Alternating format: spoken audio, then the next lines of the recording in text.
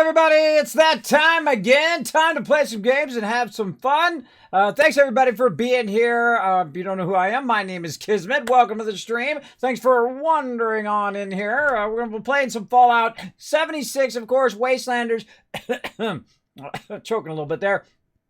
Fallout 76 Wastelanders.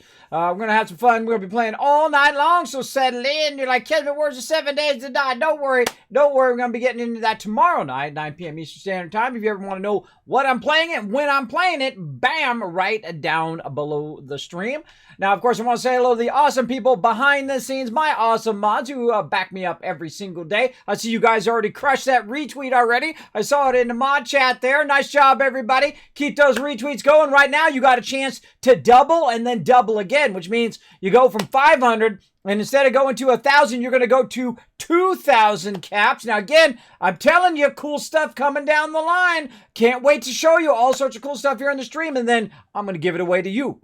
That's right. I'm going to show you cool stuff, and then I'm going to give it away to somebody in the chat. So, be building up those caps as much as you can. I won't hear any complaints. Kismet, you didn't tell me. Oh, no, I'm telling you right now. I tell you nearly every time I get on. Go out and, of course, retweet. Go out and, of course, host the channel. It's very easy to do. Just go up in that upper right-hand corner over there. Go down to my channel, your little thing from Twitch over there. Go into your channel, go in your chat, and then do /host space Kismet, Kismet. And boom, you'll host the channel. You're in KizCaps. It helps the channel tremendously. Whether you're a viewer or a streamer, both of those does help a lot. Keeps the stream rolling, rock and rolling. New peeps coming in, and all of that helps me out tremendously. I greatly appreciate it.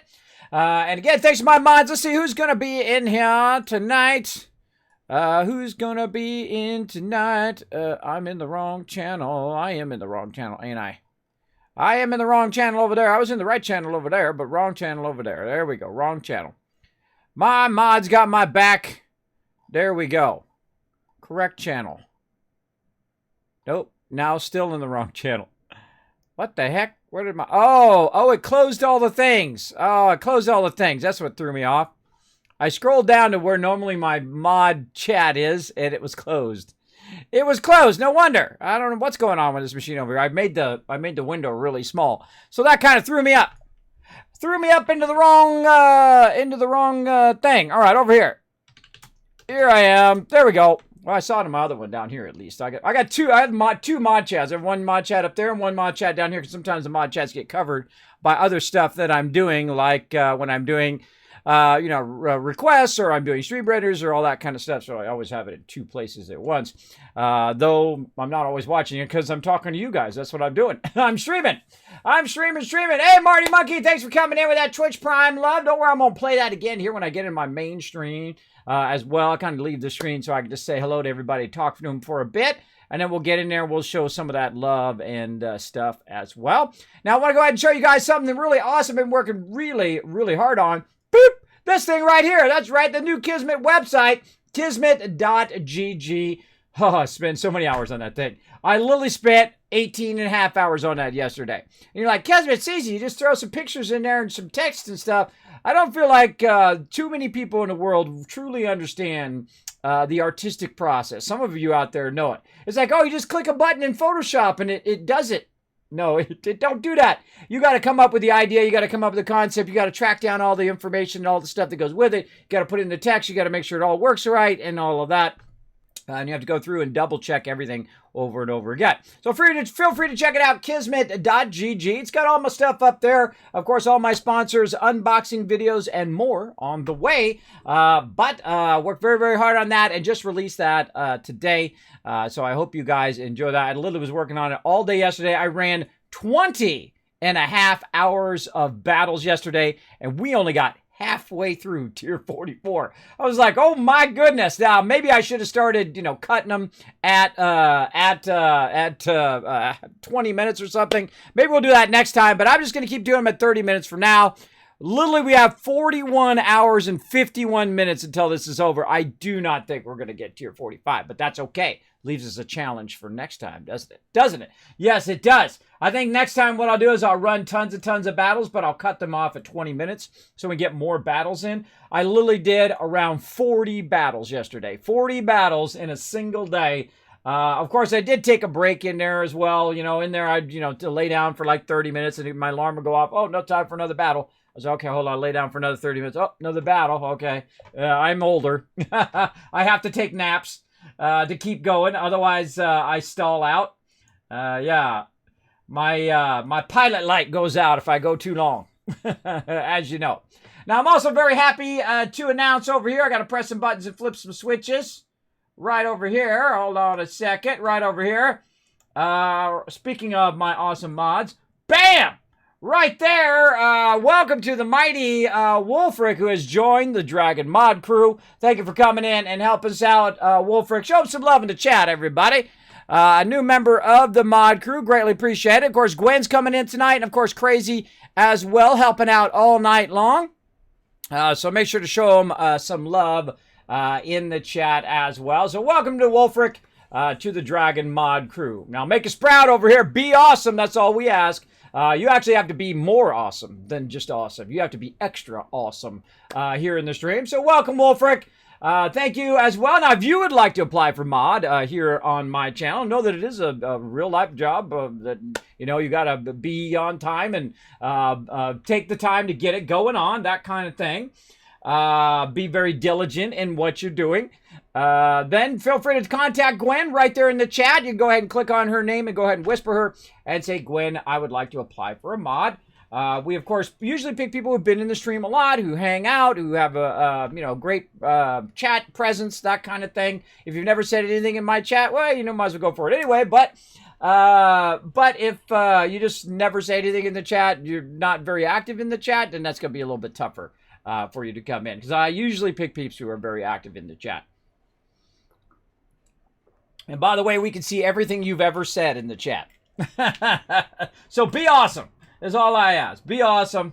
And we, of course, my mods will fill you in on all the info and all that stuff on how to be an epic mod. But you have the mod power. Wear that sword and use it wisely. Use it wisely. Now, I know that my mods only go and do as I ask them to do. Those mod rules are there, or the chat rules are there from me. Don't be going off on them if you get banned for being a jerk.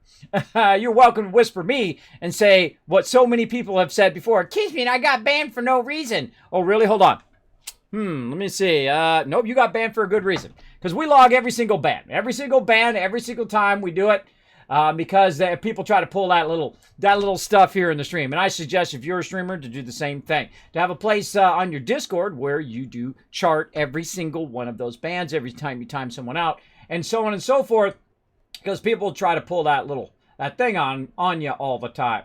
And I don't mess around. Now, in my channel, I have very, very, if you make a mistake, like, Backseat Gamer or something like that, we'll say, hey, bro, don't know Backseat Gamer, whatnot. We'll be pretty chill on that. But if you come in, be homophobic or racial, or you start, being disrespectful to people because they're a certain gender or they're whatever, right? You breaking those kind of rules, bam, you gone. And especially if you break rule number 1, if you're disrespectful, you're gone. I don't have, there's nothing that says that I have to keep you in my chat. If you want to be disrespectful, plenty of other places on Twitch to go do that, who just let you run wild in chat, you go right ahead. Not in here, bro. Not in here. This is for a place where all my peeps come in. They feel safe and comfy up in here, and I appreciate each and every one of you, because the more awesome people that come in here, the more awesome the rest of us are, right? I feel like when you're around great people, those great people make it even more amazing. And that's what I love so much about my chat, about my community, who come in and show the love right over here. Speaking of, look at this, love, squirrel, all over the place. So thanks to my mods. Appreciate them big time. Let's see. It's for coming in with a host. Thank you very much. With that host. Wolfric coming in with a Kismet. Hi. Hello. Gwen coming in with that hi as well. Amarith Wolfbane. All right. Thanks for coming in. Yo. What's up? Blair Fire coming in with a hype. It's for coming in. By the way, I did send that video into Bethesda with the kill box. I cut a little highlight of that video down. And then I sent it to Bethesda and said, hey, using my kill box. What's up with that, bro? Oh, it's all in a bit of fun. I don't care if they use it. That's okay. That's okay. I just teasing. Just teasing them a little bit. You know, I love those guys over there. They have shown lots of love in my channel, and I greatly appreciate people who got my back, because then I got their back. You got my back, I got your back. That's how it goes. Mr. Beef coming in, checking that loot. Holy mackerel, Mr. Beef. You got 100,000 kids caps. You can never have too many, though. Keep them going, bro. Keep them going. There you go. Panda coming in. Panda in the house. Whoop, whoop. Now it's all that much better because we got a panda in the house. There we go. What's up, Panda? There we go. Oh, Gwen is your favorite mod. Ah, there you go. Yeah, Gwen is my top mod right now. Gwen is #1 mod, by the way. #1 mod. Mod in charge. M-I-C. Mike. There we go. Jammer coming in, saying, hey, what's up, Jammer? It's great to see you, man. Thanks for coming in. Nova coming in with the hee-hee. With the hi. You know, they got all these people who did all these emotes, by the way. I don't know if you guys have seen that. They got all the peeps together who have all the global emotes to Twitch, and they all got together to do their, like, signature thing, which I think is super cool. Super cool. Big time. Hey, what's up? What's up? Thanks for being here.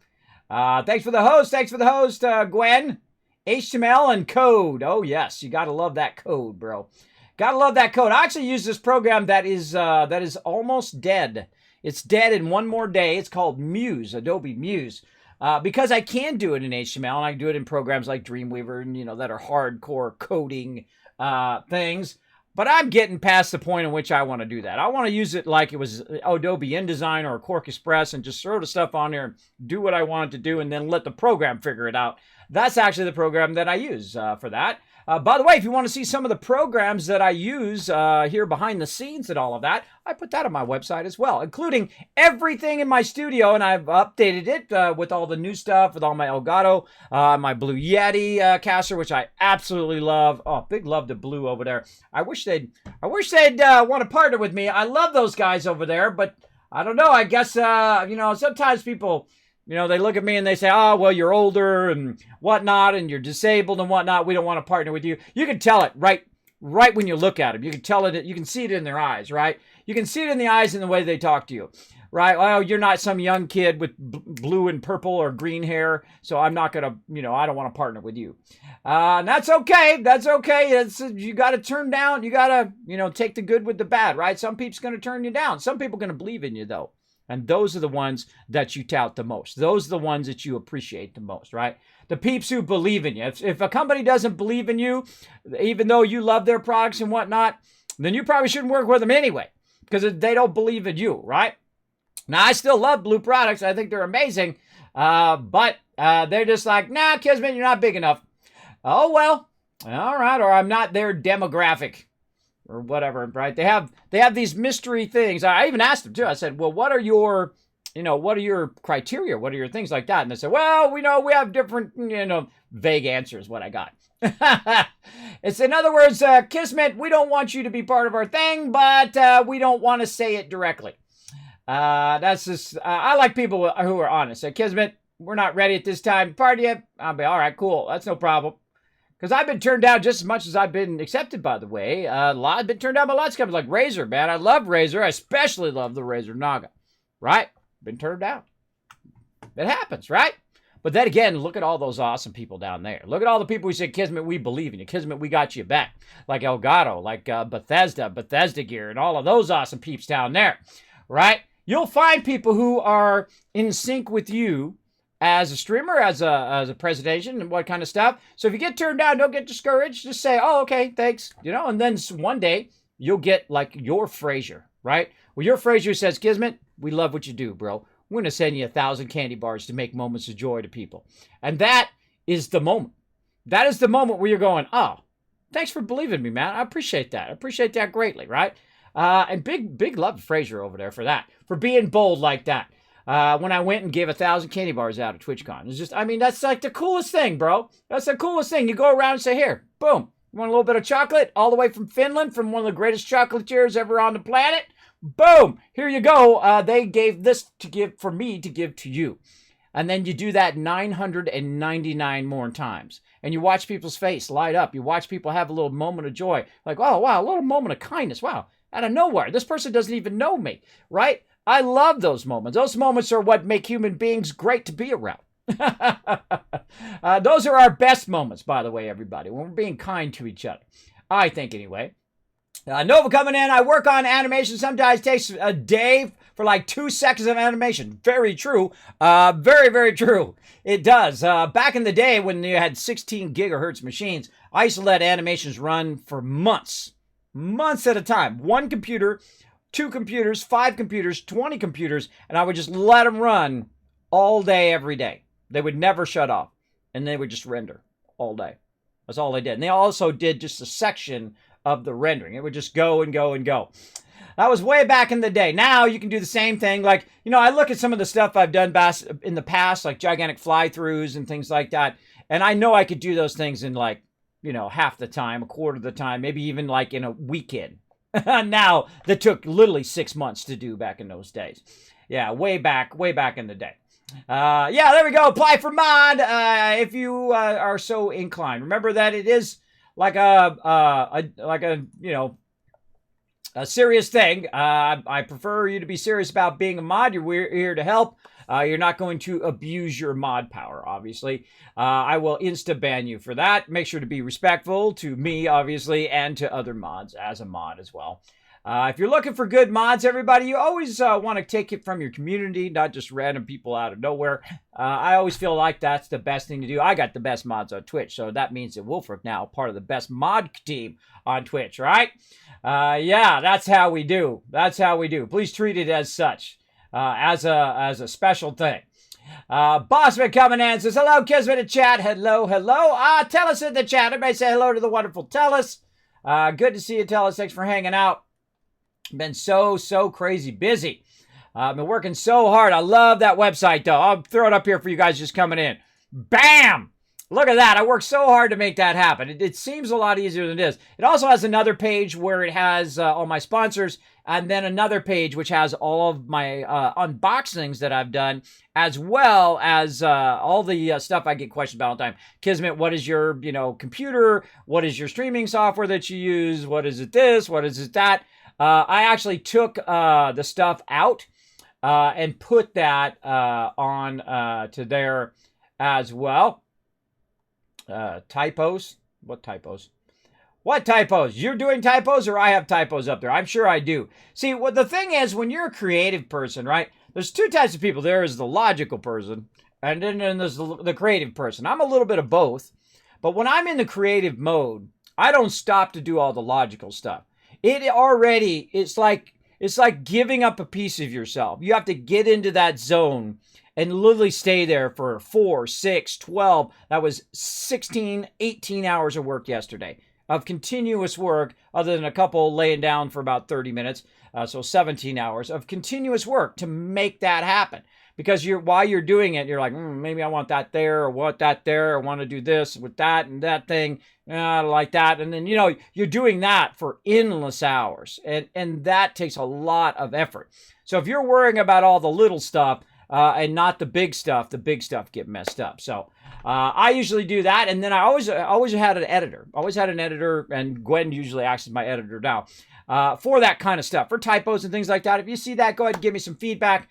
But the biggest thing is that it got to a point where it's up. That's the hardest thing in any project, is getting it to a point in which you can release it, getting it to a point in which it happens. Now, that's not just one night's worth of work, by the way. I've been working on that for months. Yeah, on and off, trying to get that done. It takes a long time to do that kind of stuff. A long time and a lot of effort. So there we go. Looking good on my big screen. Awesome, Tellus. Thank you. I look so young. That's good lighting. That's good lighting.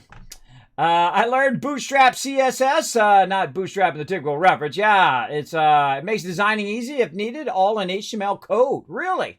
So Bootstrap CSS. Mods, make a note of that.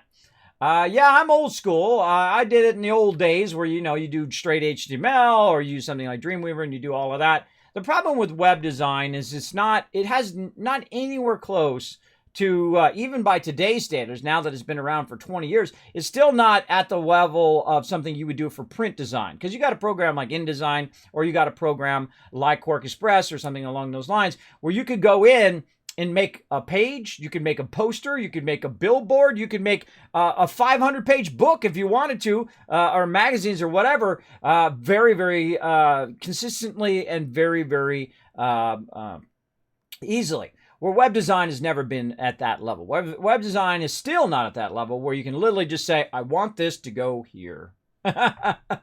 Very, very often you say, I want to go here, and then you do all your stuff and you upload it, and then it's over here, and you're like, okay, hold on, I gotta go in and I gotta fix that right here. And it moves over there. And then you're just like constantly fuddling with it, right? That's web design, fuddling with it. I gotta make a shirt that says just fuddle with it. I gotta get me a shirt like that. I won't wear it here on stream. I have this lady coming in and said, hey, Kismet, what's up? I have this lady, great to see ya. Great to see you as always. It's one of my favorite parts, just chatting with you guys here at the top of the stream. Looper! What's up? It's just you. Amethyst Laney, I would call up your ISP. You're having a serious ISP problem. Live in the Meme says, hey, kids, what's up? What's up? Oh, look at that. You guys got 2,000 caps for kicking butt on those retweets. Keep it going, everybody. Keep it going. The more you guys work together and chat, of course, the more kids caps you earn. There we go. I wish I had an audio just so I can onboard audio with my speakers or headphones so I could play Unity 7 days. Your audio issue. Oh gosh. Audio is the toughest thing, whether it's your streamer or whether it's just you're using a computer. Everybody always thinks it's the graphics. Everybody always thinks it's all of that. The hardest thing in anything that you do is typically the audio. It is very, very tough. So there we go. So yeah, Grammar Freakazoid. Hey, you know, everybody has their talents, right? In my case, my talent is the ability to take, combining different things, right? Like taking a symbol for this and taking text with this and putting it together. That's what graphic designers do, right? And I've done everything. I've done t-shirts, I've done billboards, I've done hundreds of thousands of projects. Been very, very lucky in my career to work with some really, really fantastic companies over the years, including got one of my brass ring jobs worked for Apple for many years. So very, very cool. But I don't do any of that anymore. I don't do design for other people, so don't ask me. I don't do it for other people. I just spend all my time now on my own designs, which is actually kind of fun. After doing everybody else's designs all the time and never having time for your own designs, it is very fun. The only problem is when you do stuff for yourself, it's actually harder than doing stuff for other people, right? Because you're so nitpicky of your own stuff, and it just takes a lot longer, I find. Because you're trying out different ideas. You try to get this way, you're trying it that way. And the problem with computers is that you can try out so many ideas that you could literally never get anything done. So you have to choose, okay, that's as done as it's going to be for right now. If there's ever a point at which you get to a point where you say, oh, that's perfect, or this is perfect, or that's perfect, you might as well just walk away. You're done. That's it. You don't need to learn anything else. I've never gotten to that point. There's not a project that I've ever done that I ever said, man, if I only just said that was perfect, right? I always want to, little tinker there, little tinker there. That's the creative spirit right there. It's just to make it better, always to make it a little bit better than what you had before. And I do that here in the stream. That's why I call it the BSE, the best stream ever. That's right. You're in the what? You're in the best stream ever. What number is this? I think we're almost to 1,000 at this point, right? 1,000 streams of best stream ever. Let's see. What are we at? I can't even remember. 881. I've done a little streaming. That's right. Every single one of those numbers represents a stream that I've done here. Not in a row, though. I feel like if you do it every single day, you're going to burn yourself out. And if you do it 12 hours a day and that kind of stuff, then you're just like, you don't have time to do websites. You don't have time to do work with sponsors. You have time to work on videos. All this stuff, it happens behind the scenes. So when you see me running battles all day, and sometimes I've had a couple people come to my chat and say, Kismet, all it is these battles. No, it's not, bro. That's in addition to all of my other stuff that I am doing. So not only am I doing all the streaming, not only am I doing all this stuff behind the scenes with sponsors and upgrading stuff and putting out videos on YouTube and all of this other content that I'm doing, but I'm also running battles on top of that. So yeah, that's a lot of work, bro. That's a lot of work, but I put a lot of effort in because I actually care about how my stream is. I care if you guys are entertained and enjoying the stream. That's what it is when you love to do something, right? You care about it. You want to do it, right? That's it, right? When you got a regular job, and everybody knows this, right? When you got a regular job and you go to that job and you're just like, paycheck. I'm going to get my paycheck this week. That's it, right? You don't think about, man, I'm going to do my best work while I'm here, right? Because the job's just a job. And I've had a few of those, and I'm sure a lot of you have those or have those now. And you got to work your way to the job where you, man, I'm going into work today and I'm going to kick butt. I'm going to absolutely kick butt today. That's the kind of job you really want, right? Yeah, see, Gwen loves proofreading. I am not so great at proofreading, and I don't like really getting into the deep grammar of it. I like to do the creative side, how it looks, how it lays out, how it goes like that, and then usually I have other people write copy or review my copy. There we go. Mega stream. Yes, we're always in the mega stream up in here. That's because we do multiple things at the same time. So we're going to be playing, of course, Fallout 76, Wastelanders today on the PC, by the way. I put that in my title before I forgot. I put it in there. As well as we're going to be doing a bunch of Stream Raiders as well. I don't think we're getting tier 45. We might get into tier 45 a little bit. But I don't think we're making it because literally I did it for 20 and a half hours yesterday and we got 100 points.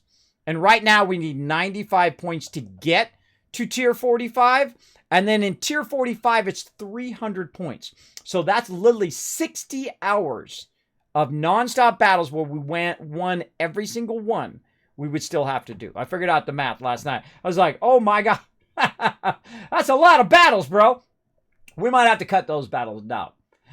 So yeah, that's for literally years and years and years now I've been doing that best stream ever, and really it does, see, it puts me in the right mind frame, right? I want it to be better than the one before. I want it to be better than the one before. I want the lighting to be better. I want the quality of the content to be better. I want to bring more stuff to the stream. I want to bring more entertainment and more giveaways and more for you guys. And that's when you love to do something. You want it to be better than it was before.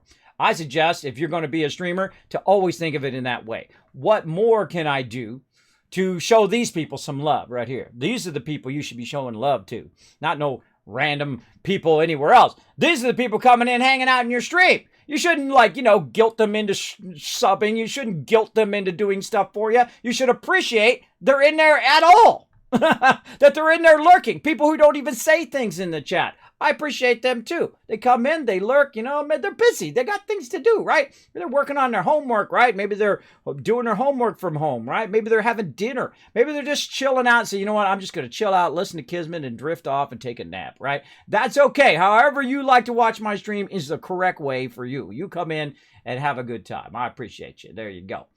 There we go. I love my job. I work for the NHS in the UK. What does NHS do? I don't know what that does in the UK. Let me know, Marty Monkey, unless you don't want to tell us. You don't have to tell us. There we go. I have one, but I'm working on master's degree to move up from it. There you go, Whack-a-Nole. There you go. Master's degree. Congratulations. Wow, that's some serious dedication right there. Hey, Sushi. Hey, Skylar. We're going to start some Stream Raiders here in a second. I know you're my Stream Raider peeps. I know. I've seen your name in there many a time. Many a time. Especially up at the top. Up at the top, kicking some butt. What's up, Cannon? Getting that lurker love. There it is right there. I should have put, I should have had one that had a little heart, too. Those emotes are too small. I have a little lurker, lurk, and then with a little heart, a little lurk love.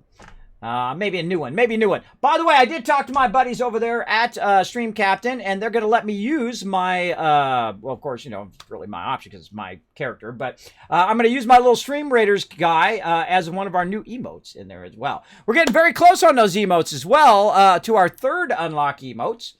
So we're going to be working on some of those as well. That's my next project. Now I got the website kind of squared away. In the meantime, I'm going to go ahead, just log me out. Don't log me out, Bethesda. Log me out. So there we go. So we're going to get into that. So wow, that was a big opener there. But hey, we caught up. We've been away for a day, right? So we caught up a little bit. Let's get into play some games. Let's go.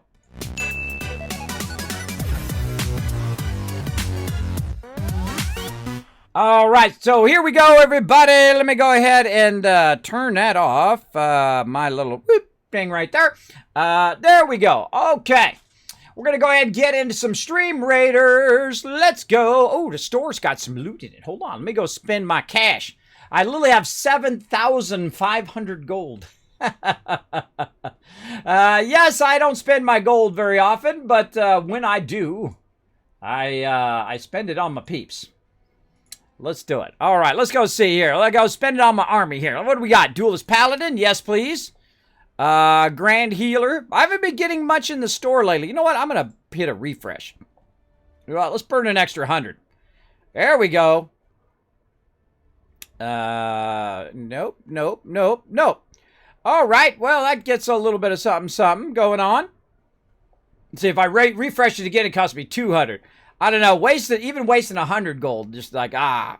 All right, let's see if my army has an upgrade, then we'll fire up one of these.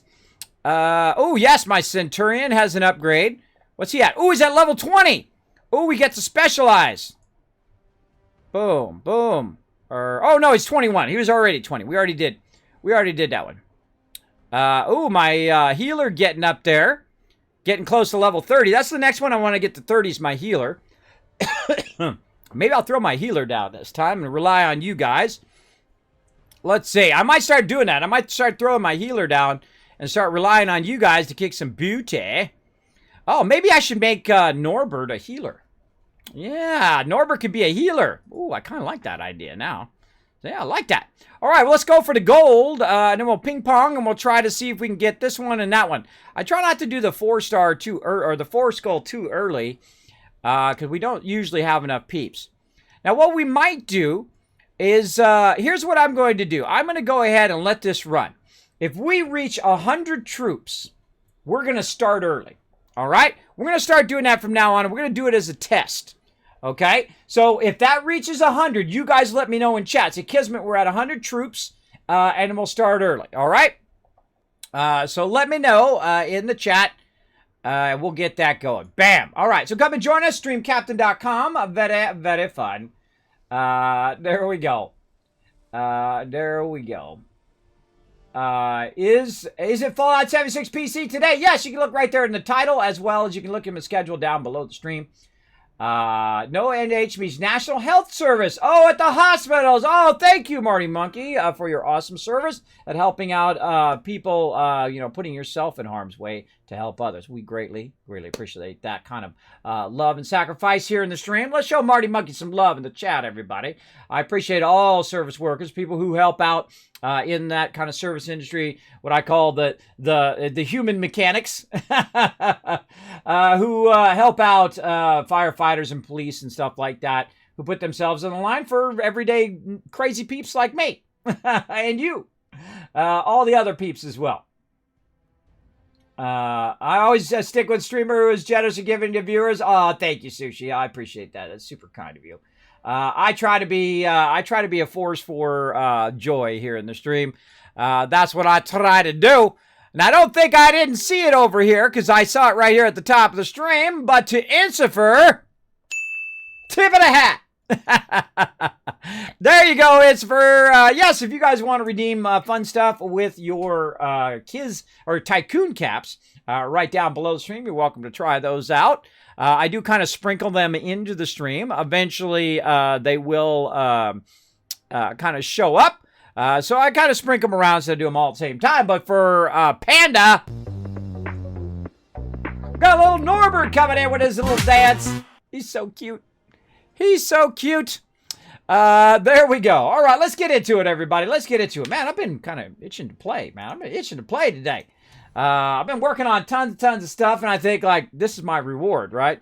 And some people are like, Keshet, this is what you do for a living. True, but I wouldn't call it for a living. I'd call it more of a charity. This is like a charity stream up here. I don't make a dime doing this. I put it all back in here and a whole bunch of mine and my wife's pennies into this crazy idea that I had.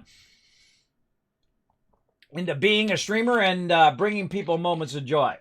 And that's what I do all day, every day. Now, I got the water, but also on tap, we got the second to the last cherry Nuka-Cola standing by.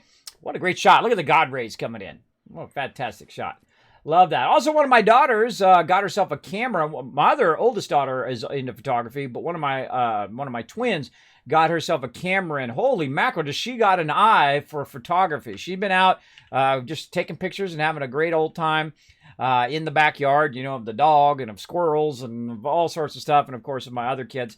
Really, really good. Really, really good at what she does there. And I was showing her a bit about editing photos because, you know, I'm a 30-year veteran. So if anybody who knows how to edit videos, it's this guy. I've taken people's heads and done this. I've removed buildings out of the reflection of the windows of other buildings. And that took a really long time. And all sorts of stuff. Literally hundreds of thousands of projects where I've done, you know, photo editing from way back in the day when the computers cost millions of dollars. And I was telling you about a function called selective color, where you can actually go into just the yellows and change the yellows to another color. Like she had a yellow flower, right? So I said, watch this. I said, I'm going to take that yellow flower and I'm going to change it to green. So I went and got the thing and changed just the yellow flower to green, just like that, using selective color. That's a $1 million function.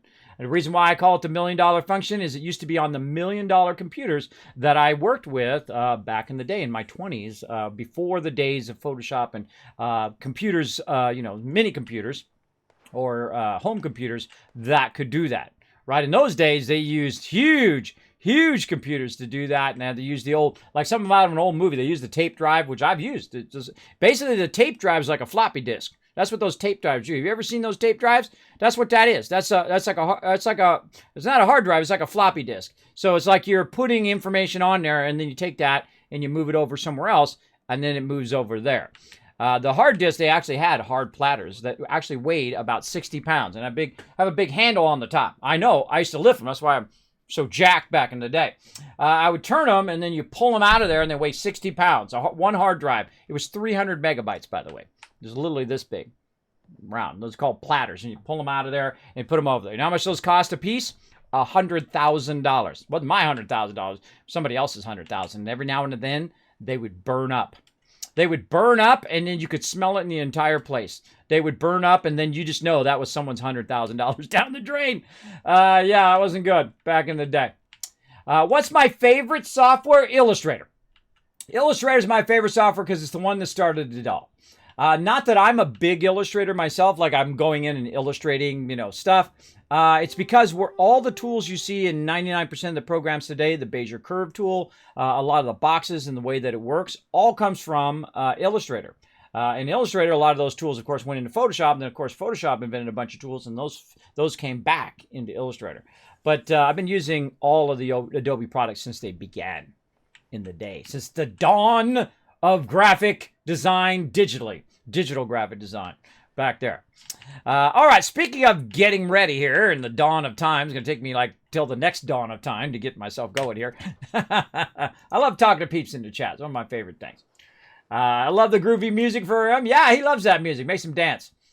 So there we go. Kismet, is it worth getting a private server on Fallout? I think so, Marty Monkey. Here's the guidepost for you, right? To whether you want to get a private server or not. The first thing is, do you like to play by yourself? That is the first thing, right? You're like, Kismet, I like to play Fallout solo. So that would be the first thing that I would say. If you like to play it completely solo and don't want nobody to bother you, absolutely Fallout first. Go into it. I feel like it's nothing, right? Like some people are like, oh God, it's like $100 a year. Yeah, it's like $10 a month, and these ain't good times right now. A lot of people are having a tough time, but I feel like compared to like the sports games where people spend $600 or $2,000 a month, $10 a month is a lot. I mean, it's a lot to some people. Hey, I mean, $5 or $2 is a lot to people. It's a lot to me, I can tell you that. When I'm deciding, you know, hey, what am I going to, you know, have my kids fed today, or am I going to, you know, that's my everyday. You know what I mean? I'm like a financial wizard, man. I make that money stretch. See, back in the day, I never thought about it because I did make a lot of money back in the day. So when you have a lot of money, you don't think about money all the time. When you don't have a lot of money, you're always thinking about, oh, I need to turn that light off, right? Put a 1 in the chat if you're the person that goes around and turns the light off in your house. Just so you know, this month, we've been on a huge campaign. Everybody keep the lights off if you're not in the room. And so, for the last month or so, we've been turning the lights off, and I've been going around turning all the lights off. It literally saved me $40 on my electric bill. My electric bill is normally over $300 a month. When I lived in California, way back in the day, my average electric bill was about $30. $30. So go around and flip that stuff off. Turn it all off. It will actually save you money. Sometimes I go downstairs, wife's not around, kid's not around, TV's on, all the lights in the house on, doors left open, and I'm like, what the heck? Where'd everybody go? And they went to go somewhere, to the store or whatever. Before, obviously, more often before the virus, is they would wander off and just leave everything on. It doesn't even dawn on them going out when they leave the house to check all of that stuff, right? I always check all of it. You know why? Because I'm the one who pays that bill. I see the difference if you drop that. Try it for 1 month. Yeah, there you go. That's the thing. Yeah, try it for 1 month. See if you like it. So if you like to play solo. Now, you can also, if you like to just play with your friends, that's another one to do it.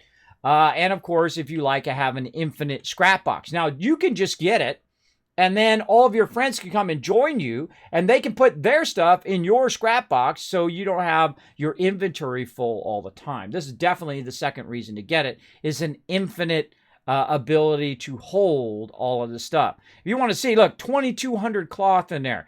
2,200 wood scraps, right? Where's my steel? I have 6,000 steel in there. I can tell you there is no way I could even hold or put 6,000 steel in my regular inventory without being completely, where I'm just like barely moving, right? Actually, let me take it out and see what happens. Oh yeah, I'm way overburdened. Way overburdened. Not too bad though. Look, it's only 227. Oh, that's my hit points. Just kidding.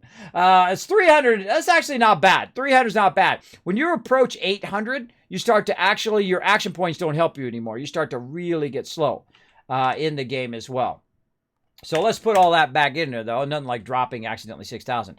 Now, one of the other things that it prevents you from doing, because you do have the scrap box, is it prevents you from having to spend so much time nearly every single day. If you're a super looter like me, every single day I would have to go in and clean out my stash.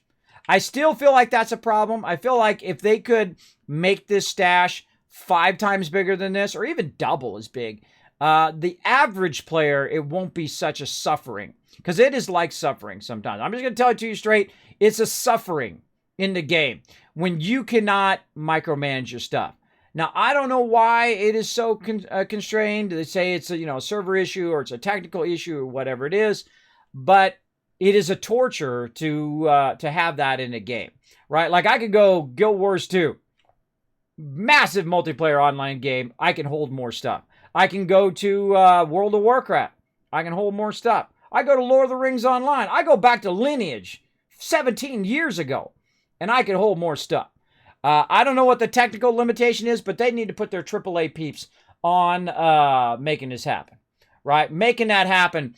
Or even if it's, 1,600 or 2,000, because what people are used to in Fallout 4 is 25,000 items. This is 800. That's 25,000 per settlement. Right? 25,000.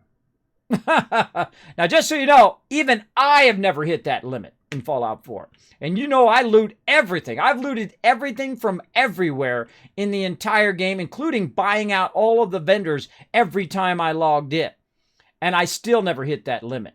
So I feel like that is probably the biggest, toughest thing in the game that they need to work on. But in the meantime, while they're working on that, I strongly suggest getting Fallout first and using the scrap box. Now, whether they did that on purpose, like some people say, and blah, blah, blah, blah, blah, I don't think so. Because I think if they could relieve that ability to not have such a constrained storage, I think they would do it. See, I'm not as cynical as everybody else. I don't think of everything's a conspiracy or whatnot. I feel like there's a lot of hundreds of hardworking people trying to make an awesome game. That's how I look at games. Especially the peeps at Bethesda. They've been nothing but kind to me, and nothing but kind to the people. Every single person I've ever met from there have been nothing but nice. So I don't know. I don't know. See, some people like to think it's a whole conspiracy thing. I think it's a technology problem thing. Like they have not figured it out. And the second they figure it out, and if they were to do that, they would get so much positive press that it would draw more people to the game. So I'm sure they're working on it. I'm sure there's a lot of hardworking people going, how can we do that? How can we make that happen? And how can we make it happen quick without it being an issue? So yeah, definitely good. Now I am officially, just full disclosure, I'm officially sponsored by Bethesda, so I get Fallout first from them, right? I don't get the caps or I don't get the atoms and all of that stuff, because when you do have Fallout first, you get a whole bunch of atoms to buy cool stuff in the thing. So it really just counters itself, right? It's like if you were going to spend and buy some cosmetic stuff, you get that anyway, so you might as well get Fallout first and then buy that cool cosmetic stuff as well. And I don't have any problem with the Atom Store, as long as it doesn't go too far. If it gets into, okay, well, here's an XP booster, here's some of the items that everybody's been grinding for, right? I feel like that's when you go wrong in any kind of shop, right? Is when you start making it game that the people with money can get the stuff and everybody else has to grind for it. I feel like that's not cool, bro. Especially if these people have been grinding and grinding. Great example, Lord of the Rings Online. Man, we worked on some of those achievements for like 6 months, right? To get that special item, right? We all worked together and it was super fun. We had a great time. And then they came out with that cash store. People could just buy it. You got money? Buy it. There you go. And all my members said, screw you, and they left. That's how you lose 300 subscribed members, by the way. Some of those people, by the way, also were like me, who bought lifetime purchases of Lord of the Rings Online. I feel like that's where they went wrong over there. But maybe that was what they had to do to save the game. But I feel like it's definitely, that's when you've gone wrong.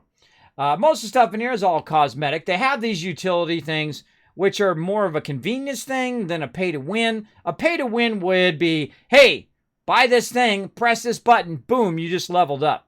Buy this thing, press this thing, you just got 2,000 Kiz caps, or 2,000 caps, or they haven't got Kiz caps in there. But you get the idea, right? It's like it's a pay-to-win, it's a pay to have an advantage. We know what happened with that, right? We know that it was one of the biggest backlashes in gaming history when certain companies, which I'm not going to mention, made that kind of pay-to-win system, and government's getting involved, bro. Government's getting involved. That's when you messed up. That's when you messed up big time. That's when you finally, you push that line so far back that you finally crossed it. That's not a good idea. I keep an eye on the 100 troops. There you go. You keep an eye on it, Panda. I always stick a streamer. Yeah, generous. Thank you so much. Appreciate that. So I think so, Marty Manny. I think it is. Now, I would have got it anyway. Even if I wasn't sponsored by Bethesda, I would have got it anyway, because that's the kind of player I am.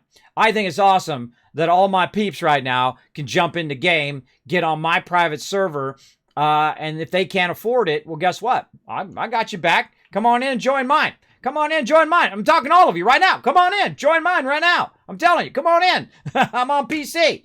This is why I work so hard. I didn't get the server for me. I got it for everybody in the stream who can't afford it, who says, Kismet, these are tough times, bro. I can't pay for it. Well, you can come use mine.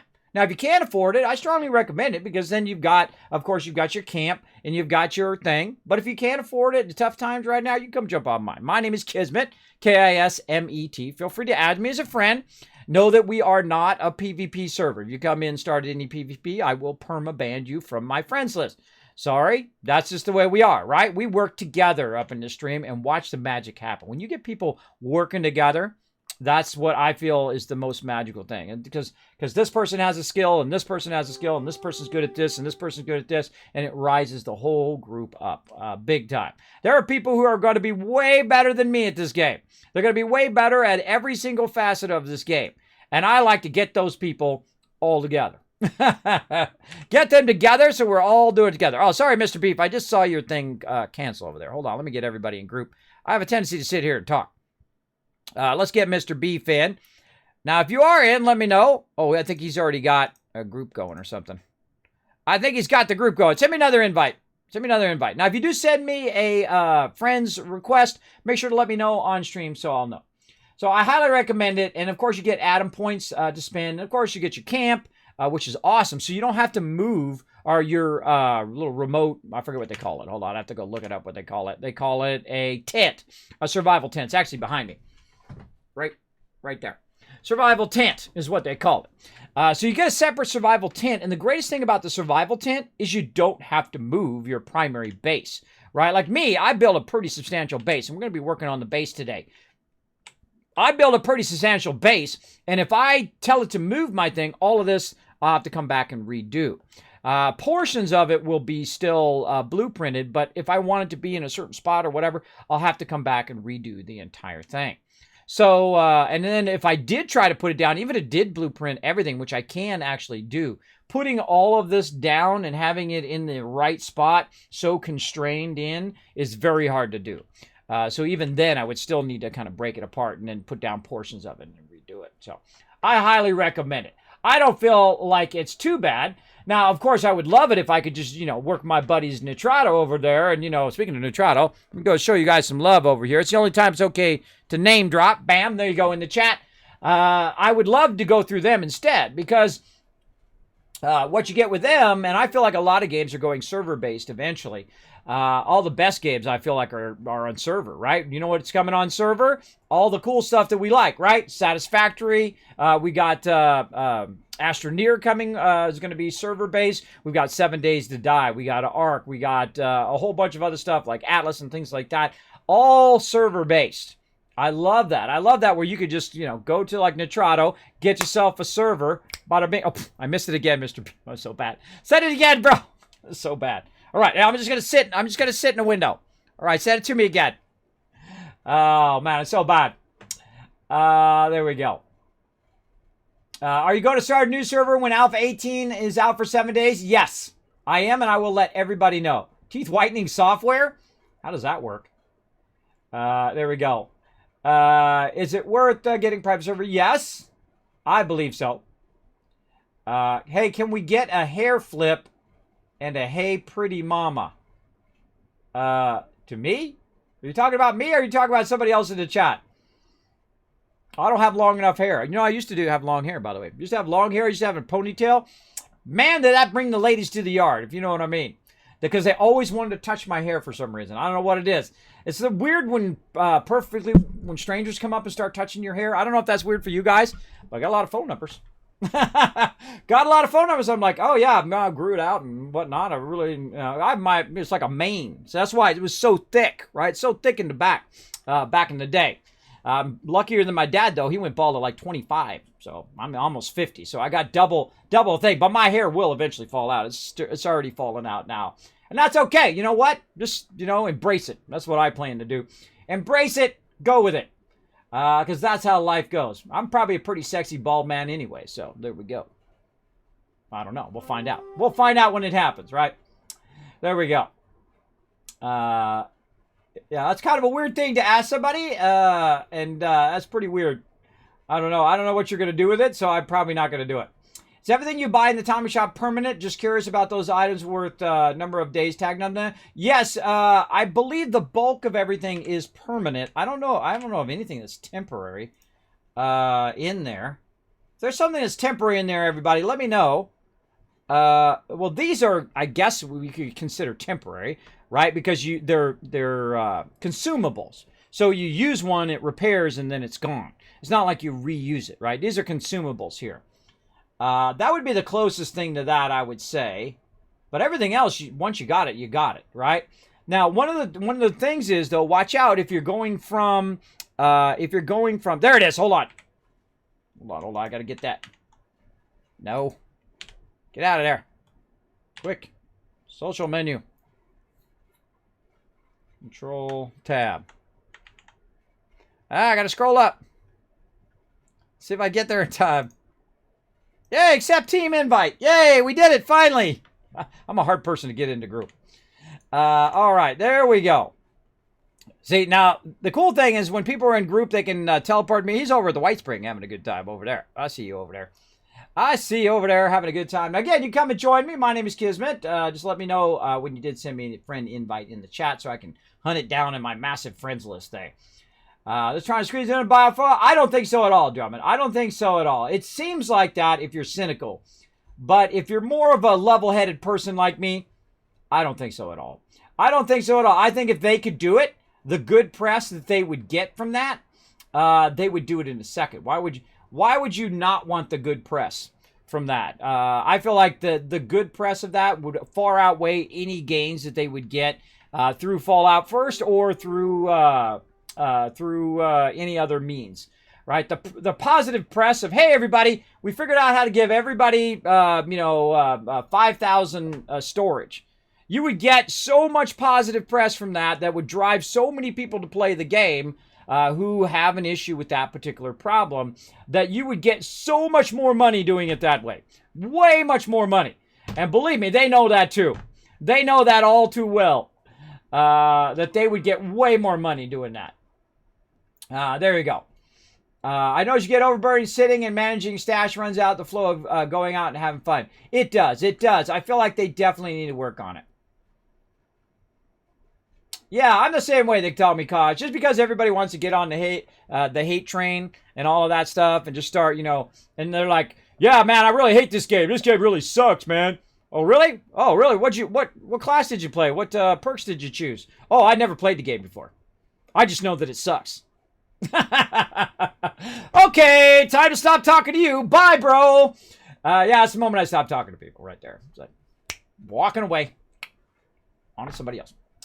I'm out of there. Like when you talk to somebody like at a party, like a TwitchCon or whatever, you're talking to somebody and you're like, wow, that timing was perfect. You're like, do. You kind of leave that conversation. Yeah. So does the private server stop enemies from being too high for the player? By the way, did you see? Oh, I forgot to get the Reddit up for that, by the way. They have a really cool thing. Mods, let's track that down. Let's track down that Reddit from last time of all the awesome features coming. Now, one of those features is that it's going to level balance. Now, that is a feature from Guild Wars 2. I can just know it because I played a lot of Guild Wars 2 back in the day. And one of the funnest things was, if I was high level and you just started the game, that we could hunt together, because what it's going to do is it's going to bring the level of the mobs down to the lowest level person. So I'm just not over there one-shotting all the mobs, sucking away all the fun of my friend who just started and who wants to go out. I actually usually stand behind the person and let that person goes first, so they're having all of those adventures and encounters that if I was in the front, I would be annihilating everything and they wouldn't be having any of that fun or any of that encounters.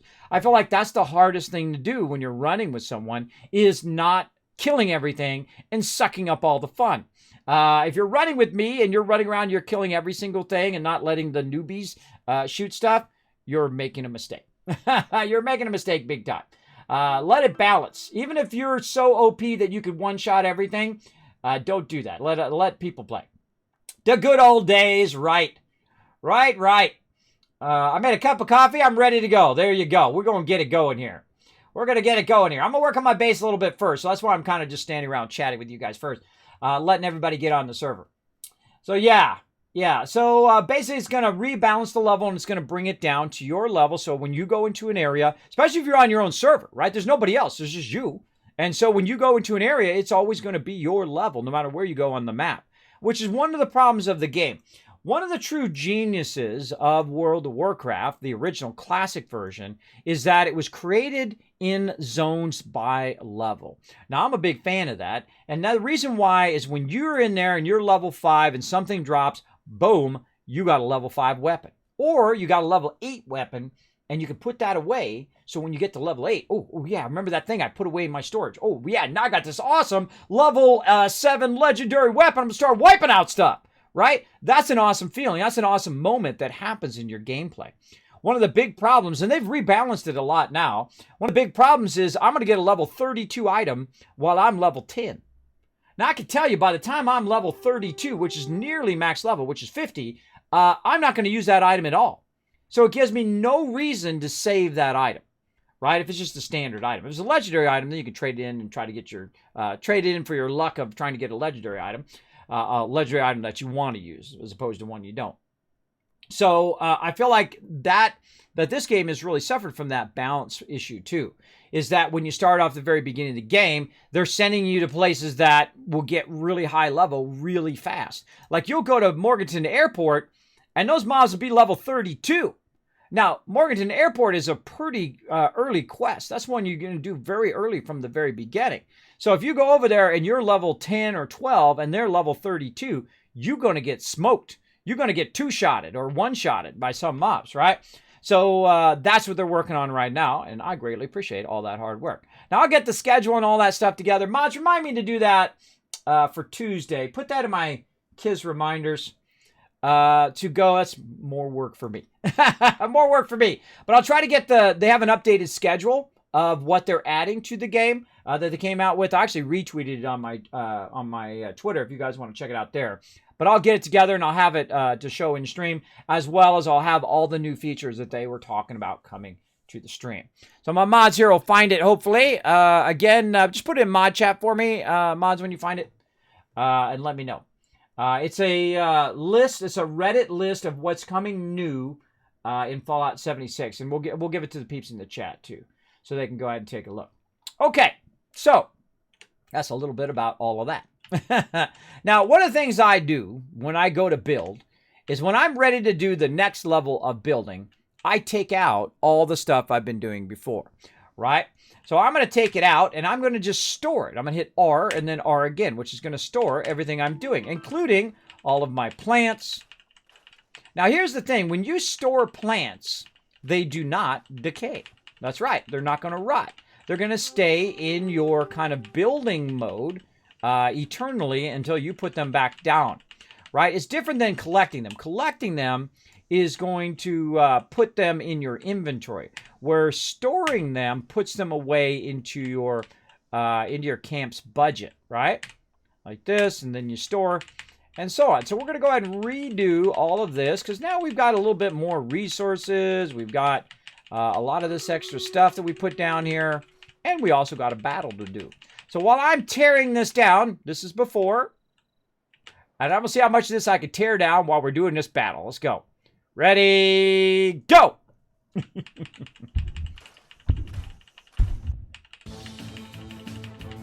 Oh, this music's perfect for this. Go, Kismet, go! Put that stuff into storage. Get it, get it, get it. Store those walls. Store that stuff.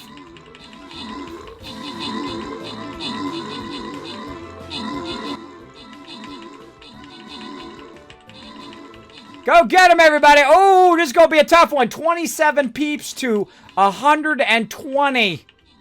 Oh, as long as we don't lose our support, I think we'll be doing fine. Good job, tanks. Good job. Keep going. Go, go, go. Get her done. Oh, if we were to win this, it would be epic. Oh, Vestigia doing a great job. Uh-oh, do we got any healers? No. Where's our healers? We got no healers. No, I think I see a healer in there. Who we got here? Yes, Grand Healer. Finn coming in with a Grand Healer. Stay behind me, Finn. Stay behind me. Uh-oh. Now look. See this right here? If this swings behind and takes out the healer, we're dead. Yeah, look. That's where it's going. Oh, we got to turn around in time. Hurry, hurry. No, no, not the healer. Run away, run away. Yes, there we go. There we go. Turned around in time. Oh, this is getting tense. 10 versus 40. Oh, look. See, rocking that yellow fedora, Amethyst Lady. That's what does it. That's how you do. You got to rock the Kismet skin. That's how you get... Oh, my gosh. What an epic battle. Come on. We got this, everybody. We got this. That was literally like 120 versus 30 people. Still doing good. Get him, Amethyst. Oh, no. Took one for the team. Nice job, though. Nice job. A lot of kills. A lot of kills. A lot of assists on that one. 2 minutes left. Oh, see, if it timed out, we would win right now. Because it's 9 versus 4. But we're going to take them all out. That's it. Oh, that was an epic battle. I like that one. Oh, that was good, everybody. Great job. In fact, 1,000 Kiz Cats for everybody in the chat for that epic, epic battle. I love it when it's close like that. I love battles when they're close. And that's when I like PvP. When people are equally skilled and they're very close and you got, you know, even it's 1-on-1 or 3-on-3 or 8-on-8 or whatever the combo is. I love it when it's close like that. when you turn the tide. Those are the moments I play games for. Sushi, congratulations, getting yourself a Paladin scroll. As well as Finken, just absolutely killing it with the most kills and the most assists. That's 38 kills and 49 assists. But I got to go ahead and throw in the rest of the peeps who really were kicking butt on that one. Officer Titan coming in with 47 assists and 22 kills. We got Amethyst Laney coming in with a 30 kills. Massive amount of kills. 14 assists. And Lux coming in with 18 and 22. Fantastic job coming in that top 5 as well. You know what? We'll put Whack-A-Nole in there as well. 8 and 13. Nice job, because I don't count. Fantastic battle there. That's why I love it. It's so fun. Now, you guys have earned it. You know what? I'm going to go straight for the gold. I'm going to put my healer in here because I can't get any of this gold. This is all your gold. Run out there and grab it.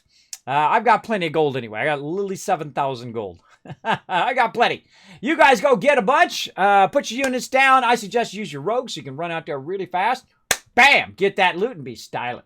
Styling. That was a good one. That was a really good one. So like ESO, yes, like ESO, exactly. I played a good amount of Elder Scrolls Online. I love everything about Elder Scrolls Online except for the skill system. I don't like the skill trees. I think the skill trees are horribly done. Horribly done. But storyline's great. I love all the collectible stuff you can do. I just don't have time for MMOs. I even tried to play Classic, and then I realized, holy mackerel, I don't have that much time anymore. I would love to sit and play it. I love some WoW Classic. I love thing. By the way, I've never played any other expansion other than the vanilla version, the original version, and then I left right when the first expansion was about to come out because we went and played something else with my crew, as well as I went back and played Classic for a while, but I just don't have the time. I don't have the proper time to be a guild leader and to play that game. Because I'm going to be so far behind everybody else, and I just don't have the time. Incredibly fun game, though. If you do have some time right now, I highly recommend it. Going back and reliving those days of Classic. Very, very fun, for sure. But not for me right now. I got a whole bunch of other games I want to play and hang out here in the stream as well. So that's how we do. That's how we do. I'm getting a wave. Hey, Mr. Beef, what's up, man? Hold on, let me say hello here. I'm trying to get my thing going. Oh, gotta remember my button. G. Hello, Mr. Beef. There we go. All right, it's tearing my thing down and getting back to work here. So what I was doing while you guys were watching that epic battle there, I was tearing down my thing. Now, one of the first things I do is I take everything up. And the reason why I do that is because it just gives me like a blank slate. It's kind of like starting with a blank canvas, right? You know, when you start with a blank canvas, there's infinite possibilities. I'm moving your chair too, bro. Taking your chair. Now, you notice that some of this stuff is actually, I did not build it. It was actually done by Jeff. Jeff went in and built some of this stuff. So I can still store it in my storage. By the way, notice how that moved to the ground? That's pretty cool. Pretty cool. I'm going to turn my sound back on. Very, very cool how it does that. It just kind of puts all of that stuff away into storage. So what I'm doing is I'm just kind of taking everything out. And that gives me kind of a place to start. Oh, that's damaged. That's damaged. That's why it wasn't letting me take it out. It's only letting me scrap it. So I'm going to go ahead and take all my stuff out here and then redo my base. Right over here. Now, the cool thing is no one else can put their base down wherever you put your base, right? So, once you have your base down, you're pretty okay to just, you know, tear it down and redo it or whatever. Now, your friends can come in and troll you and put stuff down and get it in your way. Like, some people come and they put instruments down in my base. And then people come and they play the instruments while I'm trying to talk to you guys. And you'll see me instantly take them out. I don't mind instruments. I just don't like the fact that I can't just mute them as part of the music, right? I don't mind it. I just don't mind it when I'm in the middle of chatting. I just mind it when I'm in the middle of chatting. Let me say that correctly. When I'm in the middle of talking to peeps on the stream. All right, there we go. All right, we got our kill boxes still up. All right. Good, we're just trying to get it back to its original state. Notice, by the way, the grass comes back. Very, very cool little effect there. All right, we got that. We got the kill box going. We got all that. Thanks for the follow, by the way. Oh, I forgot to replay all my stuff. Let's do it. Bam! Marty Monkey coming in. Oh, we're not. Come on. You. Alerts. You. Apparently not. All right, let's try it, everyone. Nope. No alerts. All right, I'm going to click some buttons. Flip some switches. Okay, well, my alerts have decided to turn off. Hold on a sec, everybody. Let's go figure out what's up with that. What's up with my alerts over here? I rarely ever even think about them. Usually they work so perfectly all the time. Mods, go ahead and look and see what's up with our alerts as well. So let's see if we can find that. I still don't see that link. Were you not able to find that link?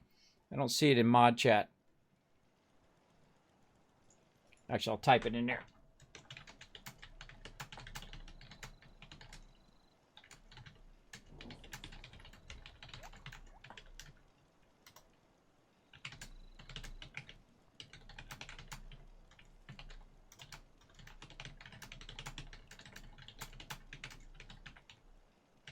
Boom. There we go. I'll type it in my chat. There we go.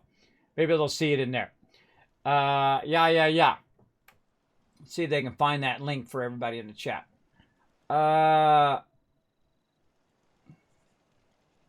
Speakers to a monitor. There's nothing wrong with plugging speakers into a monitor. I've done it before. Depends on the type of speakers, though, too, and how you're connecting it, obviously. My friends do that for me. 2 in Fallout 76, they stand behind as I back up. Yeah, see, I feel like it's okay to be there as a backup, but if you're in there just like taking everything else, taking all the kills and running up ahead and all of that stuff, I feel like that's when it goes wrong, right? That's when it goes wrong. I see, I have that kind of sensibility of what's fun and what's not fun when you're low level, and that's why you'll see me play different classes of game. And play different levels, and I'll play through multiple times to get that sense of what's fun and what's not fun. And one of those things is having people run in front of you and kill everything, and then you're literally just this is your gameplay. That's what you're doing the whole time. Nothing, right? Hey, Fuzzy, what's you doing, man? Thanks for hanging out here in the stream. Hey, Tox, what's up? Thanks for coming in, hanging out.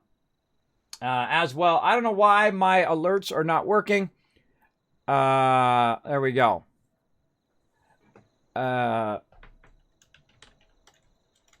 Boy. Oh boy. Okay. Teaching my mod some basics right there. Teaching my mod some basics in mod chat. There we go. Because I saw a video on it as well. I could hunt it down, but my mods can do it here. I'm trying to stream. Yeah, it's on. You just hunt it down on Google. That's where you're gonna find that. And then also, yeah, it's basically what's new coming in Fallout 76 is what I would search for. They're gonna get that taken care of here in a moment. So what was I doing? I was talking about something. I can't remember. Oh, taking this out. Did I already take that out? Oh, yeah, that was already out. Okay.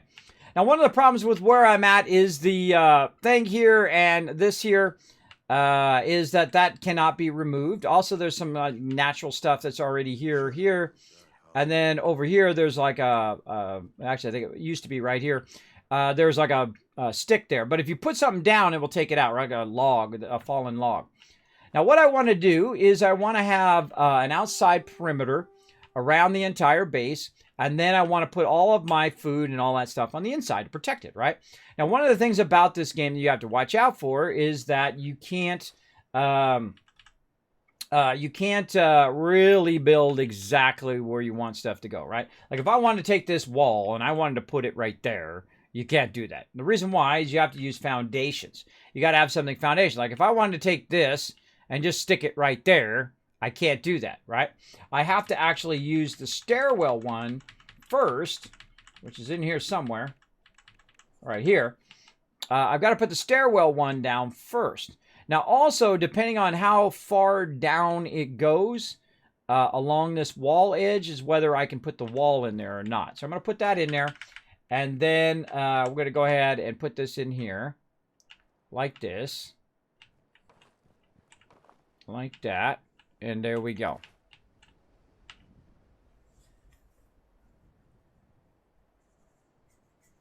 There we go. Now they're getting busy on it. All right.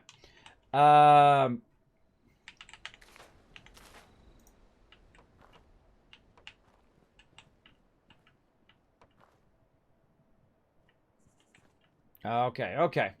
Yeah, some sort of weird thing going on my alerts here. Let me try a follow. Yep, nothing working. Okay, hold on. Let me check. Hold on one second, everybody. Technical difficulty, as always. If the stream's not going off the rails, then you know I've been replaced with the synth. That's an easy test. Kismet's stream is running too smoothly. Must have got replaced with a synth or something. All right. Well, I see the commands are still working. Let's try a command in the chat. Yeah, those are still working.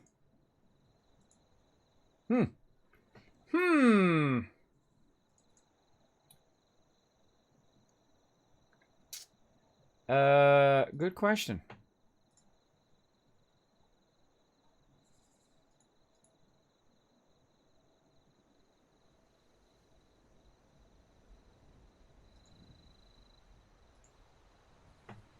I don't know. I'll put the thing back in there again. Yay, working on stuff live in the stream. Put it in there again. Click it again. Nope, not working. Not working. Might be a connection issue. Let me reconnect. Try that. That's exactly what it was. My little activity feed thing in OBS was not working. All right. There we go. All right, we got it working. Bam! All right. Jammer coming in. Marty Monkey, that was Marty Monkey before, coming in with the 3 months of sub love. Now Living the Meme coming in, giving that love, or getting that love, sorry, from Jammer Gaming. Congratulations on getting that sub as well. Thank you so much for that gifted sub. Appreciate that big time. And also thanks to Tox coming in, dropping the Dragon Hammer. Crushing the follow button, becoming part of the Wasteland Tycoons. That's what it's supposed to do right there. Thank you so much for coming in, showing that love. Yeah, it was that my activity feed thing where I press it to refresh got busted. Got busted. Okay, so as you can see, when I'm trying to put this down, it's not letting me put the wall in there because of the way that it is. Maybe it's too close to the edge, or maybe it's too far down. So I'm going to go ahead and move that back just a little bit, and then we're going to try it again. Now, sometimes you try it from different angles. You hold down the mouse button, you rotate it, and you fuddle with it, and then sometimes it works, right? Or you can just go ahead and move it down, say, into the water here, like this, and try to move it up as much as we can.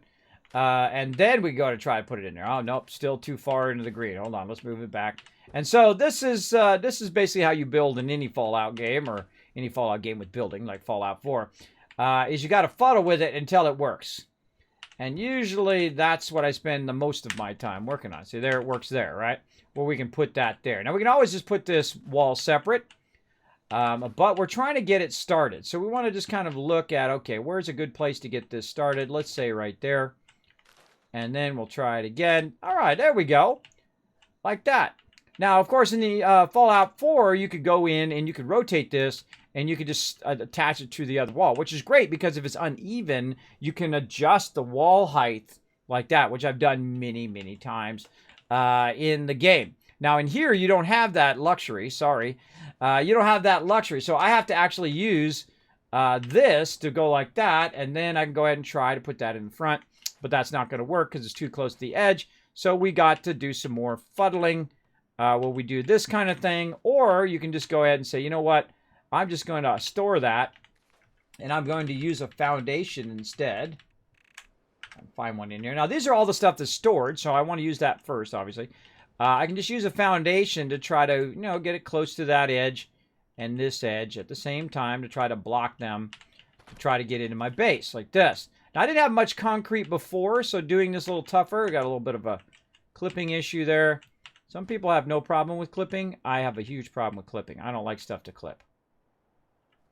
Now, notice how this doesn't snap to this. And actually, in this particular moment, that's a good thing. I don't want it to snap.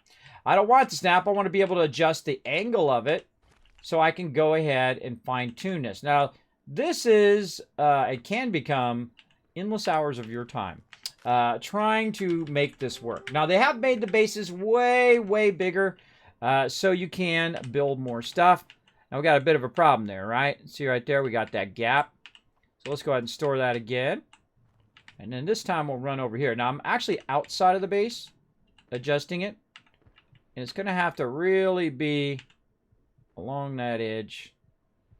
Now, if I'm out there for too long, in a program like Fallout 4, it'll actually kick me from the build mode. That's not bad, not bad. Maybe just a little bit of fine-tuning there.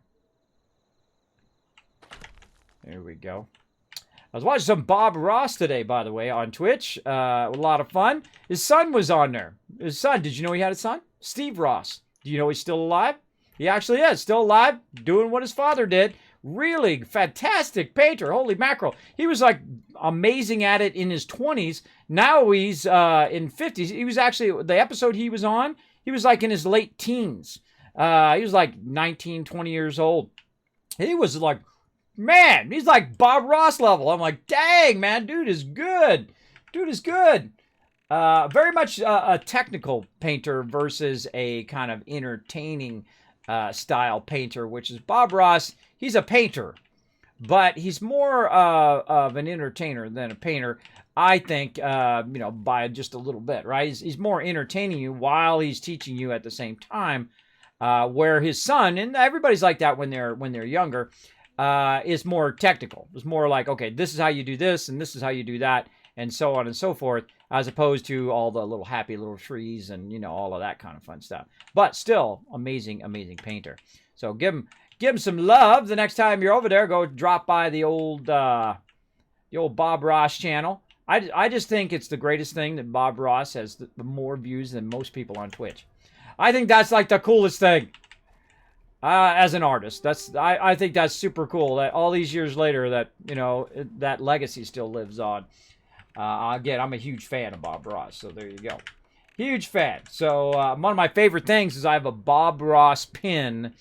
I have a Bob Ross pin that he's in a vault suit. So combination of two things that I really, really like.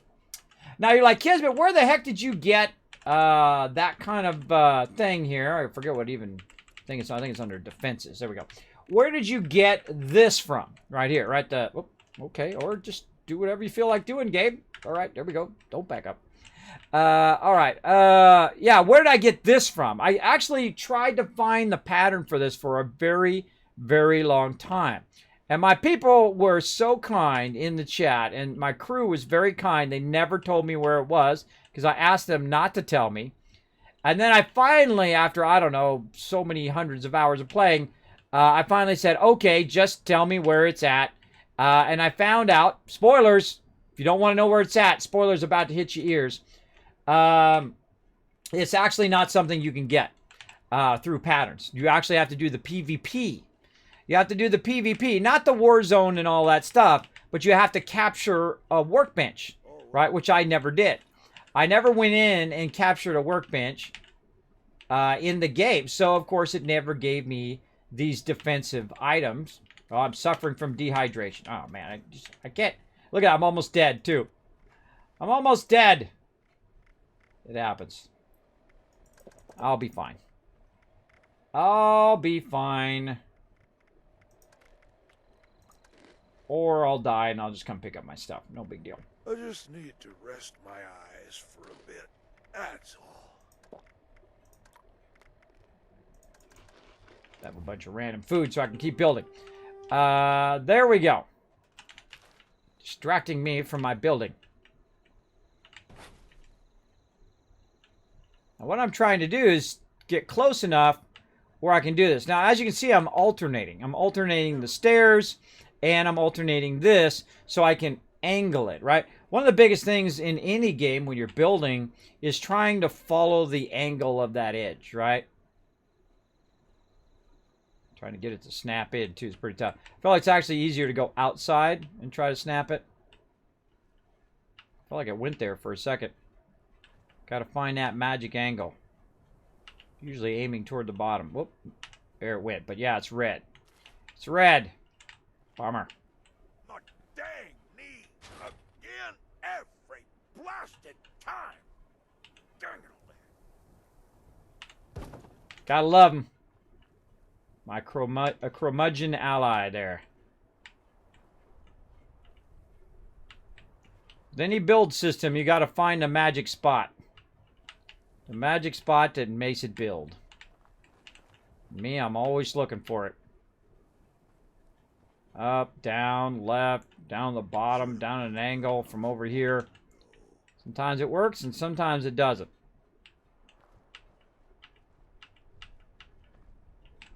Sometimes you're in the way, too, by the way. Ugh. That is a tough one. It does not like that spot. It does not like that spot at all. Alright.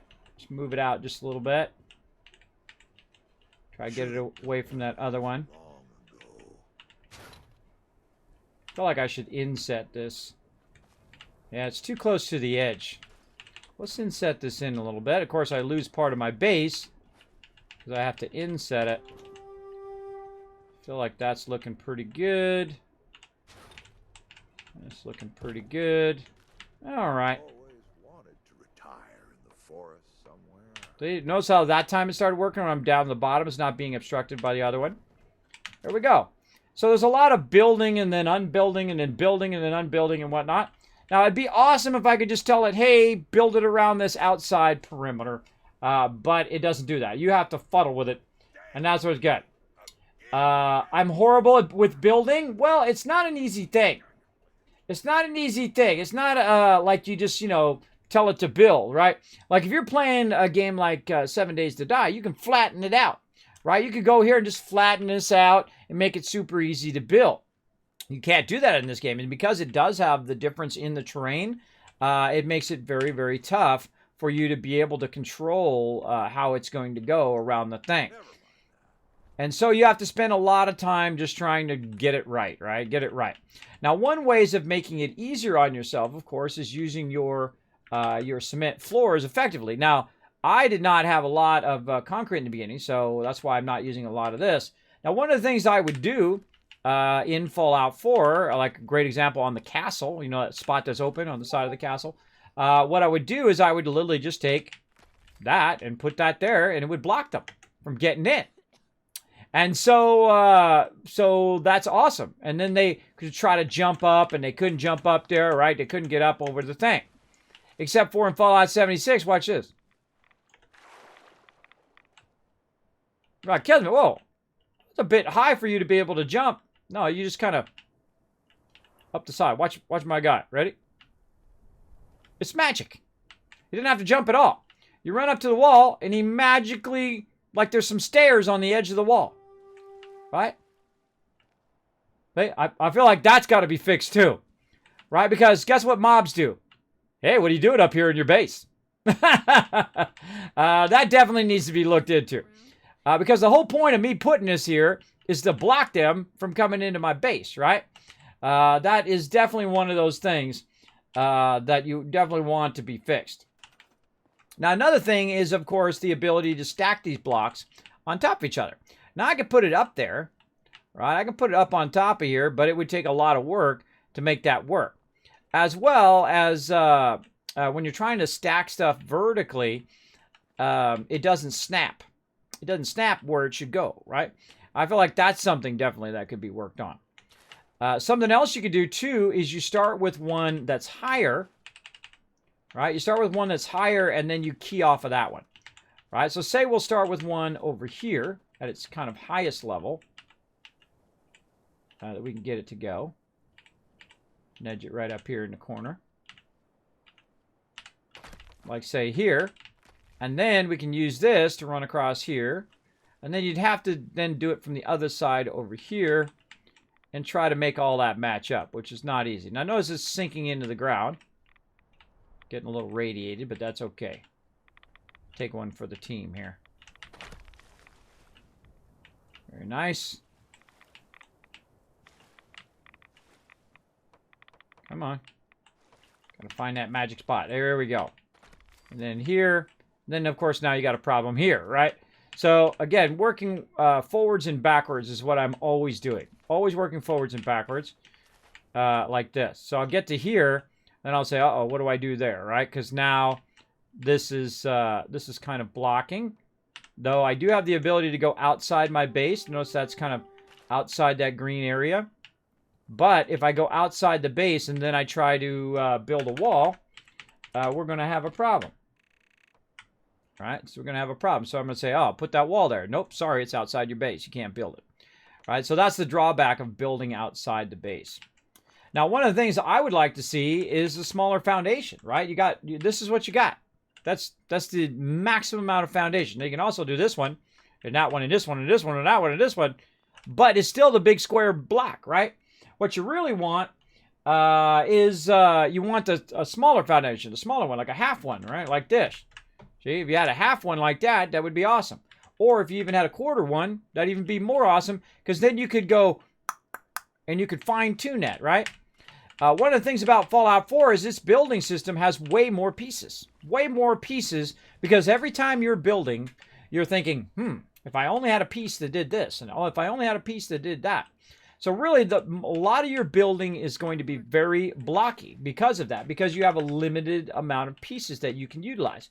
So if you want to have a really nice big old build here, you're going to have to settle for something that's very square most of the time. Though you can use some of your ingenuity to build something that's not.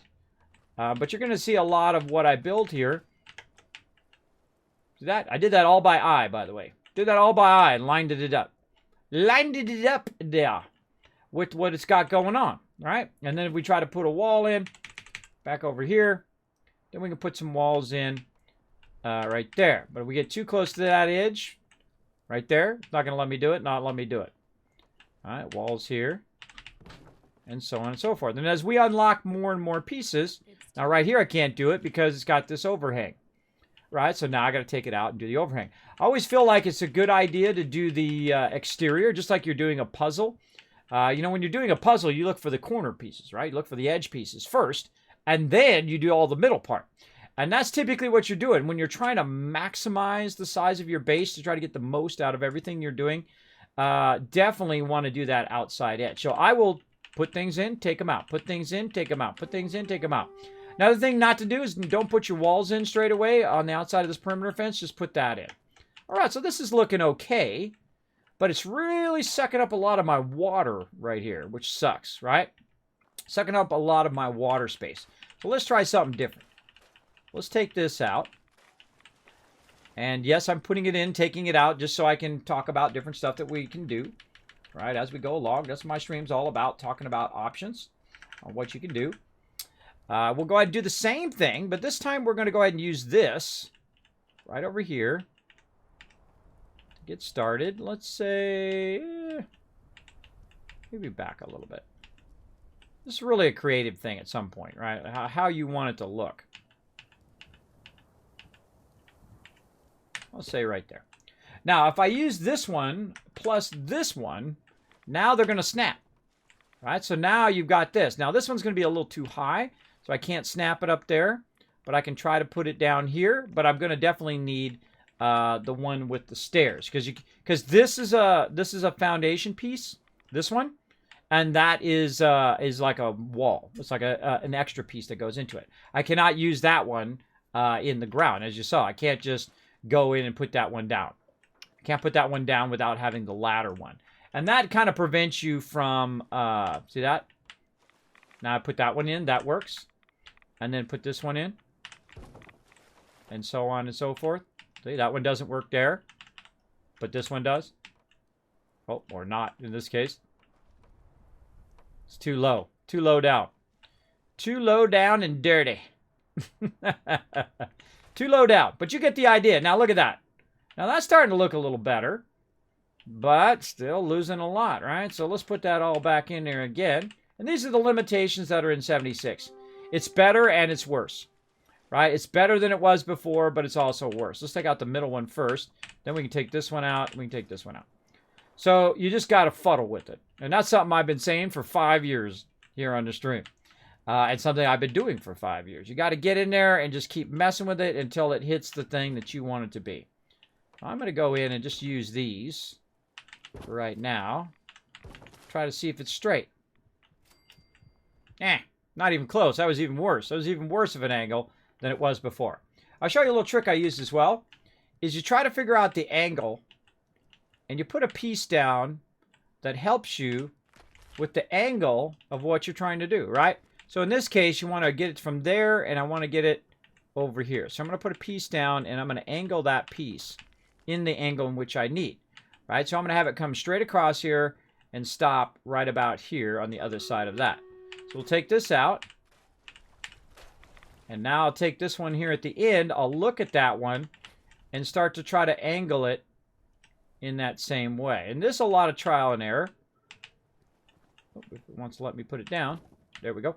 There's a lot of trial and error. So you kind of look there and you're thinking, okay, how else could I do that? Well, you can also put even more of these down.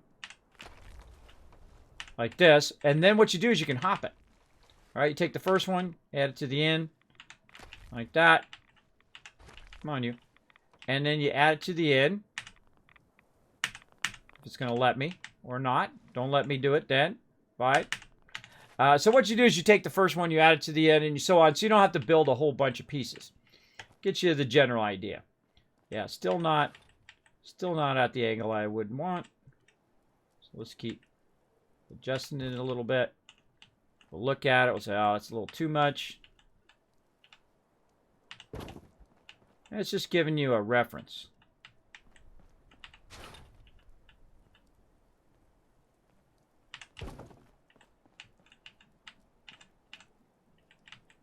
Kind of liking that. Maybe just a little bit back. Okay. And while I fuddle with that, let's do another battle. Let's go. Trying to keep my battles going here. Go get that gold. Go get it.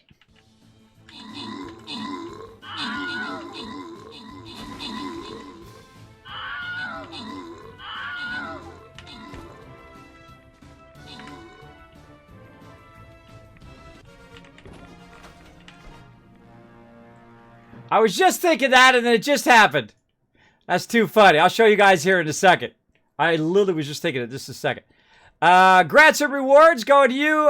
Terramon, getting some love. There you go. Recognizer coming in overall MVP, Casual Charlie, and Recognizer coming in at the top of the most kills and most assists.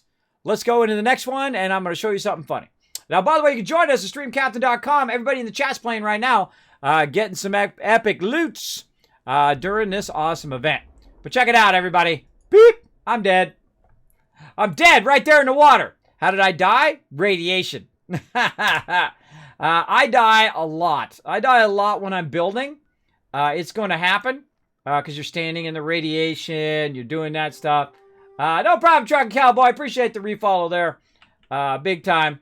Now, again, there's no great, huge death penalty in this game. If someone PvPs you or if you die or whatever, you literally just run back and you look for your loot. I don't think I even had any junk on me, so no big deal if I die. But I did get mutated and radiated because I'm standing in the water over here. Look at me. What do I have? Speed Demon. Reload speed, hunger, thirst, 50% while moving, speed plus 20%.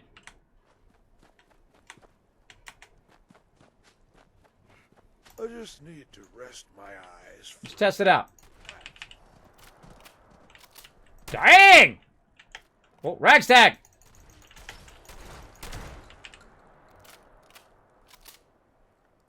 Not bad. Not bad.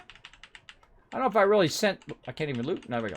I can't really sense too much of a difference because it was already fast before. But let's go ahead and this time we'll put in some Radaway diluted. Always use those first. Bunch of Radaway there. A bunch of purified water to heal me back up. We'll go ahead and use some Radix while we're standing in the water. Now, if you have Aqua Boy, of course, it does help a lot to keep yourself from getting too radiated. Oh, yeah, that's looking good. I like that. I like that. That's looking sweet. So, yeah, that's what happened off camera there. I literally just, like, was standing in the water and I died. It's going to happen. You're trying to line stuff up, so you got to stand in the water if you're going to do that. All right, let's store this stuff away. Okay, doesn't want to store. There we go. All right. So, acting a little funky there, but we do what we can do. And again, we're going to need this one. And we're going to try to put it up a little bit higher.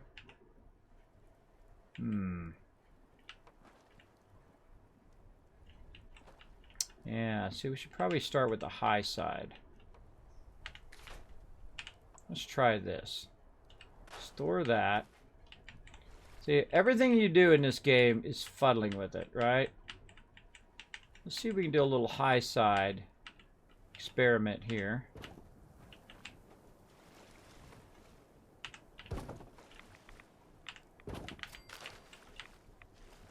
I like that. I like that. All right. That's nice. That's nice. I like it. Okay. Perfecto. Okay. So we'll go ahead and put in our walls. If it's going to let us. See, look. No, can't put the walls in. I feel like this needs to be revamped a lot. Is the whole wall system, right? The ability to put the walls in there. Because I'm in the water, I have a problem with walls. So there's one there. I got one. All right. So again, see, that would make awesome, right? You can just put the walls there and do all of that. But you know what I end up doing? The very thing that I started with, and that is using concrete to do that. Now, here's the thing right here. Sometimes it won't let you take it out, and that's because it's connected into something that's basically floating, like in the middle of the water. It's going to have trouble doing its thing. So, let's go ahead and start back where we are. And actually, I should be in recent, so I'm not making a ton of extra ones of these. There we go. Or not. You know, just pick something else. Pick whatever you feel like picking, Gabe. I keep accidentally bumping the key, I think. All right, so we're going to have to go with this because there's just no way to nicely match those up. So, at least no way I want to spend the time doing it. But that is going to turn out fairly nicely, right? That's a nice little straight line. The actual block itself acts as a bit of a barrier. There's a bit of an opening there, but I think we'll be fine. And then we're just going to go ahead and use, because we haven't unlocked all the other pieces. There are other pieces that you can use. But really, this is just a wall, so they can't just shoot me in my base, and they can't just shoot my stuff. Because really, I don't care if they shoot me, because they shoot me, I'm going to come shoot them. The thing they got to watch out for is them shooting my stuff, like my purifiers. And again, look how much is cutting down on my water there, right? As well. Now, another thing I can do is to help with this particular problem is to change where my stuff is. All right, so we'll take all this out like this. Now, it's better to take your stuff out first before you do this because it will put it in the thing, but got to watch out for that anyway. Before you move your whole entire camp. So what I'm going to do is actually move my entire camp, and I can see where the edge of my camp is, right? So maybe I should be moving it so that it's just a bit easier for me to block all of the stuff in between, right? Use some already natural barriers. Now, we already have this building. By the way, if I do this over here, I can build up on top of that building, on the top of it. I have done it before. It's super fun. As well as if I go this way, I could build up on top of that building. That could be part of my base, right? This whole building can. You can't go places like I can't take over the whole vendor and then block it in so nobody can get to it, right? See it turn red. So in certain places you can't build around stuff, so be careful for that. Also, like if it's where a mob spawns or whatnot. But in this particular spot over here, you can get all this area here if you wanted to. Now, I really want the water. That's why I'm here. But I don't need to have all of the water. Maybe just half of the water. Right? Maybe a bit less. And then all of this. Now, the problem with this area is that it's a hill. Right? So I'm losing a lot of my flatlands that I'm using. So again, I can go ahead and use natural stuff. Like, let's just go ahead and fool around a little bit here with our building. And we're going to go ahead and put it down about right there.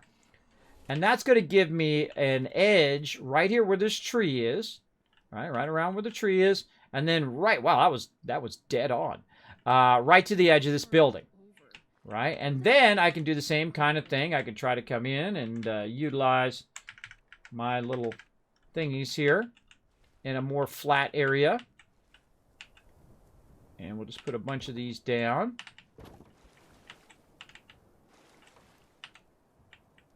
Just going to let me. No? Alright, let's try this other one. Something doesn't work, try the other one. See? It doesn't work, try another one. Try one of those. Because it's the stairs. Because the stairs goes into the ground too far, that's what's blocking that one. Right there. Alright, so we got a bit of a blocker there. Not bad, not bad. I'll probably put it a little bit closer. Now let's see if we can put our walls in. I love to experiment like this, by the way, everybody. I just love doing it. It's one of my favorite things. Right? Nope. Nope. Nope. See, you got that great limitation of sometimes it doesn't work. So let's go to the other side. There we go. Other side and try it from this side. Aim down, aim at the corner. There's sometimes a sweet spot. Rotate it a little bit maybe. See if it snaps in there. See, it should just automatically, when I go to aim at it, it should snap in there and tell me I can't do it. But it doesn't do that. It just like does this weird thing. There we go. See, that one went in. It's a real awkward piece. Awkward piece to make it do what you want it to do. But normally you aim toward the bottom and then it kind of telling it, hey, I want this to go there. You can also back up, use your scroll wheel and see if that helps you. And then rotate it a bit. Try to get it in there. Try to do different stuff. How about here? Can I put one under here? Those thorn bushes. No, can't do it. All right.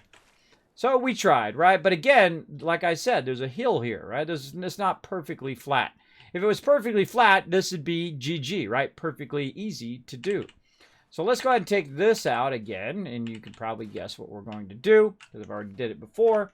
So we're going to go ahead and do it, but way out here. We're going to go ahead and use our cement blocks. We're going to line it up nicely to that edge.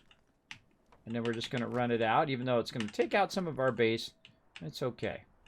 Now, another thing we can do with this is we can get it nice and close because it is such a drastic difference between the previous one and the one you're at. This also worked for walls, by the way, in Fallout 4.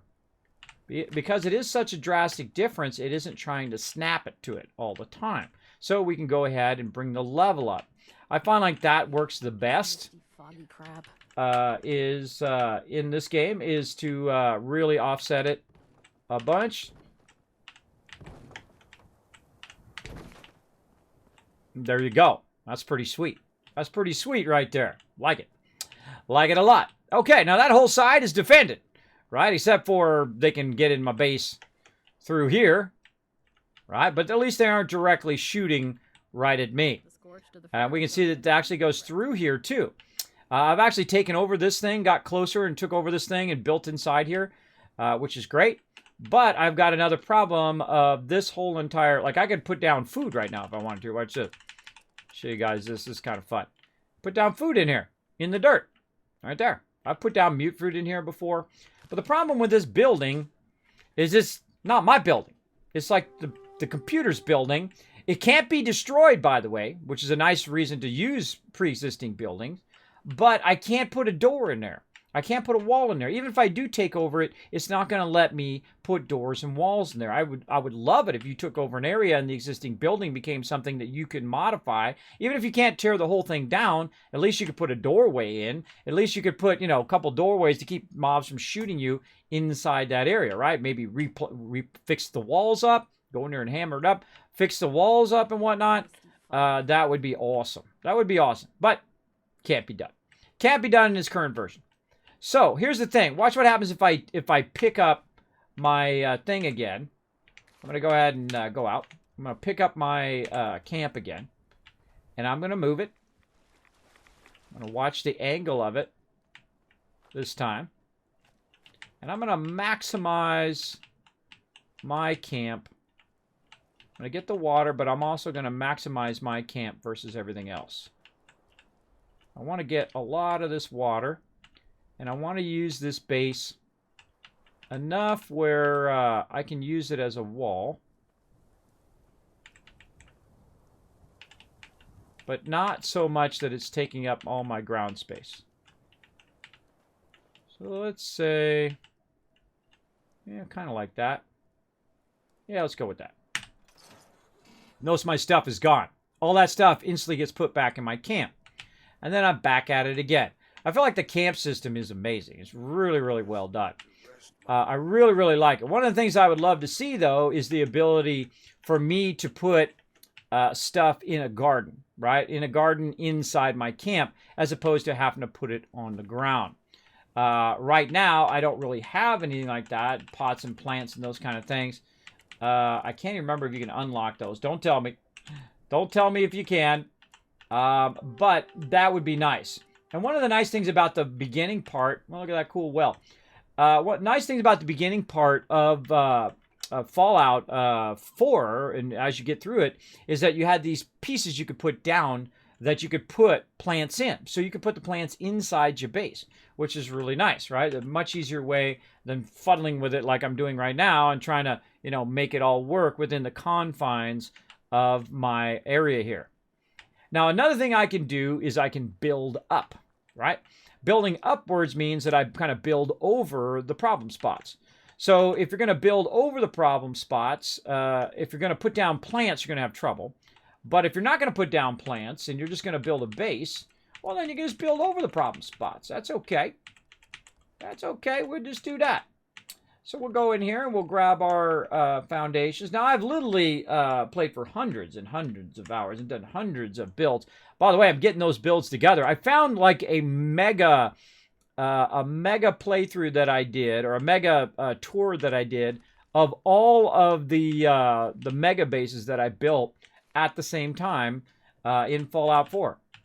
So I'll be I'll have the one mega thing, but also I'll cut it down into smaller little tidbits as well. I was working on that as well. We'll get to that. All right. So what we're going to do is just basically start at the high spot, right? You start at the high spot like so. And you're like, Kismet, you're clipping through that rock. You know what? That's the way it goes sometimes. That's the way it goes. What I'm going to do is just run these foundations at the same height here. I'm actually going to take this one out. I don't need that one. It runs right in off the edge of my base. And now, if you could just do this, it would be awesome, right? Where you could just go in and try to block enemies by doing this. But it doesn't work because you know what happens? The enemies just walk right over the top of these. Just like I did earlier, if you missed it. Literally, I don't have to jump up that. All I have to do is just kind of walk it, or I can jump a little bit, and then all of a sudden, magically, I run up the side. See, same thing here. Oh, back a little bit. You have to get about halfway. Oh, my jump is weird. What are you doing with your weird jump?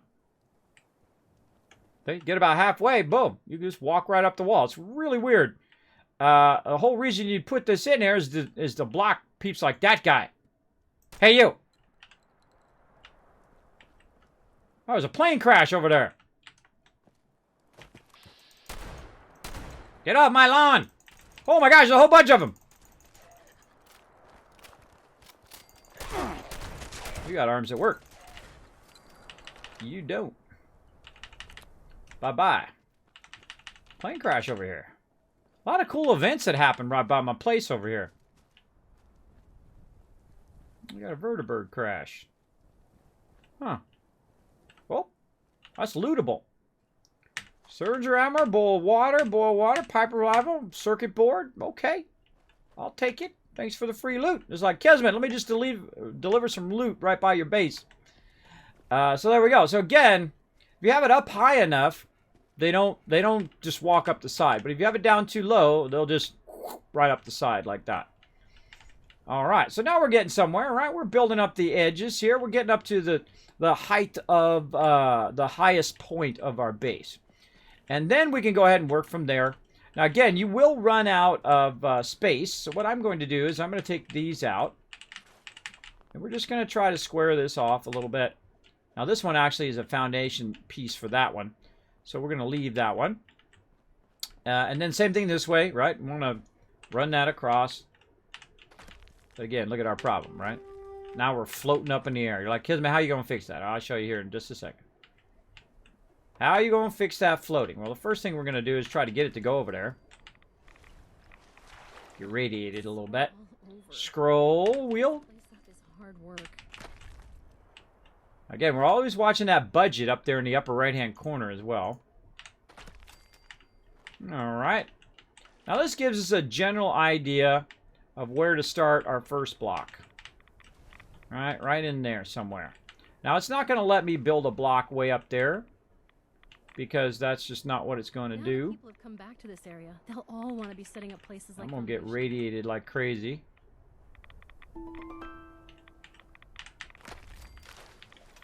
While doing this, let me do some more radix. Alright, so that gives you a general idea. So you can put the block down in there. So it's going to be off, right? You're going to be fuddling with that forever to try to get that perfect. And then you still got the problem of it doesn't line up over here, right? It doesn't line up on that last little spot. So, again, you're going to have trouble when you're using pre-existing stuff. But, you know, it's also blocking. Take all this back out. It's also blocking. I just wanted to see how it would line up on the other side. It's also blocking some of my water. I don't want to block my water. That's precious to me. I want to build up a whole bunch of water there. That's the whole point of my base here. So let's do what we did before. And we're going to try to run it up against this building here. We're going to try to raise it up as high as we can. We're pushing the mouse forward. Why am I using these specially colored ones for no reason? And there we go. And then this one, since it's so offset from the other ones, we could try to get it in there and line it up ourselves. Using the mouse and using a little W, A, S, and D to nudge myself around. Because it is such a difference. Right, there we go, nice.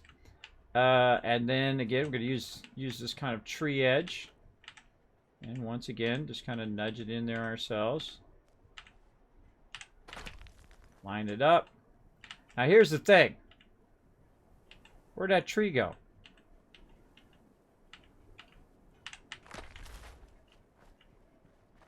Where'd that tree go? Because it takes the trees out. If a tree's in your way and you put a piece down, it'll take the tree completely out of there. So you're good.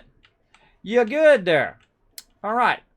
So let's see. We're going to have a bit of a gap here. That's okay. We'll make it work. I'm going to put that down, and then I'm going to come to this side. So I'm going to try. Alright, what's the deal? Can I not get up and over here? Am I crouching or something? There we go. Okay. Make sure that's inside the base. That's what I wanted to see, that was inside the base. And that's fairly well blocked there. And then we've got this corner piece that we want to kind of work a little bit. Yeah, let's take it out, snap it there. Then we'll pick it back up again. Now this is the hardest thing to do right here, is to match corners. And that's what I'm trying to do. I'm trying to angle it to fill in that edge so they can't just run in my base. Yeah, we'll just kind of fuddle with it a little bit here. We're real close there for a second. Got to be angled enough. And if it has a little bit of a gap, no big deal. Alright, now the tough part, on the other side, let's see if I'm crouching. No, just felt like crouching. On the other side, is it outside my base? That's the problem we're going to have. Is it outside my base? It is not. Alright, awesome, perfect. Okay, so as you can see, it's almost like steps, right? I built some step foundations. And then the coolest part of this, of course, is utilizing my walls to block them. Now, the only way you can block them from getting up on your blocks is to use walls. So, we use walls. But guess what's going to happen, everybody? They're going to be in your base anyway, no matter what you do. So, be prepared for that. No matter how much you block them in, like this, I'm really going to town here. No matter how much you block them in, and there's no possible way for them to get into your base, they getting in there. You'll come back to your base, and there'll be mobs in the middle of your base. And you'll be like, dang, how'd they get in the middle of my base? Right? You'll be thinking that. You'll be thinking that. Now, look how much more they've added to the game, right? Look how much more you can build. You can build at such a bigger level now as well. Let's see. Yeah,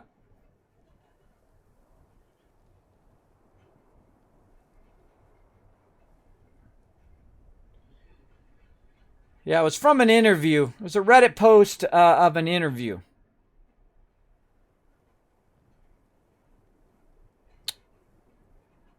Yeah. The Reddit post from an interview they literally did 2 days ago. I'll have to hunt it down after the stream again, everybody. I'll hunt it down after the stream. My mods can't find it, and I'll show it to you on a future stream. But I know, basically, it was a video also. You can probably look on YouTube. There's a bunch of videos there. You'll probably find a video there that has the link of the Reddit post down below that video as well. Again, my mods can't find it. I'll find it off stream.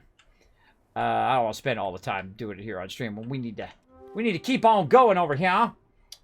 We need to keep on going. We ain't ever gonna get this base done. We're already 2 hours into this. 2 hours into this base. A bunch of melons there. There we go. Okay, that'll keep that going.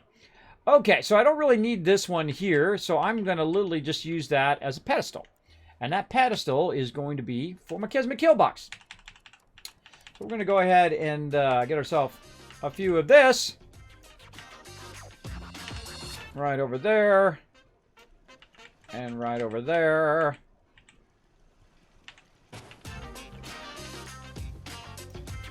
What is all this love coming in here? Anarchy Burger coming in with a 20 months of massive love. Thank you so much. And of course, the wonderful Just Al Carr coming in with that prime sub love for 27 months. Holy mackerel. Let's show some love in the chat.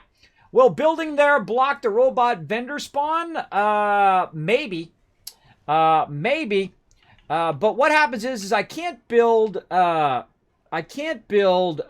this side too far, or it'll block me from building. And I can't build too close to Charleston Station because there's also a vendor that walks along there. Spoilers. Super Mutant. A Super Mutant walks along there. Now, again, one of my favorite features of the system, I know I've been talking about the downsides of the system, but one of the great parts of Fallout 76 is the building that you can do this. Insta-door. Or you could have Insta-windows. Now, those are windows, by the way, that actually work. So, pretty cool, right? Pretty cool. Now, in this particular case, it went and put the other way, right? It flipped it the other way. So I said, you know what? I don't want that. I actually want that to be a door. So it'll take that, put that into stored, and now I can convert it from a door down here, or a window in this case. I can convert it from window back to a door or back to a solid after you store it, right? So you can change the type, what type of piece that is. Also, if I press the mouse button, I can change the rotation so the rotation matches the rest of my stuff. So now I've got a doorway there. I can pop out and say, who's getting rowdy out here? And I say, okay, I'm out of here. And then back into my base, right? And we go ahead and put our door in. I'm sure I've got one here somewhere. If not, I'll just make another one. No big deal. Yeah, I think I don't. Okay, now see this here? That's a blueprint. It's blueprinted some of the stuff I built before, like this right here. We can actually store these items and break them down. We can hit R to store. Say delete blueprint and store all component items. Yes.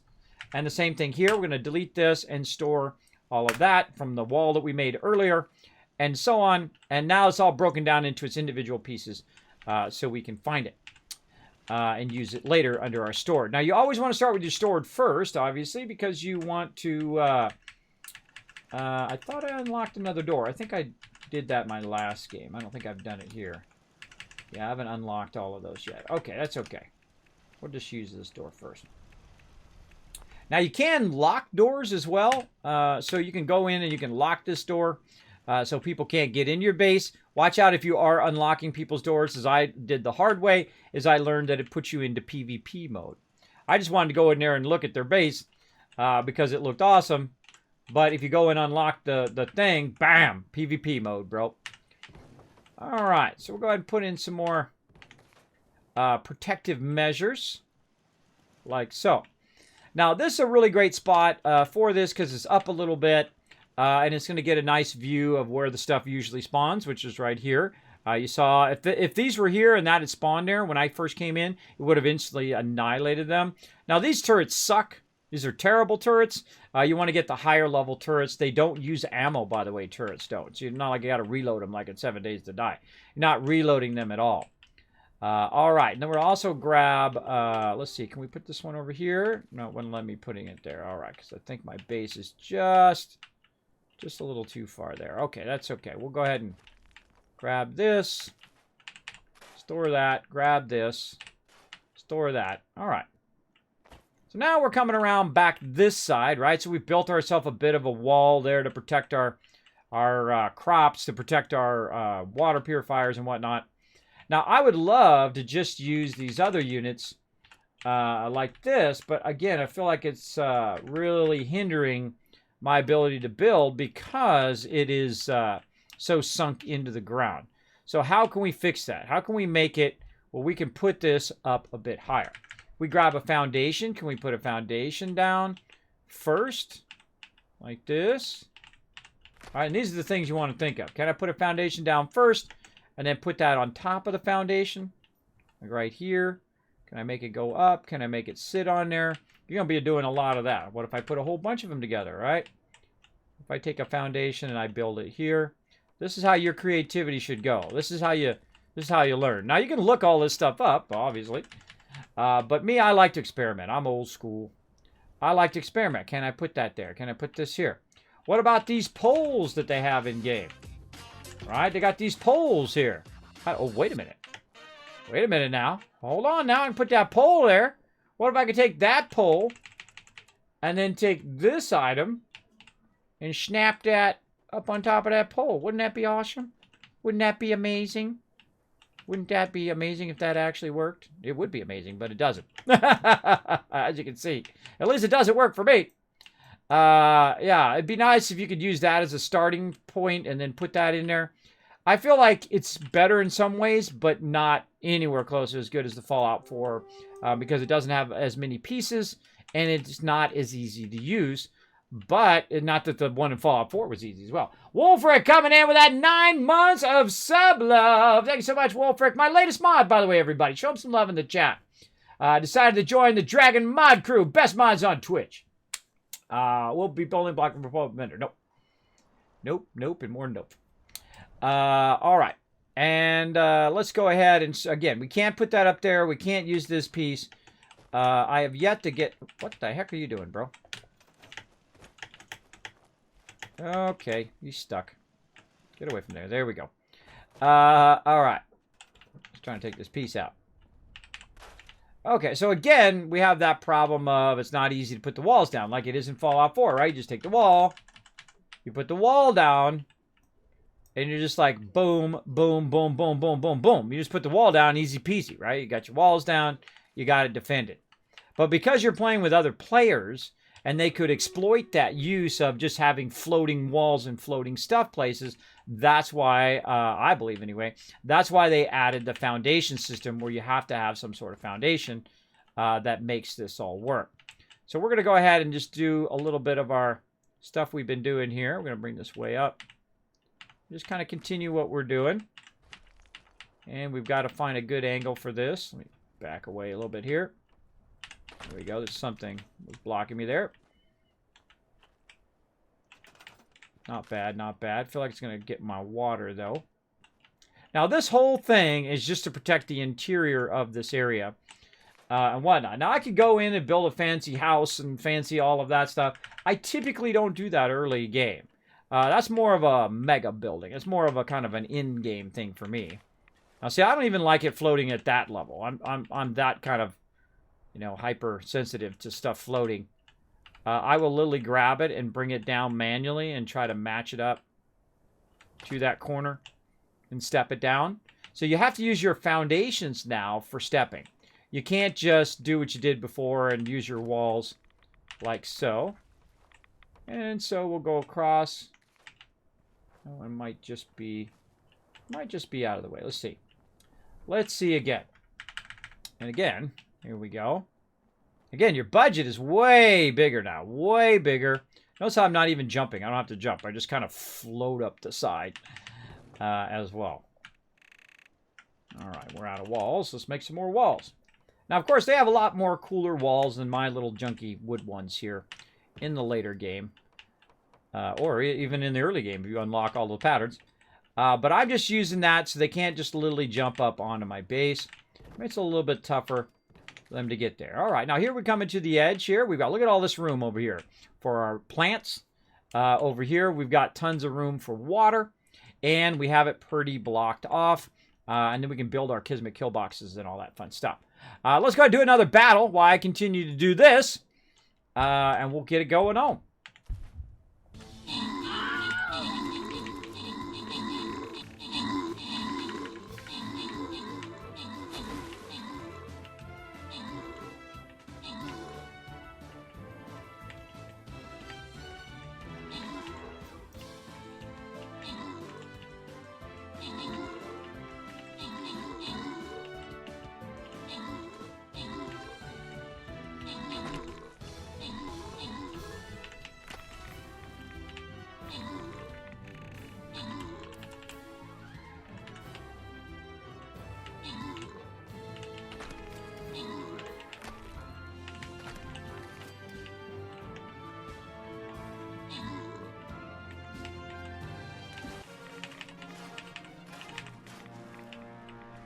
All right, let's open that captain's chest. I get in the zone, man. I get in the zone when I'm building or doing design or anything like that. I was totally in the building zone there for a sec. Casual Charlie showing some love, or getting some love. Copy getting some love. Warnock's getting some love. Jammer, there you go, getting some love, bro. Warnock's coming in overall MVP. Swamp Fox and Sushi coming in most kills and most assists. Nice. Nice. Let's go with the mystery one. Maybe we'll get some gold for once. Nope. Nope, just a lot more enemies. All right, let's get them. Let's get them, everybody. Go in there and get it going on. If we go past 100 troops, by the way, if you see that we get past 100 troops in there, make sure to put down as many units as you can so we can try to get to those 100 troops. If we get to 100 troops, then I'm just going to start early. We're going to test that out.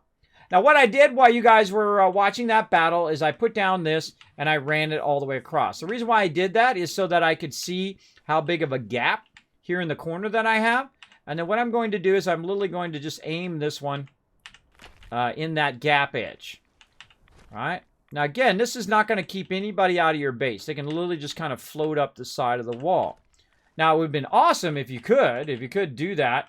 Now, this is actually going outside my base, so I'm going to move it in a bit. Say right there. All right. It's looking pretty good.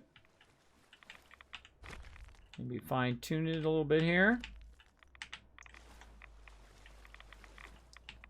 All right.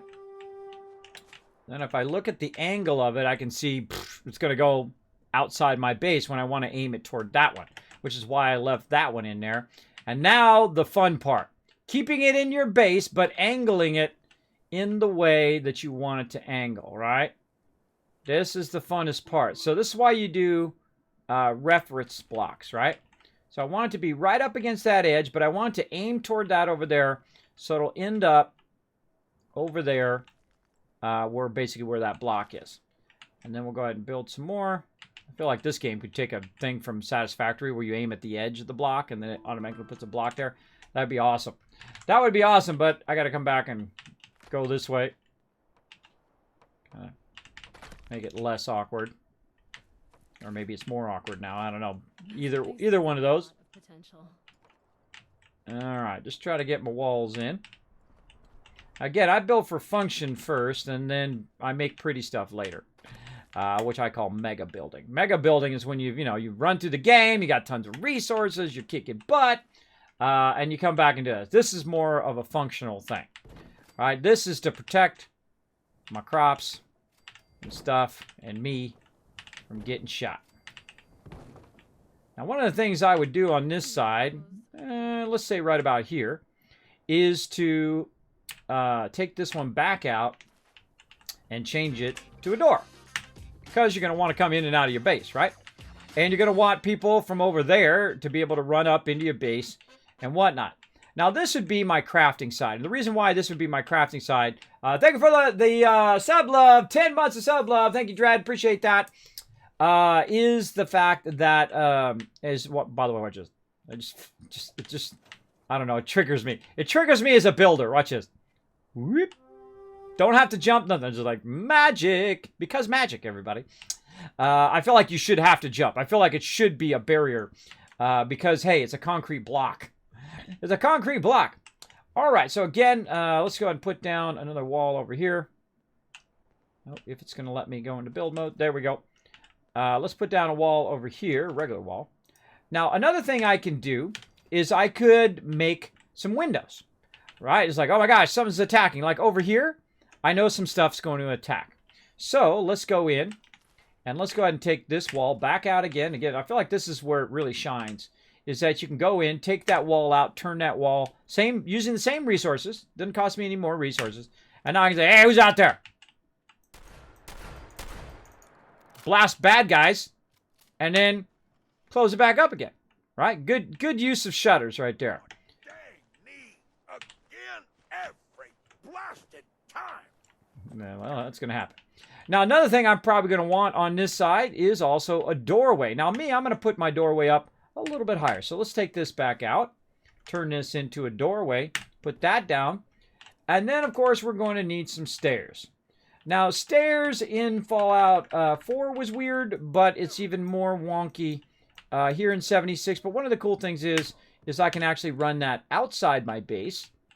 See, so that's running outside my base, and I can get it up into there, and I'm good. Wrong button. And then we can go ahead and put a door in. Now, these little junky, cheap doors, they can actually shoot through those. So look out for those. But not bad to utilize those as well. Okay, and over here. Now, there's 1,000 different ways I could teach you to work around the same problem, but that's a general gist of using the pre-existing building like this, which acts as a barrier because it cannot be destroyed. My base can all be destroyed. If they nuke this area, boom, it'd be gone. But the cool thing is I can come over here, press one button. If I have enough resources, it would just instantly rebuild, which is very cool. But this building over here cannot be destroyed. The windows can't be knocked out. Windows can't be knocked out. You can't damage the building. It looks like you're damaging the building, but you're not. It's invulnerable. So using a pre-existing building as part of your base, which means less pieces that you have to use. And I can also use the top of this building. I get up on the top, use it as a formation, right? Get up here, pow, pow, pow, pow. Use it up on the top there. I can actually build up on the top of there if my base extends far enough, which I have done. I build up here, put turrets up here, and everything. Use a pre-existing building. Same thing with that building over there. I could use that building as a corner block that's blocking that corner, so I can then just go off of that building. Or I could build in between these buildings, right? And use that building and this building as a blocker, and then just build around it, which would give me more surface area to build. There's a nice flat spot here, but the water is what I want. I want this water right here for my purified water. So pretty great little spot. I really like it. It's also right by the vendor. Now again, if people fall down in there like, Kismet, how are they going to get up? Magic. Because magic, everybody. Look, I have magic. I have magic powers. Whoop. I don't need a ladder. Over here, though, this is a deep part here. If you're down too far here, you're going to be in trouble, right? You can't even jump your way up. How'd you get awkwardly caught in there, too? Whoop. There we go. Sometimes you get awkwardly caught if you're too close to walls. It's like you can't jump or you can't do anything. So you have to kind of move away from the walls and then walk along them again. All right, so that's pretty good. So you're like, Kismet, if you have the ability to make windows, why would you not make all of your stuff windows? Because it would also act as a wall and as a windows if you need to shoot stuff. Aha. Aha. And now you know why I'm going to go now and replace everything with windows. Because I've led you down the road to that point. There's no point in having a solid wall. Why would you have a solid wall if you could have a window that you could shoot out of if something's after you? There is no point to solid walls if you could have windows. So that's what I will do. I will put the windows in. Now, another cool thing I've done, by the way, I've actually run power through the window from inside the base or from outside the base through the window. Like you put it up on the second story, which is pretty great. But there's no reason to have solid walls. I feel like you should just use all of the stuff And in this case, I can just store it all and reuse it all as windows. And if someone's attacking from that side, I can just open up the window and I can shoot them. And that's what I like to do when people are attacking my base. They chose to attack my base, not me. I didn't say, come over here, attack my base.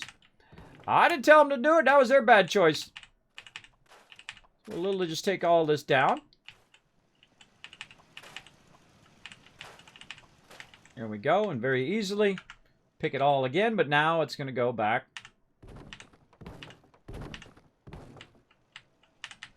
Now those walls just became windows.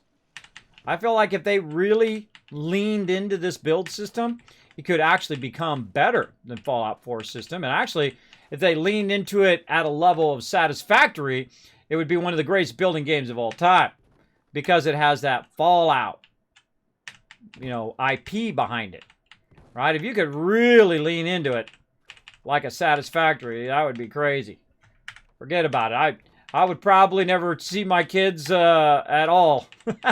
Just be in here building all day, every day.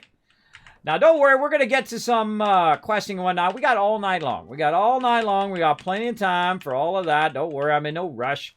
Everybody gets in a rush to level. I don't get in a rush to level. I enjoy the journey along the way. There we go. There's no real reason to build that. So, at any point... I hear somebody over here. What's up? What's up? Somebody over there? Nope. Nobody over there. What about over here? Somebody over here? Somebody over there? Somebody over there? There we go. Very nice. Okay. So now what we need to do is think about, okay, if somebody is attacking our base and trying to get into the base itself, what sides are they going to attack from? That's something you also want to do in Fallout 4. Where do they attack from? Every time someone attacks your base, you should be going, oh, they attacked from this side. Oh, they attack from that side. I know where all the directions are in every settlement on Fallout 4 and which directions they attack from. Now look at this beautiful spot up here. Now one of the bummer things is here, if I go back down in here, is that I don't have enough room to just simply put the turrets up here. Because this is a fantastic free spot that I didn't even have to build to put it up there. But that's okay. That's okay. Because what we want is we want the high ground. Now these little areas over here are fantastic areas for building what I call the Kismet kill box. And they actually added the kill box to Fallout Wastelanders. I don't know if they did it because of me. I doubt it. I would imagine it would be more of a coincidence. But that is like my signature. That's like my signature thing, the Kismet kill box. And I've been doing it for like 5 years. So I don't know if I had like a subliminal effect on him or whatnot, but I did contact him and ask him, say, yo, well, is that because of me? I don't want to be too egotistical, you know, and say, oh, well, this is because I'm so awesome or whatever. I just like to know. I think that's pretty cool. Pretty cool. I consider it a huge compliment. All right, so we need a ladder. And, of course, the ladders don't work like the ladders before where you just literally put them on the ground and try to get up there. They're this kind of awkward dealy like this, right? So if we want this to work, we got to actually kind of reverse engineer this where we actually put down a foundation. Go back to our store. I feel like your main building blocks like wood and these should all be at the top. There's another thing too. Why is my fruit at the top? That seems like a weird thing to be at the top. And that one I'm just going to scrap because I'm not going to use any more of those. Just scrap all of those. I have 36 of those. Now watch what happens when I start scrapping here. Watch that gray line in the upper right-hand corner. Up there. Way up there at the top. Oh, there we go. Got them. All right. So I scrapped all of those out. That seemed like a little weird there because there was 36 more to go. I guess I hit scrap all that time. All right, so when you're scrapping stuff, if there's multiple of that thing, you can just scrap and scrap and scrap endlessly. And so what it does is usually brings down your budget. I can make 36 of them. There wasn't 36 of them is what I meant. I can make 36 of them. But you can go ahead and scrap them and keep scrapping them, and that little gray line will start going down, which means your budget, you have a certain budget, right? And right now, I have the grays line is how much stuff I have stored out of my budget. The yellow line at the very beginning, the kind of whitish yellow line, that is how much I put down in my base, and the kind of black part in between is the much I have left over, right? Between what I've got stored and what I have put down, and so on. So that's why you always want to use your stored stuff first, because it's coming out of your budget for your thing.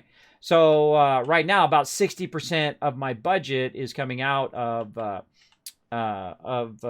or 50% of my budget is coming out of stuff I actually have stored. It's not even down at my base. So you want to watch out for that. You're like, Kismet, I keep running out. That's probably why right there. Watch this. I'm going to do a little magic trick. Can we get up there? No, can't get up there. I tried. Okay, back to what we were doing. We're trying to make a ladder. So we're out of, that's what I was looking for. I was looking for foundations. We're out of foundations. So we'll go ahead and make another one out of stored foundations. And so you got to do this kind of awkward thing like this, where we go to stairs. I'm pressing down the rotation button. Like that. And you're like, okay, just put the other stair on top of there. Okay, yeah, let me just do that. Super easy. Look at it. Look at it. Look how easy it is. Look how, look, oh yeah, Kismet. Come on, bro. Come on, put that on there. Do it. It's easy. Just snaps right in there. Snaps right in there like nobody's business, like in Fallout 4. No, it don't. No, it don't. This is too close, too. Another thing you can do in Fallout 4, by the way, is you can hold down E, and then it would grab the whole thing, and you could move it. Like, if this was far enough away from another object, I could grab just these two objects and move those together. I really like that. I really like that from there. It was really nice for moving stuff like this, where I'd need to move it back a little bit, but before I can move it back, I would take that out, and then move this back a little bit, and then I could go ahead and put my thing back in again. Again, there's a lot of trial and error. And you'd think, hey, I just put another ladder right there at the top. There we go. Now it does it. Now, the reason why it wasn't working before is because it was too close to the other piece. So it's a little awkward to get that to work, but you can mess around with it. And plus, this is what I call scaffolding anyway. Scaffolding is when you just use it temporarily, just like in real life, right? They build a bunch of scaffolding to build something, and then they take the scaffolding away afterwards. And that's basically what we're going to do. We're going to go ahead and build this so we can get up on top here and basically stick some turrets here. We'll go ahead and use these ones we've stored. And I put them way on the edge. And the reason why you want them way on the edge, like this, or let me put a clock down. Maybe that'll defend my base.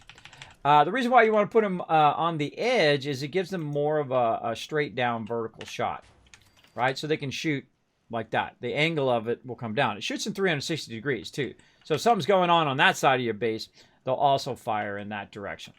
So that's a pretty good spot, but I really kind of feel like maybe I want to move it a little bit over that way to kind of help out with that side over there, as opposed to having it up here, which I've already got some down there.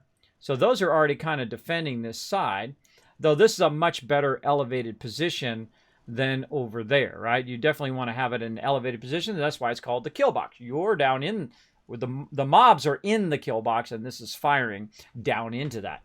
And that's why I build kill boxes like that. I build areas where I'm in an elevated and they're in the kill zone, basically. And that's what I call the kill box. Or I can aim all my turrets inward and they get into the middle of my base and then, bow, they get killed in the kill box. And that's why I call it that. There we go. Now, you can also do the same thing what I did right there. You can use a double ladder with a foundation and then put your turrets right here. That works as well. I can even make this go up over the top of my base and use this as the turret. Because to destroy these things, if they don't have a ranged weapon, they would have to get into my base. They'd have to climb all the way up the stairs and then get to the turrets that way. If they didn't have a ranged weapon. If they got a rocket launcher or something, well, then they're just going to shoot them from far away. But it's very hard for them to get all the way in and get to the turrets there. I could also put a wall there so they couldn't come up the stairs. And then I could lock the door so they couldn't get in the door. Right? And that would block anybody from getting too easily into my turrets. My turrets would basically be blocked. Where it'd be hard for anybody to get to them if they weren't ranged. So that's a pretty good spot there. Pretty decent. But I kind of feel like, wait a minute, maybe if we put some stuff. And again, this is what's great about elevating yourself, both in this game or in other games, is if you elevate yourself, of course, you have that higher angle. And that's going to help you build better stuff. So kind of feel like a better option would be to put one right there, and then we'll grab that one there. Now, I usually like about 3 per side. And this will try to get there. Now, what if they come up really close to the edge? Obviously, that's not going to help. That's not going to help. So we'll put this other one over here, though. We'll put it in the middle. Put it in the middle and rotate it. Doesn't matter which way you rotate it, by the way. It will turn in 360 degrees. Now, these ones suck. I'll eventually replace these with something else. But there we go. So I know sometimes they come from over here. Very rarely do they come from that direction. But we'll, just in case, we'll put that there. Over here, we'll put that one there. And we also know that they come from this side. So as you can see, I'm putting in my defenses early, right? Because I've already got kind of my walls down. But now I want to work a bit on defenses. And normally I like to use the smaller one, this one here. And the reason why I like to do that is because it can turn and angle in all directions. See, when you have a large one like this, this half of it is blocking some of the things. So if they get underneath it, the turret can't hit them. But if you use a small one like this, it's a much smaller surface area for them to get under the turrets and not be able to be shot. But in this case, since this is going to go off the side of my current base like that, didn't think I was going to make it. That was worth a shot. Going off the side of my base there, I can just do that. And I can actually build it from down here. I don't have to build it from up there.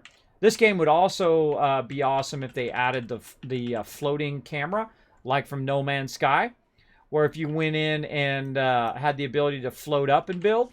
Imagine how awesome that would be if you could just float around like you can in No Man's Sky and protect your base. That'd be amazing. That'd be amazing. Now, also, you always got to be conscious, too, that every piece that you put down is a less of something else that you can't put down, right? So if I put down a bunch of roof tiles, get up there with your big butt. Yeah, my guy and his big butt. It happens. Now, here's a little trick, too, by the way. You can use your workbenches to good effect. And since I already have some, or a bed, that works, too. Put that down, get up on the bed, and then use the bed to jump up here. There we go. That'll work around. Now I'm going to go ahead and put 3 of them on this side because it usually gets rowdy over here. Now I've noticed, though, with the update, with Wastelanders, not as many mobs attacking over here. Normally I have some super mutants coming in or a lot of stuff coming in and attacking my base here, but not as many. Let's go ahead and move this just to make it look nicer like this, and we'll push it out a little bit along the edge there. I like how in this version, by the way, in Fallout 4 it doesn't do that, but in this version it keeps it perfectly. You know where the front of it is when you're moving it. I notice subtle things like that. I notice subtle things. All right, let me catch up on chat. Guys, my brother gets me Fallout 76 on Xbox. Oh, awesome, the Man of Steel games. Ooh, you can play with us next Thursday. Come play with us, bro. Can't wait for them to expand the budget. Yeah, that would be awesome. Will be awesome. Sometimes I get in the zone and I'm talking to chat. Don't worry, I'll circle back, everybody. I'll circle back. Don't get entitled or nothing. When you're building right now, are you worried about other players or regular enemies? I'm worried about regular enemies coming in and shooting my stuff to the point in which I have to repair it, like my food and water and all of that stuff. You don't really have to do this at all. You don't have to put a bunch of walls up, and just so you know, they're going to spawn in the middle of your base anyway. So it really doesn't serve any great purpose other than the fact that it makes me feel better and there's less repair that I have to do. But this is a fun thing that you can do, is if you feel like you want to secure your base, right? You want to secure your base a little bit while you're putting down tons of food and purified water and whatnot. It's kind of a fun thing to do. And it also, you learn about building. You learn about, finagling it. Look how much I had to finagle to make that work, right? To make that step up and step over here and then step up here and then step back down and then step down again. And then just to make it fit perfectly. If you notice how perfectly it fits, by the way. That's experience right there. That's doing a lot of building to make it fit perfectly. To know to start on one side like this and then run it around. And then when you get to this side, to angle it and then put it in, take it out, put it in, take it out, until you got it at the right angle, that blocks that side off too. So mainly for mobs, but mobs still spawn inside your base, so be aware of that. Now, I'm playing on my own private server right now, so I don't have to worry about other players. I honestly feel like they should take the entire PvP out of the adventure mode. They should just turn it off.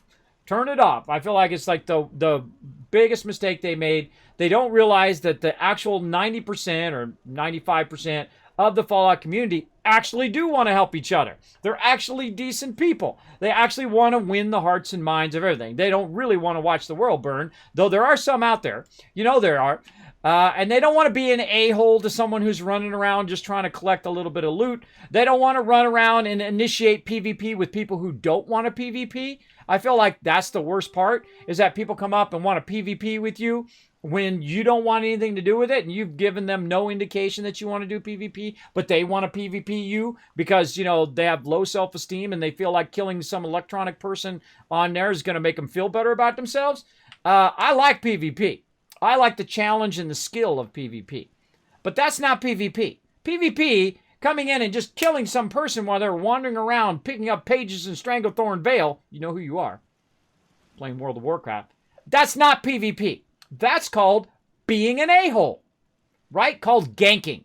That's being an a-hole. If you don't know you're an a-hole for doing that, now I'm telling you, you're on notice. That is a jerk thing to do. And you'll go, well, Kismet, they're on a PvP server. They should know better. They should know better that when I bring my 10 people who are max level and they're level 10 and I come and kill them, they deserve it because they're on a PvP server. Nope. You and your friends are an a-hole. I'm sorry. I'm the leader and founder of one of the longest running gaming guilds. 17 years together, still together to this day. 800 plus members. And I can tell you, when you do that, you are discouraging people from playing the very game that you are playing. That is not what you do. Now, if you're in the PvP zone, then it's on. If you're in an open world PvP battle, then it's on. I love that. Let's do it. Come on. If I die, oh well. Right? Then it's like, I want to do PvP, you want to do PvP, it's an epic battle, whoever has the most skill or whatnot, pow, that is super fun PvP. That's old school WoW MVP. Old school Guild War II MVP. Old school Lord of the Rings Online MVP. And I was high rank in all of those. In every single one. I love doing PvP. In fact, that was one of the highest ranks in Star Wars The Old Republic. I was way up there. Way up there. I love PvP, but I don't like when people are trying to discourage people from playing the very game that they're playing. I feel like it just shoots yourself in the foot. You're going to have less people wanting to run groups. You're going to have less people who want to run raids. You're going to have less people who want to join your guild. I feel like that's the worst thing you can do, is discourage people from playing this game. The more people that play this game, the more people you get to play the game with. The more you discourage them from playing it, the less people you're going to have to play with. It's like shooting yourself in the foot. At least that's my take on it. That's why I don't like this style of MVP or PvP. This is not PvP. This is ganking. That's all that it is. It's sabotaging someone else's gameplay, and it should be removed. It should be absolutely removed. Now, I'm all for another, survival mode like they had, like a survival mode PvP mode. Hey, go ahead. Let all the people shoot each other in there. Awesome. Meanwhile, all the rest of us will be having our great Fallout experience, but with friends. We'll be running around. We'll be having a good time. We'll be doing mega builds. We'll be building stuff together. We'll be collecting stuff. We'll be helping each other out. Oh, you need a pattern? Here's a pattern. Oh, look at this new character coming out of the vault. Oh, hey, man, you want some stem? Here's a stem pack. Here's some water to get you started. All right, bro, hope you have a great adventure. If I don't see you around, well, good luck. But if I do see you around, awesome. Feel free to group up later. Feel free to hang out, right? Now, that is how you be an awesome person in any kind of game. If you want to be an a-hole and that's your idea, and you're like, oh my gosh, I have low self-esteem. Let me go try to build up my self-esteem by ruining other people's gameplay and taking nothing and trying to fill that nothing up inside. I can tell you, I did that when I was young. It doesn't work. It's a dead-end road. It leads nowhere. You try to take nothing and try to fill up your nothingness inside, it never works. You know what does? What works? You do kind things for other people. You hang around with other people. You watch some magic happen. You watch that magic of players working together. People who have never met in real life, they don't know each other, but you're in a 40-man raid, and they're not standing in the fire. They're not in the acid. They're doing their thing. They're healing. They're casting spells. They're doing whatever needs to be done to win that raid, so everybody benefits. I've seen it thousands of times. Thousands and thousands of times. I'm the OG, the original gamer. From back in the 70s, the very first game, our very first home console, the Magnavox Odyssey, and been playing games ever since. Very, very long time. Old school. Old school. So that's my take on it. Of course, it's your life. It's your life decisions. They're all on you. That's just what I think. Sometimes I will get a little bit opinionated here in the channel. Usually I try to be respectful about it. But, you know, if you don't know that's a jerky thing to do, then, you know, no one's told you, right? No one's had the guts to be a true friend. A true friend will come to you and say, I love you, bro, but you're an a-hole sometimes. A true friend of mine told me that when I was young, and he was right. He was right. And that's how you learn, right? You have your peeps who would tell it to you straight, but not to you meanly, not with disrespect. They won't come to you and say, hey, you're a jerk, bro. I hate your guts, right? People like that you don't want around you. People come to you and say, I love you, bro. But, you know, you might want to ease off on ganking people because everybody in the entire guild is getting a backlash of everything that you're doing. And everybody, no matter where we go, everywhere around the world, a whole bunch of people dislike us because you keep doing these terrible things. And that's one of the things in my guild is your actions affect everyone. What you do in World of Warcraft affects the entire rest of the guild. You're like, well, Kismet, I don't care about the rest of my guild. Then you shouldn't be in a guild. You shouldn't be around other people if you don't like being around other people as well. Now, it shouldn't stop you from playing the game you want. You want to go PvP, you want to go do whatever, that's awesome.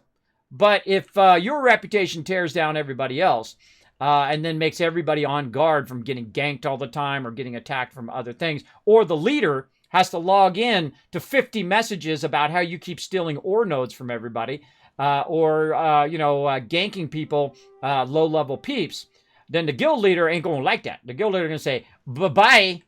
I've gotten rid of a lot of people. People come in and start asking for cash. That's a red flag. People who come in just want free loot, right? Sorry, we don't give out free loot. You want to go, we'll show you where to get the loot. We'll show you where to get it. Now, I've given out millions in-game currency to my members all the time, both in giveaways and fun events that we've done and that kind of stuff. But I don't just give it out to a new member. I don't know that person. I don't know that person. Have they earned the trust of the guild to take that? No, I've had people come in and empty out the entire guild bank. And the reason why we don't put high-level stuff in the guild bank is when newbies come in and try that little trick. We've been around. We know that trick. We know that trick. So you put your kind of starter stuff in there. So he got about, I don't know, $1,000 worth of stuff in the game. Okay, cool. You got, or 50 gold worth of stuff. So you just lost the reputation with the entire guild, 800 members, for 50 gold. Now, I could have showed you how to make hundreds of thousands of gold. I could have showed you how to get the best items in the game and have fun doing it along the way. But you chose to get 50 gold instead. Temporary pleasure versus long-term success. And people do that all the time. They sabotage themselves. They sabotage themselves for that quick money, and they sabotage their reputation because it goes with you everywhere. Everywhere you go, someone will be like, oh, it's that guy. It's that guy. And by the way, guild leaders talk. I can tell you, I've known hundreds and hundreds of guild leaders all over the world. And I can tell you, we talk. We say, oh man, this guy was your member. We say, oh dude, don't put that guy in your guild. Don't put that guy in your guild. This is what he did. I have got so many messages of that before. Or I'll add somebody, or one of my members will add somebody, and then I'll get a message from other people saying, look, this person stole, and this person's a thief, this person's a liar, don't add that person. Of course, I'll go to them and say, what are they doing this? Why are they saying this, right? And if I feel like it's justified, they gone. Like that. They gone. I don't mess around. There's so many amazing people in the world, everybody. So you don't hear about the amazing people in the world. You don't hear about all the awesome people who work together as a team, unless you're watching my stream right now. Look at all the awesome people working together. So you rarely hear about, hey, this team did a great job of working together. You rarely hear about that. You only hear about the drama part where, so-and-so went in and they stole everybody's money and they sabotaged the entire guild and then left. That kind of thing. That's the drama stuff that most people hear. But I don't hear about the day-to-day, everybody kicking butt. Copy getting some love. Speaking of kicking butt, Panda getting some extra love and Sushi getting some love there. Funky Buddha coming in overall MVP with 28 assists. Very nice. NBG coming in with 15. most kills, and Funky Buddha also getting the most assists. Nice. Nice, nice. All right, let's move on. Ooh, boss battle. Speaking of working together, come and join us. StreamCaptain.com. You guys can join us. It is free. I saw they are finishing up the mobile light version, by the way. You guys can be able to play on mobile soon. I'll let you know when that drops, and you can come and join us in the game. So they are working on that over the next few months or so. So, again, the second that drops, bam, you guys can come and join us on mobile as well. That'd be pretty awesome. This way, where you guys watch the stream, you can watch the stream and be checking out your stream raiders at the same time. I might get that on my phone. Then I could sit here and do it from my phone, too. There we go. But, of course, then you guys couldn't see it. But I'll still show you it up there as well. Okay, so there we go. So we built our kind of outside perimeter. Now, this isn't my first day building, by the way. I've built hundreds and hundreds of stuff. By the way, another thing that I'm bringing to the website is some of my mega builds. Because I get that question all the time. Kismet, where can I find your mega builds? Kismet, where can I find your guides and all that stuff? That's the next thing I'm working on. That is a lot of work. So I'll try to get that going on soon. All right, let's actually get to the part here. Now, we're going to go ahead and bring up our Pip-Boy with tab. I'm going to hit Z. And I can move my camp, right? See, I've got my thing right there. It's kind of in the way. But you don't have to do that, by the way. You don't have to do it. Whenever you need to move this and you already have your camp down, you hit E to build. Or you can do the other thing. You can go E to into build. Or you can just hit hold down V. And then what I can do is actually move this. I don't have to have it there. I can move it wherever I want. So say I get attacked, right? And I say, uh-oh, I got attacked. And then I want to repair my base, right? So I'm going to put that right there. And then I can literally just come over here and then say repair all structures. Just hit spacebar, boom, use your resources, repaired. Okay, now another thing we're going to do here is we're going to have a little bit of an entryway here, right? A little way here. So I don't like, you can just walk and then go up there. But I prefer to have a stairwell just to make it, legit kind of thing. Now, we could use this stairwell, which is okay. But what about this big stone one over here? Can we put that one down? Let's go ahead and try it. What happens if it runs outside of your base? What happens if it goes in there and does it? All right, look how nice that looks, right? That looks nice. That's way nicer, right? Nice industrial strength thing. No one's trying to hit the rails or nothing. Up and down out of there. Now, if you are in the adventure mode, and you are close to there, you obviously want to have it where people can come to your base and grab stuff. So instead of people running up into my base, what I'm going to do is I'm going to make it really super obvious where my stuff is. And they said they were coming in on Wednesday with an update on this. Did they come through with that update? I did not look today. I should have looked today. If they came through with that update that fixes the player vending. Anybody know in the chat? You can just go ahead and tell me. It's okay. I won't make my mods go look for it. Fix that. Ugh, it never seems to end. Are you not playing with the community tonight? No, Gwen, I'm not. Look at my schedule. Look at my schedule. Well, I am, but I'm not, if you know what I mean. I'm not playing on PS4, if that's what you're asking. But I am playing with the community. They can come in and join me in my server. My server's on. But I'm working on my base. So I'm going to work on my base for a bit so you guys can run around, get into trouble, and whatnot. I don't know which question you're asking. But I will assume it's one of those. So I'll answer them both. How about that? So yeah, I'll put this out here so that people can run up and get into it. Now, we're going to be playing all night long. So don't worry. Like I said, we'll be doing this. And then we'll get into running around and getting into trouble and whatnot. I don't know what she's asking. I'm obviously playing with my community right now because I'm in my private server and people can jump in my private server. I think she might be asking about Xbox and PS4. I'm guessing. I don't know. I could be wrong. All right. Aid, apparel. Let's see. I'm not that overburdened right now. We're good. We're good. Okay. So we'll put this out here. Now, one of the things that I suggest when you put this out here is to make it pretty obvious. Like I would put it maybe better right there. And then put a light there. Put something on it that, look, You can buy loot. Because when people are running through, they're like, oh, someone's got a base there. Oh, wait, there's some loot right there. Nice and easy. Some people put it way up into their base, and it's kind of cool to go in their base and whatnot. Me, I'm a practical person. I like it to be out nice and easy for people just to grab it, right? You don't have to go up into my base and try to hunt it down and whatnot. That's just me. Now, if you got it like that, hey, more power to you. That's your base. You build it however you want. For me, I'm a practical person, especially early on, right? I want it to be as obvious as possible. Now, if they need to run up here and utilize my base, that's cool. Now, one of the things I'm going to do here, too, is kind of utilize this area for all my other stuff here. Now, what are the stuff I use the most? Because I'm going to go to the vendor probably the most. But I'm also going to use this, and I'm going to use this the most. So that's what I'm going to put. Let's fix that a little bit. That's what I'm going to put by the door, right?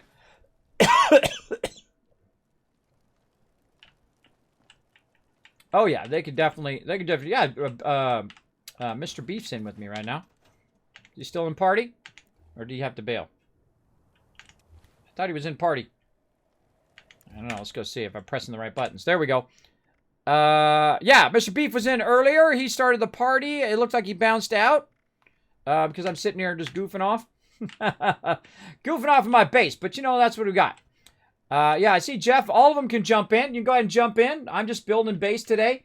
But if you want to jump in on the private server, feel free to go ahead. Get into trouble. You can. It doesn't matter what level you are now, by the way. You're welcome to jump in. Since I've already kind of passed those beginning levels. I'm going to jump in and run around. Just know that I'm going to be doing this for a little bit. This is what I do. I build stuff sometimes. And sometimes I'm running around doing questing. And sometimes I'm doing other stuff. I rotate my gameplay. And I feel like that's a vital thing that you want to do. And I would rather use this little one than to use that big one. Let's put this... I think it's this way where the spoon is. Let's see. Nice day. Yep, it's the spoon side. There's a spoon side where you sit. So that's why I turned it like that. Let's go ahead and put it over there. Now, one of the ones that I usually use two of is going to be the weapons bench. And the reason why that is sometimes someone's using the other weapons bench. And so if I want to use my weapons bench, I'll put it right there. Another thing we can go ahead and grab here. I probably should have grabbed it out of my storage, but oh well. Another thing we can grab here is our bed. Why do I have this bed? Not my other bed. Huh. Oh, there it is. And I'll hide my bed over here in the corner. Getting really muddy. Right there. See, nice and efficient. It's a little awkward because you have this drop off here, but that's going to come into play here in a moment when we get to that. Okay, so we got that going. Now over here is another great place to put stuff. By the way, if you don't want stuff shooting through here, you can just go ahead and put it back in a wall like this along this edge, but you'd have to put a foundation first. I'm not going to do it, but you can go ahead and put it along that edge as well. I feel like that side's pretty protected because it's kind of hard to shoot through there. But I think we're good enough for now. And so on. And so we got that going. So now the next thing we're going to think about is how are we going to do our power. Right? Now, he already gave me, Jeff gave me some power stuff. So we're going to go ahead and do our power stuff here. If it lets me get up here. There we go. All right. So we want to put our power in definitely in a spot that's not going to get destroyed and also not be in the way. Now, I cannot actually build these. I haven't got the pattern for them yet, and I was going to wait until I got the pattern to build them anyway. But he's already made some, so we'll go ahead and just utilize them right over here. Right up against the walls here. Actually, I feel like maybe we'll just put that away from the wall, and then we can run behind it. That's an even better idea. We'll put it up here nice and high. Maybe a little bit over, so that's not so easy to shoot it from over there. I'm always thinking about angles in which stuff can be shot in there as well. All right. And let's see.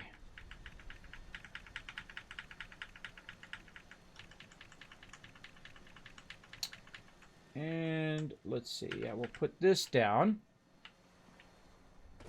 All right, now over here, I'm also going to use this kind of corner over here for this. Since I've already built it before, we'll go ahead and use that. This right here, I'm going to scrap. We no longer need that. We've got these. Now, again, normally you can't build these till later, till you do a certain quest or get a certain pattern. But we're going to go ahead and just... Now, my whole thing here for this particular area is optimizing this right here, this water. Putting as many of these in here as I can. Now, I do the same thing in Fallout 4, and that's why they call me the Wasteland Tycoon. I literally will make 1,000, 3,000 water every couple days in game, which means I rule the wasteland. I literally have hundreds of thousands of caps every couple days in game. And I can go around and buy out every single vendor in the game using purified water as a currency. So you just basically get the water, sell it to the vendor, and then trade whatever it is you need, which is usually the entire thing. I get all of the loots. Now, we only have the ability to build 3 because he only put 3 of them down, but I'm sure he would come over here and build more if I asked him to. But we'll just go with 3 for now. And so we're going to optimize this. Now, this is why I put this a bit beyond the water here, so I can optimize how many of these I can link together. Notice I can't link that way because it's facing the opposite direction. Same thing over here. If I try to link this across, it actually knows most of the time if it's going to clip. In this case, it's clipping just a little bit through there. I don't like stuff to clip. So let's go ahead and rotate this back around the other way. If you want to see something fits, by the way, best thing to do is to rotate it around and try to see if it turns green. If it turns green, then you know you've got it there. You'll see me do that quite often. I'll do a little bit of this, a little bit of that to try to get it in the right direction. And so it'll just fit real nicely in that corner. So let's try to get it If those raiders come snooping around, right there. All right, then we'll try to run it this way. And that's still going through that thing. Let's go ahead and fix that. Now, if you want to take out the actual line, you can hit the line there and then scrap the line. Sometimes a little tricky. Sometimes a little tricky. So let's go ahead and let's do some building. Up here, we're going to use a power connector. And another cool thing with the power connector, so you get the different directions of the power connector. Love that as well. Now, we're just going to make this a little easy. And we're going to use this later. We're going to put that right up there. And we're going to run this one. Oh, we're going to try anyway. There we go. Up to here. And then from there. Oh, there it goes. Already did. Down to there. There we go. Now, if that gets knocked out, then it's going to lose that power, but that's okay. And then over here, we can grab this, and we can run it down to there, but that's obscured. We can try to run it over here like this, but that's too far. Wire's too long. Now, there's a whole bunch of pieces that we can use, but I don't have a lot of them unlocked. Like this one would be great right now, right? The power pylon. But I'm just going to use the small one, and we're just kind of going to gap it right here. And I like to keep my power up high for obvious reasons. One, it's not in my face, and two, a little bit easier.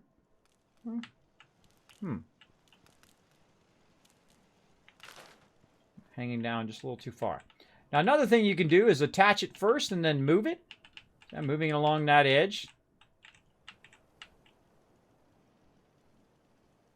And it turns red, is too far. And then now I moved it back till it's green. And now I can run it from there to there as well. All right, there we go. Connected together, looking good. Yada, yada, yada. Looking sweet. Okay. Now, another thing we can do is we can go in and temporarily remove this out right here by simply putting a floor like that, or we can put this down. And what it's going to do is literally just take that rock out. Right? Like, oh, man, no, I want these bushes out of here. Bye-bye bushes. Just like that, right? Because it has a function that allows you to take out items around the wasteland. As you put stuff down, it'll take that stuff out of your way, so you have more room for your particular base. Right? In this case, it's just a little bit up on this edge here.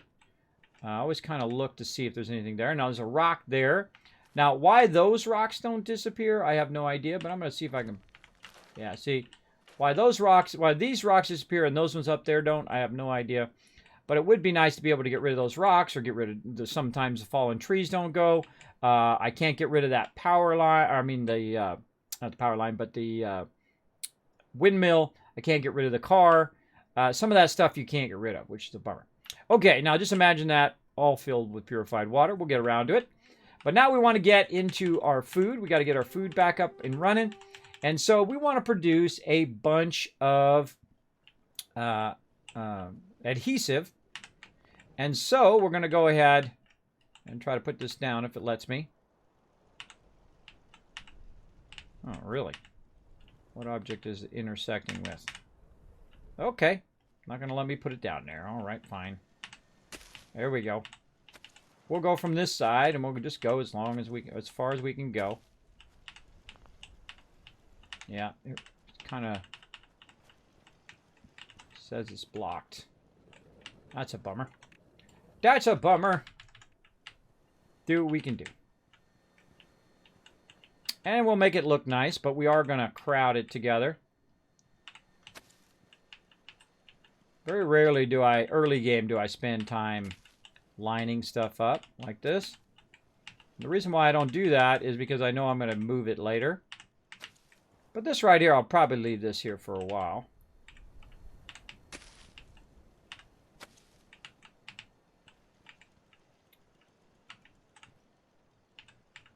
Go this way. Put that one down? No. Doesn't really matter. It's all about the aesthetics of how you want it to be. I'm not that worried about aesthetics early on, typically. Again, that's a later game thing for me. Don't build big houses. I don't build fancy stuff and bars and, you know, all of that stuff early game. You know, I'm trying to survive. I think of it like if I was really there, would in the middle of trying to survive in the wasteland, would I spend all the time building some gigantic thing just so it looks nice? Just so it's fancy, right? I wouldn't build fancy stuff. You're in survival mode, right? You wanna survive. You're trying to live, right? You want to get your food in there. You want to get all your stuff in there, right? You're not gonna be sitting there going, well, let me just paint this fancy thing on the side. And I'm an artist too. That really tells you, right? That really tells you that, yeah, I wouldn't be taking my time up with that. We'll come back to this water thing here in a second. In just a bit. All right, we'll try to squeeze, let's say 2 extras in there. We'll try to get our corn in.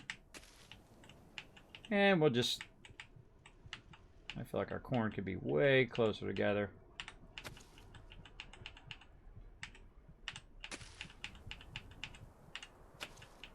Now, just so you know, I am just about halfway in my overall budget, which is pretty great. Oh, I'm out of corn.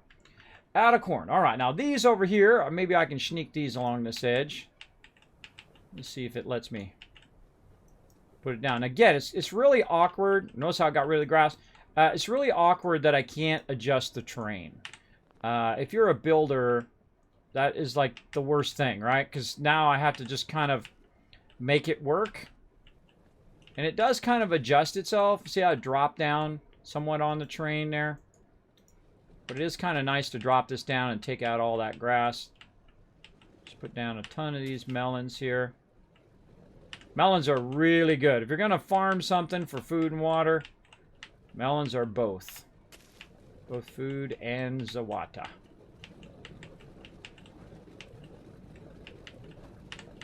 All right. There we go. Little melons at the end. Now, we want to put eventually some corn in here, but really the number one thing that we want to do in our base typically is potatoes. Now, I'm going to put potatoes way down at the bottom here first and run them along the edge as much as possible. Wow, 15 retweets. Look at you guys go. 2,500 caps. You know what? Give them an extra 500. Give them an extra 500 caps for crushing it. Keep it going, everybody. Keep it going. Now, if I miss your comment or question in chat, don't worry, I will circle back. My brain sometimes turns off. And that's what it did right there in the middle. Again, this doesn't have to be perfect, but I'm going to run it along the water edge. Like so. Oh, too close to the water. Too close. Obviously, I want to squeeze as much as I can. Now, I like to put it in a long line. And the reason why I like to do that, whoa, holy mackerel, the wonderful Devin coming in. We're getting raided. Look out, holy mackerel. Looking good, by the way, Lady Devin. Love the way you did your hair. I saw it on Twitter. Looks awesome. Looks amazing. Thanks for coming in. Did you know that I'm the only one on Twitch that actually has a vault office? I have an overseer's office. Want to see it? Let's go.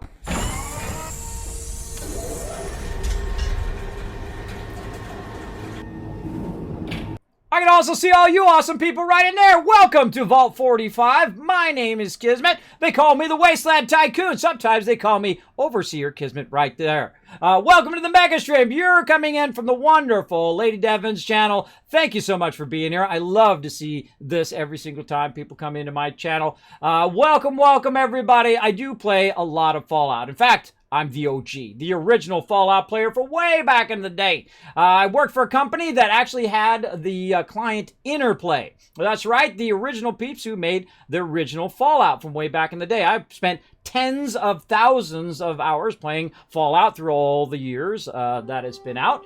I love playing Fallout. It's one of my favorite series, or I would probably say is my favorite series of all time. So welcome, come on in. We're having a great time. I'm just putting down some potatoes, as you saw there, rebuilding my base and just having some fun. What I do is I'm a hardcore kind of Fallout player where I deleted all of my characters. That's right, all of my high-level characters. Bye-bye. Because I wanted to try Wastelanders from scratch right out of the gate. And that's what I'm doing right now. I'm playing lots and lots of PC. And as well as I'm so hardcore Fallout player that I also play on Xbox and PS4 all at the same time. That's right. We play Community Night on Thursdays where we play on Xbox and PS4. So feel free to come and join us. I'm also playing on my private server right now. Let's go back to it. Let's go.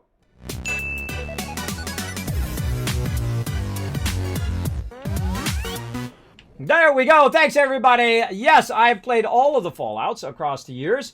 Luckily, I saw that very first one. I've been a graphic designer for 30 years. I've worked for some top companies in the world and actually saw Fallout before it released. I didn't see the game. I actually saw all the packaging materials because I'm a graphic designer. That's what I do. I do boxes and t-shirts, and I've done every type of design you can do. Literally hundreds of thousands of projects. I've been very, very lucky in my career to work, again, for some of the top companies in the world. Worked for Apple for many years as well. But guess what I do now? I do this. This is what I do. I'm a 50-year-old disabled man, and I don't care who knows it.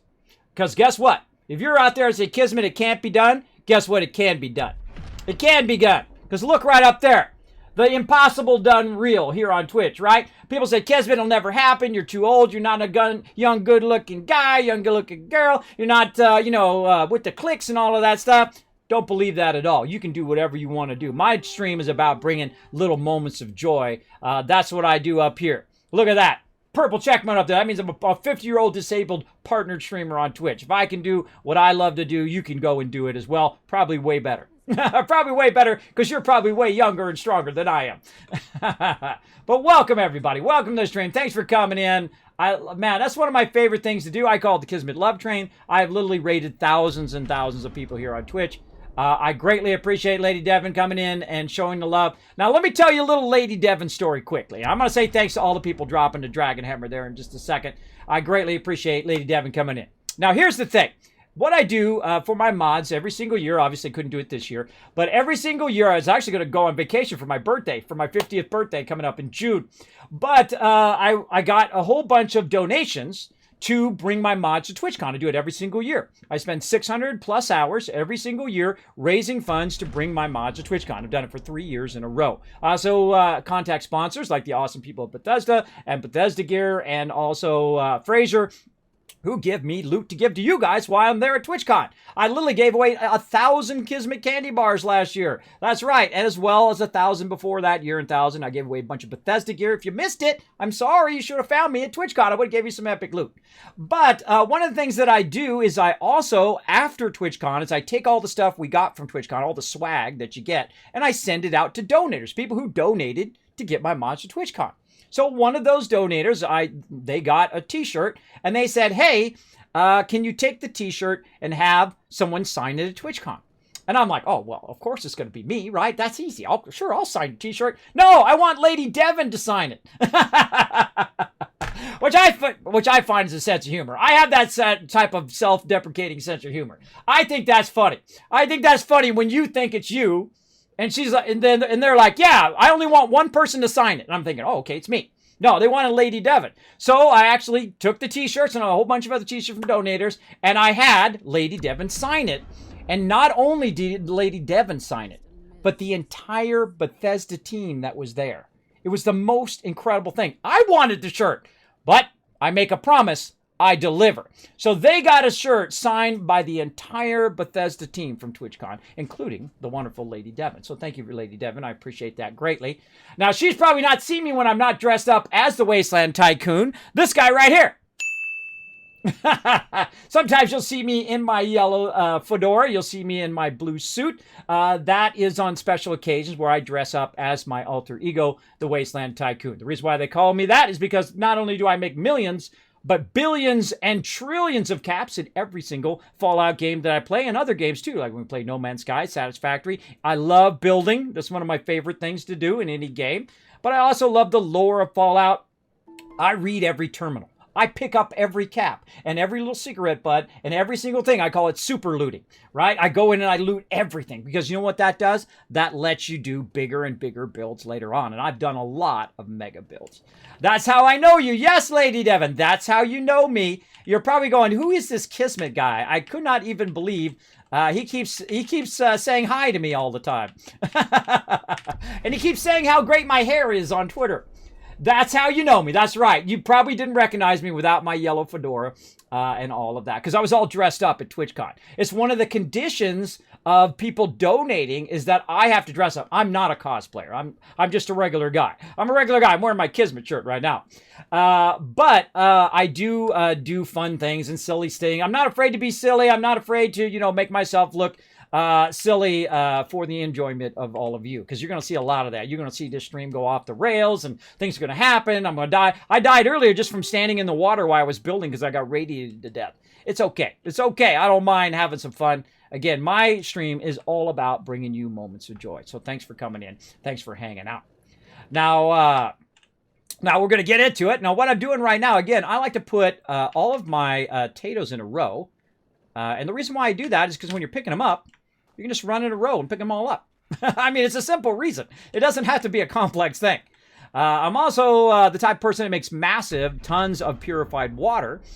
So that, of course, that's how I make my money. In Fallout 4, I played it through 6 times, 3,500 hours live here on stream, as well as I played it in the hardest mode, the hardest way you can play it, and we literally crushed that game. We destroyed it. We played through all the different story modes. We read every terminal. We read everything. We did all the side quests. We did everything a whole bunch of times. Same thing we're doing here in 76. We started fresh. Now, if you have not played Wastelanders yet, you're missing out.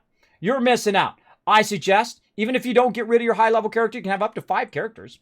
You can always start a new one. Play through in the beginning because the NPCs treat you differently. How do I know? Well, because I do have some higher level on console. So I went to him as a level 1 newbie coming out of the Vault 76, right? We're all Vault Dwellers up in here, by the way. We all look out for each other. And then you go in and you go in and talk to the NPCs, and they treat you differently. I convinced the NPCs at the very beginning to give me an epic weapon where I just started one-shotting people right at the very beginning of the game. It was pretty fun. Low-level peeps, anyway. As well as I came back later with my higher level, and I talked to the same NPCs, and they're like, whoa, hold on, Mr. High Level. Mr. I've been around the Wasteland.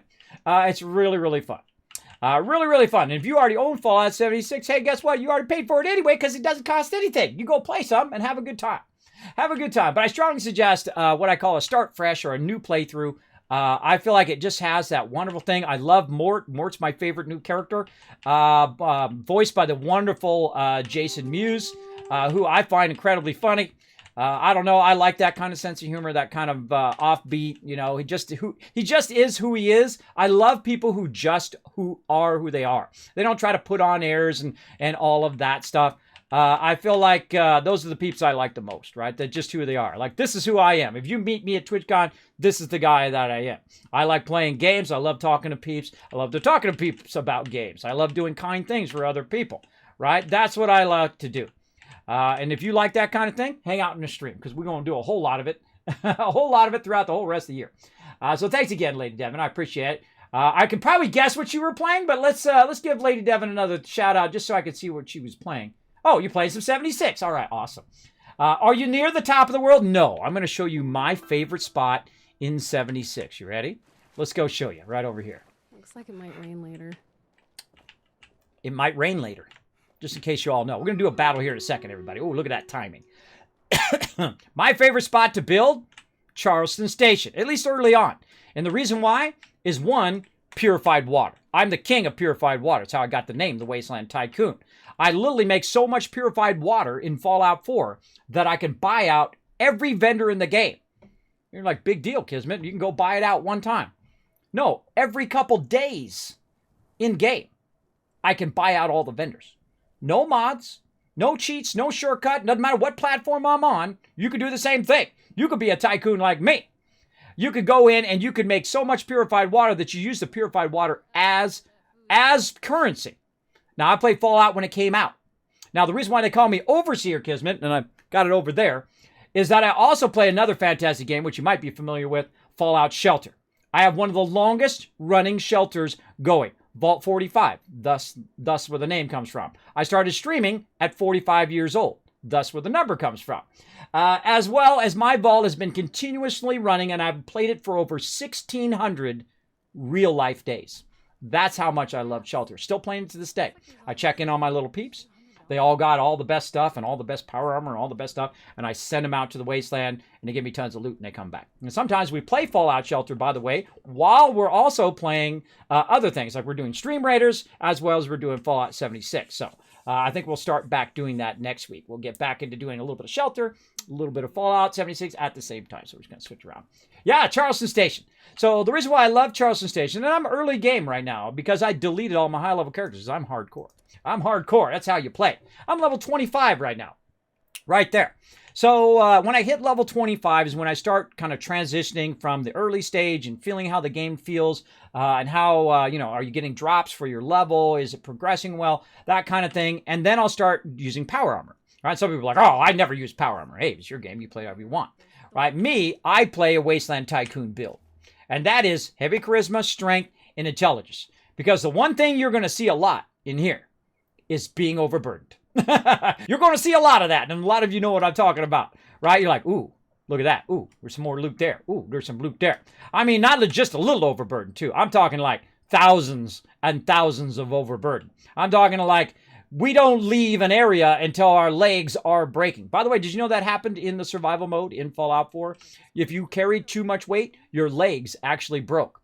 Yeah, I know because it happened to me a lot. Because I played the survival mode more than any other mode in Fallout 4. I played the normal mode once, and then I went straight to the survival mode and played a whole bunch of playthroughs in the survival mode. Very fun.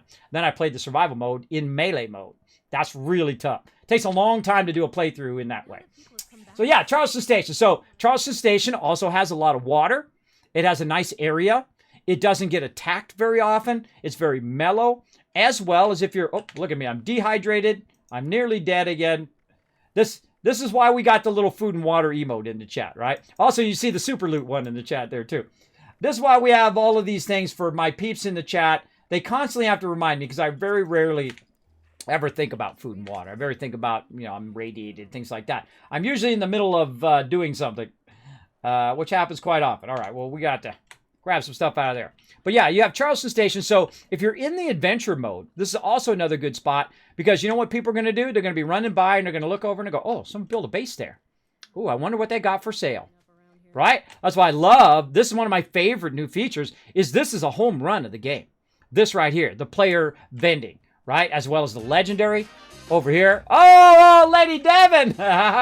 Getting a gifted sub from Dewey. Thank you, Dewey, so much for getting Lady Devin those awesome Kismet emotes. As well as I got some cool stuff coming up. I was actually talking to Lady Devin about some stuff coming down the line here. Coming down the line for you guys. See, I try to hook you guys up here in the stream. So that's one of the things that I do. I like to build right here early on. Now, later on, there's some much better spots, flatter spots. There's spots where you can get junked, you can get lead, you can get all of that stuff without doing the PvP, right? Now, if I had the option on my server, I would click a button and turn PvP off. Because you know what I know? I know it because I've been around Fallout forever. Oh, look out! Jammer giving Corey some love in the as well. Look at that, getting those epic emotes. Now you can go around and tell other people they're squirreling, right? I have a squirrel emote. Because what happens is I'm like that dog in Up, right? Where I'll be talking to you guys and I'll be like, ooh, shiny, squirrel. And I'll squirrel off onto the next thing. It happens. It happens all the time. Like I'll be talking about something and I'll be doing that. Hate to raid and run, but I gotta go sleep. Oh, don't worry about it, Lady Devin. I know how it goes. I get a little tired myself. I did 20 and a half hours of battles yesterday for Stream Raiders. So I appreciate you coming in. I appreciate you to show. Let's show Lady Devin some love on the way out. Mods in the chat. Show her some love for being awesome, for taking the extra time, by the way, to sign that for my viewer, my donator who helped my mods get to TwitchCon. I greatly appreciate all of that as well. See, I'm very hard to recognize because normally I have my fedora on and then my glasses. Now, let me blow you guys' mind. Let me show you something I bought for $5, but it cost me $50 to send it to me. That's right, the fashionable glasses. Now look at this. This is my signature thing. I pulled it right out of the game. Hold on, let me put it back in his pocket. There you go. If you like that kind of dedication to someone who would buy $5 glasses because I couldn't find them anywhere else. Couldn't find them on Amazon. Couldn't find them anywhere. I found them in Australia. And it cost me $50 to ship $5 glasses to me. So there you go. That's how hardcore of a Fallout fan that I am. Thank you for getting on that hype train. We're 94% in. Oh, look out. Blair and Fire giving Mythicus some love. Congratulations on that. Have a great night. You like that? I made her laugh before she went. Well, hey, now my life's complete. I made Lady Devin laugh before she headed out for the night. Awesome. Awesome. You have a great night, Lady Devin. Thank you so much again, bringing your community in. Now, let me show some love to the community here for coming in, hitting that Dragon Hammer. We got Dang Old Kyle coming in. We got Mr. Baby. We got Reckless. We got Chris coming in. Corey, the Starhammer. Wolfric following my channel, which is funny because he's a mod.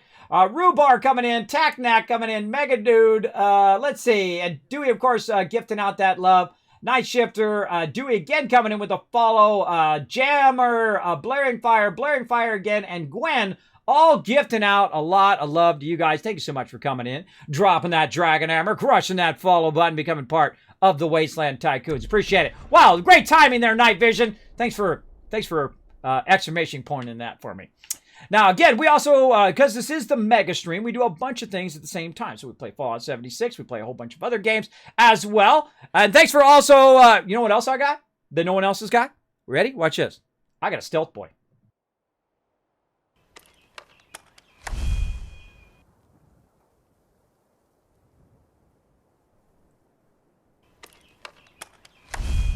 Now, the biggest problem with the Stealth Boy is that when you go stealth like that, is the fact that if your batteries run out right at that moment, you can't unstealth. So watch out, everybody. Watch out in the wasteland. Also, I'm the only one that can set the cup on fire. I'm the only one with the flaming bit cup. Dracarys. Bam! And that's why we call it the Mega Stream up in here. Now, we also do a little bit of a side stuff here called Stream Raiders. We're going to go ahead and do that real quick. Little side battles. This is for everybody in the chat. It's a free game from Stream Captain. And as you can see, I've even got a little Wasteland Tycoon skin. So there I am dressed up, by the way, as the Wasteland Tycoon right over there. That's how you normally will see me at TwitchCon. All dressed up. Some people say I look like the Vault Tech rep from Fallout 4. But that's not what it's meant to be. It's a real Vault suit. A suit, as opposed to a Vault onesie. Right? Because a Vault suit is actually a Vault onesie, not a Vault suit. And I wear a Vault suit. So there you go. Now you know where that comes from. Here we go. Boom. Let's see. Jammer, Man of Steel getting some extra love right there. And of course, Undreamed Temptress. Undreamed Temptress, I think that is. Very small to see. Congrats on becoming overall MVP. All right. Now again, this little fun little game. We work together. You've got healers and range classes and all that kind of fun stuff. We're trying to get to tier 45, but holy mackerel, that's a lot of battling, but we've been doing it. I'm going to go ahead and put my guy down there. Feel free to come and join us. Streamcaptain.com. Very fun. Okay, let's get back to building. Now, we're going to go ahead and we put our purified water in. We put our potatoes in here. And again, I'm very early game, level 25 here. And again, I started over. I did have several characters that were, level 30 and 50 and over 100 and so on and so forth. I really don't feel like, holy mackerel. Answer coming in says, you know what, let me just show the whole chat some love with that 10 bomb of love, unlocking that next hype train level there. What we got too? Hype. I love how it puts my little train icon. That's my train icon, by the way, the love train. Level 2 complete. Let's see who's getting it. Amethyst Laney getting some love. Congrats, Amethyst Laney. Oh my gosh, we went to level 4 hype train with that. Let's see. Panic Switch, Yogi Bear, Gamerman, Lenny, RC Danda, Shan Moon, and Bagdorus and JC Hunter all getting that sub love. Now, here in the stream, you know what I do? I give away tons of extra loot that is sent to me from awesome people like Bethesda themselves, like Bethesda gear. You know what I did after TwitchCon? I gave away 4 $80 Vault Tech bags. I gave away green screens. I gave away literally thousands of dollars worth of stuff to the point in which my tax accountant basically wanted to backhand slap me. This is like a charity up in here. If they send me stuff, I just give it to you because I think that's the funnest thing to do with it than it just sitting around in the background for you guys to look at it. I think it's much more fun. You guys will get much more enjoyment out of it than just, than me having a big wall of stuff. Now, if that's your thing, big power to you, but I think you would rather have the stuff for free, I think, than watching me have it. So there we go. Bunch of love for all of you guys. Now, you're also going to have the chance of winning those giveaways at 3 times the rate. And you're going to earn Kiz Caps, which is my monetary reward in the chat, to be part of the giveaways. Of course, the more Kiz Caps you have, the more you can, of course, have a chance of winning by more tickets, which gives you a higher chance. All right, kicking some beauty. And there we go. Look at all that love for you in the chat. Massive love for you in the chat. Oh, we're so close to that level 5 hype train, no. We're so close. Got 3 minutes to make it happen. 87%. So if you like lots of love, you like to hang around with awesome people, then you're in the right place. I got tons of peeps. Okay, so we're putting potatoes down. We got mute fruit. We got corn. Now, the reason why we're doing that is so that we can have a bunch of adhesive, especially early game. You're going to need it to repair your armor. You're going to need it for all sorts of stuff. And that's why I'm putting it down here. I love to do mega builds. Now, I'm not at a level yet.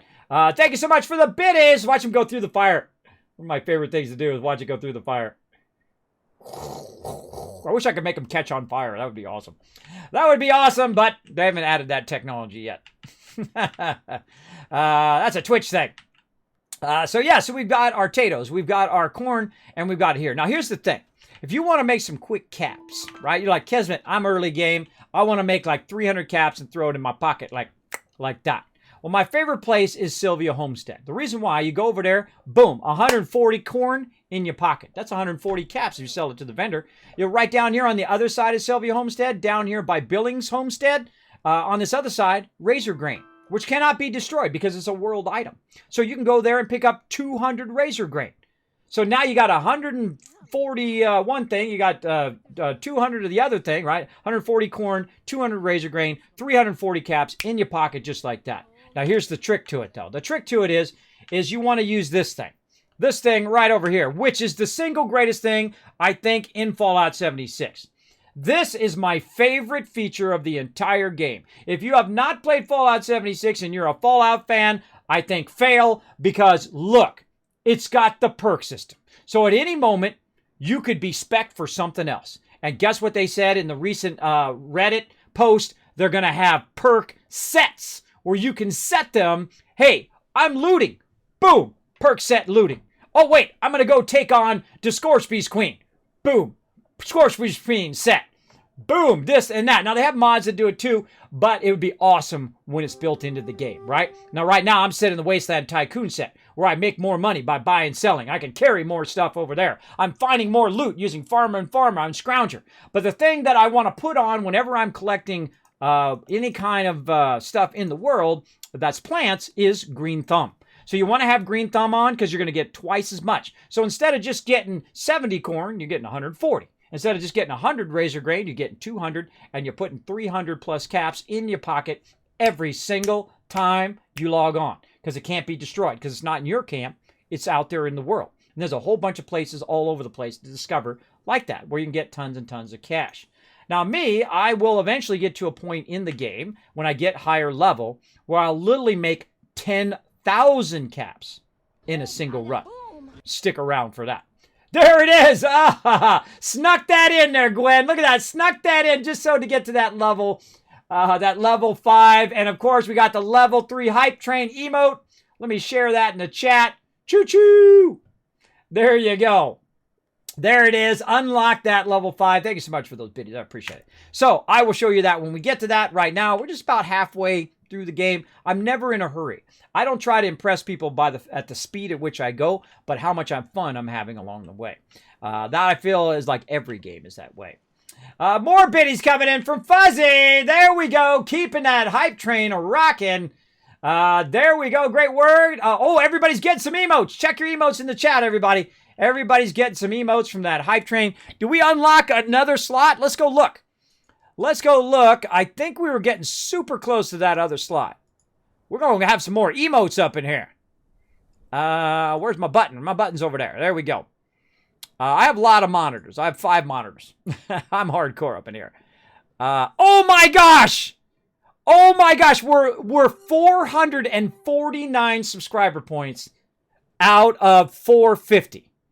Now, whoever makes it roll over is going to be the persons who I name to give 10,000 kiss caps to everybody in the stream. So if we roll over to that next one, whoever the first person is going to be the person who is going to get so much love from the chat right now because you're the person that's going to give 10,000 caps to everybody in the chat. Let's see who it is.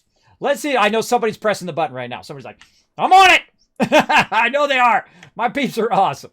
My peeps are awesome. So we're going to get 3 more new emotes coming down the way. The stream is always awesome. Thank you, Panic Switch. I work very hard behind the scenes. I worked for 18 and a half hours yesterday on my website. That's how hardcore I work. That's how hardcore I work. I've been doing it for 5 years. I work 7 days a week on the stream. Not all day, every day, though. But I do work very, very hard behind the scenes, including streaming, obviously, on the stream. So there we go. I like working with awesome people like Lady Devon. Whoa, that timing! The Jammer Gaming comes in. Did he push us over? Let's see. Did he push us over?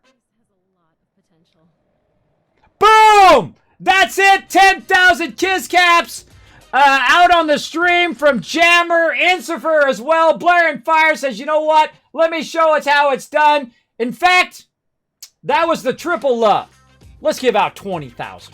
20,000 kiss caps to everybody in the stream. And thanks to Jammer, Insfer, Blaring Guy, and Slapnut Joey now coming in with the love. You guys get massive love from them. So I want to see some hearts. I'm not doing a dang thing here in stream. I'm going to sit here until I see some serious love in the chat. That's right. We'll just stare at my purified water. That's okay. I'll just drink my cherry Nuka-Cola, a.k.a. Dr. Pepper.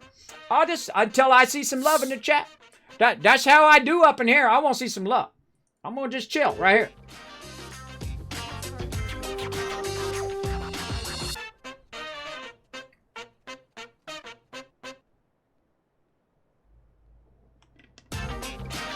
I got all night.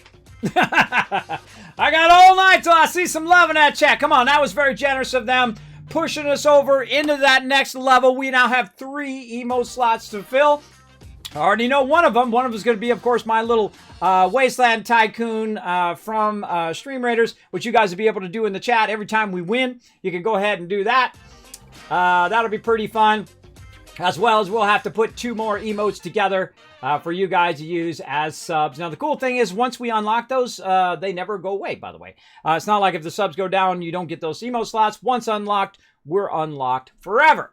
So pretty sweet. All right, wow, look at that love go in the chat now. Okay, now we get some serious love there. Holy moly, Panic Switch also coming in, giving some love to Tox there. Congrats, Tox.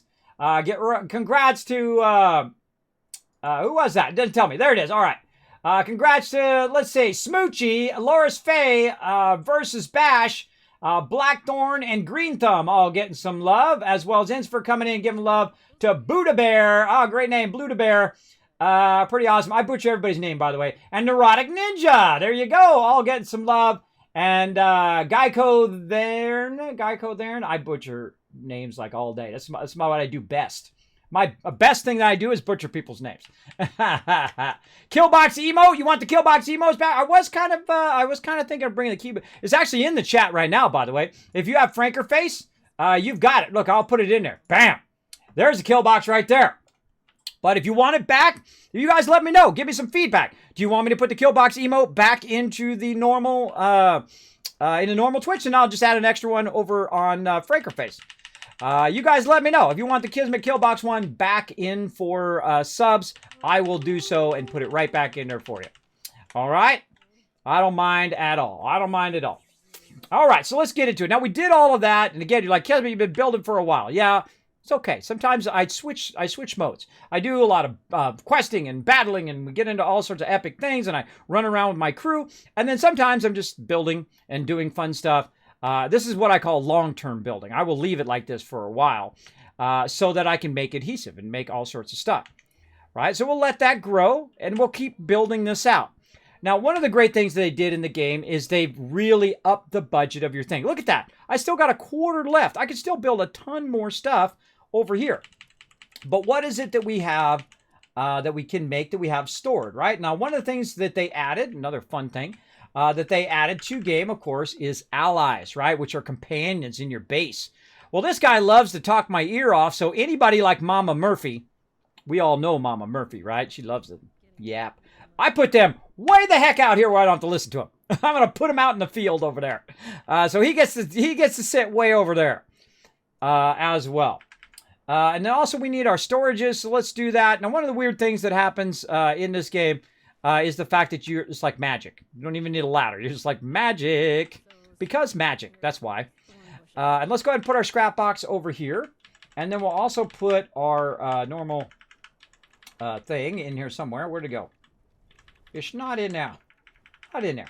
Okay, now something I don't use a lot of is my fridge, right? You can get this out of the Atom Shop. I'm not sure if it's in there anymore right now, but you can get that out of the Atom Shop. One of my favorite things, definitely worth getting out of the Atom Shop. Anything that gives you more storage, I'm down for at any point. You also see me put the scrap box down because I am in Fallout First. I highly recommend Fallout First. And people are like, Kismet, it's like $10. Hey, I've spent way more money than that on games. Way more. Thousands and thousands of dollars. In fact, I'm so hardcore, before I got ill, before I gave it my epic job at Apple, I actually put $2,000 into Star Citizen. I'm a high admiral over there. I'm hardcore. But that's before I got ill and then had to spend all this money on doctors and stuff like that. That's a story for another time. We'll get into that another time. But let's go ahead and keep on building as well. So we got a whole bunch of stuff here. What else we want to do? Let's put down a little bit of extra stuff over here, right? I like to put in a little bit of extra stuff. Not letting me put it in here on the train. There we go. A little bit there. Oh, this part you can't put stuff there. Huh, interesting. Oh, we can put corn there though. We can put corn, corn. These things called carrots. We can put those there. Now that people have come back to this area, they'll all want to be setting up places like Foundation. True. They will want to be setting up places. I got no problem with them setting up places.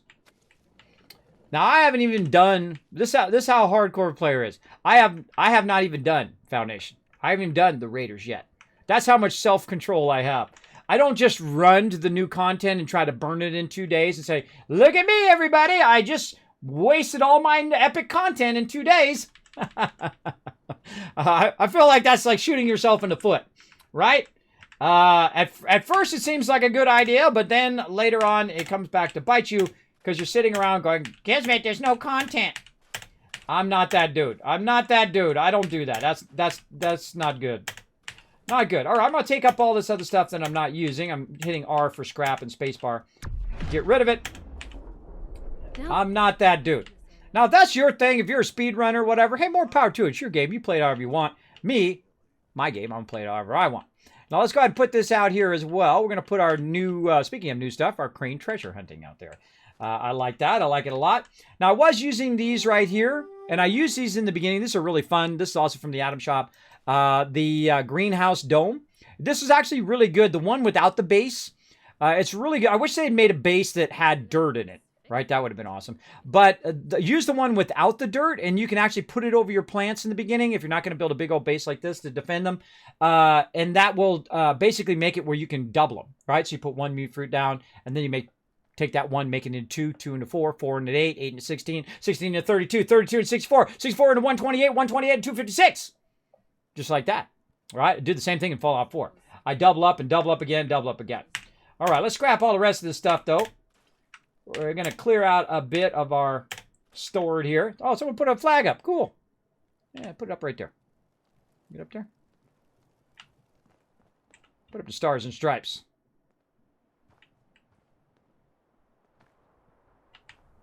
Nope. Put it up on this building. I didn't know you could do that. I put it up on a world loot building. I can put the flag on it. I just learned that, and so did you. Yes, see, I learn new stuff all the time. See, I'm not also the type of person who will go around and say, oh, I know everything, and blah, blah, blah, blah, blah, and all of that. If I don't know something, and I just learned it, I'll tell you. Right there, I just learned it. I didn't know I could do that. I never tried it before. That's probably why I didn't know. But now we know. But all right, there we go. Get these clocks out of here. We got more mute fruit.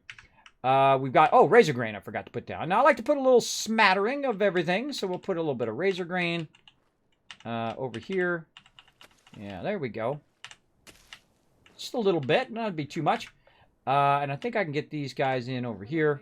A whole nother hour for that food to reheat. It takes you an hour to reheat food? I don't know what's wrong with your microwave, but I suggest getting a new one. Oh, wait, we're in the wasteland. Ain't no new microwaves being made. All right, there we go. Put a little bit of that down. All right, we got a little bit of something going here. Now you're like, well, Kismet, why don't you build a big giant 4-story building or a big gigantic tower or some of that other stuff that you've done? Like I actually have built a prison, which I called the Bad Attitude Prison. It was 4-story vault at Boston Airport, which is the most useless settlement in Fallout 4. And I built it just to put 2 people in it. I put Marcy in there. It's pretty funny. Marcy and her brother or husband or whoever that guy is. I thought it was her brother, but I put them in there as well. I've built 6-story vaults before, which have different levels of different things, whatnot. I'm working on that right now, actually, to go onto my website, kismet.gg, like good game. Kismet.gg, and you can see all my guides and all that stuff. Or you can just go check it out on my YouTube channel, right there in the chat. I put every single stream up. I put a bunch of guides and all sorts of fun stuff on how to be an awesome settlement overseer. All right, so I feel like we got that, okay. We got that okay. Now I build functional first, and then I build fancy later, right? I want it to be functional. Everything that I'm doing has a function to it, meaning that it, I can put stuff in there to give to my peeps. I can sell stuff in the wasteland, whatever I need to do. You know what? I feel like I'm going to put one of these. Get that on this edge. I don't think it's going to let me on that edge. Yeah, well, try new stuff. See how it goes. Let's see right there. What we need to do is we need to bring the water forward. We'll do another one of these. Let's say, use your scroll wheel. Scroll wheel is your friend. Sometimes it's a little feisty. Come on, I know you go there. See, I know it goes there. It just doesn't want to do it today. I know it does. I've done it before. But if you don't want to go there, fine, I'll just put it right over here. It doesn't matter what should work. It only matters what does work. Great example, 7 Days to Die. I do play a lot of that game. If you've never discovered the wonderful 7 Days to Die, we'll be playing that tomorrow.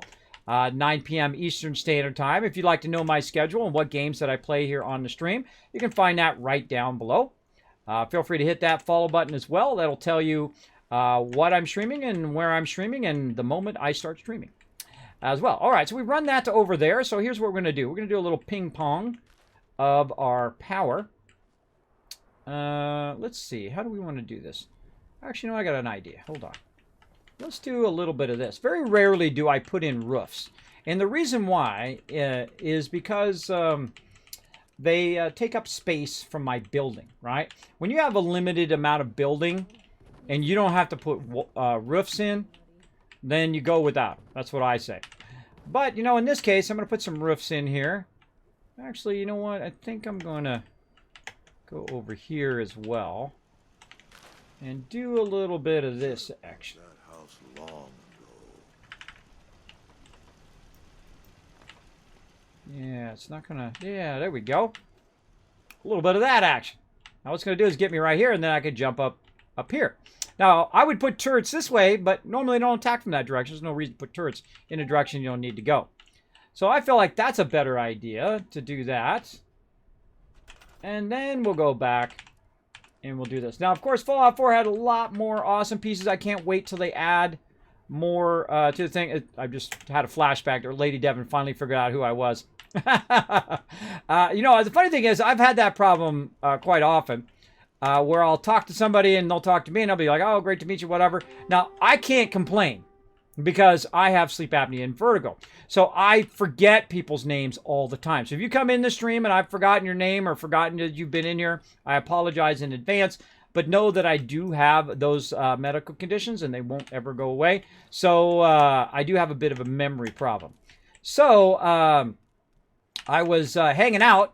And her name's Snowy, if you know who that is. Snow Lit here on Twitch. Fantastic streamer, by the way. Hunt her down and show her some love over there. So I talked to her for a while, and I talked to her at TwitchCon and whatnot. Also a member of her crew at the time, about 3 TwitchCons ago. Kara Corellia, who rated my channel and who I absolutely love, like a daughter. Awesome. Had rated my channel and whatnot, so I found out their whole group, and I actually went into the seminar by mistake, right? I went in there and I thought, oh, cool, I'll go see what, you know, having teams is like on Twitch. This was before I was partnered, before there was even an affiliate way back in the day. So I was in there and I looked up and it was Kara Corellia because I didn't look at who it was. I just said, oh, well, that's a cool one. I'll go to that one. And they had a really great seminar and whatnot. So I was sitting there talking to Snowy for a while, and then she forgot who I was after that. So I'd see her, I'd say, hey, Snowy, and she'd go, look at me like she had no idea who I was. And, you know, you probably meet a lot of people at TwitchCon, and, you know, it's kind of hard to remember peeps. So the next year, I said, hey, Snowy, how you doing? She goes, oh, good. And you could see she didn't recognize me again. So I said, okay, this time I'm not going to bother, right? So the third TwitchCon. I said, I'm not going to bother her. I was at the Twitch party, for the partner party, and I was hanging out with one of my mods, and we're walking around, we're talking to peeps, you know, and, you know, people were in there getting 3 alcohols at a time. Having a good time, you know, we had a good night, having a fun time. And I walk by and I see Snowy again. And I'm like, okay, I'm not going to bother. I'm just going to walk by. So I walk by. She goes, hey, I know you. Which I think is the funniest thing, right? Is when you don't try to talk to the person, then they recognize you. But when you're talking to them, they don't recognize you anymore. So she recognized me and she goes, you're Kismet, right? I said, yes. I said, oh my God, you remind me of this. You remembered me this time. And she goes, yes. Sorry, you know, sometimes I forget. I said, that's no problem. I have the same problem. So we sat there, we talked all about streaming and all sorts of fun stuff. We talked to a whole bunch of other peeps that came over. And before we knew it, we had a huge crowd of people all around. We're all talking, having a good time. I love talking to other creators. I call them all my streamer pals on the platform. I don't feel like it's a competition with other people on here. Some people get that, into that mentality. I feel like Twitch is one of the few places that you can stream and it not feel like a competition, or you can create content. Right, like you go on YouTube or on one of those other social medias, you feel like, you know, it's a competition. Well, so-and-so's doing this, and I got to do this, and I got to one-up them, and all of that stuff. Not at all. Not at all over here. See, I've literally rated thousands of people. People I don't know. People, I'm going to do it later tonight. I'm going to go rate some peeps. I don't know who they are. I'm not rating them for a reason other than to make their day. Is to tell them to take that Kismet love that you've all given here in the stream, and take that love, enjoy it while they're streaming, and then pass it on to somebody else. And then on to somebody else, and then on to somebody else. And that Kismet love train just keeps going and going and going. And of course, that makes Twitch a better place for all of us, right? That kind of mentality, that kind of, you know, we're all in this together kind of deal, right? We're all gamers, we're all streamers, artists, musicians, all of those things. We're all in those things together. Now you're like, oh, Kismet, oh, you're such a wholesome guy. Hey, I can cuss with the best of them. I've been partying at the river where people are partially closed or not closed at all. I've done all crazy stuff in my youth. I don't do that anymore. I'm 50 years old. Are you still doing that at 50 years old? 1, is creepy, and 2, you haven't learned anything yet. But when you're young, hey, party on. Party on. Be safe, though. Be safe. Not right now. Don't go getting in groups right now. But you know what I mean. You know what I mean. So there we go. I have sleep apnea and I have my moments. Yeah, they call me Taj. I know how it goes, bro. It's like, imagine having 30 minutes of sleep every day for 5 years. Yeah, it's hard. It's tough. But I had two options, right? My doctors told me to lay down and die. I told them to go screw themselves. I said, nah, I don't think so. I'm only level 45 in real life. I ain't laying down and dying. I don't think so. You talking to the wrong guy, bro. I was going to put my stash down. That's what I've been trying to do all this time. Put my stash down. I said, you talking to the wrong guy. That ain't happened to me. I ain't going to lay down and die. Let my wife take care of me for the next, how many ever years I got left. I don't think so. I don't think so. So I got up and I found something else I love to do, and I'm doing it right this moment, which is talking to you and appreciating you being my channel. That's what I'm doing. Let's go to it. Let's get some Radaway out of here, because I've been standing in the water way too much. All right, so again, this is good enough. I think we've spent thorough amount of time on this now. There we go. I'm suffering from starvation. I'm always suffering from something. Let's get our razor grain soup out of here. Oh, our razor grain soup is almost out, too. Look at that. See, it's almost out. We better get all that out of there. See, we could have been eating our razor grain soup all this time. Razor grain soup, super easy. You know that razor grain I was talking about earlier? You go get 200 of that and make, tons and tons of razor grain soup. Tons and tons of it. All right, so there we go. Now, again, this is more for function than for looking pretty and being fantastical. But all I got is tension. I was hoping for a pension, and I only got a tension. Wait a minute. I was hoping for a pension, and all I got was tension. I think dude's trying to get to his chair over there. Hold on, let me do him a solid over here. Where'd my stairs go? The funny thing is also, I build a lot less than I did in Fallout 4. I'd say by about 90%. By about 90% less do I build in Fallout 76 than I did in Fallout 4. I built a lot in Fallout 4. I would say 80% of my gameplay in Fallout 4 is me building. Absolutely. Hold on, let's take this out. I feel like this dude needs a stairwell over here. I think he's trying to get to his... I think he's trying to make him walk in the water. I think he's trying to get over there to his chair, which I put way off in the corner over there. But he made it up in here. That tells you something, right? That tells you the NPCs can walk their way up in here. I'll make him walk over here and walk way over there to his chair. All right, so now we're ready to actually get into some trouble. Oh, here he comes. Come on in, bro. Nope, okay, run that way. You can also make it through this way, too. All over. Building this place up is hard work. He's sitting in there. Yeah, he's sitting there. So you can come in and go through this way and get in that way, too. I don't know if they're that smart, but we'll see what happens. Okay, so now let's get into some more quests here. We've been doing the Rose quests, which I'm sorry to say is my least favorite quest in the entire game. It is not good. I'm sorry. That is just the truth. That is just the truth. At least it's not my kind of good. I don't like it, but that's okay. We're going to do it anyway. We're going to do it anyway. You know why we're going to do it anyway? Because it's our primary quest. I'm not a big fan of helping raiders. And you're like, oh, Kismet, you got to help the raiders in this game. Well, maybe they'll convince me this time. Right? Always hold out the possibility that one day they're going to try to convince me to do their stuff. Now, I pull out all of these letters and stuff like that. They don't weigh anything, but they take up your visual space in there. So I try to take all that stuff out. Extra ammo out. Let's check our weapons. Blair and Fire is ready to go. Let's go ahead and get our sniper ready. Got the shotty ready. And then, of course, the flaming pitchfork. Because what else would you have, right? Where do you get the fridge? The fridge was in the atomic shop. I'm not sure if it's still in there right now. I think it was a limited time. It was Arcus Pharma event. So the bloody Arctos. So Arctos Pharma refrigerator. I just watch for it. I'm sure it'll circle back again. So don't worry. Be watching for it. And thank you for using my name, by the way, Rocky Steel. You know what I'm going to do? And because you use my name to make it easier for me to see your question in the chat, We'll give 1,000 kiss caps to everybody in the stream. Right there. Press the right button. There we go. Does it help with food? It does. It keeps your food refrigerated. So it keeps it refrigerated so it doesn't decay as fast. So like I got razor grain soup here. If I put the razor grain soup in there, and you're going to see a little symbol next to it, the little frosty symbol right here. It looks like a snowflake if you can see it. It's pretty small for you guys on stream. But I can put all that in there, and that will last a lot longer, right, than if it's in my inventory. Right? So that definitely is a great thing. I definitely suggest getting that. And you know what? I think I'm going to put my robot buddy in here, even though one of my biggest things that I would love them to fix in-game is to fix the robots. You're like, Kismet, what's wrong with the robots? They never shut up. They just talk and talk and talk and talk.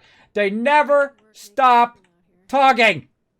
I go to the NPC over there, and I'm sure some of you have had this problem, and you're trying to sell and buy stuff, and what do you got? You got a talking NPC in your ear the entire time.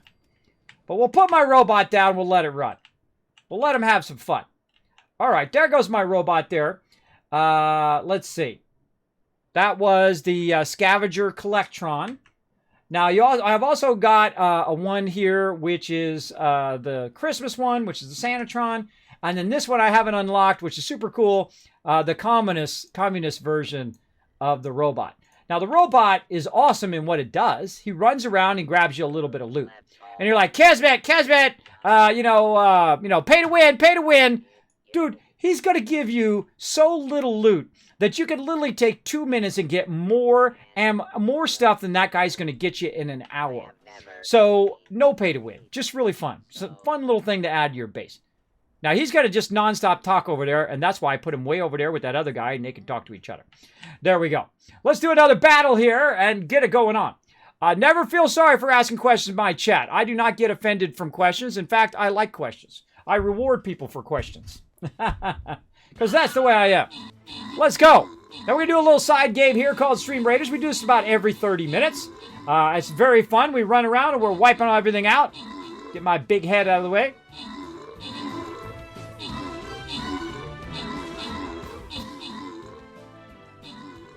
And another win. Man, we're crushing it. Oh, wait. Got a little drone back there shooting us in the back. Get him. We got him. Got that guy. All right, give you guys some extra love. Some rewards going out to Yangji, Casual Charlie, H2O, and Jammer, all getting the extra love. Congrats. You're like, man, I'm glad I was in the chat now. Crazy, my awesome mod coming in. Overall MVP. Congrats with the most assists and CG getting the most kills. Congrats on that. Let's see. Let's just go for the boss. Let's go for it. Come on. Let's get that sweet loot. Let me put the Wasteland Tycoon in there. You ever have one of those dreams as a kid? You ever have one of those silly dreams that, you know, one day a character that you create will be in a game? This guy, Wasteland Tycoon. So I actually have a little version of me in that game, which I think is super awesome. Another achievement unlocked. Real life achievement, not just in game.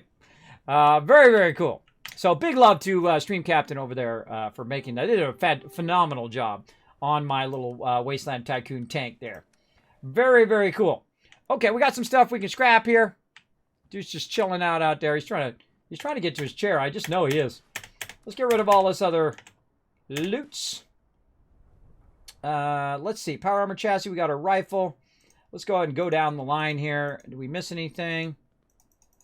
Oh, I'm in the thing. I gotta go to my stash. Oh, wait, over here. Let's go ahead and check over here to make sure we don't have any junk in here. Now, again, I am sponsored by Bethesda, so that's why... Oh, hold on. You don't even see what I'm looking at. Beep. There we go. I'm just standing over here putting loot in. Basically, I am sponsored by Bethesda, so I do have Fallout First. Full disclosure, Fallout First from Bethesda. I do greatly appreciate that, but I would have got it anyway.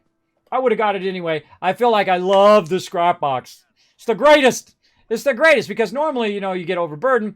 But look at this. 6,315 steel in there.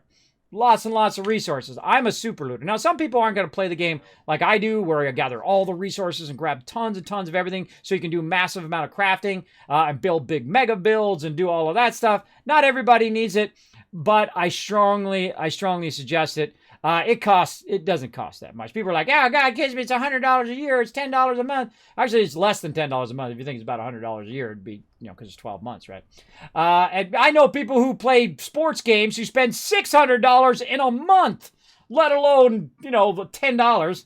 I feel like it's totally worth it. You got the scrap box, you got the camp, you got that, and you have your own private server, which is the best part, right? So if you're a solo player and you're like, you know what, I don't want to play with anybody. I want to have the old school Fallout New Vegas feel, but I want to play the latest game. I want to play Wastelanders. I want to check out the latest story, and I want to do that. Boom. Fallout First is for you, bro. There ain't nobody going to bother you. You're going to be in your own server, and guess what? 4 times the size of Fallout 4, and all the loot everywhere is yours. Is your loot. That's what I like about it. When I log in, I don't have to run around and wait for that place to respawn, right? Because that's what happens in venture mode. You're running around, and sometimes you might go into an area, and then you come back later, and there's a whole bunch of extra stuff there. You know why? Because someone came in and looted it before you. But in Fallout First, you don't have that problem. Every time you log in, the whole world is pristine. You can go wherever you want, and you can find those keys. You can find that bobblehead and those magazines you were looking for, and all of that. Fusion cores, everything is all at your command, and all just for you or for your friends. Like I have a bunch of peeps in that join me. Now, again, in these tough times, if you can't afford Fallout First, and you're on the PC, come in and use mine. That's right. You can come in and use mine. You can run around. You can run around with us or go off and do your own thing. It's up to you. It's up to you. So if you want to join me, my name is Kismet, right up there, Kismet. So you're welcome to come in and join it. So yeah, it's a subscription. I feel it's totally worth it. I've spent way more money on games than $10 a month. I'm big man into Star Citizen, as well as other games as well, like a great one, Guild Wars 2. I spent hundreds of dollars in their cosmetic shop, buying red katanas and buying outfits and things like that. I have zero problem with that. I don't have any problem with that. It's only when they say, oh, well, here, click this button, now you get a level. Oh, click this button, boom, you get 10,000 caps or 10,000 units or $10,000, right? That's when you're going pay to win, bro. That's when if you want to unlock this certain thing, you got to have money. And if you don't got money, it's going to take you a year. We all know those who's been doing that, right? Another different company. Yeah, that's not cool, bro. That's not cool, bro. There we go. How do you bring up the option to add friends? Super easy. You bring up your map, and then you go into social right up there, and at the bottom of social right down here. Now look how far above and beyond I go. Watch this. I'm going to bring it up here if I can find it over here. Where'd it go? Right there. Boom. Right there. The red arrow. That's right. The famous Kismet red arrow. Watch this. Even transparent. How cool is that? I use a program called Maya, which is massively overkill for doing this. I bought it before I got ill. So right over here, right down here, right down there, you go ahead and put my name in there, Kismet, and make sure that you tell me when you do in the chat so I'll know, and then I can add you. I have a gigantic friends list, so I'll need to know. If you don't tell me, it'll be hard for me to find you. So yeah, put it right in there. There you go. There you go. Remember, the whole world's looting is at your command when you have your own. So I highly recommend it. And you're like, Kismet, well, you're sponsored by Bethesda. You're supposed to say that. Let me know. Let me tell you, some of you new peeps. All my old peeps already know. I'm 50. I'm high level in real life. I don't answer to no one. I don't have to do nothing. And if I didn't believe in it, you wouldn't see me doing it, and I wouldn't be talking about it on stream. I don't care if people come in my stream, like some of these other streamers, and say, look, here's a sucky game. Here's $10,000. Play this sucky game on stream. No, I don't have to. I don't do stuff just for money. In fact, I don't make any money doing this. I take every penny, put it back into the stream, and send the love to you guys. You know why? Because I'm at a point in my life where I can do that. I'm at a point in my life where I don't care about the fancy cars and the fancy rings and the $1,000 suits anymore. I've had those things. I've made a tremendous amount of money in my career. Not trying to flex on you, not trying to, be Mr. Big Cheese or, do that kind of stuff. Trying to inspire you to do what you love to do, right? If you're not enough without that stuff, you ain't going to be enough with it anyway. So I strongly recommend going out and doing what you love to do. And don't be pressured by money. Don't be pressured by that stuff. I don't care about any of that stuff. I don't have to anymore. And when I was young, I cared about what everybody thought. I would wear $1,000 suits. I'd have fancy cars and fancy houses because that's what I do. But I'd be working all the time to pay for all of that stuff so I can impress these random people who I don't even know and who don't care about me. You know how people don't care about you? When they say that you suck. Those people who don't care about you. Keep those people away from you in your life, right? The people who do care about you, those are the people you cherish. Make sure to treat them well and expect them to treat you well in return, right? I'm high level in real life as well as I've been married for 27 years. Try to get that real life achievement. That ain't an easy one. My wife's feisty too. You got to be a strong man to be with a strong woman. All the ladies in my chat know what I'm talking about, right? You got to step it up a little. You got to go over there and bring home the bacon. You got to deliver. You got to help with the kids. You got to change those diapers. You got to go to the store at 3 o'clock in the morning when she wants those chili cheese fries. You got to go. When she's pregnant with that child and it's 3 o'clock in the morning, you better go find those chili cheese fries. You better go get them, and you better get right this moment. Don't even say anything. Just say, I'm on the way. Grab the keys, get in the car, in your pajamas, put a robe on or something, get those chili cheese fries. Go for it. I've done it many times. I have 3 daughters. So there you go. Yeah, look, all the rights in the chat. Yep, thumbs up. That's right. Get them chili cheese fries or whatever she feels like going. If she wants, avocados and cherry ice cream, avocados and cherry ice cream, bro. That's what you do. Now, be careful in these times, though. Be careful in these times when you go out, especially around ladies who are pregnant. Very, very dangerous. But you know what I'm talking about. Yeah, now you chafe chili cheese fries. There you go. There you go. I've made everybody hungry in the chat. There you go. I've literally done that. 3 o'clock in the morning. She wants some fries. I'm gone. I'm getting my keys. I'm off to get some fries. Get it going. Never argue with a pregnant woman, bro. Never argue. That's like putting your life in your hands. You think putting your life in hands when you're out in a dangerous area in a dark road down a scary back road somewhere at 4 o'clock in the morning in some state you never been into or some country you never been to? Try to deal with a pregnant lady when she wants some chili cheese fries. That's the scariest thing. That's way scary. As use a friend kiss. Okay, Diz, I'll try to get you. Hold on. Let's see if we get you in here. That's really, really scary.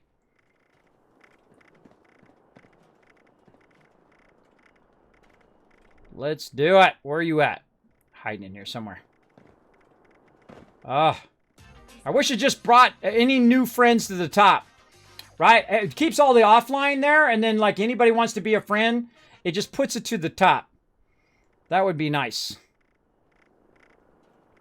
I don't see it. You got a different name in game? Tell me if you've got a different name in game. I don't see it. Usually there's a circle. Like I said, I have a very, very large friends list. Now remember, it's Kismet on PC. On Xbox and PS4, it's Kismet B like Bravo, P like Papa. We're currently on the PC, by the way. Currently on the PC and having a fun time. All right. Let's see. We got Blair and Fire in the crew. Who else we got on the server? Wish you told me who was on the actual server, too. Jeff's on the server somewhere, I think.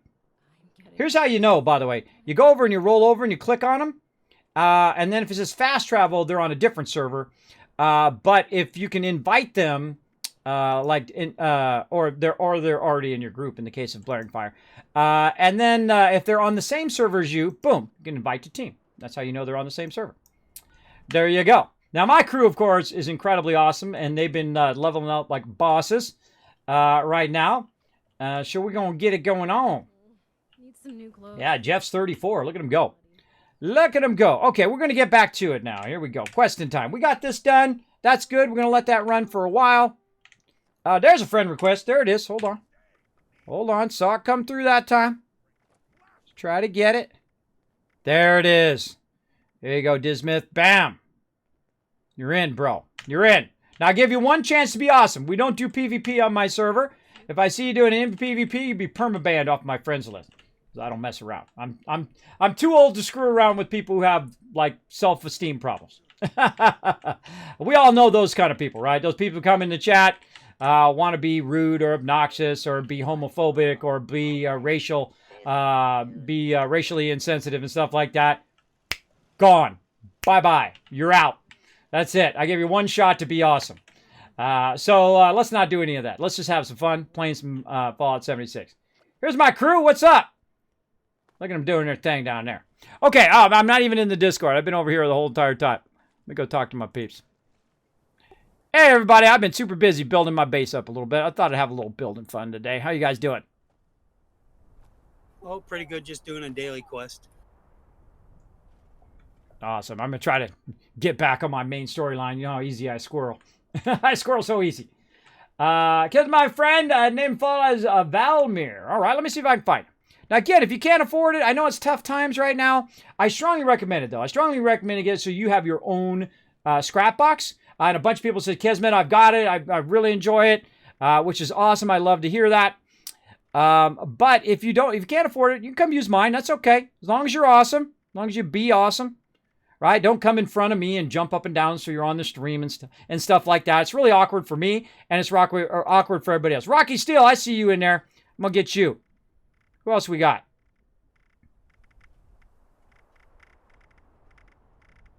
Who else we got? Now, before I get to level 25, usually I limit the level, what level you are on the server, but after I get past level 25, I'm going to start using my power armor and all that. So it should be good. I don't see the other one. I saw Rocky. I got Rocky in there. I don't see the other one. Tell me again and send me another invite, because I don't see it in there. Again, I wish it just like new friends came to the top. I should really write all this down and give some feedback to Bethesda, but I'm a busy guy. I'm a very, very busy guy. I'm constantly working on stuff for the stream. So yeah, Night Shifter, if you send it to me again, go ahead and send it to me. I don't add people. You got to add me, because my name's really easy. And some people's names aren't so easy. There we go. What's up, Distract? Thanks for hanging out in the chat. Sometimes you have to tap my name. I got you, Rocky Steel. I got you, bro. Yeah. There we go. I'm a guy, and now I crave chili cheese fries. Yes. Now I'm getting hungry, too. I'm getting so tired of those thorn bushes. So, free to play. I'm stuck playing with hundreds of people. No, you can come play with me, bro. Come on in, Mythicus. Come and join us if you're on PC. You can also come and join us on PS4 and Xbox if you're on that on Thursdays. How do I bring up the option to add friends? I talked that one. I'm just going to catch up on chat a little bit here. What is the follow for? Yes, it's a subscription service to have your own private server. It's kind of like 7 Days to Die, where you have your own private server, and then you can just let in whoever you want. That kind of thing. When I add somebody to my friends list, I don't have to call you into my private server, and I can have up to 8 people on the private server, obviously 7 more than me, so I'm going to be on there because I have to be on the server. When I leave, if you don't have Fallout First, it's going to kick you off of the server. Oh, there's another friend request. It's going to kick you off the server. But while I'm here, you don't have to hang out with me. It's not like I'm going to, chain you. We're not going to be chained together. You got to run with me. You go do your own thing if you want to. You can run around, collect loot, whatever you want to do. Build your base, I'm not going to, hover over you the entire time. But I do ask that you don't run in front of me and kill all the mobs. I don't need that done. I feel like part of it is the struggle. Not seeing you in there. It's not showing me anybody with a circle. Maybe we should highlight in green or something. That would be good. Actually, highlights in a color. When someone's sending you a friend, like in yellow or green or blue or something. It's hard work making a living. I don't see ya. It's not coming through. Again, the name's Kismet. Kismet. Don't see it. Don't see it. Sorry, everybody. Sorry. Now, again, no matter what level you are, even if you're Marty, it's Marty, all right? Try it again. Send me another, just send it to me again. Sometimes I have to quit out and come back in, but my crew's in here right now, so I don't want to drop out. But I'll look again. Yeah, it's not there. Try sending me again, and I'll just sit right here and see if it pops up. How about that? It never seems to end. Night Shifter, send it again. You have to be on PC, by the way. Let me make it clear. I'm on PC right now. But if you're sending it to me on the other one... Oh, there's Marty. All right, Marty, we got you. I'm on PC. So if you are on Xbox or PS4, know that I play that on Thursdays with my community. If you need help in the wasteland, we'll come help you. I've already forgotten what the name was. I've already forgotten what the name is. Valmir. Valmir, down in the V's. Let's go. Come on, we're going to find you guys. Now, again, it's up to 8 people, so when it fills, it's first come, first serve when I log in. Usually I play about 9 p.m. Eastern Standard Time on Tuesday, Wednesday, Thursday, and then Saturday. Oh, I hate this misty, foggy crap.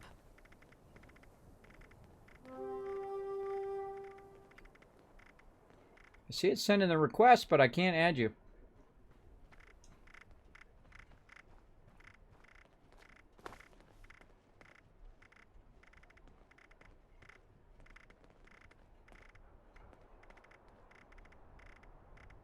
Oh, there it is. Yay. Bam. Gotcha. Whew. That was some work. That was some work. Let's see. Is it cross-platform? No. Sadly, it is not. That's not Bethesda's fault. That is Sony and Microsoft's fault. Blame them. Because if you could have a Fortnite on every platform, why can't you have a 76, right? That's a their problem, not a this problem. But you can get, if you get it for like your Xbox, right? Say you have Fallout 76 for your Xbox, you can use the Xbox thing to play it on your PC, which is really cool. Really cool. So I have not only the PC, I have 2 custom PCs. You can see all of that on my website, kismet.gg. Just upgraded it too. You can see everything that I use here in my studio. All the computers and lights and cameras and green screens and all that kind of fun stuff. I have an Xbox One X and I have a PS4 Pro. And I have a Switch, all to play games with you guys. I don't really even play on them. The only time I play on them is with you guys. I'm usually playing games here on the PC.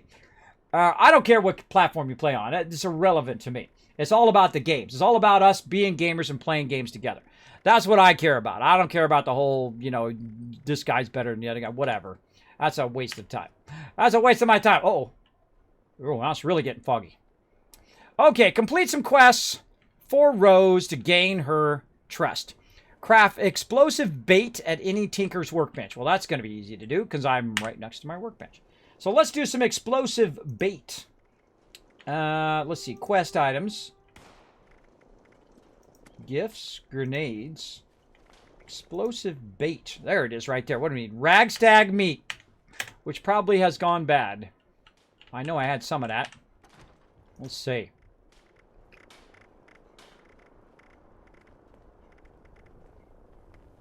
Yeah, it went bad. It went bad. All right, that's okay. Now, this is what's great about friends. Anybody have some ragstag meat? This is my favorite part of Fallout 76. I might. Hold on. Is that you got a crew. You got a crew to back you up, right? It's Fallout 4 with friends, right? You're in there. You're having a great time with your crew. You need some ragstag meat. Your peeps going to hook you up, right? And then one day when they need a pattern or something that you got, you hook them up. They need 50 cal ammo, you got a bunch. You need shotgun ammo, they got a bunch. He ain't got it. Flare fire? Nope. You said you didn't have any? Yeah, I'm out. Sorry. Oh, no worries. I'll hunt one down.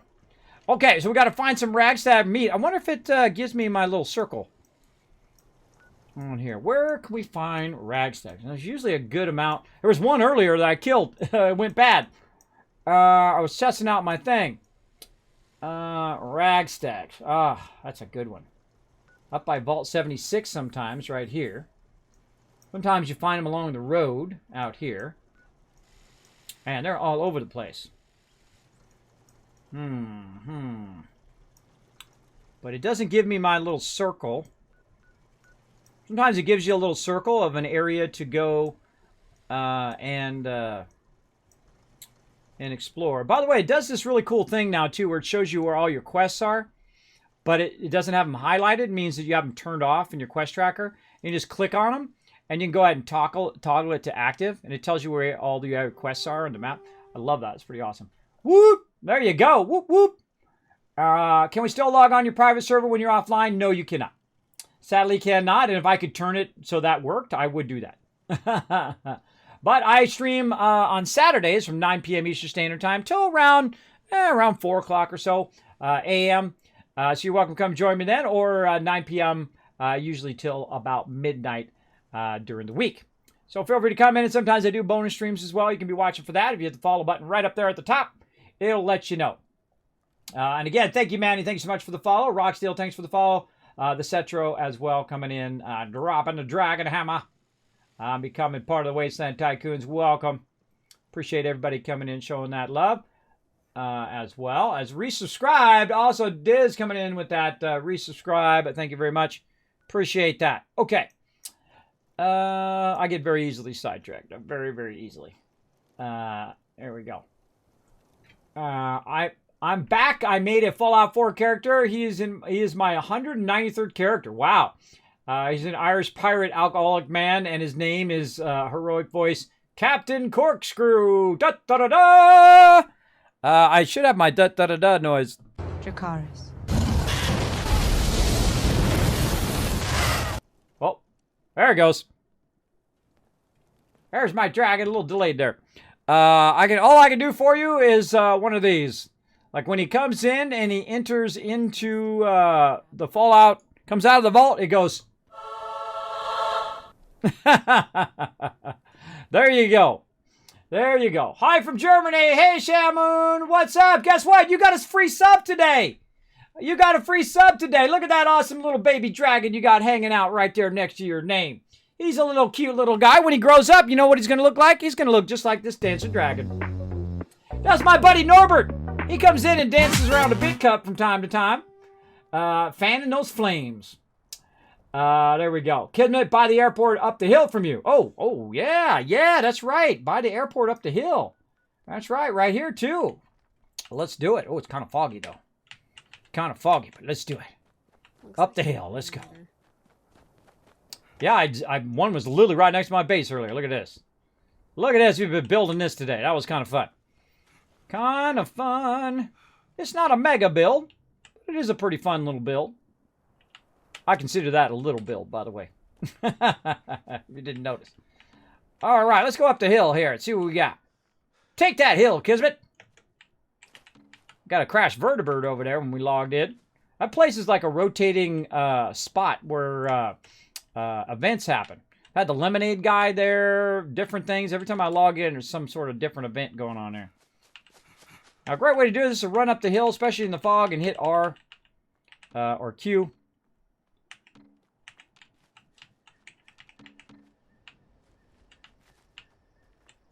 Or, of course, put your weapon away. There we go. Oh, there's a firefly.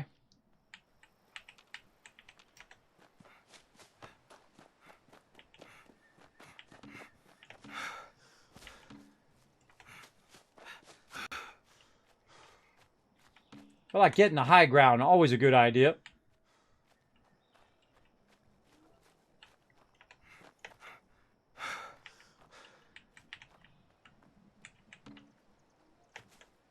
Now I'm hungry for chili cheese fries. My stomach just growled. The stomach just growled and said, hey, Kismet, chili cheese fries, bro. I actually can't have chili cheese fries anymore. I got my gallbladder taken out many years ago. So I can't have anything that's even remotely spicy anymore. It's weird how how what you can eat changes when you had your gallbladder out. But I can think about eating them. I just have fries and just imagine there's chili cheese on it. That's it. You got to use your imagination, like in Peter Pan or something. All right. So far, no ragstags. Now, here's the thing. This is the law of video games. When you're looking for something, you cannot find it. When you're not looking for something, going to be ragstags everywhere. They're going to be just like tripping over them. All right. Well, I gave this a try. Let's try something else. Let's try this even easier way. We're going to go and bounce down here. We're gonna bounce down here. I gotta go on. Nice, thanks. Yeah, you got some extra love in the chat today. We've been giving out tons of stuff. Ice Truck, thanks for coming in, showing that love. Thank you for dropping the Dragon Hammer, crushing that follow button, becoming part of the Wasteland Tycoons. Got one. Oh, we found one. Look at my peeps. See, they're so good. Look at them. Look at them. They're so good. They'll be like level 350. By the way, this is how hardcore my crew is up in here. I heard you. Coming back to the main base now. Wasn't sure if you had us on mute again. I don't mute you guys that much anymore because I have only if I go into story mode. You'll see that I have you muted in Discord as well. But I don't mute you guys anymore because I have it where it does what's known as ducking, where it reduces your voice, everybody else's voice and sounds and all that stuff whenever I'm talking. So Just makes it so I don't have to mute you guys all the time. All right. Something called ducking. If you're a streamer, you definitely want to look into that. Or you're welcome to whisper me. I'll tell you how to get started on it. All right, there we go. Ragside meat, and that's what makes this game great, right? Because you guys can work together toward a common goal in here. Thanks, appreciate it. Quite a few extra recipes if you want to take a look. Yeah, go ahead. Feel free to throw them down. I'll take a look here in a sec. So let's go ahead. Now, in this particular playthrough, normally in my first playthrough, I take no handouts. I get no items. I get no caps. I don't want to hear anything about the storyline. And I'll go through and I'll read every terminal out loud on the stream, which I've already done. I've already played. This is my third playthrough of 76. And I will read every terminal, every note, everything we run across, all the lore, and everything. That's what I do in my first playthrough. On my second playthrough, we played through Melee because they readjusted the beginning of the game. So we played Melee, and we ran through. That was a lot of fun. We did that. And then this on the third playthrough here, where it's all about group, right? So once I get to level 25, everybody's allowed to get in, no matter what level you are, onto the server. And we're working together as a group, right? So if people find some patterns that I don't have, I'm going to go in and I'm just going to grab them. And if I find some that they don't have, then I'm going to just drop them for them.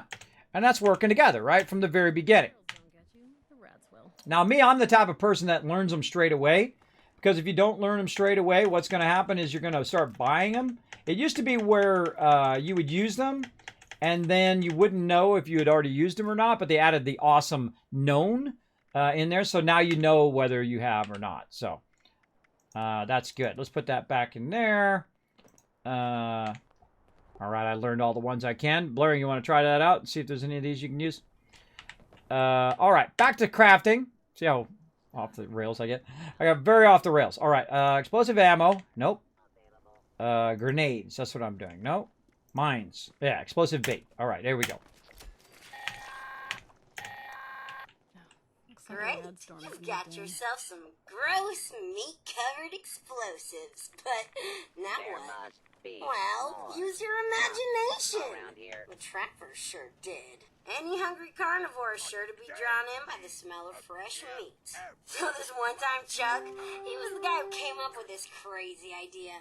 He laid out explosive bait along the trail after a raid. Then, when the responders came looking for us with their tracking dogs, well, let's just say the hounds lost their scent. You know, because their heads were blown off. Whatever, you get what I'm saying. I don't care what you use your bait on. Just use it to kill some things that would kill and eat you. Let me know how it works for you. I like her even less now. I forgot that part of the story. I like her even less. Look at this cool rad storm coming in. All right, let's put some explosive bait down, I guess, and see if it works. I'm just gonna put it right here. Let's see. I can't even remember the last time I put mines down. It's a camera. Oh, this way.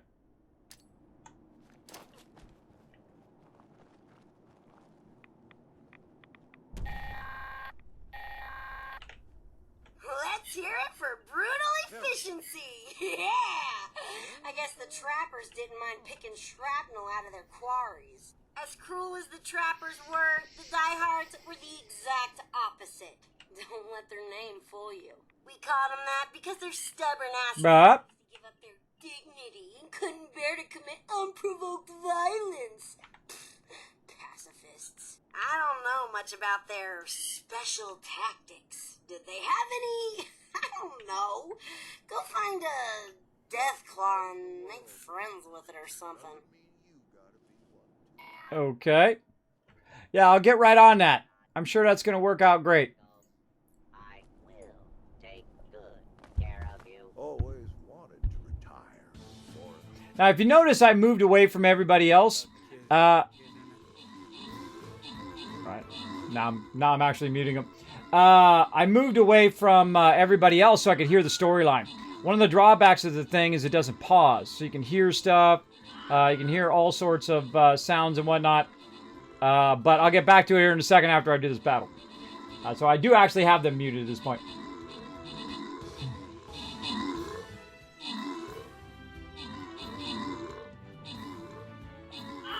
That's a lot of characters, Sixer. That's a lot of characters. But hey, it's your game. You play it however you want. Oh, man. This is looking iffy. Oh, I think we got it. We got it.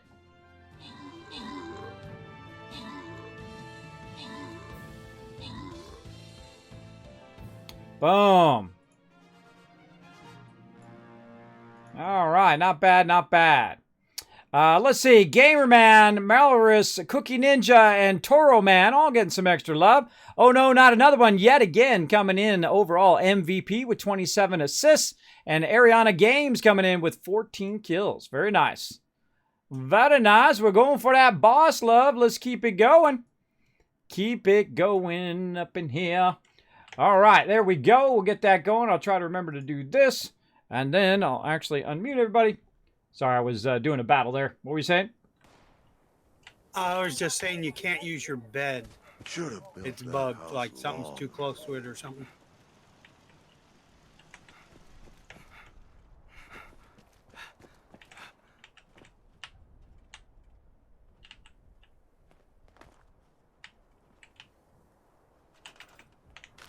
He is I correct. think it's the weapon station, probably.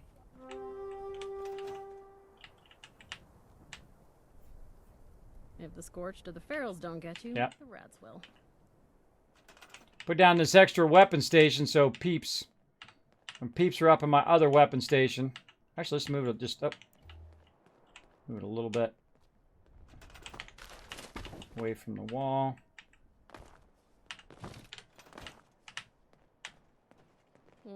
There it goes. All right. Bed fixed. I've been enjoying Fallout 76. It being pretty fun. Yeah, it is pretty fun. I have a lot of fun. I played it before, though. I played it since the original beta. I played my way through it. I didn't have as many problems as other people had it. I've had servers crash and weird bug from here and there. But most of the time, I don't have an issue at all. I think people's biggest issue with the game is they're like, there's no NPCs and, it's nothing to do and whatnot. There's plenty to do if you wanted to do it. I went around and I did a whole lot of stuff. I've literally played for hundreds and hundreds of hours. I went around, read all the stuff. I figured out where Caps potentially came from, where the Brotherhood got started. All that. There's a whole bunch of that and a whole bunch of other spoilers that I'm not going to tell you that you could have in the game. Plus a whole bunch of sub-stories and side stories and all of that you can have as well. Now, because I do have an ally over here, sometimes what I do is I get this status effect over here. Kindred Spirit. Now, Kindred Spirit's much like Well Rested, where it's giving you plus 5% XP, but it lasts for 3 hours instead of just 2. So that's pretty awesome, because I hadn't seen it before I got my ally, so I think it's linked to that. We got some more plans there. I already know those plans. Let me see if I have any plans I can dish out to my peeps. Let's go over here and see. We'll do some plans switcheroony here. No other ones in there. I'll put these ones over here. See, what you want to do is put it away from those ones so that they'll know which ones are the different ones. Let's drop that one, drop that one. Got a couple plans over here, too, by the cooking station I'll drop. And... I'll be right back. Just had to jump to my camp. Oh, I hate this misty, foggy crap. Okay, now we need to get back to business here. We got this all plugged in. We got some purified water. We do. Oh, that one doesn't seem to be working. Square inches of intact. Or someone come and grabbed it. I don't have all my stuff locked. Look, there he is. There's my ally. He's a writer. And then I've got my robot, and they just stay on that side, so I can't hear him talking all the time. All right. So let's go ahead and get in here and let's get ready for some action. Some more stuff. Looking for a death claw. Let's get some purified water for our journey. Yeah, 10 ought to do it. We got Radaway. We got stem packs. Antibiotics, a Dictol. We don't need on us. What do we got for food? Canned dog food. We'll take it. Disease cure. We'll have a couple of those. We got some Nuka. Ooh, a bunch of cherries. Oof, let's take those.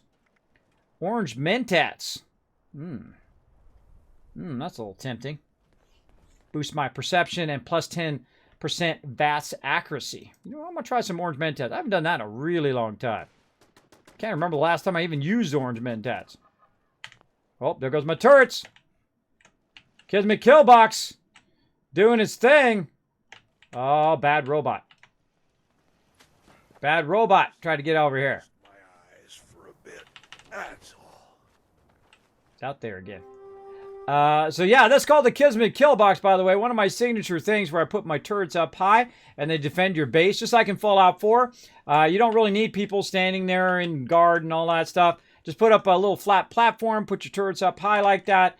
And then, of course, they come into your base. Like, if they come into the middle of my base here, they're going to get shot from the turrets if they're back far enough. They're going to get shot from the turrets right over here. They'll shoot in 360 degrees. So that's why I typically use a lot of turrets. And later on, we'll build some proper Kismet Killboxes when I unlock the proper pieces for those down the road. Okay, so we need to work on our food and water here. Let's go ahead and do some purified water. Let's go over here and see what we can... Oh, over here. And see what we can make. And we'll go to food. We'll hit Q. Make a bunch of carrot soup, or at least a little bit of carrot soup. And burn a bit of that. Of course, when you use up all this stuff, it's also going to give you certain effects. Like right here, carrot soup, restore 1 HP, and so on for 29 minutes. And then well-hydrated, disease resistant AP regen. So I like to stay very well-hydrated sometimes when I'm using my AP when I am overburdened. There we go. Jammer coming in, wants a tip hat. Here you go. This is you, Jammer.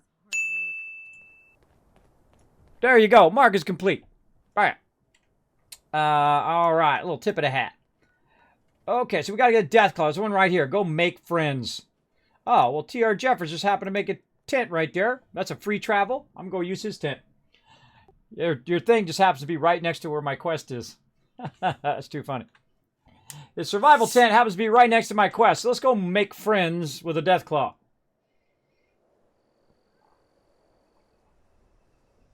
Hi, Kayoshi. Hello, hello. Rocking that 8-bit Kismet right there.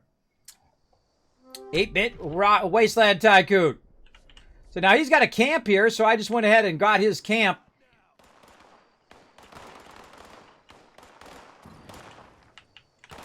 Some action going on up there. I don't know which way to go to get up there.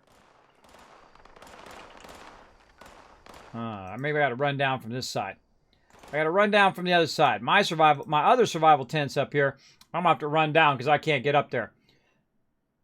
I can't get up there. Now, if I had my jetpack, like I had there, look at that. That's the Nuka-Cola Quantum armor, my favorite armor. It's my favorites. We'll get around to that, too. All right, we got to go make friends with the Deathclaw. This way. I always have to look at the map. I don't know why that is, even though it does tell you in the radar. The little circle right there is telling you that's where it is. But let's get to it.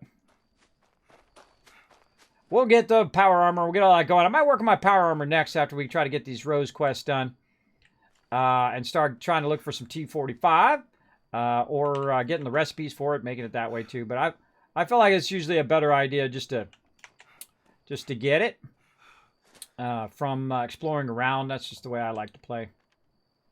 Oh man, he's way down the thing. Okay. Got 100 more. I'm always out of action points because I run a lot.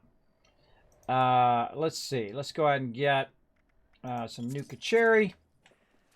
Yeah, I see Jeff's coming in. I hope he doesn't kill my Deathclaw before I get there. I hope he doesn't take my butt away. Don't kill my Deathclaw before I get there, bro. I think we'll be fine.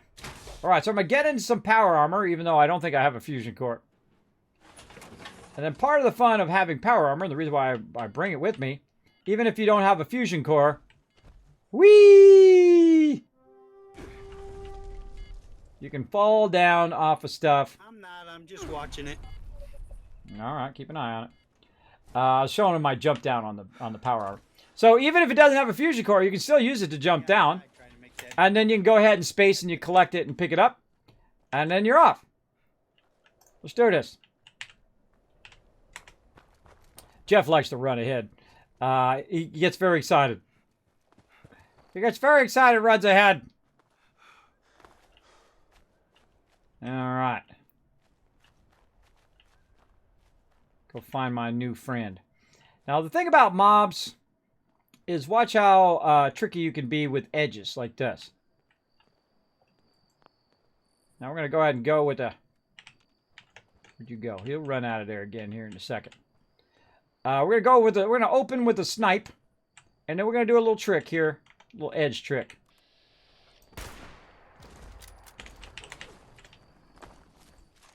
These mobs are dumb. They're going to run down to you. Get a couple shots. Go to your Pip-Boy, which is not what I meant to do. Press your stem packs, which is what I was trying to do. And then drag him back up here again. And off the side you go. Right? Use the terrain to your advantage. When he's running at you, you definitely want to hit your stem packs. Sometimes double pump them. Like right here. If it's going to use my stem packs, feel free to use them. I'm pressing them. There we go. We're doing what we're doing kind of a ping pong back and forth. He's grabbing them, then I grabbed him, then he grabbed him, then I grabbed him.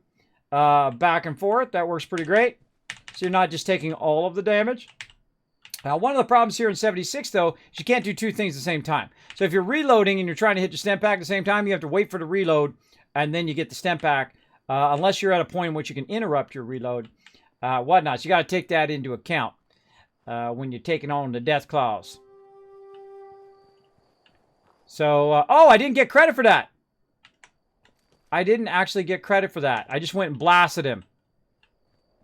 Oh, I didn't get credit. You know, I didn't get credit for that. It says approach the Deathclaw and make friends. I don't know. Yep.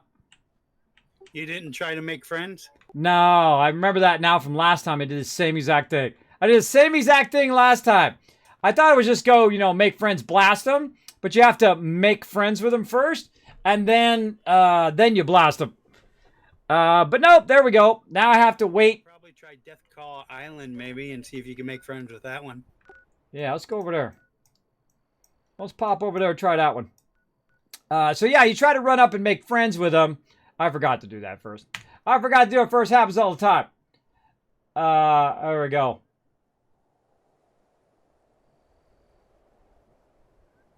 There we go. Hello, hello. Welcome, everybody. Thanks for hanging out in the stream. Everybody can use the same station now? That didn't work for me. When did they add that? I tried to do that the other day. They just add it? I mean, everybody can scrap from the same station, but not when you're crafting from the same station. When you're trying to craft, usually. I know. Did they add that? That would be awesome. That would be amazing. That would be amazing. Okay, so yeah. Screwed that up. We got to go to Deathclaw Island. Let's do it. Let's do it. We're going to go to Deathclaw Island. I'm trying to remember where the heck that is. Right at the very beginning. It's kind of down here somewhere. Or up here. It's along that little edge. Where did they give you that quest? I kind of feel like it's up this way. Here we go. Blaring Fires Camp. We'll run along that edge. See where it's at. Shotgun to the face. Exactly. What's up, pimp? Thanks for hanging out in the stream, man.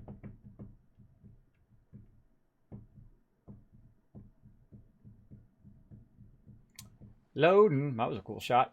That was a cool shot. Let's do it. And yes, sometimes I repeat myself because I have sleep apnea and it's going to happen. Hey, look at this place. Ah, he's got the Santa robot. This unit will not be accepted. Woo, bonus loot. Sit on Santa's lap.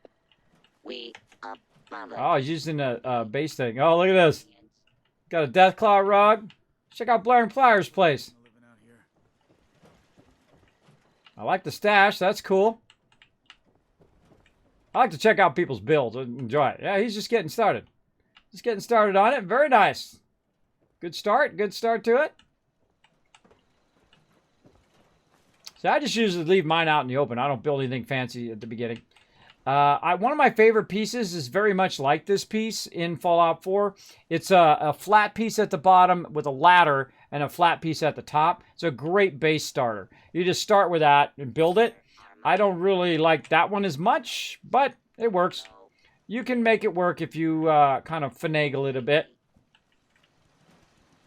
Look at it. He's got a Santron running around, grabbing himself. Look! See, look, not looking for him. Right there. What's up, little buddies? AFK a second. See? Not looking for... Look, he's smiling at me. He's smiling at me. Let him be. Let him be. All right. So, where the heck is that Deathclaw Island? I can't remember. Oh, got Path to Enlightenment up there. Oh, wait. Path to Enlightenment is Deathclaw. You know what? Or no, that's Mothman. That's Mothman. Where's the Deathclaw one? Is that even in this game? It just dawned on me. There's one where you draw a Deathclaw. I think that's Fallout 4. That's Fallout 4 where you draw in a Deathclaw from a tower. One of those towers. Yeah, I just had a like full-on, whoa, flashback. Flashback. All right, well, I've got to come back later. I got to come back later or find the island where it's at. Valmir down there having a good time in the water. I can remember. You guys can just tell me, where's that island at? Anybody remember? Was Mr. Beef in? Come back in, Mr. Beef. Don't see you, bro. You guys can just tell me. Just tell me in the chat so I'm not wandering around looking for it. Oh, man, I'm trying to remember.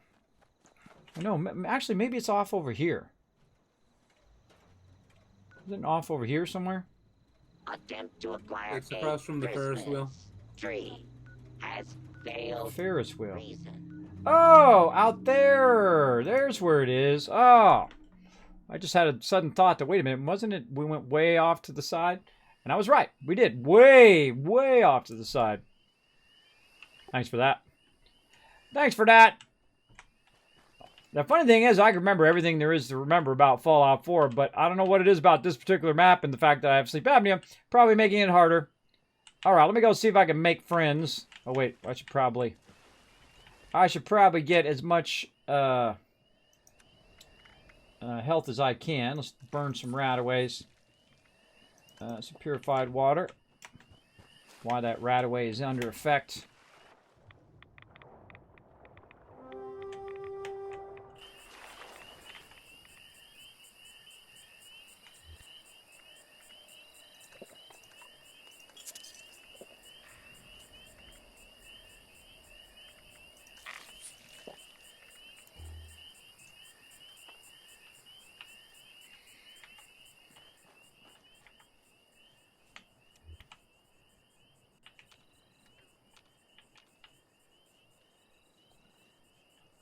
This is called Deathclaw Island for a reason.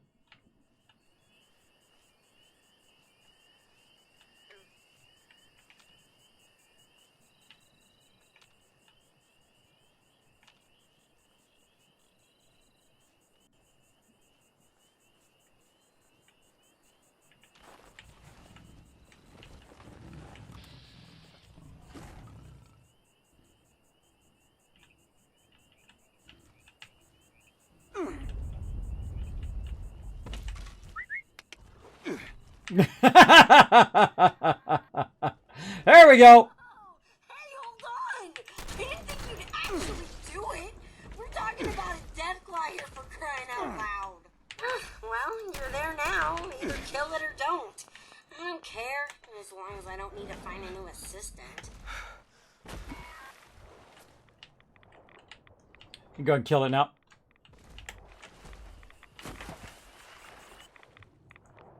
You made friends with it already? Yeah.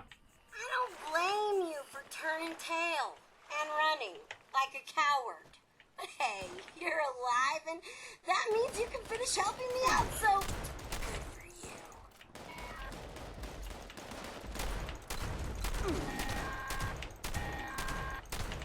It's probably a good time to teach you that not everyone can be your friend out there.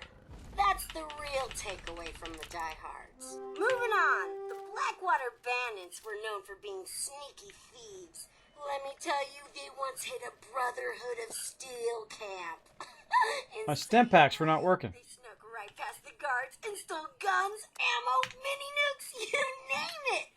Right after If you need to go back visit Rose, my camp is near her house too. Okay, she's talking right now. Moved on out with their tails between their legs, and we had a new arsenal. Well, the Brotherhood's gone, but we still have heavily armed super mutants. Go steal from them, sneak around. Maybe you won't have to fight them all. But really, all I care about is their gun stash. Might be a good haul, might not. There's only one way to find out.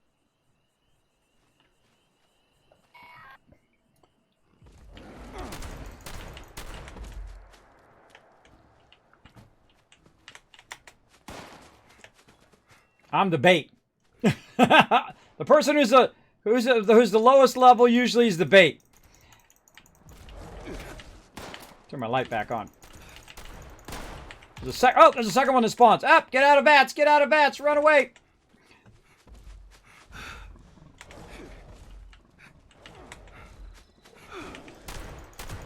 No! You killed my friend! Now you must die!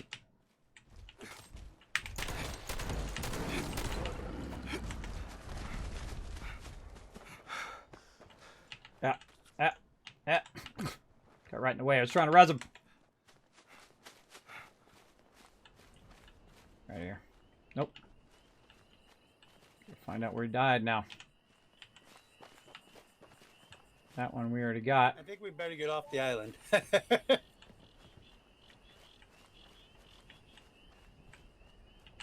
why they need a loot highlighter so you can get the thing. Where's he at? Yeah, I think they should add a loot highlighter because I don't know where he died. I didn't get his loot. Oh, there he is. Because, like, I can't remember, right? Alright, I'm off. Oh, actually, I'm just going to teleport off. We're going after some death claws next. Are you guys doing this quest too? You guys already did it. I already did this part. Alright, cool. Let's see. I'm trying to find where it is on the map. Not showing me. I'll go ahead and use the Pip-Boy. Pip-Boy! Data. Let's see. Just hit C and then it'll try to send you. There we go. It's right off Vault 76. So I'm going to Vault 76. Right off of Vault 76. Here we go. No voice? Am I muted? No. I'm good now. Yeah. I think it's on you, bro. Just cut my AirPods. Maybe I'm taking your audio. Oops. Good night, Sixer. Thanks for hanging out on the stream, bro.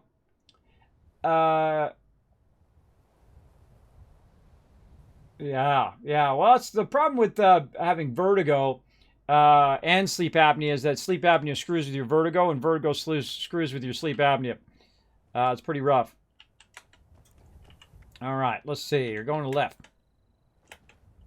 Let's do this. Could just be using my map. My little thing down at the bottom there, which actually tells me right there. All right, my crew will catch up to me. Let's just keep on running. Kind of mischief we can get into. Always have your weapon out. Go into something like this. Look at that. Cultist. Bunch of bones just falling out of there. That's crazy. Oh, hold on. Get the skulls. Let's see what you can pick up. Not much. Cultist down under there. Alright, that's a new faction in Wastelanders. We're just doing the primary quest right now. Running through the backwoods. Which is, you run around and do roads. Now, as you go along, by the way, you're going to see new NPCs. You're going to see a whole bunch of new stuff as you're going along. So keep that in mind. So that's why I started all over again. I delete all my high-level characters and start it again. Do you sleep? When I can. That's when I sleep. Usually it's in kind of segments, right? So if I get tired, I sleep. That's pretty much it. I don't sleep like a normal person anymore. I did for many years, though.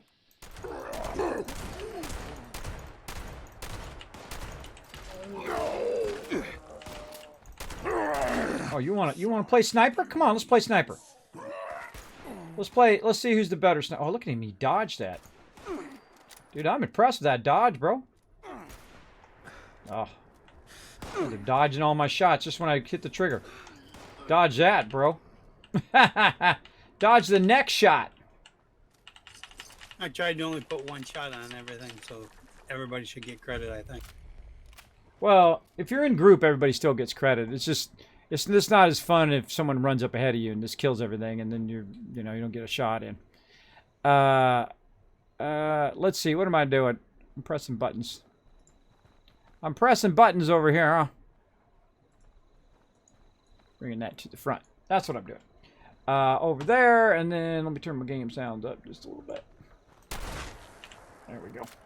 There we go. All right, let's climb to the top of the tower after we get some sweet loots. All right, super looting mode activated. That's where we grab all the loots that we can find in an area, and we're looking for keys and things like that. Getting that meat bag. Another guy dead. Got all his loot. I put my gun away at this point.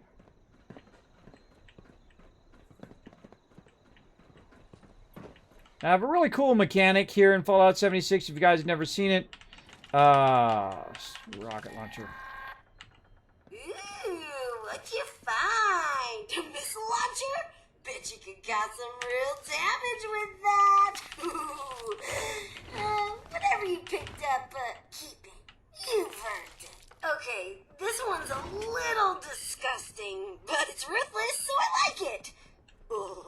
My stomach turns just thinking about this. Then again, I haven't been hungry in a while, so who knows how desperate I'll be when I am and there's no more food to eat. Kinda like the gourmands. We called them that instead of what they really were.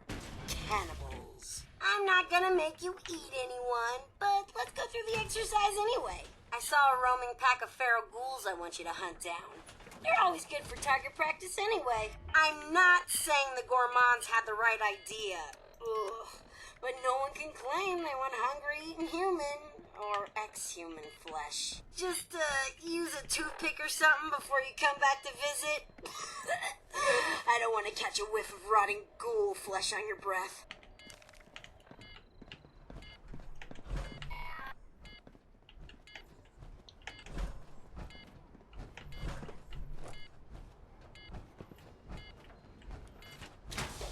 Okay, now on that note...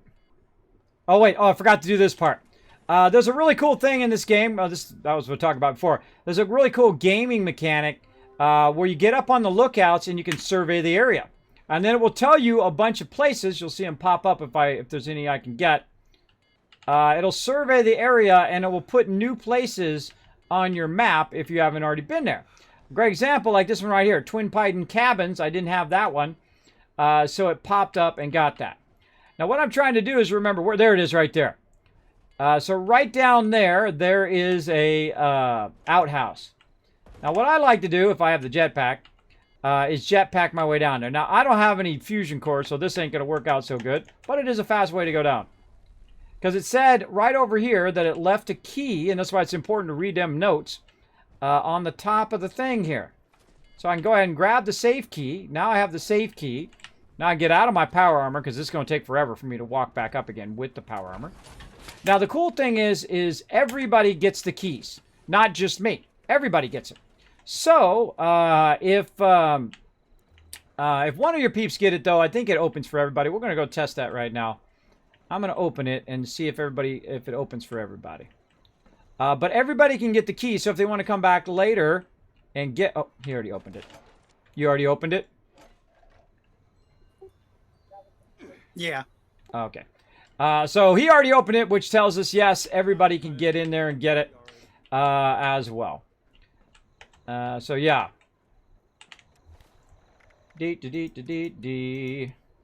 Okay, so we got that done. What are we... I'm looking at my weight. I'm at 151, 195. Okay.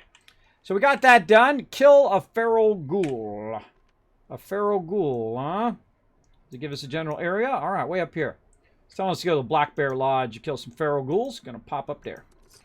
Now, there's a bunch around. You can kill any feral ghoul, but it does give you a little area, a little help on finding them so you're not wandering around for 5 hours looking for them. Here's the drawback, though. If somebody goes there and kills those feral ghouls before you do, then you don't get credit, so you get to wander around for 5 hours while trying to look for them. So I'll go ahead and wait. Uh-oh. Speaking of, look, there's somebody there. Shooting those feral ghouls.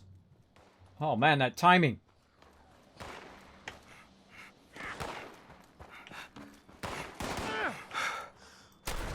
Don't shoot my feral ghouls. My feral... Dang, I did not taking any damage at all, bro.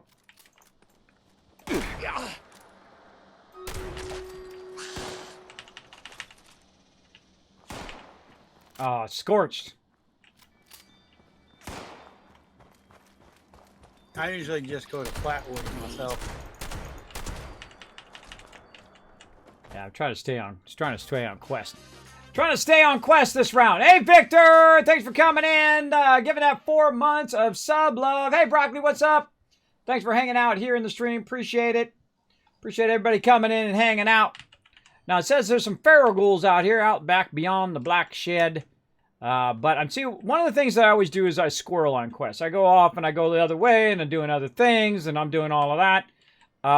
When I'm going to try to stay on quest this time and just kind of follow the quest line instead of shortcutting and just trying to rush through it as quick as possible. We're going to actually do the quest as intended. Look, there's a ragstag. We need both of those things. That'd be funny if the ragstag went and killed all the ghouls.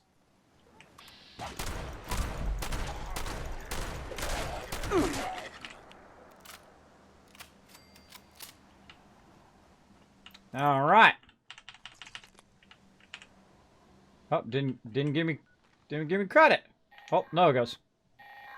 Sometimes it takes a little while to kick in. Gourmands would go ahead and eat that. I can't make you do it, but you're not gonna chicken out on me, are you? Either way, it's time to report back. Okay, I'm not eating no feral ghouls. But you can do that. You can use the cannibal perk and start eating some ghouls right there. That's pretty scary. All right, while we're traveling back here, let's go ahead and start this battle. And back to talk to Rose again. Bam. Popping over there.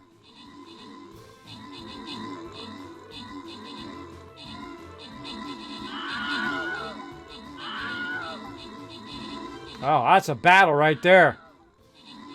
That's an insane battle.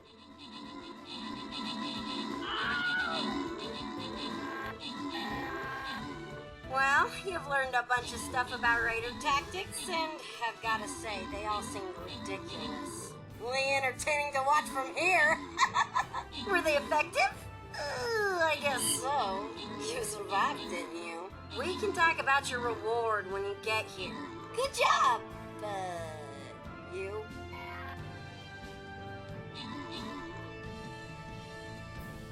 Sorry for the overlapping audio there. I didn't do nothing. I just teleported there and it started talking that audio. That's one of the things that's kind of tough about this game is you'll have all this overlapping audio and audio that kicks on in unexpected times. I feel like that actually detracts some from the game because you'll be in the middle of this big battle and fighting and whatnot, and then all of a sudden all this audio come on and you can't even hear it. You can't even hear all this hard work and dialogue and all this stuff that they put together. You can't even hear the dialogue. So that definitely needs a little bit of work, but they'll fix it over time, I think. All right, open the captain's chest, give you guys some extra love. Bam! There we go. Crazy, Sushi, Fedco, and Gamerman all getting some love. Junbo, I think that is. Junbo coming in. 27 assists there. Very, very nice. Also, Gamerman coming in with the most assists, 29, and Fedco with the most kills. Very, very nice. All right, one more step and we're to the boss. Let's do's it. Right there. Bam. All right. All in, everybody. Let's do this. Come and join us, streamcaptain.com. We're going to get that love. We're going to get it going on. All right. Since I'm up here at my camp, he's getting getting his thing on there. Scrap all the jump and put it on in there. Get it all in there. There we go. Anything else we got over here? A whole bunch of weapons we can scrap later. We'll deal with that later. A little bit of something, something. It's really nice not having all of this, having all of this stuff on me. Man, I burned a bunch of stem packs there. Not having all the stuff in your stash and having it over in the other one instead, so you have more room to just throw stuff in there temporarily and then come back to it later. Again, I feel like that's like the biggest thing they could do is they get that working. They will be styling. Where it's the kind of cycle of gameplay is you get loot, throw it in there temporarily, you deal with it later, right? I mean, even to the point of just making junk worth 0. I mean, that kind of level. Just make the junk weight worth 0. That's what I'm thinking. That's what I'm thinking is the only solution at this point. But you know, people would abuse that and whatnot. But that's what I would do. If you can't make the stash bigger, make all the stuff weigh 0 in the stash. That would be another way of solving that problem. Though it could cause more issues, but definitely could do that. That's one of the many solutions, I'm sure, they're exploring over there. Bam. All right, let's just jump up here, because there we go. Good night, Jammer. Thanks for the help. Appreciate you backing us up in Stream Renters and hanging out here in the stream. Appreciate it. Wow, look at that big cup. It's overflowing. Overflowing with love. All right, let's go talk to Rose, man. I can't wait to get these quests done. I can't wait to get them done. This is my least favorite quest line in the entire game. There's some really good ones later on. Especially stuff that you learn at the White Spring. Definitely want to read all those terminals and see what's up with the White Spring.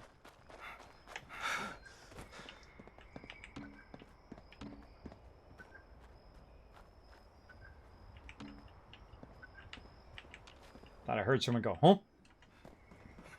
All right. Oh, wrong side.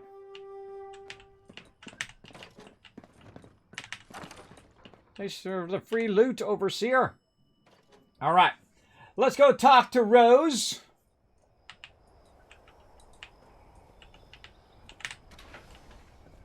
Spoilers. Ah, you're back. Why are you looking at me like you want something?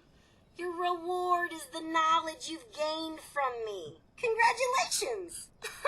Hell, whatever. You can have some more stuff I got laying around too.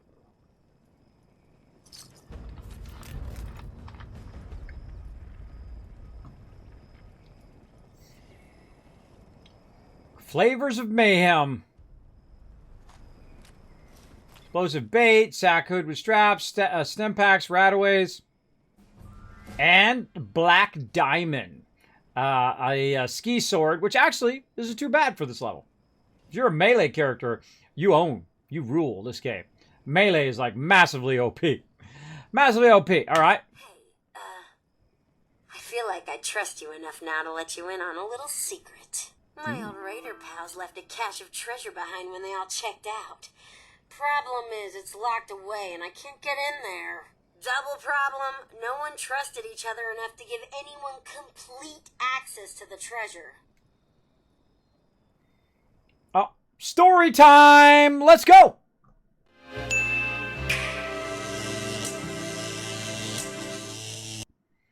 All right, now we're in story mode, where I move over here. Anytime we have the dialogue choices like that, I go above and beyond in the stream and move over here so you guys can see the dialogue choices, and I also read them out as we go. Now, by the way, this was in the game before. That's right. It was in this is not just from Wastelanders. This was actually in the game before, where you had NPC choices, where you could talk to her and do different stuff. All right. How does that work? Anyone that had a key wouldn't need the others. Is this the treasure of Appalachia? Well, there we go. Is this the treasure of Appalachia? It sounds like you're playing me. Is this the treasure of Appalachia? Let's try that. And then, of course, you can scroll down and say, what's in it for me? But sometimes there's more options down, and there's sub-options of the options that you're choosing as well. So Is this the treasure of Appalachia? No way! That legend predates all the bombs, the yelling, the ferals, all of that. This treasure belonged to the gangs, all of them. I don't actually know what's in it, because I never seen it. But it's gotta be good, right? Raider loot up the wazoo! How's that work? Anyone that had the key wouldn't need the others? So they split up the key. See, each gang's leader had a holotape with their own personal password on it. Find them all so I can batch them together and make the master key.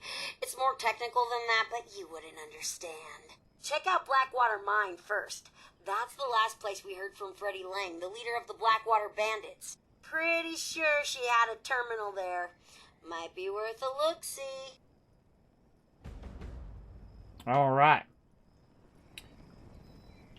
Key to the past. Find the Raider passcode fragments to unlock a cache of treasure. Let's get to it.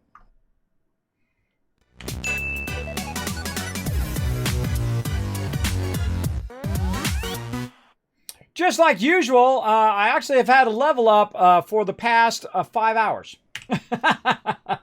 standard Kismet stream. Kismet, level up, bro. Level up in there. I know it triggers some peeps in the chat.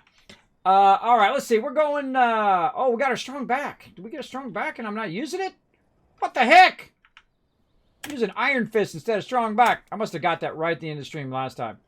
I love strong back in Fallout 4. I don't love it as much in 76, but in Fallout 4, it's awesome because you unlock all of these things. Like, great example, like you're playing in the survival mode and you're carrying too much stuff and your legs keep getting broken all the time. That's usually me. You get strong back, and then it stops your legs from breaking. You have super strong skeletal system, and then you get one even higher, and then you can travel while overburdened. And once you can, especially in the normal mode, once you can travel while overburdened, the entire game is yours. You win. That's it. GG. I've actually gone around in normal mode and sold thousands and thousands of purified water and made millions of caps. Lots of them. Is there a special build you like to run? Ah, that's what I was just talking about. Great foreshadowing, Dismith. Great foreshadowing. Yes, I run what I call the Wasteland Tycoon build. It's not the meta set. It's not the sniper and whatnot. It's my own special set. And that set is all about trading, all about gathering, and all about crafting stuff, right? I go very heavy charisma. As you can see, I'm in 9 charisma right now. And that's so I can share stuff. One of my favorite perk right here is called Team Medic, which is one we're going to definitely work on as well. But I'm right now sharing out Inspirational. It's a level 3 card, so you got to have 9 charisma to share that card. And it's got plus 15% XP. So while we're leveling up, we're giving everybody plus 15% XP, whether they're with me or not, right? I'm beaming that out to everybody. Later on, I'll do Team Medic when we're in really tough situations. What happens is if I use a stem pack, bam, it uses it on the rest of my peeps. And since I'm sharing it, they also have the perk. So if they use a stem pack, it works on the rest of us. It's one of my favorite perks in the entire game. It's everybody has a chance to heal everybody else. So everybody's a healer of everybody else, right? So it's pretty awesome. Pretty awesome one. And again, if you look at it, I want to inspect it. If you look at it, right here, inspect X, there we go. Your stem packs now heal nearby allies for their full strength. So it's a full strength heal with one stem pack that heals everybody else. It's great for like when you were running the raids back in the day and I'd be like the healer and then boom, you would go to it. You would go to it big time. Been playing this game ever since my wife's boyfriend got it for me. I love it. My wife's boyfriend. Oh, boy. Or is that wife's best friend? I hope it's not boyfriend. I hope it's best friend. You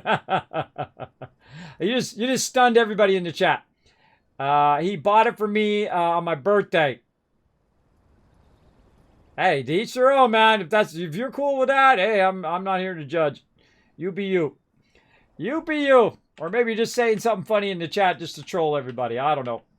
However it is, you be you. All right, what else we got? We already got our gunsmith going. We got our action boy rocking. Lead belly's looking good. We got the pharma. Oh, someone's already doing pharma. Let me take mine off.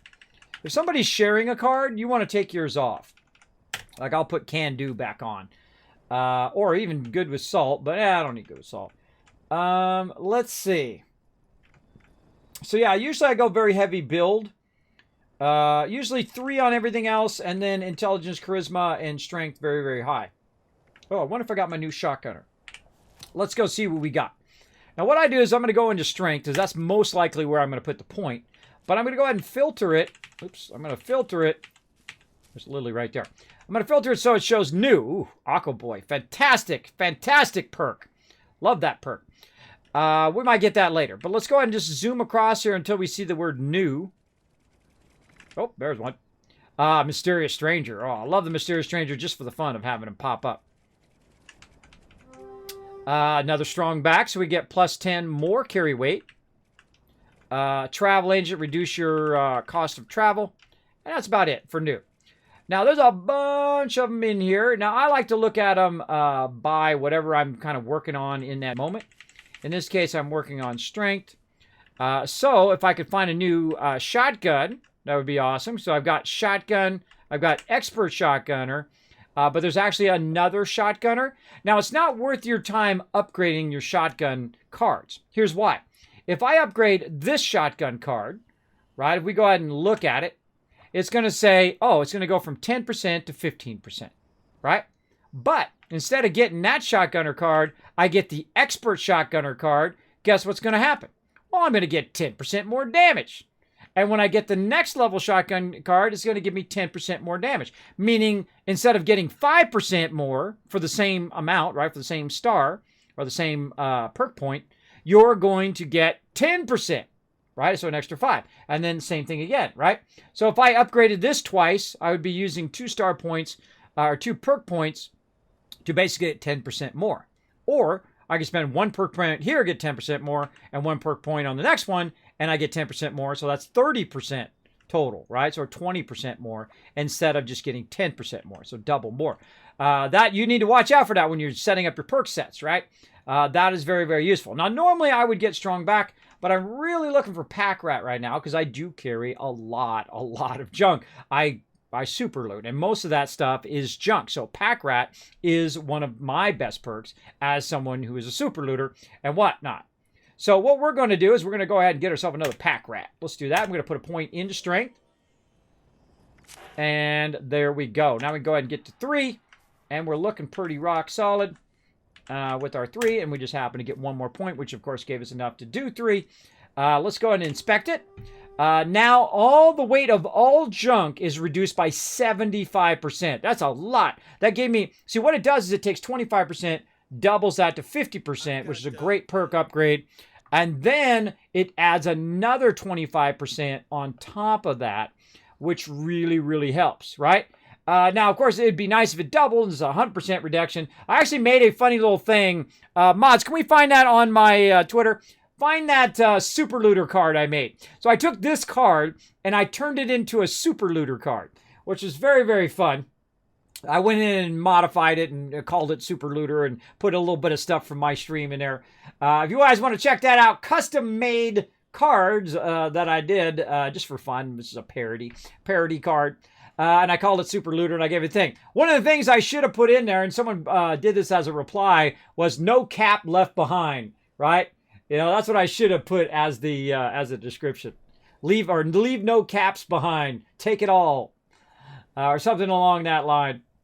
So there we go. So pack rat is what we need because I carry lots and lots of loot. And I feel like having more ability to carry stuff. Look, I'm at 210 now. 210. So 97 is where I'm at right now. Now I'm going to go ahead and take my perk card back off again so we can compare it. Let's take that off. And I don't have that much on me right now. But you can see it's still 97, right? And that's because I don't have much junk on me over here, right? Don't have any junk right now. But if I bounce back down here to my camp and we go ahead and test the difference, it's going to be pretty epic. Pretty epic, especially, again, someone like me who runs around and grabs tons of resources for later. I think we're past the point where I just want to use you to further my own goals. I may be starting to like you. Now, I don't want you thinking your pal Rose is going soft on you, so let me just say this. If you ever get it in your head to screw me over, I will gut you with this here saw and string your entrails up like Christmas tinsel. Nothing personal. I just want to shotgun her in the face. I really like it. Yeah, so go check that out. Did we put it in the chat? There we go. Gwen found it. Go check out the car. See, I'm also a graphic designer, so doing stuff like that is like breathing to me. It's like breathing. I can do that stuff all day, every day. It's actually kind of funny. Very, very funny. Okay. So we're back over here. Okay, so we're going to compare our weight ratio. So 92 right now. I'm going to literally go in here. I'm going to take a bunch of 92. Where's my steel scrap? There. I'm going to take 6,000 steel scrap out. And then I'm going to look at it now. I'm at 408, right? So I'm going to make it really obvious how much that's going to reduce. So 408, go into perks. I'll go ahead and put in pack rat. And then we'll go look at it again. Now it's 171, right? That's a huge reduction. That's a massive reduction. I've actually gone from 408, which is basically double the weight in which I can carry, down to below the weight that I can actually carry, and I'm no longer overburdened, right? So that's like a bow. That's for someone like me who loots a lot. I highly recommend that perk. That's my jam right there. So I can literally carry around 6,000 scrap without being overburdened. 6,000 steel scrap without being overburdened. That's pretty sweet, bro. That is pretty sweet. So we're keeping that perk on. Now the funny thing is, I rarely ever take it off. Once I get to this point, I rarely ever take it off. I wish it would remember the order in which I put stuff in there. Like I usually put all of my what's known as my weight reducers, right? I got pack rat, I've got strong back, which is giving me 10 extra weight, traveling pharmacy, which is reducing all of my stem packs and things like that I'm carrying around, and I've got my shotgunners. Now, if I want to put something on there, like say I want to take shotgunner off, and I've got some other perk, I'm just going to use Iron Fist for this point, but I can put it back on there, right? I would prefer if it stayed in that thing, but of course, we're going to get sets. We're going to have perk sets. Now, again, this is the AAA best thing, game of the year thing in the entire game, right? Or function of the year is, I guess, better way to do it. Mechanic of the year, game mechanic of the year. The perk system is hands down the best thing in the entire game. It's incredibly great. If you've never played 76, I would play it just for the perk system alone. It is really, really good. I absolutely love it. I hope they do this in every single Fallout from now on. I love the card system. Whoever did this deserves a raise and to be in charge of everything. Whichever team did this, much love to them. They did a phenomenal job. It's my favorite thing in the game. So I can't wait for sets, because I'll have a set that's like opening locks. I'll have a set for doing terminals. I'll have a set for collecting, a set for battling, a set for whatever. So I don't have to keep pulling them up. Now I still think, even with sets, I think they should take pick lock and hacker and make that a passive skill. So once you unlock it, it just goes in the upper right-hand corner somewhere up there, or maybe down here in the bottom right corner. I don't care where it goes, but it just becomes a passive, right? So now you know how to do 1. Now you know how to do level 2. Now you know 3. And it costs you perk points. It costs you stuff to get it, but there's, to have to switch it in and out on every single lock and things like that, I feel like it becomes tedious. It's awesome that you can do that I can take lead belly out and put cannibal in there instead. I didn't get that on purpose. I got that in a perk pack, apparently, because I didn't even know it was there. Or she just gave it to me, one or the other.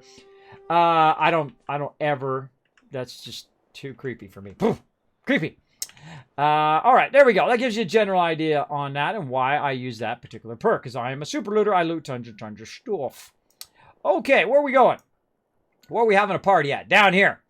Blackwater terminal at the Blackwater mine. All right, am I in battle mode? I am. Let's make sure that I repair my gun, because I feel like that's the next thing that's going to happen.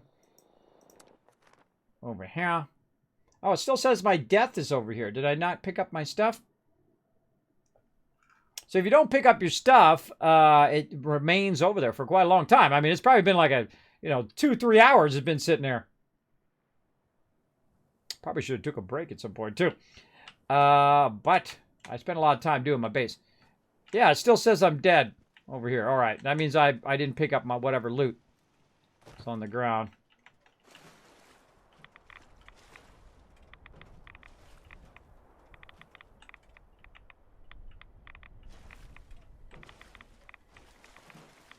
I thought I died more over this way. There must be more junk around here.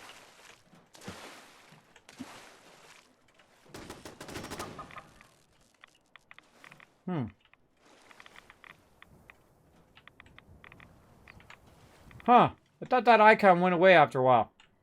I can't remember. Alright. Use our rataways. Burn up our purified water. Grab some more. Because easy peasy, right? Boom. Run over there and pick up purified water. I'm getting really muddy. Every time that lady talks, I think it's my mods talking to me. Sometimes I'm like, what the heck? Who is that? All right, jumping down a Blackwater mine to get in some trouble.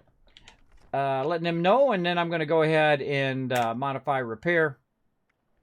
And let's check that combat. Oh, it wasn't too bad. Wasn't too bad. Repair.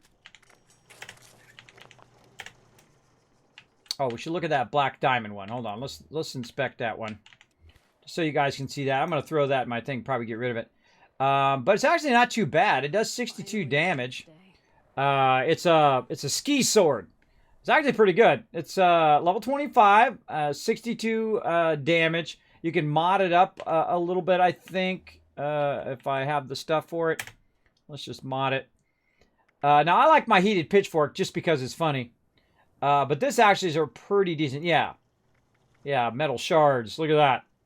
Youch. Getting so sick and tired of those thorn bushes. Armor piercing. Armor piercing. So, yeah, you can go ahead and upgrade that to that. But I would rather trade it in.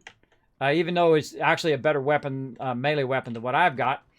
But I'm going to trade it in over here. Now, if this was Fallout 4, I would not trade that in. And you're like, well, why would you not trade it in Fallout 4, Kismet? Because it would be like a trophy. It would be like a trophy that I would put in my base and say, look, I did this quest.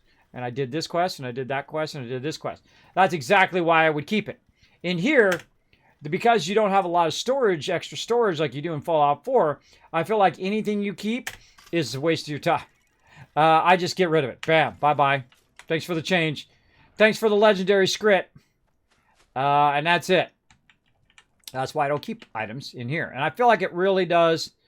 It draws away from some of that kind of, achievement-based stuff that you did a lot of in Fallout 4. Is that kind of stuff. So I hope they, improve that over time. I'm sure they will. I'm sure they'll work on it so that you feel like, okay, I did this, and now I can put the trophy up. And you can still do it in your house. You can still put trophies up in your house, but not like you can in Fallout 4. And you could create a, secondary character and have it as a mule and put all your stuff... Whoa, hello. Okay. Hello. Wherever there's one, there's more.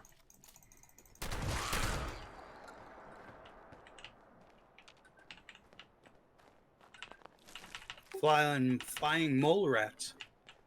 Yeah. Get rid of that beeping.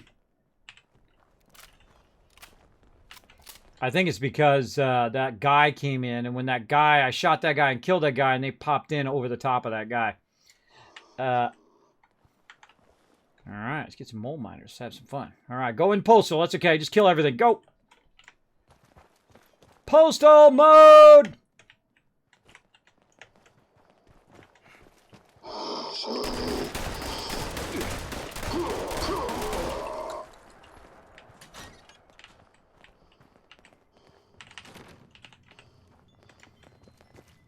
That's exactly what I was gonna do. Get up high, see if anybody's up here.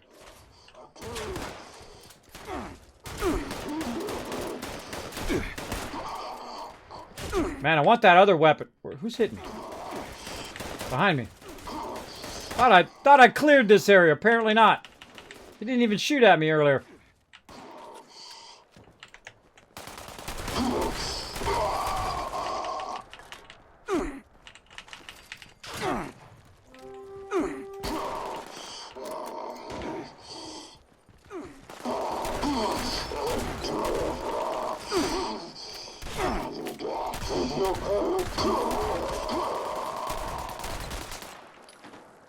Bring that loot down to me. Now, see, sometimes I call for full postal mode. Full postal mode means you just go and you just shoot everything, kill it all. And that's fun. That's fun. But also, if someone's really high level, if you go in and you kill everything, it kind of sucks the fun away from everybody else. But we've already been in this area, so you won't see me super loot it. Because I've already been in here, in this playthrough. So I'm not looking for any keys or anything like that.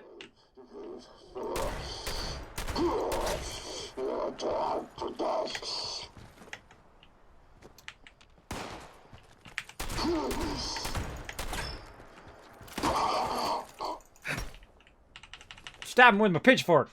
That was a lot of fun. Alright, see, it's very few times you won't see me looting. If I've already been there before, I don't spend a lot of time looting. Because it can get repetitious as well as it does slow down my peeps. My first time here. Well, hey, loot away. Greetings. Detection error. System is currently offline. Authorization denied. Greetings. Nope. Detection error. System is currently offline. Authorization denied until ventilation process is complete. Please return later. Look at the radiation seeping out of there. Someone took a lot of time to do that. That's pretty cool. Hey, Drunk, what's up, man? Haven't seen you in a while. Hope you've been having a good time. Well, I've seen you on stream, but I haven't seen you in the chat in a while. Thanks for coming in. I sneak in your channel every now and again. I'm a huge lurker in a lot of people's channels. Drunk is one of those people. I always like to see what Drunk's up to. Incredibly great builder, by the way, in every game that he plays. If you like builds, definitely go over there and show him some love. Just give him a shout out, mods. Give him a shout out. Party on. Party on. Yeah. Playing on PS4 Thursday? Absolutely, Green Thumb. Absolutely. Come and join us. 9 p.m. Eastern Standard Time. Mo Miners Equipment gives such good, great scrap for repairing gear and weapons. Oh, absolutely. They're one of my favorites. They also have lots of shotgun ammo. Lots of shotgun ammo. Detection error. All right, detection error. What am I doing? I'm going this way. Stop running around in circles, Kismet, and get some questing done before we run out of time. Let's do it. Myth, thank you very much for coming in, dropping Mythic Mark. Thank you so much for dropping that Dragon Hammer, crushing that follow button, becoming part of the Wasteland Tycoons. Welcome, come on in, relax, take it easy. We're going to have some fun. We're going to have some fun up in here. Yeah, Drunk, do you know who came in tonight? Show me some love. The wonderful Lady Devon from Bethesda over there came in and dropped my little humble channel some love. I greatly appreciate it. Yeah. We had some fun. Lots of peeps coming in, showing some love. Always love to see all my streamer friends come in and hang out. I've been having such a great time here in stream. Been having lots of fun in Wastelanders. I highly recommend everybody give it a go. Why am I looting? Stop looting. Wait, no, I haven't been in here before. Have I been in here? I've been in here before. But, I mean, I haven't been in here in this playthrough. I mean, that's the real question. I feel like, what the heck, let's super loot anyway. I got my perk now, so I can super loot all I want. I don't remember if we came in or yet. I don't think we did. I think that was the other mine that we came into. So we're going to super loot all of this. Now, super looting is when you grab everything. You leave nothing behind. If you're not walking out of here with broken legs because you got so much loot in your backpack, then you can't call yourself a super looter like me. I mean, I get everything. I'll get the kitchen sink. If I could just detach it, I'd take that too. We get it all. So we just run around. Oop, there was a holotape there. I think we listened to that before. We've listened to that before. Some stuff I've already read out before on the stream and things like that. I typically don't read out and whatnot. And so I'm going to look through the terminal when he's done looking through it there. Right now, I'm just kind of running around looking for loot. Oh, it's time for a battle. So we go through, we grab it all.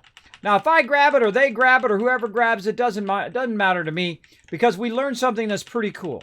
And that is, if you're running around, you don't have to compete with other people to get, like, the things you're really looking for, right? That jump looting You don't have to compete with people with the stuff you're really looking for, like keys and things like that. We discovered, I don't think I've ever even thought about it before here in 76, but we discovered here in this playthrough that if you are running around, I'll do that battle here in a second, if you are running around with other peeps, they get their own unique keys. The keys are not, you know, I grab the key and then they don't get the key, right? So that's pretty cool. I dig that a lot. Boom, boom, boom. Well, we got one of them. We didn't get that other one. We got to go back for it. Did we get it? Nope.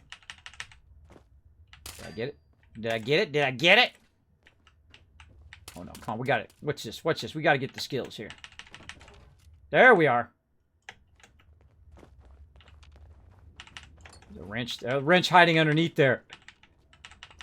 Saw a wrench there somewhere. See, again, that's me. I'll be like, okay, I saw a wrench. How do I get that wrench? Sniping peeps. Oh, look at this.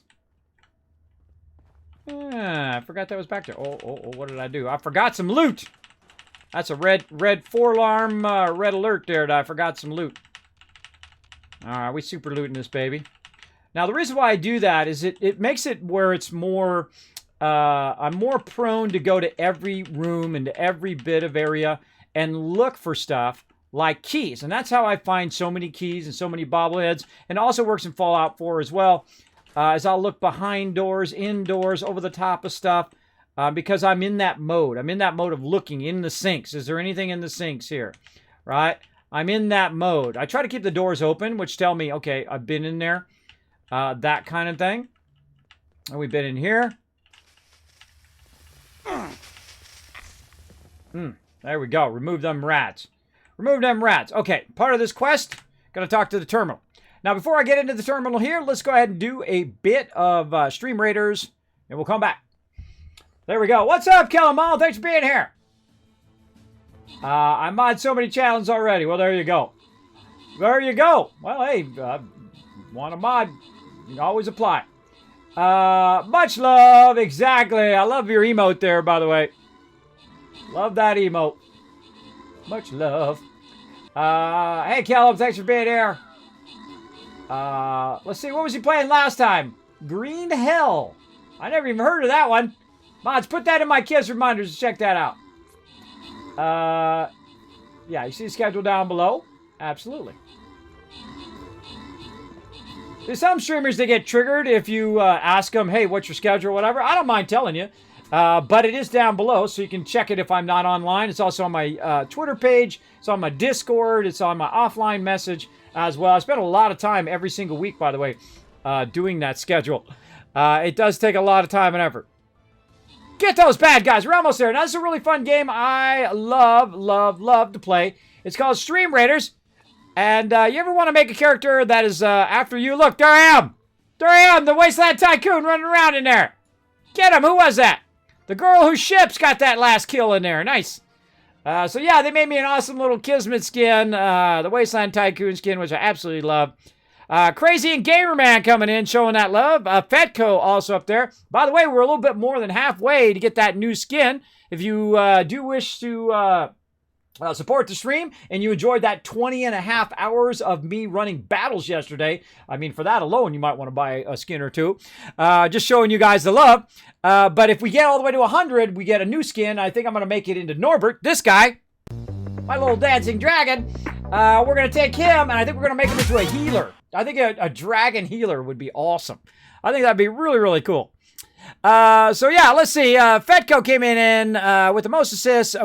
Twitch Flitch coming in with the most kills. Also Fetco coming in overall MVP of that round. Nice. Boss time. Let's go. Now this is why we call it the mega stream, because we do a whole bunch of stuff at the same time. Right? We're playing 76. Sometimes we're playing Fallout Shelter. And of course, we do Stream Raiders on the side every 30 minutes. Yes, Norbert. I mean, Norbert as a healer would be awesome. I think that would be amazing. I'm sure they would do an amazing job, too. But we got to get it unlocked first. Got to get it unlocked.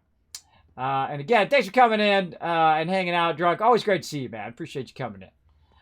Make sure to go over there, show Drunk some love over in his channel, everybody. Hit that follow button. Check him out next time he goes live. Good friend of the stream. Good friend of the stream and an amazing, amazing builder. And game player as well. All right, let's get into it. All right, I don't know what I'm looking for in here. Check the terminal at Blackwater Mine. All right, I don't know what I'm looking at. I've already read all of this before, so I'm literally going to just... Rose here. Not that I'm a creep, but I was watching you through the viewfinder again and saw you enter the mine. Can you still hear me? Whatever. It's not like you can radio back. Anyhow, if I recall, we completely lost track of the Blackwater bandits back in '96. Freddy wasn't looking too good last time we saw her alive. Not her usual bright and spirited self. Real sick. Her hair looked awful. Something happened in that mine hideout of theirs. Not sure what, but if you can figure it out, I bet you'd be able to track down that key fragment. I'll catch up with you when I see you crawl out of that cave. All right. Now, again, in my first playthrough, I read every single terminal out to the stream. And since we've already done that, we're not going to do that again. Because now we're playing a little bit faster. Where if I've already read it before, I don't read it. But if I haven't read it, if something new in Wastelanders, I will read all of that as we go. All right. All right. Ready to rock. Sorry for the delay. My peeps are super patient, by the way. If you're gonna play with me as I go along in the Wasteland, you gotta have massive patience because I am constantly stopping. I'm talking to the stream. I am doing other stuff all the time. I wanted a stem pack on it. So always doing all sorts of stuff. What is that? It's either a tree or a lizard bush. It's a lizard bush. Always reload when you're in downtime like this. I'm a big fan of reloading. We're gonna super loot our way through here. Now in that terminal, it was talking about uranium. Uh-oh. Jump my way out of here. I was talking about uranium and other stuff that you can find because it's a mine. So you should be looking around for coal and whatnot. I feel like that's pretty tricky, right? That they make you run behind the stairwell. There's coal behind that stairwell, by the way, up along the wall and also up above. Yeah, it's kind of tricky that they make you go over here and then there's some down below. So you have to fall down, get it, and then try to climb your way out of there. Very, very tricky. Now, they actually have a quest in one of these. I think it was the other one we did for coal. And you want to grab it as you go along. A lot of fun quests. This guy's dead. Oh, overburdened. And there we go. Now, the overburdened part of this run begins.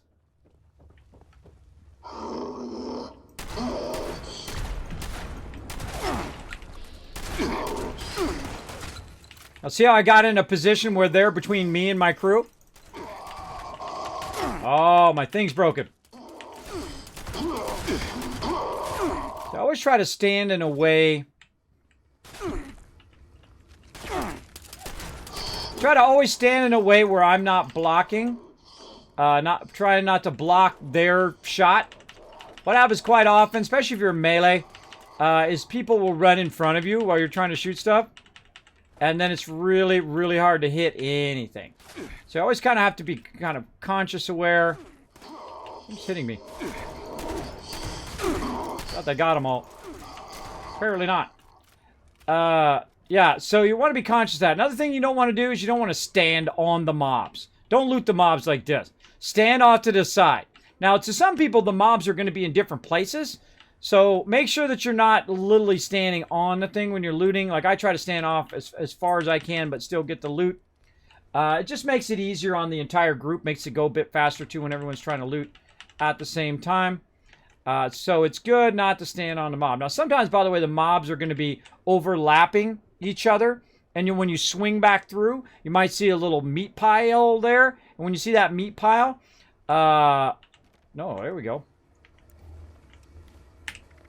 Put my perk on. Put my perk on. I got plenty of perks.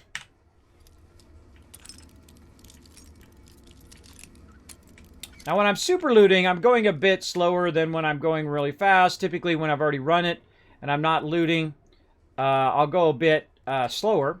So I'm looting as I go. One of the toughest things... Oh, shotgun shells. I'll take those. one of the things that crossbow bolts, cool. And then you want to get out of the way too when your peeps are going in there. You want to get out of the way. But one of the hardest things to remember is to take that right back off again. Now, also, I don't need green thumb right now. I could take the green thumb off. Do I actually have 2 of those? I actually do. Well, let's rank that up. And put my concentrated fire back on there. I don't need green thumb, and I don't need my pick locks the whole time. Just whenever I'm actually doing that specific thing. So let's go. My armor's broken, so I gotta remember to fix that later. Oh, this is this one.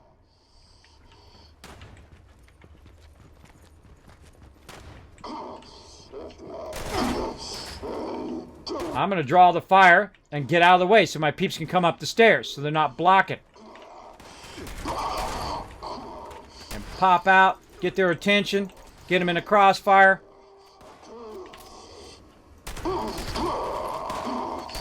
Glowing one coming out on your left. There's Freddy. Freddy Lang. Whoa.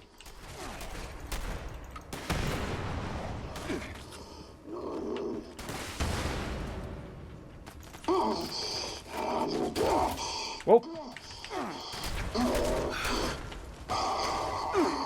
Oh, I hate that stun lock. I hate that stun lock. See how I'm stun locked? Can't run. I'm overburdened too. But sometimes what they do is they hit you and you're stun locked too.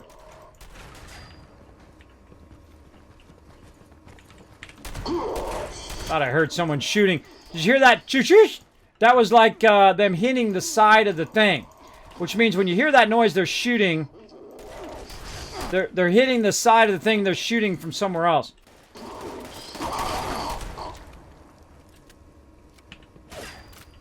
Yep, see that sound again? Down below behind you, Jeff, look out.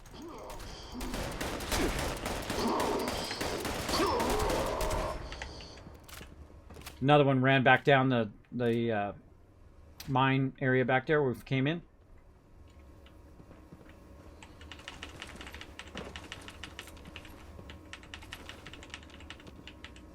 Now you're seeing the epic teamwork.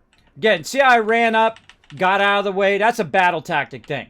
You always want to be in good position where you're not blocking someone else. Everybody's default idea is to run up. There it is. Is to run up and stop right here. Now, if you're right here, the people behind you cannot shoot at anything. So the best thing to do is just trying to find some alternate cover by running over here to the side or having one person who's melee go up first and the other 2 people swinging around. Now, if you're melee, don't just run straight to the mob. You want to blow the minds of your team the next time you're playing any game as a melee. Run up and run past them and go on the far side. It'll blow their minds that you're thinking of them, right? The people who are shooting range, you run on the far side. The reason why is because you are not between you and the mob. If you're between your peeps and the mob, then they're shooting you. You're like a big wall in the way. So if you're melee, make sure to run to the far side of them as well. Oh, hold on, he's back.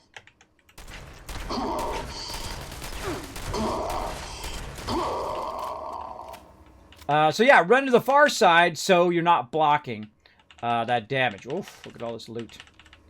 Look at all this loot. I'm going to be very, very overburdened by the time I get out of here. Pickaxe. It's going to be some good loot, though. Gonna be some good loots.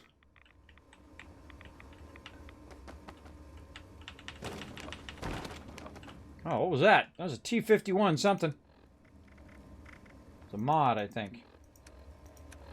T-51 headlamp purple. Not what I need, but still cool. Alright, now the thing's gonna weigh me down the more. Look at these combat shotguns! That means it's gonna be a whole bunch of stuff I can scrap. Right? And then I might get some additional mods from all of that scrapping. There's a decent plasma rifle in there, but I don't care. I don't care. I'm scrapping them all. Scrapping them all, and then now I'm light as a feather. Well, maybe not that light. I'm 135, but still. I find that weapons usually are the thing that's weighing me down once I have this perk on. Once I have this perk on, that's it, man. It's unlimited looting, basically. I just loot and loot and loot.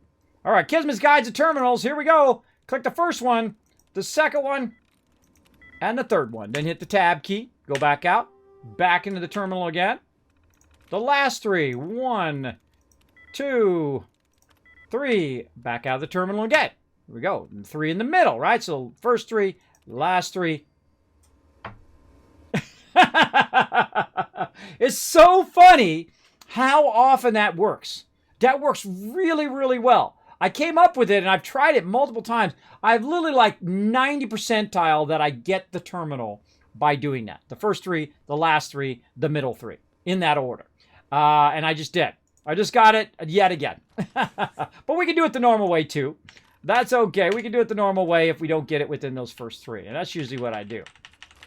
There's cryo mine in there. We'll get all this loot laying around. We'll go ahead and do this stuff in here. Oh. Pump 2 status off. Exterior pump status offline.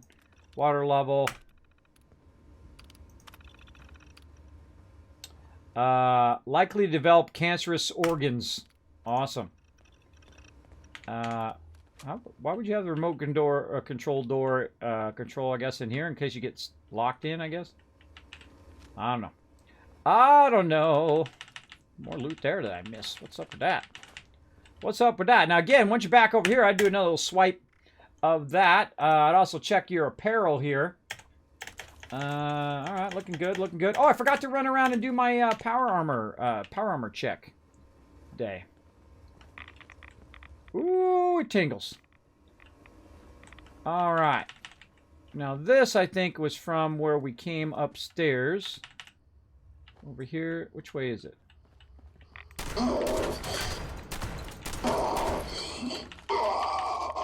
I like the shotgun. Yeah, this is this little outhang over here. I'm getting radiated like nobody's business.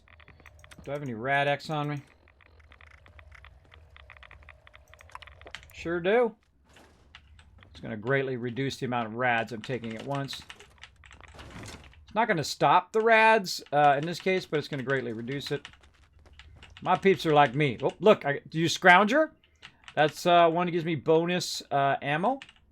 If you're running out of ammo all the time, which I had that problem my first playthrough, that I'd constantly be out of ammo. Now, my crew this time, you know, when they find shotgun ammo, they give it to me. If they have any ammo that they need, I give it to them. I feel like that helps a lot. I like your little hat, your little miner hat. There they are. Yeah, they were up here somewhere. That helps a lot. But, oh, uranium. Uranium on the wall up here. Uranium loots. Now, I believe everybody individually gets their own uranium loot. There's another thing you don't want to stand right in front of for too long. Don't stand there in the way while people are trying to grab the loot. So I try to grab it and move out of the way so I'm not blocking my crew. And then go grab the uranium. Now, there's ultracite, which is something we're going to get toward the end when we get higher level. Right now, fairly low level.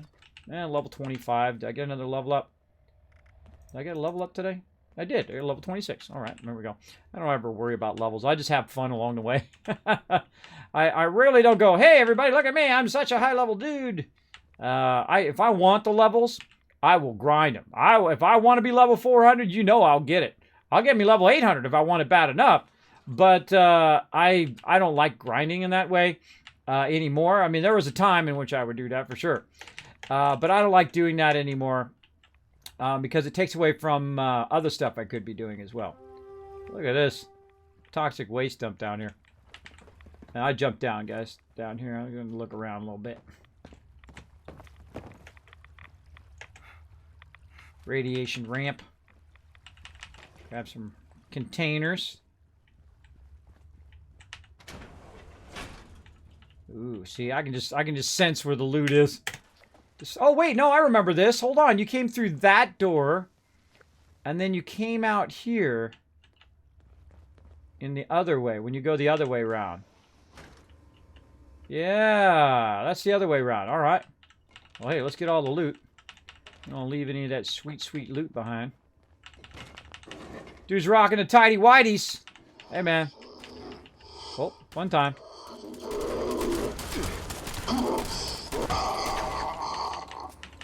Get lots of 8s if you shoot them in the head. Yeah, that's a whole area in here. Kismet, everywhere you go is a whole area. But I'm talking about a whole area full of stuff.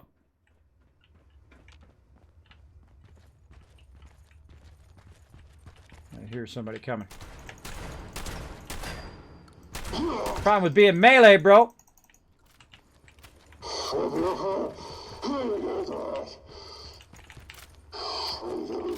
Any day with that reloading gun. See that?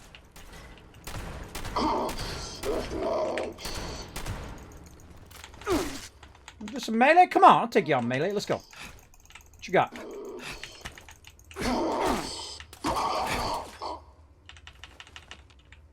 That was fun. Little melee action.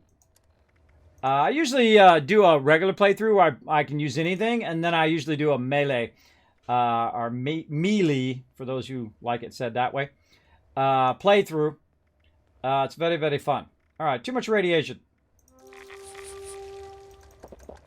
Some people like to be radiated. They like to get the perk for it, but I'm not a big fan of being radiated or being low health. Like some people do the meta set, the bloody set, and they're always low health, and then they're dying all the time because they're like glass cannons. They do a lot of damage, but bam, they're always dying. You're running over and stem packing them all the time.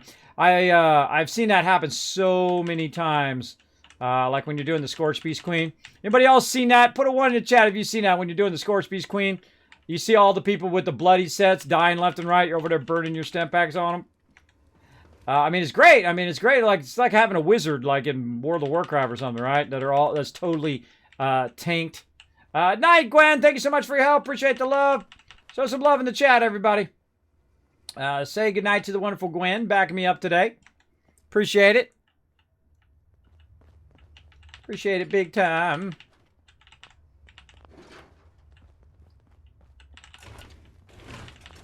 Get that loot. Get that loot.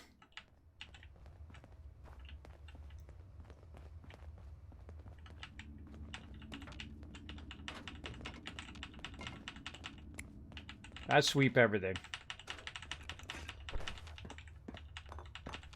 You're like, well, Kismet, what about your peeps, bro? What about if they need some stuff? One, I play with peeps that this game is like nothing to them. This is nothing. They'll have so much resources be coming out of their ears. But the cool thing about having Fallout First is that I can take all these resources, an infinite amount, and put it in my scrap box. And that scrap box will be in there like, hey, Kismet, I need, 500 steel. There you go.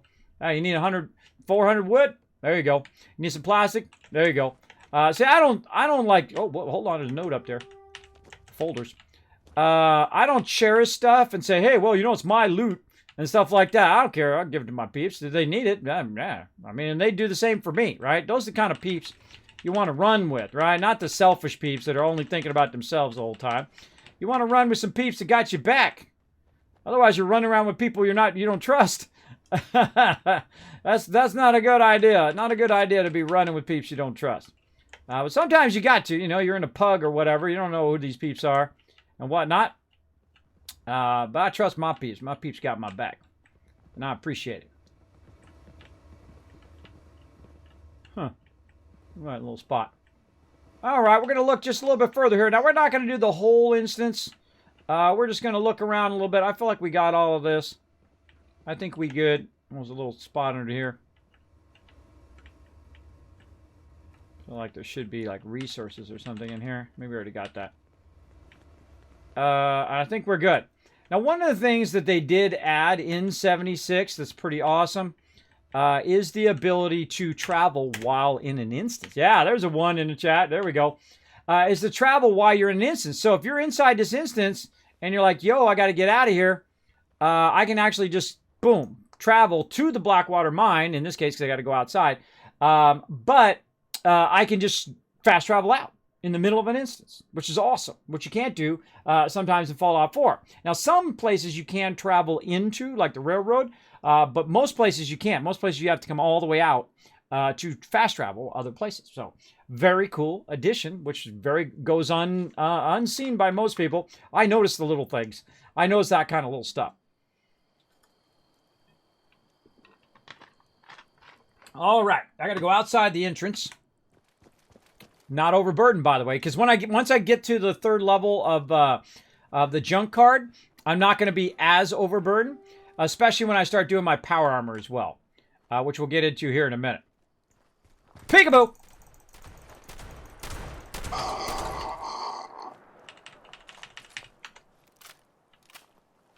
I could have ran back out, but I felt like teleporting. Hey, you're back! I guess you found it, huh? I'm just gonna assume you didn't move on. Let's check with the trappers next. They had a camp out near the Devil's Backbone, so they could keep an eye out along the road from the southeast. We never did find out what happened to them. We were spread pretty thin by the time they disappeared. Someone or something probably got to them. Maybe they left a note behind, or some other clue. They were real outdoorsy types, like camping and hunting, so be careful searching the camp for their piece of the key. If it wasn't obvious, they were really into traps. Okay.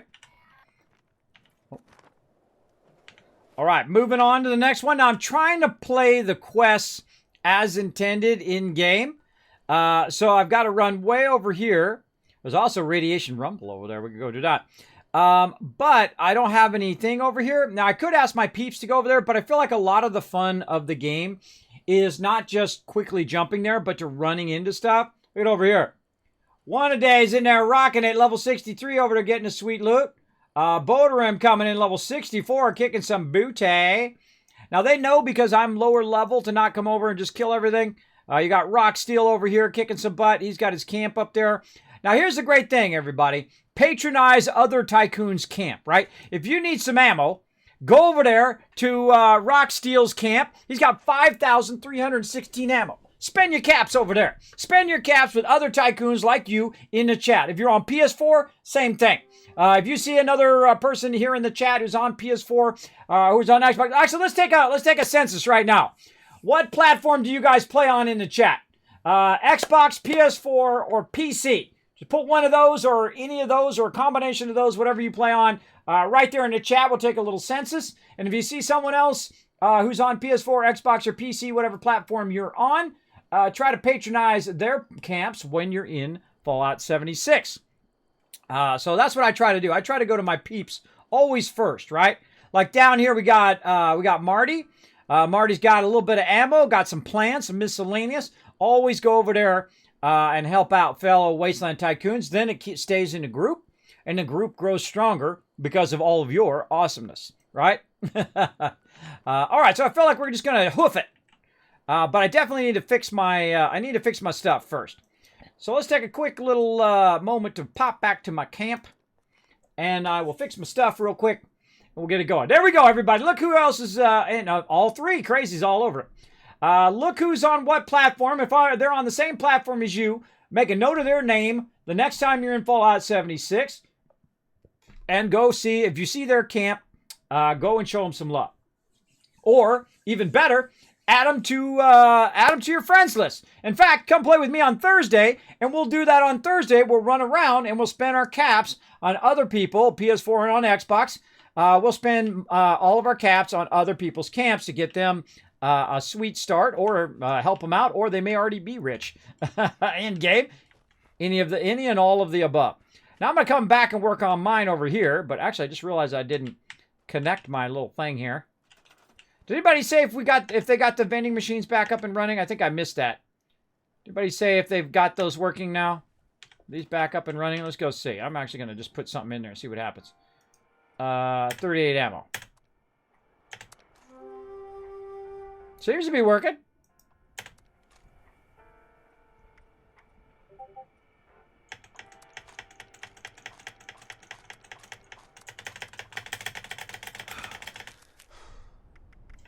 If you go too fast, it actually switches to another thing. Like if I go too fast here, it'll switch like it's grabbing my holotapes out. All right, so 308, I don't want to get rid of that. that'll go there. You know what? I'm going to charge 1. I feel like that's reasonable. Whatever the default price is, I'm just going to charge that. Now I'll make a little bit of caps, you know, and re-spend it on my peeps. What do I need? Just 308 at this point. I'm just going to go with whatever the default is. If my peeps thinks it's too much, I'll turn it down. Some 5mm, some arrows. All right, that's too much. 25's too much. Get that out of there. 10's too much. No, that's too much. That's too much. Let's go ahead and put that down to like 2. Oops. Not as in 2 of those, but like 2 caps. I feel like that's too much. That's 25 each of those. That's too much. That's too much. Too much.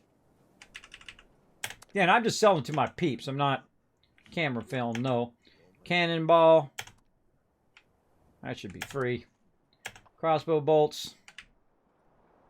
All of them. I don't usually charge more than like 5 caps. I don't know. I feel like I should put all this at 1 anyway. That's what I'm going to do. All the rest of this I'm going to put at 1.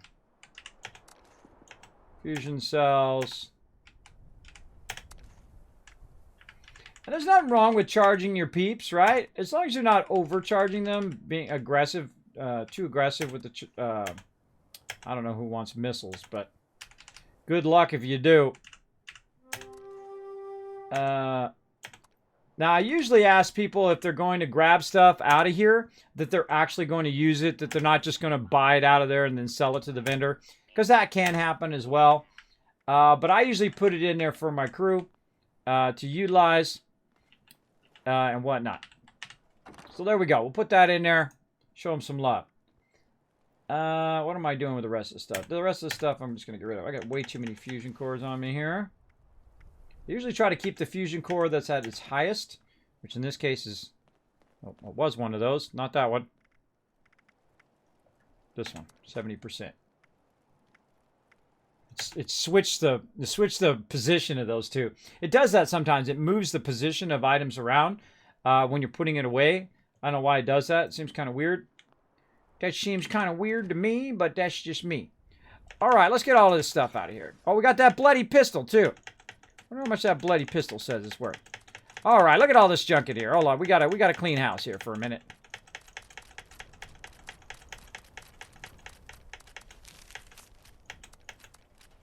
All right, we want to keep 1 shovel.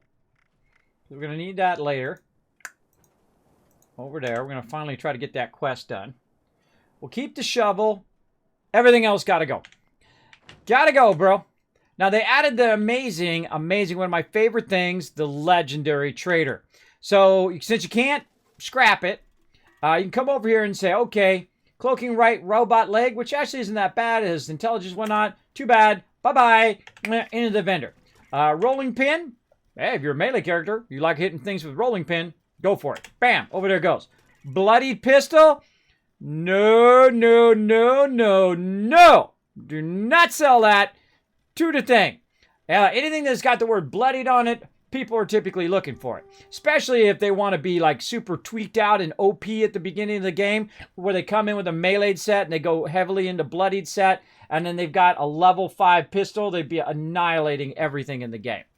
So we'll put that up. We'll see what the rate of that is. I don't know. I'll give it to my peeps. I'm sure somebody is running a bloodied set. So we'll put that in there for them. Did I get 100 scrit yet? Let's see. I'm at 101. We're going to hit the vendor. We're going to hit the vendor here in a bit. Let's do that. Let's go back over here, though. And we're going to scrap all this other stuff. Now, I put a whole bunch of just random weapons in there, and I'm just going to scrap it all. And the reason why you want to scrap it, you know what? I'm going to get rid of this darn chainsaw, too. I'm not going to use that. Get rid of that. The reason why you want to scrap all this stuff is after a while, as you go, you're going to get more and more recipes for that particular item. I like shotguns and rifles. But after a certain point, by the way, you're no longer going to get those recipes. And the reason why is because you've already unlocked them all. So that's a good thing to remember. Now I'm just going to get rid of everything. So I end up with just the last 3 things. And there we go. Now we've kind of cleaned house. We don't have a whole bunch of random weapons in there sucking up all of our space. Now guess what we're going to do with this one? That's right. We're going to take out all this other random loot in here. that I've thrown in here. Oh, there's my T45. I do have a T45 already started. Look at me. Look at me go. All right. And then we're going to go, once again, run over here to Legendary Vendor. Now, again, this is why I have my base right next to Charleston Station. Is because I got the Legendary Vendor, I've got a regular vendor, I've got all that stuff. Easy peasy over there. Ghoul's Robot chess piece. Not a bad chess piece. Am I going to use it? It's too darn heavy. Bye-bye. It's out of there. Trail Warden. Pretty decent. 24 and a 5. And it's also +1 perception. What am I using now? Let's go check. And, of course, notice I've got Z's on mine, so they drop to the bottom. I rename all of my stuff. I've got a weighs 90% less and does not count as armor for the chameleon mutation. It's a 1644. So that's pretty decent. A pretty decent chest item. And I could have, if I scroll up here somewhere. Where'd you go? There we go. I could have Trail Warden, which is a 24 +1 perception. It's a level 20 though, and 5, which is pretty decent, and I could probably mod it up a little bit more. But I feel like the leather right now is pretty decent, so I'm going to go with that. But of course, we're going to be, upgrading as we go. All right, and I'm a big fan of just getting rid of all the stuff, and then rolling that dice, and try to see if you get some good stuff with the scripts. So we're going to get that going. All right, now while I am clearing some of this stuff, let's do another battle. I literally did battles for 20 and a half hours yesterday. Non-stop. 20 and a half hours. You're welcome. That was a lot of work. All right, 54 caps. Sugarfoot. You want to make 300 caps right now? I'm going to show you how. I'm going to show you how to make 300 caps in under like 5 minutes. And you can do it every single day. Easy peasy. I'll show you in just a sec. Yeah, Charleston Station is sweet early on. Later on, there's some higher level areas you want to be. And of course, there's areas to collect. But I do it here because of the purified water. And you can see I've got a whole farm going. Oh, you can't see it until we get past this. But you'll see I have a whole farm going and all of that stuff. Bam! Matt and Finn getting that love. Let's see. Finn coming in overall MVP with the most kills. And Eugen getting the love. Now, there's a little side thing we do called Stream Raiders. It is free to play. Everybody in the chat right now is battling it out with the bad guys. Oh, I feel like the mystery road today. Let's take the mystery road over here. All you have to do is go ahead and go to streamcaptain.com. You can get yourself like a little tank, like I'm putting my tank in right there. I can play a whole bunch of different classes. You can unlock epics and legendaries, and it's all for free. It's pretty fun. Now, if you do want to support the stream, you can buy a cool Kismet full Tycoon skin over there. That's how you win. You rocking the yellow fedora, that's how you get the win. Uh-oh, quest failed. That happens. Boom. I'm not trying to get to Wade Airport. Somebody was trying to get it. Uh-oh, one a day. You need some help, bro? Oh, he claimed it earlier. You need some help, you let him know. Even if I'm low level, I'll come over there. I'll help peeps out.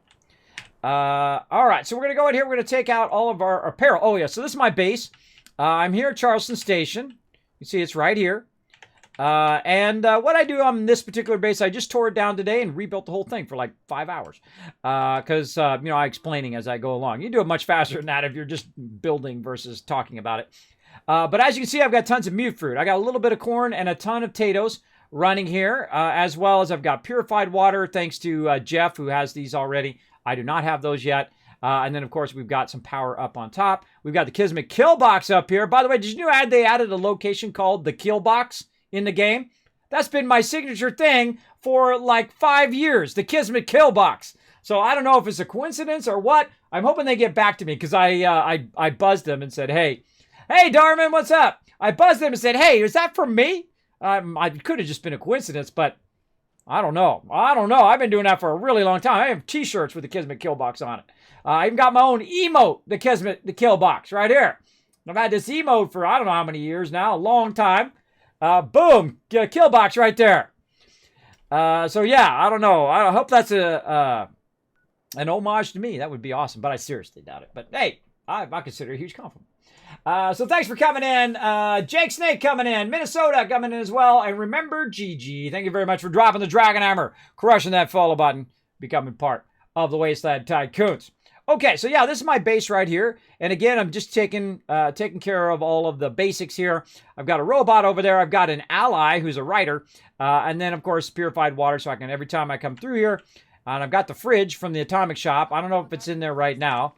It was like a limited thing at that time, but I'm sure it'll be back. It'll be back for sure. But you can come in here to the fridge and keep your food in there. Keep it nice and cold so it doesn't decay as fast. And then we're going to go in here and let's make, what do you feel, some razor grain? You know what, let's just make it all. Super fast spacebar! Like that. There we go.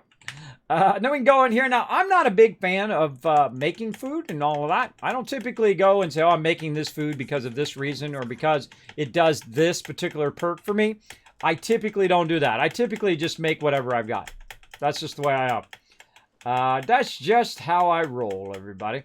Is that full? There we go. Okay, so I put enough in there so it's full and it's not going to rot. And then I'll go over here and maybe eat a little bit of it. Boom, red-eyed steak, some razor grain soup, Salisbury steak. So I'm just not running around with it on me for no reason. There we go. Well hydrated and well fed. All right, very nice. Let's see. Do we got any junk we can scrap? Boom. All right, there we go. Mole rat teeth. Put all that in there. That's going to become bone. What else we got? We're still working on our scrapping of our apparel. There we go. We got a whole bunch of stuff in here. Like one of the things I would love them to do is have an ability to lock the game, lock the items in the game, right? So you go in and you press Alt and click, and boom, that item is locked. You'll never see it in your trade window. You'll never see it when you're trying to scrap something, right? It'll only be there when you're trying to trade, say, into your stash. Or if you go into your Pip-Boy, then that'll see it. But you should also be able to lock it from moving it from your stash too, right? Or you could have it just so it shows in the Pip-Boy all the time. But when you go to your stash, it's locked so you can't transfer and whatnot. Or it locks when you go into the vendor so you don't accidentally sell stuff. I've literally sold my my legendary armor because I was in my power armor. And it takes your regular armor off. You won't see all the squares. So when you're talking to the vendor, all of a sudden you're just selling all the loot. And then I got out of the vendor and I didn't realize it for a while. I was running around with power armor and then I realized that I'd sold all of my armor and it was gone. All legendaries, gone. And you're going, Kismet, how do you sell legendaries? Well, at that time you could sell all of your stuff to the vendor. You could just sell it all, like all of your armor, right? Not good. Not good. Not good. All right, so let's go ahead and scrap all the rest of this stuff. Let's see. No, I don't want to store it. I'm going to store that fire breather stuff. See, the fire breather stuff there would be like a memento, right? You became part of the fire breathers. Oh, watch out for my power armor chassis. You became part of the fire breathers. You did that part of the quest. It's like a memento. You want to put it in your stash. And then eventually as a memento in your camp, right? You want to put it up on a thing where you can put it up there like you can in Fallout 4, right? You put your fire breather in your hat, and then you have it, and every time someone comes through, it says, oh, you were part of the fire breathers, right? Or you killed this mob, or you did that thing, or you got that certain weapon from that certain thing. I feel like that trophy thing, and they have some trophies that you can buy and put up, but I feel like this is what they're missing. They're missing that ability to have trophies in that way, where it's as you go through the game, you're collecting trophies, not trophies you're getting from the atomic shop or any of that other stuff as well. So I feel like that's sorely missing in there. But I'm sure they'll work on it over time. So that'd be some of my feedback on there. Tons of grenades there and some explosive bait. Now, I'm not going to use these grenades. I'm a little dangerous when you give me explosive weapons. I end up killing everybody else. So I'm just going to talk to my little buddy over here, who is happily not talking my ear off right now. Be sure to Oh, there he goes. while you can. I actually thought my sound was off. He was so quiet.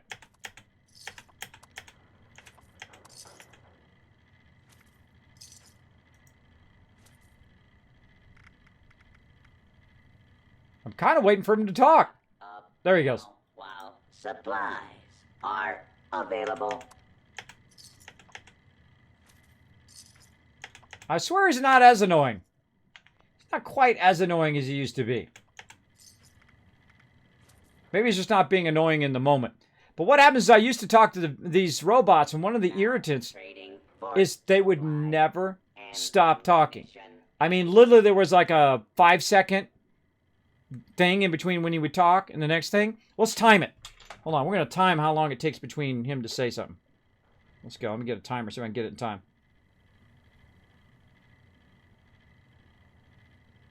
That's a lot longer. The wasteland. Okay, starting. The proper supplies. Okay, started talking.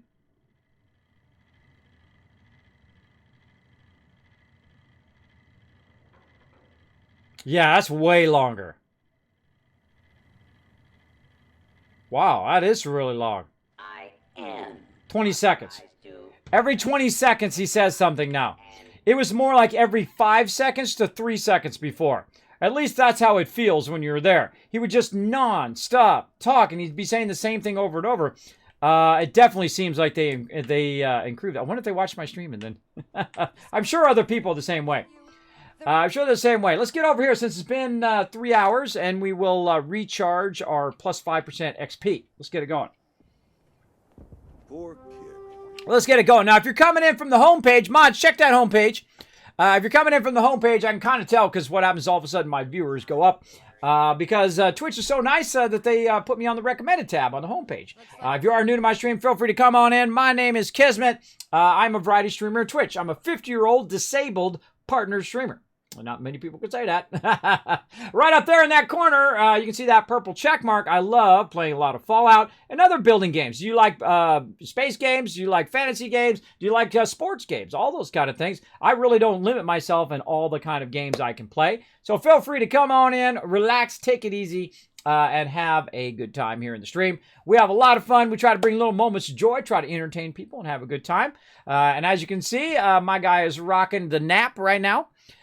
He's rocking that nap so that he gets his extra 5% for 3 hours because there's a new perk that I noticed here, and it's called, right over here, Kindred Spirit. Oh, it didn't kick in. It's actually only 1 hour and 11 minutes. That means that it didn't kick in. Hold on, we gotta spend a little more time napping. Let's do it.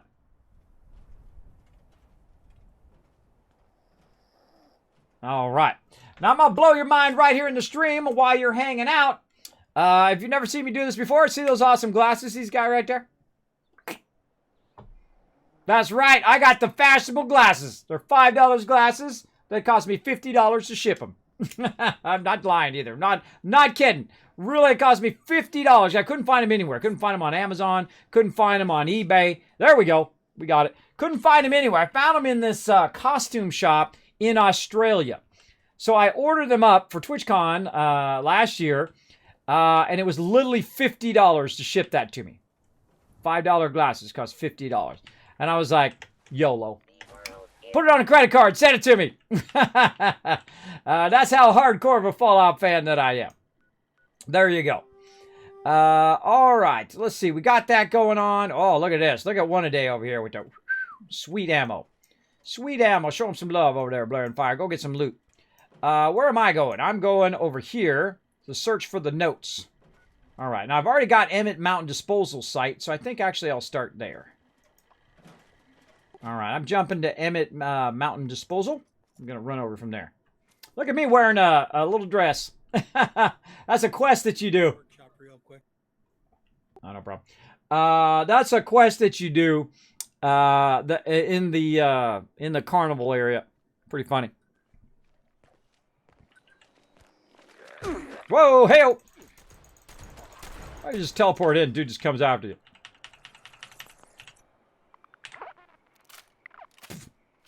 Kicked in again. Okay, look, now it's got 3 hours. It's going to run plus 5% XP. Got a bunch of stuff going on here from all that food and whatnot. Now, we've already been in to the mountain disposal here, so I'm just going to kind of bypass that. And we're going to run down in this direction. Kind of around and try to find this road. All right, yeah, we're trying to find the road. And then we're going to follow the road. And I'm not a big road follower, but you know, when you're running around, you want to get into a little bit of trouble, right? And then I kind of aim the direction in which I should be going, like this, which actually is this one here. That one right there, the square. So I'm going to go ahead and run along here and try to follow that square. Am I lined up with the correct square? Yes. Sometimes what happens is if you have multiple quests going on at the same time, it's aiming you in the wrong direction. Aiming you in the wrong direction. So come on in, relax, take it easy. Again, my name is Kismet. They call me the Wasteland Tycoon because I have a lot of fun. A lot of fun. Up in here, run around. I played a lot of Fallout. Tens of thousands of hours. What's up, guys? Keep trying. Bringing a melee weapon to a gunfight. Now watch as I rotate right, which is going to make that other guy on the left have to rotate. Oh, he's got an energy weapon. Taking you out first. Oh, I forgot to... That was the other thing I was going to do, repair my armor. Let's go for a little snipe shot.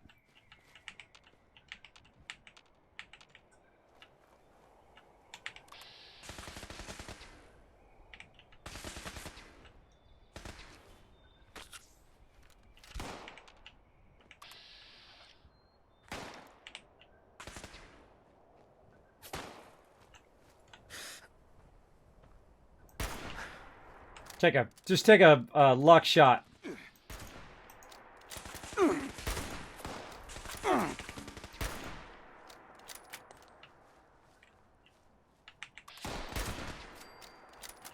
Smoked him.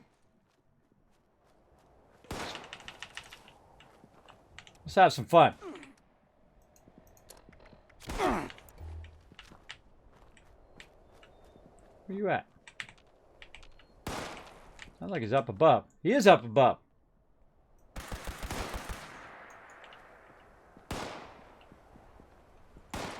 Wow, they got the high ground. Blaring fires up there. He's up there, but they're shooting at me down here. That's how it goes. What am I stuck on? I'm always stuck on something, too. When I'm in first person, I'm usually stuck on some random thing. I hear that cricket guy. Alright, anybody else we shoot out here? Oh yeah, right there.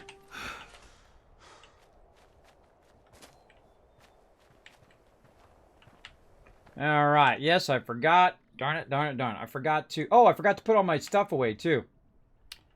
Okay, now, here's the thing. If you teleport all the way out here...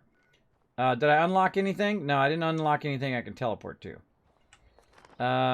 Hold on, let's try this. I'm going to pull up my little wheel here. That's cool how it just like, it actually is literally going to take out all the stuff around my survival tent. That's cool. So I go to my survival tent here. I can go ahead and scrap all this stuff I've got. I can put some of this stuff away that I don't need to carry around. We'll deal with it later. Yeah, I was going to work on all that. That's okay. We'll put that away. And then we got a dirty fedora. All that other stuff we're working on. There's no... See, this doesn't have a helmet. I don't like to run around in the power armor if it actually doesn't have a helmet. And the reason why is I can't use my light. So you can use a light multiple times. You can use your... Or multiple ways. You can use your light that's on your Pip-Boy, right? You can use that light. You can get a miner's helmet and use that. I like to use, of course, the power armor hat, but I can't use it. I've got a bunch of T60 in here, which I can't use till I'm level 40, so we'll come back to that. So we need to look for a bit of that as well. Before I forget that again, I'm going to leave my camp right here so I can teleport back to this spot. But let's go over here to Sylvia Homestead. I was talking to somebody in the chat earlier. Let's bounce over there. Earlier, who, Sugarfoot, I think it was. Yeah, Sugarfoot. I'm going to show you where to go and make tons of cash. Early game. Easy. Easy mode. Ready? I'm going to show you how to make 340 caps right now. Here's what you do. You go teleport here to Sylvia Homestead. Again, way over here on the left. Right there. Sylvia Homestead. You teleport over here. Now, I'm not going to do it right now. I usually do it right at the very beginning of the stream or the end of the stream. Probably do it at the end of the stream today. And boom, we'll go over here. Wild corn, wild corn. Now make sure that you got your green thumb on. Under your perks, right up here. This card right here. It doubles the amount of food you pick up, or flowers. Corn, obviously considered a flower. So you run around, you grab all this right here. There's 140 corn if you have that on. Then on the far side of that building, you see way over there, on the other side of this workshop, Billings Homestead, there's 200 razor grain over there for you. Right? It's really 100 there, but since you're using that card, it's going to be 200. Now, another thing I would check is right into here. Boom. Power armor. Sometimes. Also, some rad roaches. Blast them. Get that loot. Bye-bye. And so on. So, a great place to check for some power armor. That's what I'm checking for my power armor today to see if there's any 45 in there. Now, I'm not going to super loot all of this. I'm literally just going to get that ammo since I saw it there and grab that. Now, the other place we need to go, and I don't think I did it on PS4, but I haven't done it. I got to go down there to get the key for the bridge. I haven't even actually been to the other side of the bridge. So I'm going to kind of divert. Actually, I'm going to divert from my quest here to do the River Gorge Bridge and then the Carnival. And then we'll come back and we'll finish that quest line over there. So this way I can go ahead and check this every time I come in. So you literally go around, pick up all of that, make sure that you don't get overburdened. I'd suggest to put the bulk of your stuff away because that's only low level. It's like level 1 through 5 or something in there. You can go in there, grab all that corn, grab all that razor grain, maybe make yourself some razor grain soup so you have tons of food and water. You only need maybe 20 or 30. And then take all of that and sell it to the vendor. Then boom, you made 300 caps, just like that. Just like that, 5 minutes, boom. 300 caps in your pocket. And you can do it every day. Every day you log in, every 24 hours, you go ahead and get another 300 caps. Great way to get started in the very beginning. And then as you get up in the upper levels, don't worry, you're going to be rolling in the caps. Rolling in the caps in that higher level for sure. All right, now I'm going to go down here. See if there's any loot down the side here. I think it was on the other side of the bridge that the loot is. Some wood right there. Let's go ahead and have a little Nuka. Boost those action point regen. Look at this guy.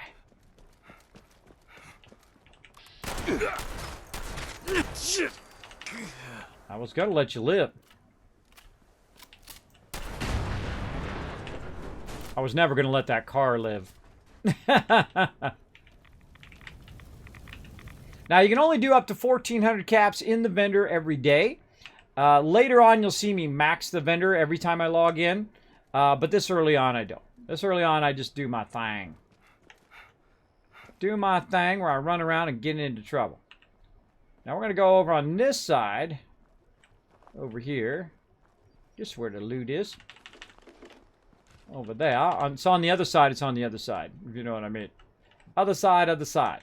This side, it's on this side.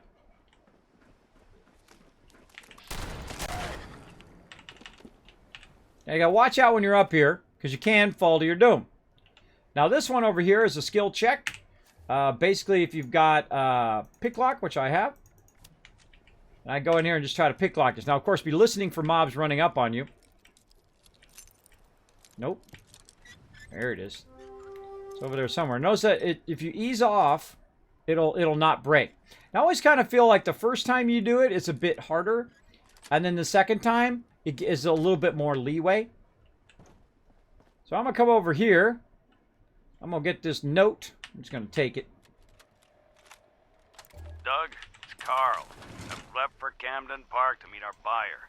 Doug, I've taken your key to the west door. I'm sorry, but I can't keep coming back to find new dings and scratches just because you can't resist taking our little project out for a spin. We're trying to sell this thing, remember? Look, assuming this guy shows, I'll be back by this evening. The buyer's a military type. He wants to make the trade while riding the Widowmaker. No idea why. I think he's living out some kind of personal spy fantasy. That's fine by me. I wanted to try that ride since I was a kid. Now, we did this quest did we do it on the Xbox or PS4? I can't remember. Last Thursday, we did this quest, so that's why I actually remember it quite well now of where exactly it is. So, spoilers ahead, everybody. Now, what we want to do is we want to get the key for the other side of the bridge, the one that's way on that side. Now, to save myself some time later on, I'm going to run to the other side of the bridge, even in third person, and blast people on the way. Third person perspective blasting of ghoulies. And we're going to blast some cars. Take that, evil truck.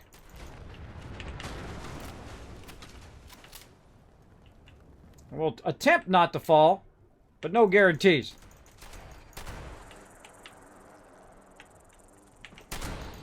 Now watch out, because sometimes they bump you backwards, and bye-bye. Down you go. There's other little side stuff to check. Whoa, where'd you come from? There's also other little side stuff to check, too. There's little paths and whatnot. And there's also a fun little obstacle course that you do here, which is fun also. I'm a little OP for this area. I suggest to check out the bridge. What a great spot. I'm level 25 and they're level 2. Little OP, but it's okay. I'm just trying to make my way to the other side. You're like, Kismet, why do you shoot twice? Because once is usually not enough. Legendary sheep squatch over here. Good luck with that, bro. What level is he? Level 50.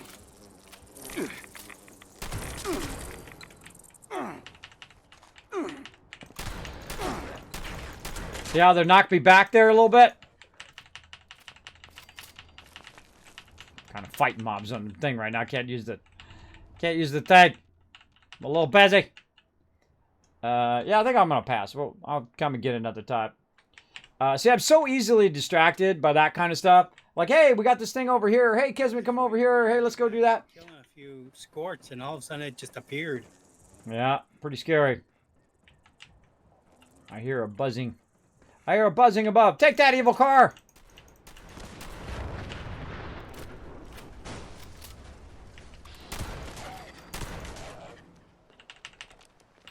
So just trying to stay on target. But normally I would go kill that sheep squatch. Sheep squatch got some sweet loot. Somebody's shooting at me. All right, now I discovered this side, but I don't have the key. So we got to get the key. Now we know where the key is because we literally went and got the key on Thursday. So we're going to go try to get it again. It's way down here at the Camden Park. Now I don't have the teleport there, but I do have the Poseidon Energy Plant. Or one of the real fun ones here is the Charleston's Train Yard. So I'm going to go to Charleston's Train Yard, and I can literally just run... oh. Interrupt my fast travel. I'm hidden. I can literally just run down the train yard, the train tracks, to get down in there. Oh, no? Not going to give it to me? Okay. Sometimes it gets a little funky chicken. I think they're right above me. I think that's why. It's on, asshole. Whoa, whoa, whoa, whoa, whoa! There, Mr. Dude. Hey, I didn't even know you were there, man. Chill out. See, now, look what you do. I'm taking your wrench. See, that's what you get, right? I'm taking your wrench. That's why you don't take on the man. All right, well, that's probably why. All right, let's have a little bit of fun. Ready? Do some sniping. Bye-bye. Now his friend's like, what the heck just happened? Oh, come on. I feel like that was a hit. There we go. Yeah, run straight at me. Oh, come on. Run straight at me. That ought to work. Man, the recoil on this gun sucks. Gotta get me one of those combat rifles. Anybody else?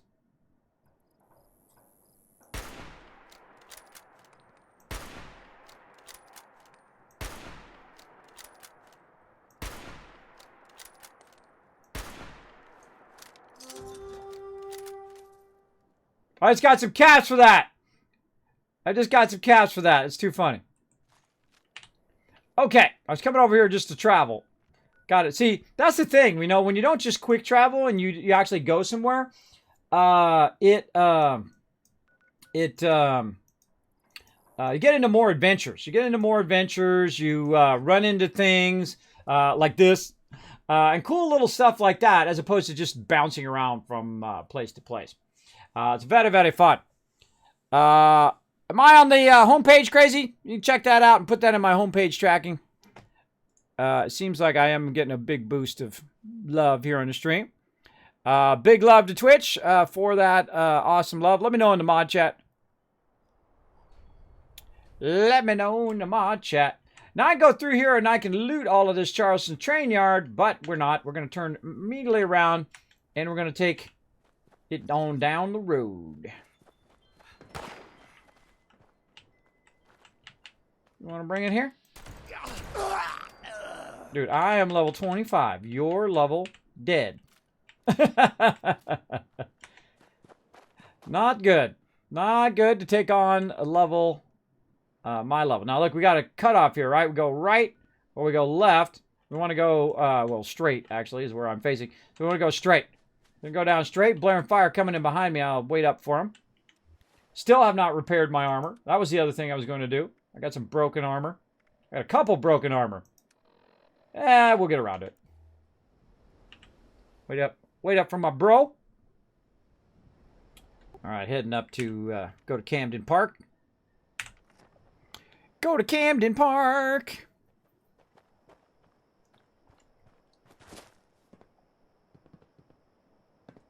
Go get some loot.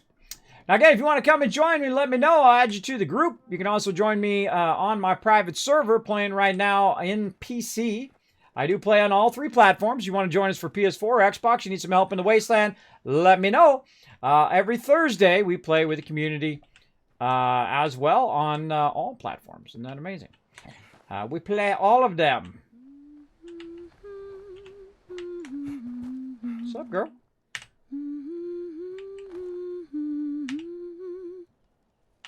Ooh, you seem really, and I do mean really, different from most people. Well, thank you. You know, as much as I love wandering around, well, often running or fleeing, do you happen to know somewhere safe I can stay? Maybe work on some music? I'm handy to have around. I've got skills. Another ally. All right, story mode! And then we'll do that battle.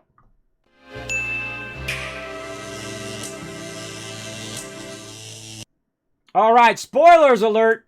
Wanderer. I've always got room in my camp for a settler. I guess you can't take a load off. I guess you can take a load off my place for a bit. I don't know of a safe place for you.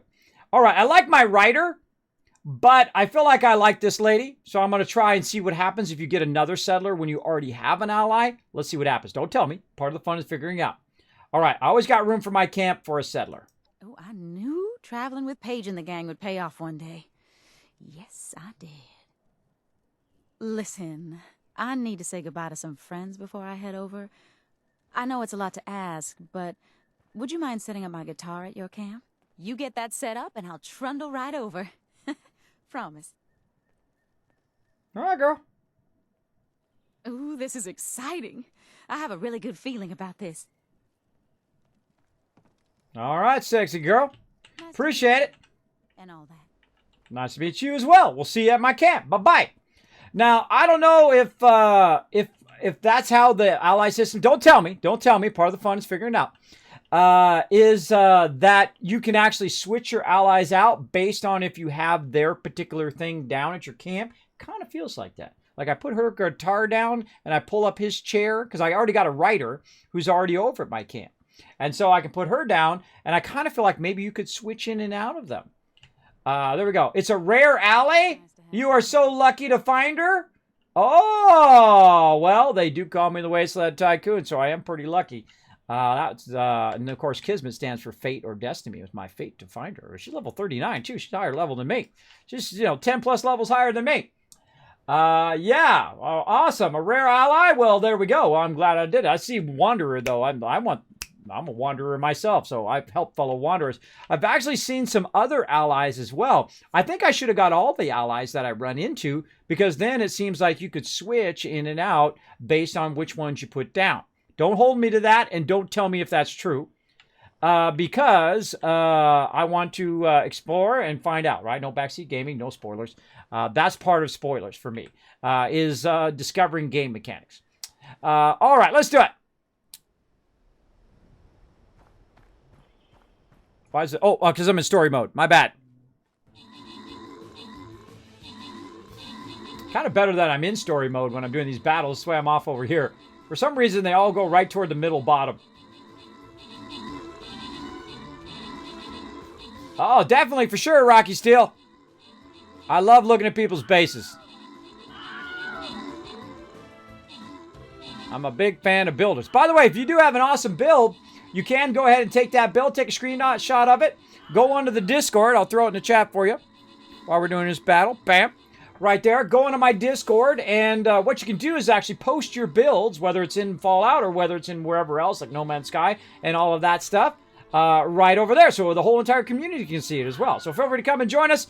It is open to all of you wasteland tycoons and builders of any genre. Feel free to come in and do it. Like if you built something awesome in No Man's Sky or Minecraft, whatever, feel free to come on in, post it in there. I look at every single one. I love to see people's builds. Very, very cool. Now, if you're not already a Wasteland Tycoon on the Discord, feel free to ask my mods. They'll be watching that mod chat over there. And at some point, they will upgrade you so you can post it. So just go into the lurker chat. There's also some other information up in the of that lurker chat as well in the pin. Ooh, Cookie Ninja, Sushi, and Crazy getting some extra gold love, and Gamer Man getting some extra scrolls. The Girl Who Ships coming in with a massive 43 assists, holy mackerel, and 22 kills, taking the overall MVP and the top slots of both kills and assists. Nice! Nice! Crushing it. Come on, let's keep the mystery route going. We're going to go straight for that gold. Right here, let's take out these tanks. Let's take out those tanks as quick as possible. Come and join us, streamcaptain.com. It is totally free. Oh, really? I'm not on the homepage, and I got 200 plus peeps in my channel. Thank you so much for hanging out on my channel, everybody. Appreciate you coming in. We're having lots of fun. Apparently, we just found a rare ally. We're going to get into some trouble, as we always do up in here. Now, again, if you are new to my stream, my name is Kismet. They call me the Wasteland Tycoon. I don't just make millions. I don't just make billions. I'm talking trillions of caps. I played Fallout tens of thousands of hours. I've played it since the very first one dropped on the very first day. That's how old school I am. It's my favorite series of all time. Let's get back into battle mode while we're running down the road here. Let's do it.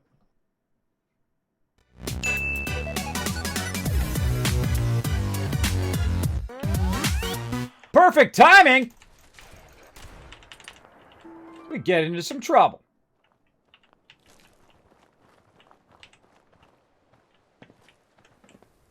I hear somebody there. The sound in this game is really underrated too. The sound is really good, even with my marginal iPhone headphones. I have some really nice headphones, by the way. They're called Razer Kakaris. You ever seen those? They're like $200. They're amazing. Really super awesome. Wife abscond with those. She wandered off with those, but that's the way it goes. I don't mind using my little headphones here.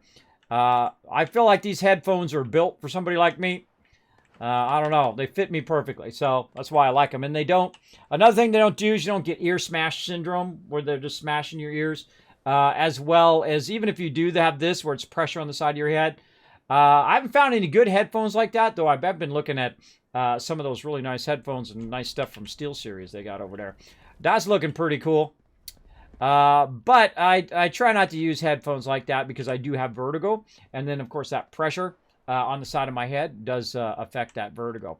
So I got to watch out. I got to watch out for that as well. It's really a middle channel ear imbalance. But vertigo, you guys know what that is. If I'd say, middle channel, whatever the long blah, blah, blah, blah, blah name of it that my doctor's told me multiple times. And I say, I'm never going to remember that name. I'm just going to tell everybody it's vertigo, and that would be easier for them. He goes, well, it's kind of a vertigo. This guy's the same kind of symptoms. And I said, yeah, that's what I'm telling them. Because they're not going to, oh, look at this target-rich environment down here.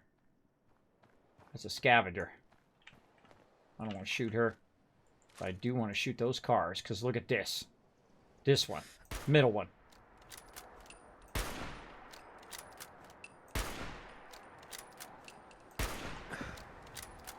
All right, time for the fireworks. Never get tired of blowing stuff up. Never. Never get tired of it. All right, where'd that get? She's still there. She's like, whoa, what the heck just happened? All right. This is how you get off track from your quests right here. You see somebody down here, you want to go talk to them? This is how you get sidetracked. It's just about time to eat. Oh, that patch of land over there. Maybe I can use that. Even after the bombs, Appalachia is still beautiful. That, I agree. Very, very much. All right, she ain't got nothing to say. Danger. You never know who's watching. Duh. So I keep my shotgun ready to rock.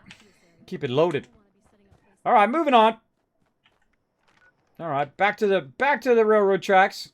Now, one of my favorite things to do in this game is to run along the railroad tracks. It takes you all over the place. You're going to run into all sorts of things running around the tracks. In fact, I find I run into more things on the railroad tracks than I actually do on the roads. Because it's kind of off the beaten path a little bit. Tons of stuff hiding out here. Run into all sorts of encounters and whatnot as you're running along. For sure. How far is Blair and Fire? Not too far back. If he gets into trouble, I'm going to run back and lend him a hand. Run back and let him a hand, but he's pretty good at catching up to me because I do a lot of stopping. So sometimes I try to get a little bit ahead because I'm doing a lot of looting and whatnot. Has it really been 50 years? All that time in the vault really flew by. I remember playing in the marching band together like it was just yesterday. Ah, those were the days. You know I got butterflies every time you passed my rowing class? I'd wait to go piss. Because I was... Don't talk to him, let him talk. Pass you on the way to the bathroom. Oh, Dino, you're too good to me. You always were a sweetie. No wonder I couldn't help but fall in love with you. We'd only been together a few months before going into the vault. Imagine if we hadn't made it into the same one. You know what, though? Now we can do whatever we want, together out here. Happy anniversary. I like to get the embellishment. That's why I didn't talk to him, because it would interrupt what they're saying. So let's talk to him. All right, Carla, let's chat. Dino's a good man, but sometimes it's nice to spice things up. Okay, talk to Dino. I'm not the man I once was, but Carla loves me all the same. I know that all too well. Kind of killing the mood. You know that? Okay. What vault you come from? Dino in high school. We both played in the marching band. He was cuter back then, but he still has a warm heart. Tell me what vault you're from. Well, don't you look cute? Well, what can I say? The ladies like me. What can I say? Back in the vault, Dino was the best-looking guy around. There weren't many of us in there, you know. What vault? Tonight's our 50th anniversary. Some of our best years were spent in the vault together. Don't tell me. You can't teach an old dog new tricks. You, on the other hand, youthful and limber, don't have back problems, do you? As a matter of fact, I do. Back in the vault, Dino was the best-looking guy All right, around. see, there's the loop. There weren't many of us in there, you know. You can't teach an old dog new tricks. There's the loop. All right, what vault were you in? Youthful 50 and years. limber, Can you believe it? don't have back Damn, problems, I'm a do lucky you? guy. You were 50 years in a vault. They were 50 years in a vault. It's a humble enough setting, but I think a romantic dinner is still manageable. Tonight's our anniversary. She's as beautiful as the day we first met. Can't you see we're a little busy? It's a special occasion, so unless you're gonna play busboy, beat it. You're kinda killing the mood. You know that? It's a humble enough setting, but I think a romantic dinner is still manageable. Okay. I want to know. See, now look, had I just teleported there or someone teleported there and I teleported to them, I would have missed all of this. as well. Now, one of the drawbacks, again, of this game when you're playing with other people is you hear them shooting things and battles are going on and you're getting overlapping audio and all of that stuff. And that's why you'll see me take the time to kind of step off to the side to try to get away from any other noise like robots and things like that running along to get that embellishment, that thing. Now, I don't know what their vault they're from. That's what I want to know. Are they from 76? They're 50 years together. I don't know. I don't know. But I feel like I'm going to have a quest here at some point. I feel like I'm going to come back here and talk to these peeps. All right, we'll let them be for now. Have a little moment. But we're certainly getting all the loot on the way out. All right. And again, we just keep going. We're going to run into Camden Park. We're tooling along the railroad tracks. Now, there's also something up here, too. We don't want to go up there yet. But there's some cool stuff over that way we can check out. But let's stay on mission. Staying on mission in an open world RPG is the hardest thing for me to do. It is incredibly difficult. Because I'm always all, ooh, shiny. Ooh, look at that over there. Oh, what's up over there? What's on top of that mountain? What's down over there? So this is my stay on mission playthrough. Where I'm trying to just stay on mission the whole time. So there we go. Quest started. Daily mistaken identity. Now, I'm not going to do that daily. I'm going to just go look for the bad guys. Oh, hold on. Maybe this will be the one, everybody. This will be the one. Here we go. Pie Club. Or maybe not. I just do it once. I just do it once, especially if my other peeps want to come and try again after me. So I don't, just sit there and do it 50 times. Now, there's actually a vendor over here. Let's see what he's got today. A vault dweller. Want to trade that blue suit for some slightly used bullets? Hold on. Dang, where'd you guys come from? Popped out of nowhere.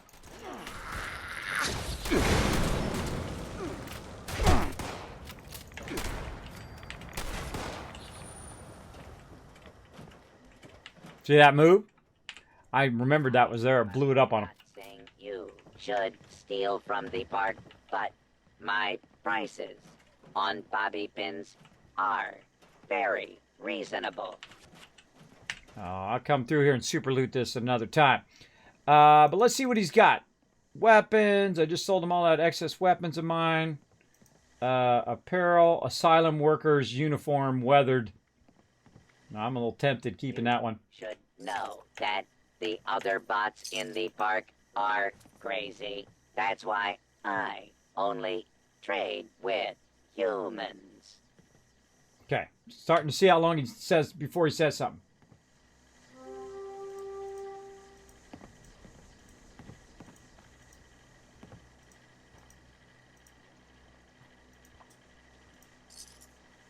You should trade your caps for That actually went a long way. That was 15 seconds. the currency of death. All right.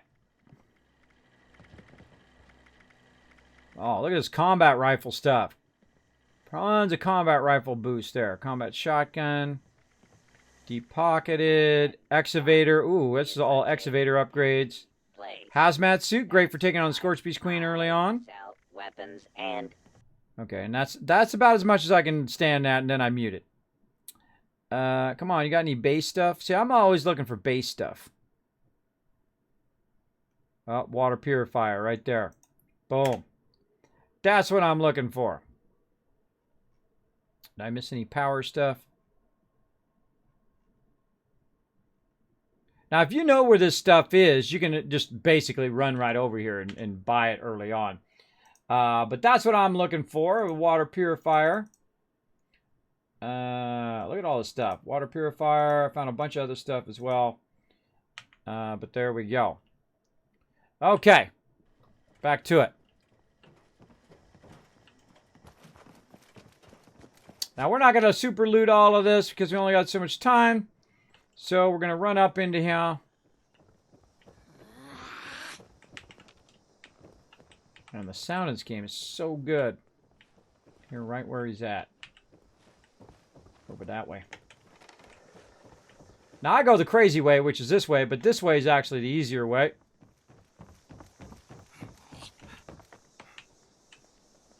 I hear you down there. Where you at?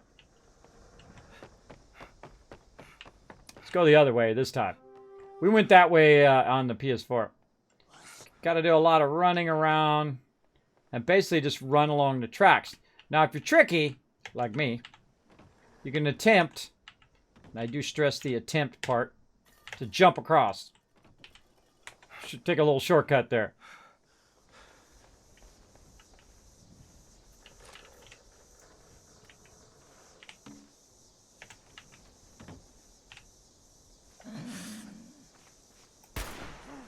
Dang it.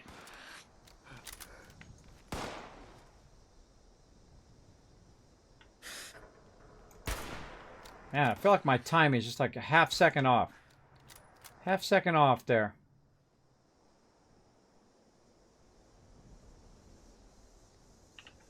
I'm watching you from on high, blaring fire.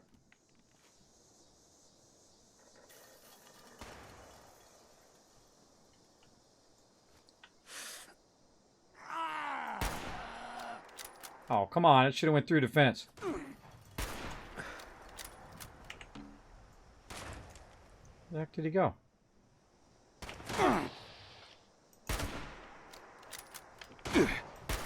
Oh, gotta get a new sniper weapon. Gotta get a new sniper.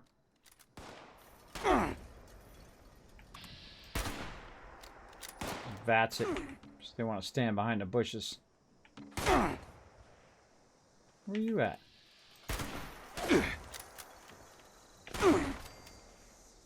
I was down below.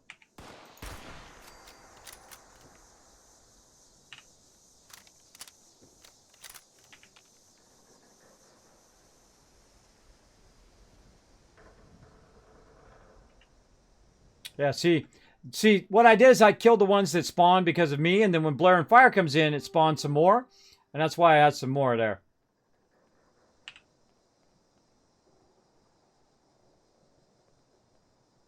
I'll wait till he gets up here. Watch his back. Best I can. Doing a terrible shot. Oh, I forgot to check for the fusion core.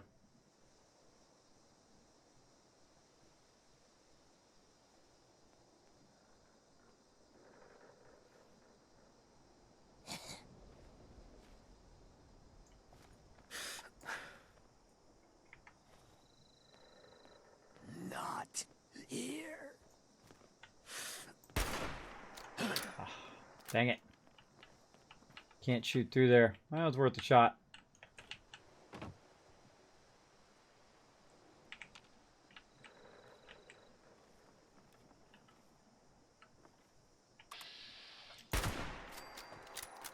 Smoked!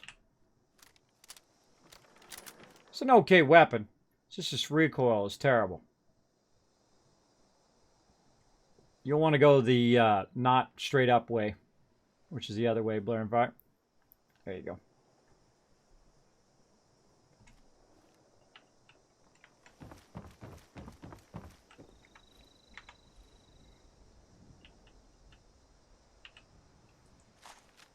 Because he'll fall to his death.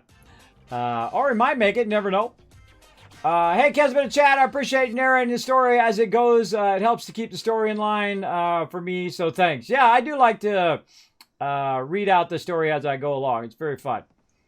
Sounds like she's from Alpha. Oh.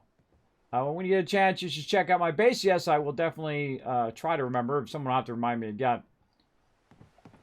You can run all the way around if you want, or you can just jump across like I did. Whatever you feel like doing. I feel like it's very important not to get in a hurry when you're running with your crew, right? Like some people, they'll run ahead and they'll want to level up as fast as possible, and they'll do all the quests ahead of everybody else. But part of the fun of 76 is leveling up together and doing stuff together. I feel like that's a lot of fun. I feel like if you run up too far ahead of everybody else, then you don't have anybody else to play with and run through, right? That's why I'll take my time on these quests. I'll wait up for peeps and whatnot. So we can do the quest together. Now this is an open world quest. So both me and him can get it, right? Normally, if it's like an open world item, you know, I think I'll burn that away while I'm at it. Have some water.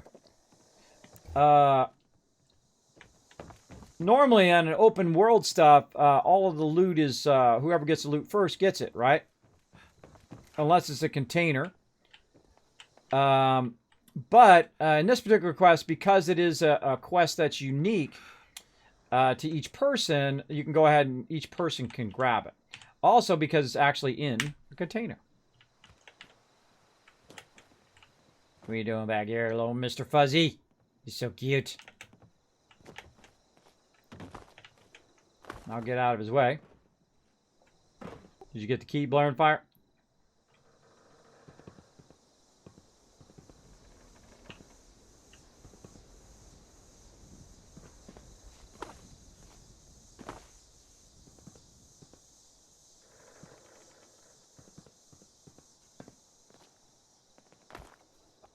Yeah, I got it. All right, awesome. All right, I'm going to teleport back out. Heading back to the bridge to see if there's any power armor in there. I'm looking for some T45. Bam. Oh, going to the west side, by the way. West side. Important to tell him what side I'm going to. He might go to the other side. Sir HC, thanks very much for that sub, love. Appreciate it big time. Thank you so much for coming in, dropping that 4 months of sub love. Let's show him some love in the chat, everybody. Show him some love in the chat. All right. You can also show some love to those peeps in the chat who are showing you some love by continuing that subscription, keeping that dragon, backing you up, my little buddy Norbert.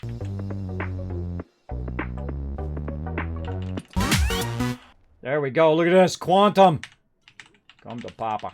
Always a little bit of Nuka-Cola there, or at least usually a bit of Nuka-Cola in that spot. All right. Now we're going to go ahead and open up the thing. Now we have the key. And look what we got. Booyah. Now this is Raider armor. This is lower level armor. I'm level 25. So the cool thing to do is not to grab it. And it's got a helmet on it too. So it's really nice early on. And the thing to do is to let my bro have it. Let Blaring Fire have it, because then he could use it at lower level if he so chose. So I'm just going to leave it there and let him come and grab it instead. And that's how we do. But I am going to super loot in here, because who knows what else is hiding in here that I haven't gotten. I'll knock things around like that to see if I can loot them afterwards. Always a good thing to do. All yours, Blaring Fire. It's Raider armor, right about your level, man.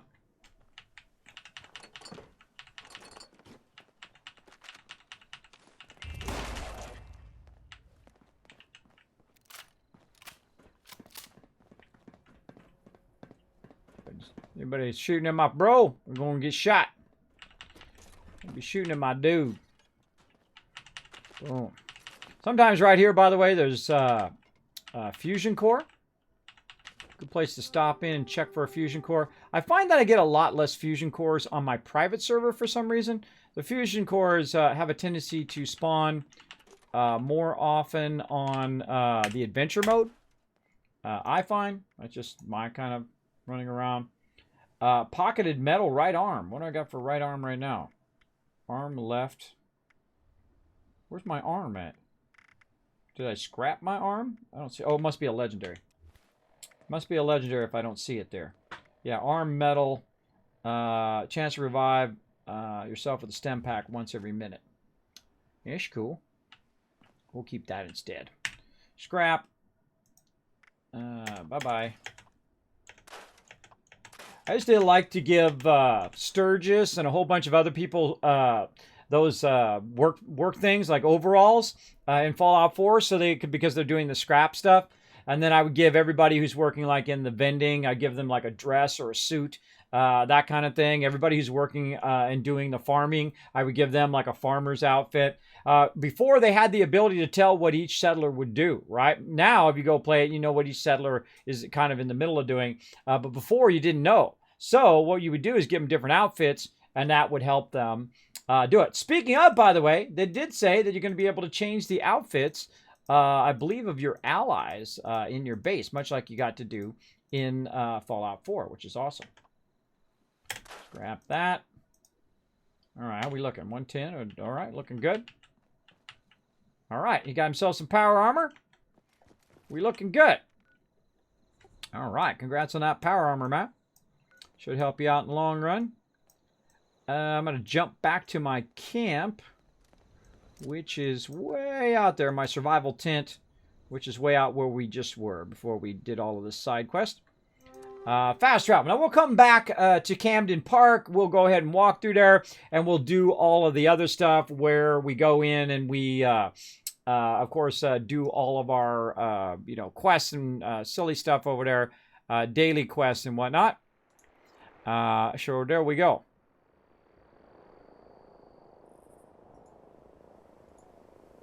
Press some buttons over here while I'm traveling.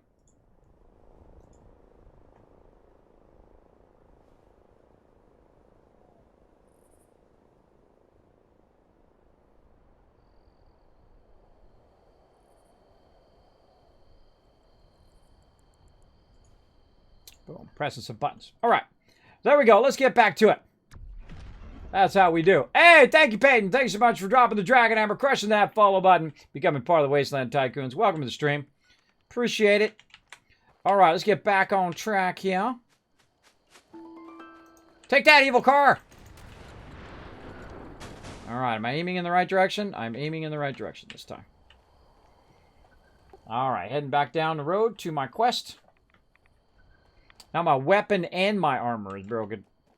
Took a while, but I killed that sheep squatch. Yeah, see, it took you all that time to do it. Like, I don't need it right this second. But hey, congrats. Thought I heard something. You did. You're the Wasteland Tycoon. He's sneaking up on you. Enjoy that grenade. I'm going in here.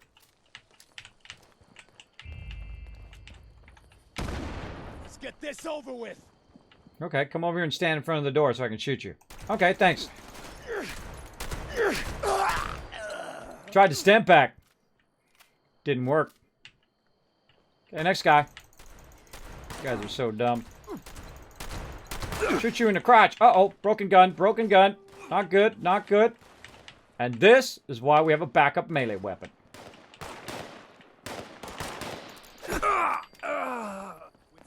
Oh, Scorch coming in. What's up, Scorchy? Yikes. Yikes. Oh, what? Why can't I get in the room? Scorch is blocking me. I call hacks.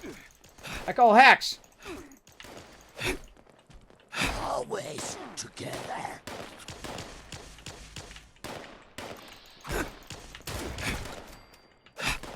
Picking him up on hot. Sniping him.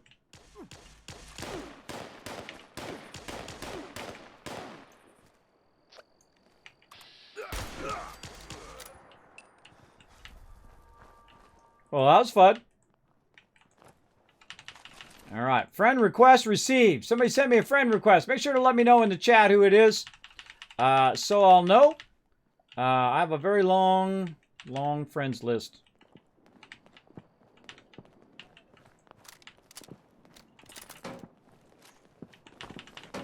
I don't know what it is. I just think the flaming pitchfork is super funny to run around with. I very rarely use it, but it is funny. Burnt stuff. See, I grab everything. I super loot it all. So that's just the way I am. Come into an area, clear everything, and then that's how I find all the little hidden stuff. Because I'm in that mode. I'm looking up, I'm looking down, I'm looking in the corners, I'm looking behind walls and doors and all of that. Since this guy wanted to get rowdy. Oh, there's some bonus loot right there. This guy wanted to get rowdy. Oh, there's some more bonus loot. Sweet. This guy wanted to get rowdy. I decided to get him in here and wipe him out. Got that guy. Oh, we didn't get this guy. Thanks for the shotgun shells. Appreciate that. Beautiful. Beautiful. Oh. Oh, we got to go over there later on. We haven't been over there yet. Yeah, that's that over there. We're not going there, though. We're going this way. Stay on target.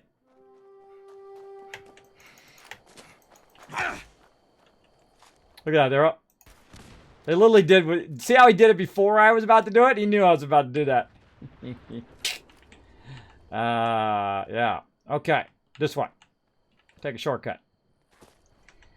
My day, they call that goat trailing, where you take the goat trail as opposed to the regular trail. Sometimes it's fun to walk down the roads. We'll come back. Walk down them roads, I'm sure, at some point. By the way, look how it even affects... Oh. Level 66, guy with power armor.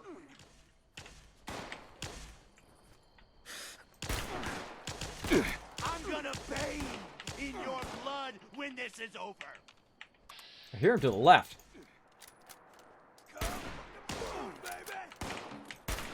Oh! Whoa! I almost walked right into that. Got him in the left cheek. Now I'm trying to keep this guy's attention on me. You're gonna need more than that, buddy. Nope, all I'm gonna need is one more shot to your head. Oh, you're so lucky. You're so lucky. Now you're dead. God, I gotta get a better... you little... Shoot him in the chest. Gotta get a better sniping weapon. That recoil is terrible. We'll get it going. But this is what I got. This is what I'm going to use. There we go. Isn't that a way we all play Fallout games? Pretty much. Super looting it. Oh, that's a Gatling. Plasma Gatling there. Oh, that's going to be a fun one to do. I seriously doubt I have the weapon. I don't look at it's level 50. And I don't have the ammo. Yeah, we'll hang on to that. I'll probably have a legendary by then, so really not that useful. But if you have a bunch of weapons that you have like for certain situations, that's a great way to go about it. All right, well, now that we killed them, we might as well take a look at their little loot spot here. Now, see, this reminds me very much of Fallout. Oh, hello. Goosebumps. Something's near. Well, if I get out of VATS and get my weapon out, there we go. Oh, he blocked it. Nice job, bro. Still not going to save you, but nice job. Oh, time for a battle.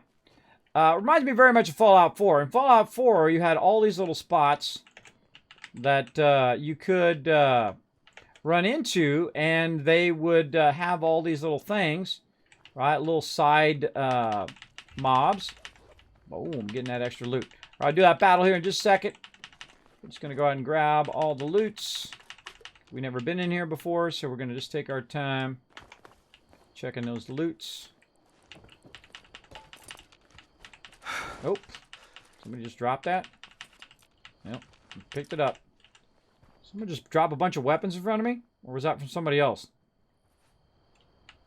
That was me earlier. Oh. Oh, you were over here? Yeah. Oh, okay. All right. Maybe that's why that guy was so high level. I don't know. And then a couple other things. All right. I hope it didn't clear everything in front of us. But all right, we'll keep going. All right, we're not going that way, though. We're going this way. Stay on target. Stay on mission. That guy was pretty high level. I was pretty high level there. Is loot shared in multiplayer? Yes, it is. If it's world loot, it's not. But the this stuff here, or if it's a key or something that's to do with your quest, that's shared against everybody. I mean, everybody gets their own. All of the containers are individual. Each person, well, it's not shared. It's individual. All the keys, and all of the containers are individual. Uh-oh. Uh-oh. I don't have my shotgun, so I'm gonna play a little jukes move with him. That's called a Kismet jukes.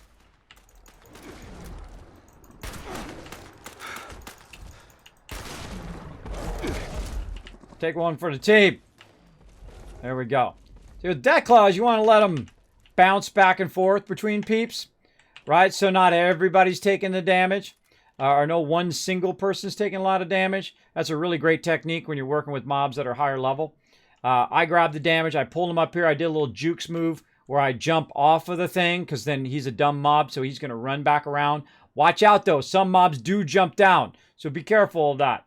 right? Some mobs are a lot smarter. They'll jump down, and they'll come after you.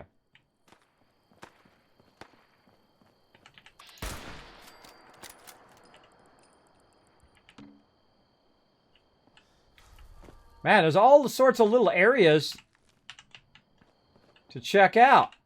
Look at this little spot. I feel like there should be peeps around here. Bedrolls. Woohoo! Bonus loot. I just go around and grab everything. If they need anything, they can just ask me. I'll give it to them. No biggie. Yeah.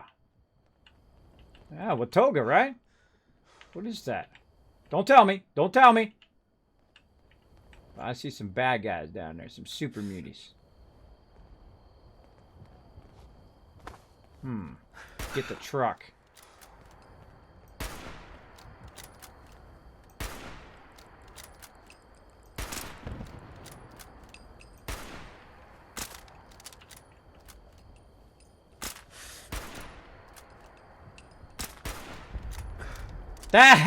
Take that, suckers. Man, I should have waited for him to walk back. All right, let's get the headshots. Ah, weapons all over the place. Level 35s.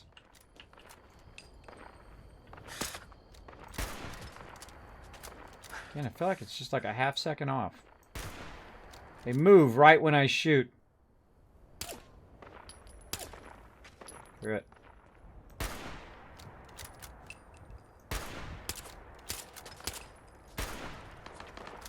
Man, I feel like I'm hitting them, but nope. There we go. Unless you see the 10mm pistol. The text.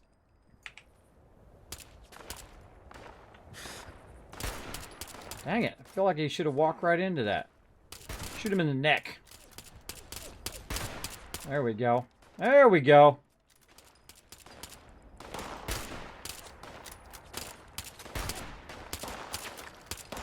Got you zeroed in, bro.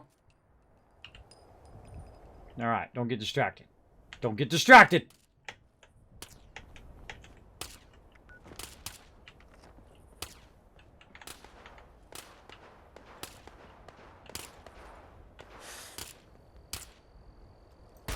Bad doggy.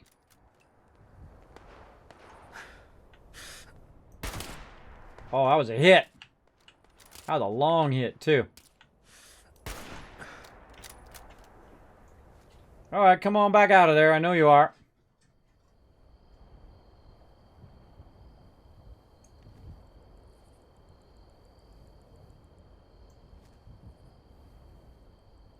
No?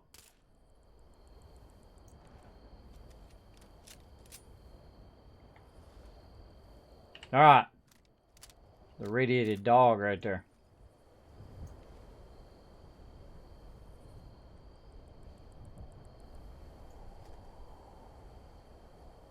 Saw a radiated dog run by right there. Don't know where he went.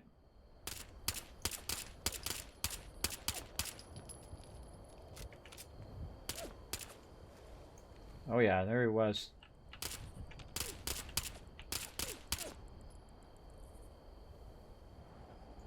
Back. Ah, turns right when I shoot. There we go, got a hit on him.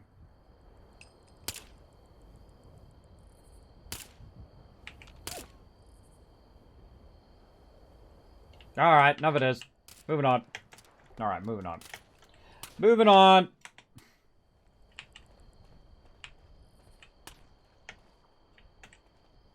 Get up there. Over. Burdened. There we go.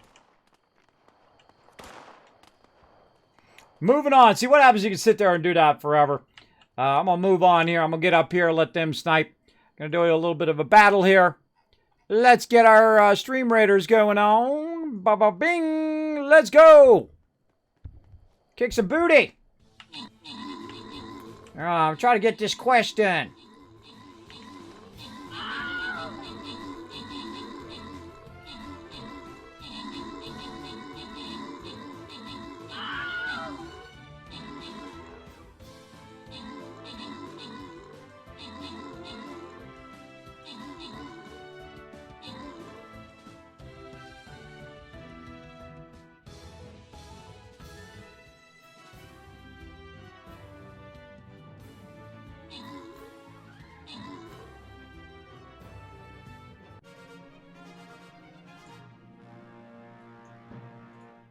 All right, Finn and Casual Charlie getting some love there. The girl who ships coming in overall MVP with the most kills, and Crazy coming in with the most assists. Nice. All right, we're going to mystery route. All right, not bad. I feel like bottom left corner this time. I feel like right there. All right, now come and join us. It is free to play, super fun as well. Let's see. Let me catch up. In chat here. Kismet, isn't that why we play all Fallout games? Exactly. The loot. Yes, for the win. Overburden all the time. Is loot shared? Yes. Like trolls in Skyrim? Yes. Seems to be an engine thing. Yeah, one of the things that is really awesome about this game is the fact that you can go in and you can have that shared loot, right? Same thing with mobs. When you kill mobs or whatever, you're not taking away loot from other people, which I really, really like. Big time. Well, you know, the main reason that they use the creation engine is they don't have to pay someone else to use it. If you know the slightest bit about business, you know that licensing someone else's engine costs a lot more. And if at some point they take that license away, you no longer have the license for the very product in which you create, right? Watch out for that. Watch out for that pickle. That could happen. Hopefully they make a deal and get a newer engine. I would imagine their newer one is an updated engine as well. I know a lot of people say, Kismet, you know, Fallout 76 uses the regular same engine. Yeah, it's Fallout 4 with friends. That's what they said it was going to be. If you didn't listen, then that's your fault. That's your fault. Now, of course, they, you know, Bethesda or ZeniMax, your parent company, owns a whole bunch of IPs and a whole bunch of engines as well. So, you know, they get the okay up there, and they want to spend the development time and money. I'm sure at some point we'll get that. Now, if they were going to develop like between the, you know, Fallout 3 and Fallout 4, which was 10 years, if you guys want to wait another 10 years, all right, settle in. Settle in. We'll play some 76 until then. Go for it. Settle in, bro. Settle in. This stuff isn't done in a day. Especially stuff like Fallout, which has, you know, like a New Vegas or like a Fallout 3 or Fallout 4. You know, that's a lot of development time. Now, the thing is that when you have an RPG game, which a lot of people don't understand, they just think they just press a button and all of a sudden the whole game is made. Hey, man, make that game. Make it now. Make it now. Make it like in 1 year. Get that game out. You know what happens if you push out a game in a year? It sucks. Here's what you do. You don't do that. You take the time to make all the massive amount of complexity. Now, it starts getting complex quickly when you start having a massive amount of options, right? Great example, Outer Worlds. Great example, Fallout New Vegas. Incredibly great when it comes to your choices, right? I have a lot of those. I've played all the Fallouts. I'm old school. I have tens of thousands of hours in Fallout. And all of the Fallouts, really, across all of the Fallouts. But you get the idea. If you take it into consideration of how much work that is by hundreds of people, then it's not so bad. But if you feel entitled, like they owe you something, like, no, this is the problem. This is why they suck, right? Hey, if you got so many good ideas, here's what you do. You say, hey, this is the problem, and this is the solution. Go do that. Go write that on the forums instead of bitching about stuff that doesn't work or complaining about their engine or whatever. Say, look, here's the problem. Here's the solution. With no complaining or whining or whatever. Oh, God, somebody's doing something next to me. Rocky Steele's up to something. They're blowing up stuff. I'm just trying to read this note. Glad I got the sound off. These mutant bastards attacked us, Thorpe. We told you need help from your guys to go hit them first. Thanks for nothing. They took Walter and some of the others back to Huntersville. Don't know what they're going to do with them, but I ain't sticking around to find out. Walter's probably dead now, and he's got the tape. So there goes the cash. This is on you. You'll want it back. Checks Huntersville for Walter's body. He was last seen wearing a crazy camo duds. The Last of Us are abandoning ship. We're done with this. Chuck's out of there. Chuck says, screw you. What's up? What you got, Rocky Steel? Cranberry relish. Looks tasty. Let's grab it, bro. Let's grab it. Boom. All right. Now, this is why sometimes I turn the sound off. One of the problems, you're a big lore guy, or you want to listen to holotapes, or you want to do whatever. Look at this beautiful view. Look at this. Awesome. There's all this other action and sound and overlapping sound and stuff when you're trying to, read or listen to a holotape or watch Terminal or whatever. I feel like that's my my toughest thing, but it's really hard to do in a multiplayer game. In a multiplayer game, that's the biggest problem. So there you go. Now, if you're talking to me, make sure to put kids or Kismet in the chat so I know you're talking to me. Otherwise, I feel like you guys are just talking to each other. So I'll just move on. Move on. There we go. What do we got down here? Probably lots of stuff to go down there and do a little pew-pew. All right, now I'm massively overburdened, even with my junk reducer. Let me turn the sound back on again. Let's see. We've got a thing there. Ooh, wind chimes. Why, thank you. And let's go ahead and loot some more because, hey, you know what? If you're overburdened, you might as well be really overburdened. That's my theory anyway. All right. We're trying to find a little workbench. We'll look around a little bit.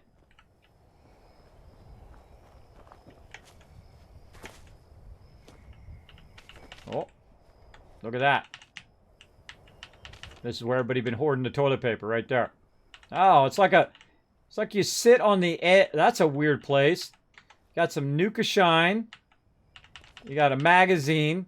And the outhouse is, I've never seen that before, on the edge of the thing. So you're just sitting here, drinking your Nuka Shine, checking your magazine while you're going to the bathroom. Good view, though. Kind of weird, though, because everybody can see you sitting there going to the bathroom. That's a little awkward, but hey, if you're not embarrassed, you're good. Tent down. All right, now I'm just looking for somewhere to scrap. Scrap. Scrappy, scrap, scrap. It's one of the missions I get on, even though I have my own camp and all of that.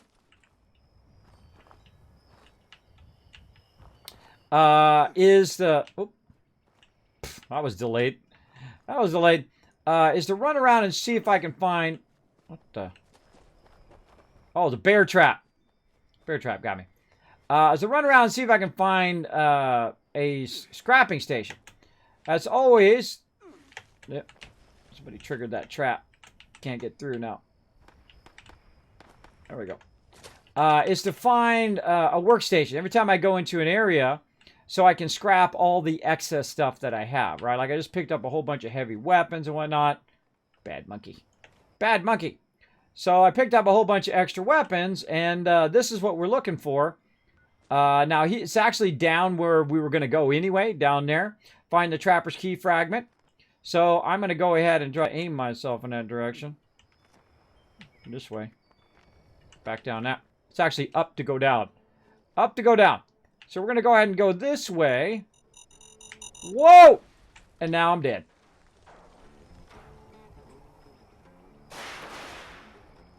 Awesome. Dead. But luckily, my peeps are up there. So I can just respawn by my peeps. Now, one of the cool things... that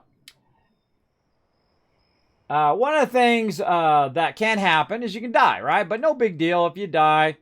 You're pretty good. I gotta find where my peeps are at. Way over there. Oh god, they're 100 over there. Why would it put me so far away?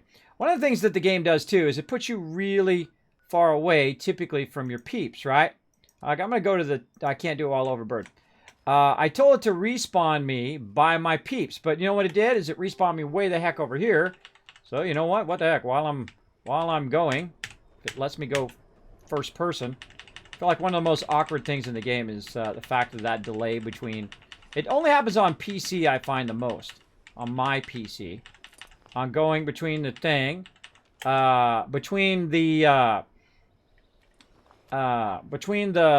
first person and third person. Sometimes there's a huge lag, right? Now it's still okay. But sometimes it takes a minute, especially when I'm first teleporting in or when I first go first person to third person. So I have a tendency to do that right away so that it gets that out of the way. And I got to run all the way back up to where I was dead because I was overburdened. And when you're overburdened, you can't run away from where you blow up. Now, one of the smart things to do if you did get blown up by mines, which is very rare, is to run around and hit Q. Right? Run around and hit Q and looking for all of that stuff. Right? Looking for any mines. I had no idea there were mines there, but now I know. Now I know, and back on mission. Let's do it. Going up the hill is where I was trying to go.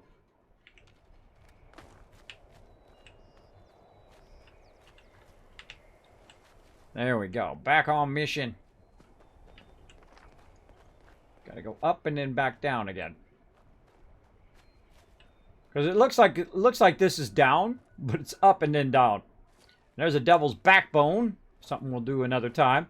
Again, there's so many POIs or points of interest as you're running along that you can get totally distracted for hours and hours and hours from the quest you're trying to do, right? Or a mob will spawn, or an event will spawn, or someone says, hey, Kismet, come over here, do this. I hate when people do that. I hate when people say, Kismet, come over here, come over here, come over here.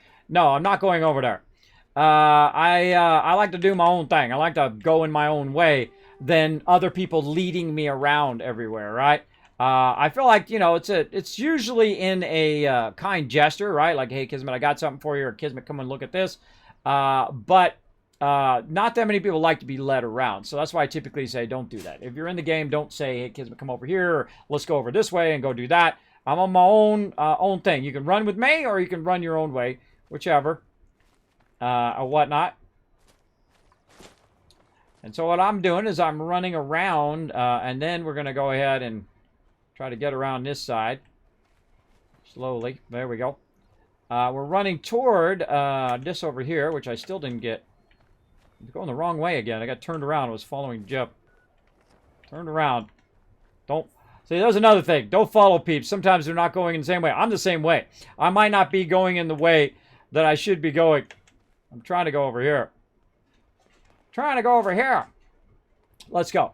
Now, one of the fun things I like to do is to run around while overburdened, because it does add to that kind of scariness of not. Oh God, here we go. That scariness of not running away. That was only one that time. Whoa.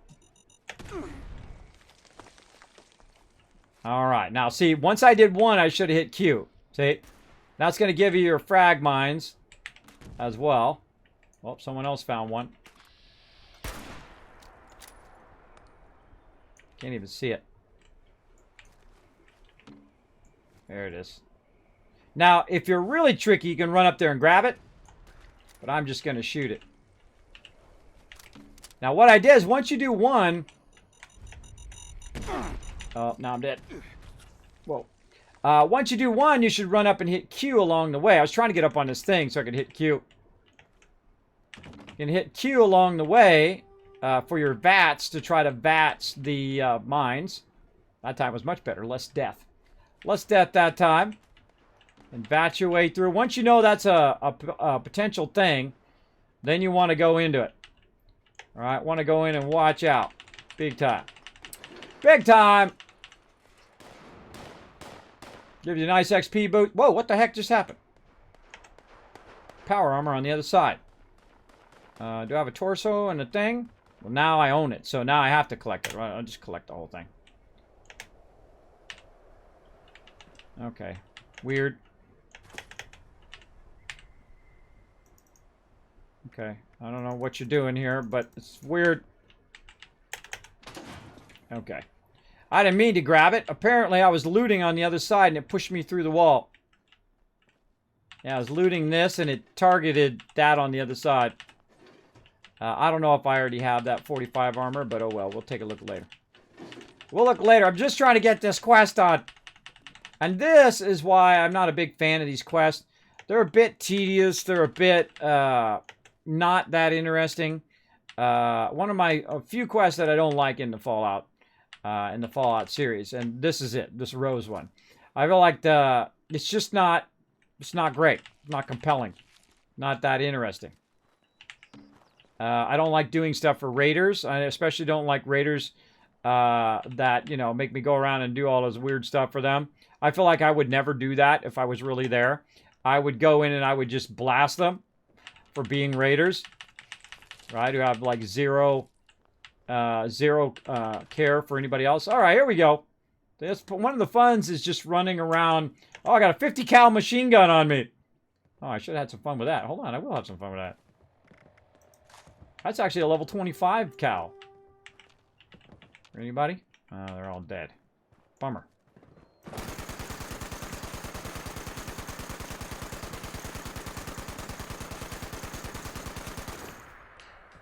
That's a fun weapon. Wastes way too much ammo, but it's a fun weapon. You know what I'm going to do with it? Bye-bye. Gatling Plasma. Probably going to have a better one by level 50. Bye-bye. Launcher. Bye-bye. Minigun. Bye-bye. Don't need it. Just going to scrap it. Right there. Army helmet. Good, good, good. Raider chest piece. Did he get a chest piece? Hey, Blair and Fire, did you get a chest piece with that Raider armor? I got an extra chest piece.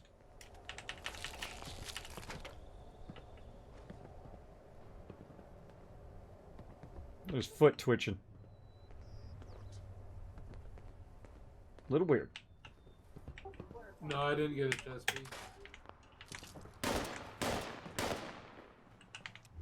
I'll drop it out here for you.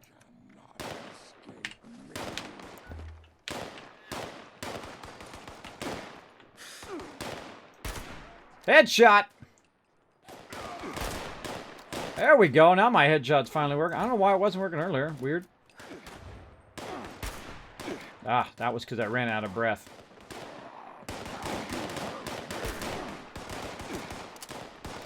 Wish I'd found a weapons bench. God, I swear I'm right on the dude's head. Oh, that time I missed. Whoa! One of them's got a chain gun. Look out. That would have been a good time to have that chain gun.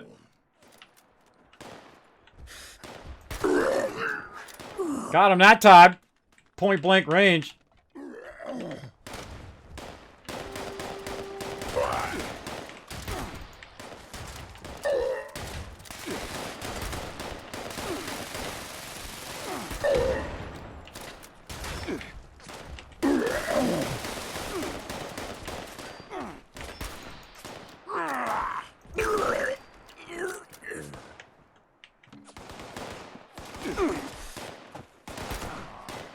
There's a headshot.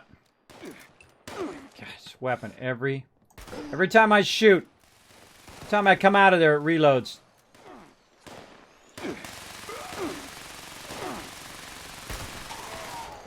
Whoa.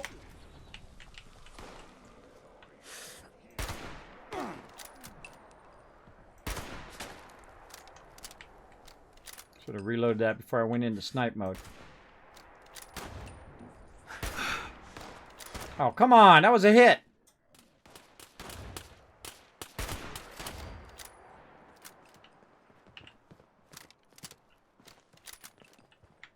All right. That was fun. All right. Where'd that big boy go?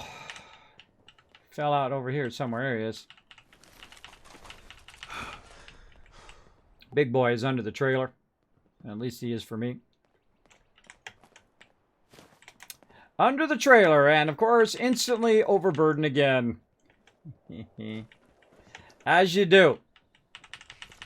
Get all this loot. Little Rad-X there. Weapon away. And... oh, I did have the 50 cal machine gun. Oh, maybe one of those guys had 50 cal machine gun. That's like fate trying to tell me something. Kismet. 50 cal, bro. 50 cal. I feel like those are not that useful for me. Let's keep that.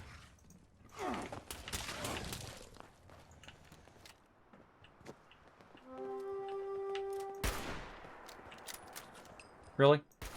There we go. This weapon sucks, bro. This weapon sucks! Oh, wait, right there. There it was. Pipe rifle? No. We need a combat rifle.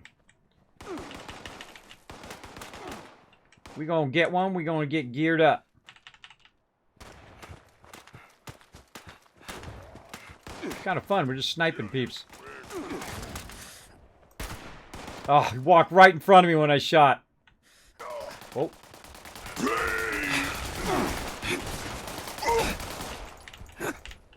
Now see, I got him like this. Bringing him around to Rosie.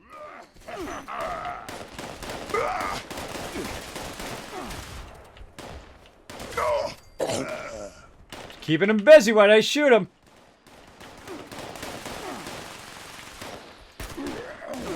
Oh, I should use my critical.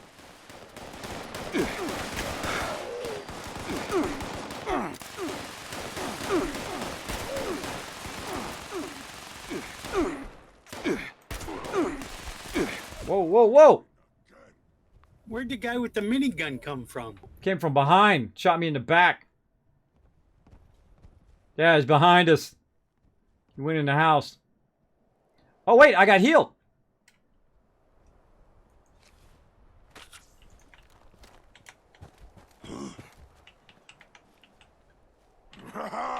There you Yep. are.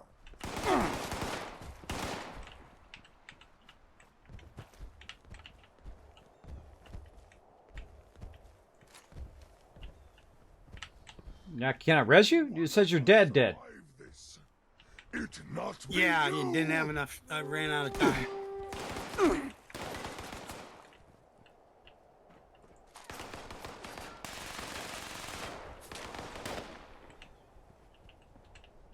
Oh, God, that's too many. I'm stuck on the other side of town. This is when you tactically retreat. I don't have my shotgun.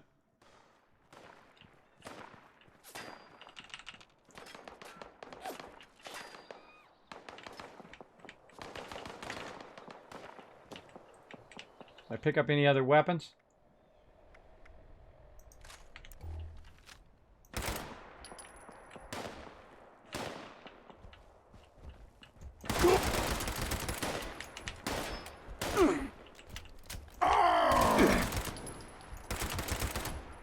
Oh, God. Don't reload when he's hitting me. What are you doing? Why does it take so long to reload guns in this game? Ah. So irritating. He's a level 35. He's gonna kill me. Kill him first. Ah. Oh, I'm gonna die. Quick, run, hide! Gets a lucky shot on me, I'm dead. Why are my stem packs not working? I might be out of stem packs. Gonna run hide, everybody. Gonna run hide. Oh yeah, no, he's still on me. Alright, let's hope we can get to some of our aid first. Know why my stem packs aren't working. Purified water, potato crisp. Nice rat away. Now we can use that raspberry. Where'd that raspberry go? Oh, it went bad. Did it go bad?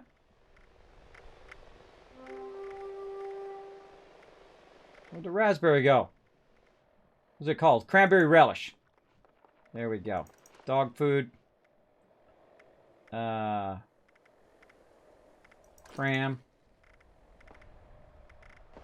Some quantum. Oh, quantum. All right. Yeah, see what happens sometimes when you're in the middle of an action, it switches over and doesn't reload. So if I'm in the middle of trying to, doing something, right? Like I was trying to switch my weapons there, right? I was trying to switch my weapons. I was trying to reload. You can't do two things at one time. And that's really tough in this game. Like I was trying to reload my pipe rifle while I was running away. And then if I get hit by melee, it stun locks me and slows me down. I'm not overburdened. It stun locks me, slows me down, interrupts my ability to reload, and then I'm out of stem packs. So all of that is a terrible, terrible problem. I'm going to jump out for a second. I'm out of stem packs and all of that stuff. Plus I need to repair my shotgun. So I'm going to go ahead and bounce out for a sec. repair all of that stuff, and then we'll come back. It's a little bit of action for you guys. And see what happened there? It actually used, when I died, I have a item that allows it to use a stem pack, have a chance of using a stem pack to bring myself back up again. And that is, that's what it just did. It actually brought my character back up again. I didn't even realize it because I was in first person mode. But it actually brought my character back up again, but I was out of stem packs. When you're out of stem packs, and you've got low weapons, your main weapon's broken, it's time to get out, bro. It's time to get out. Sitting there dying over and over again, though it is fun, I have done that before, is just going to break all your stuff. Now also,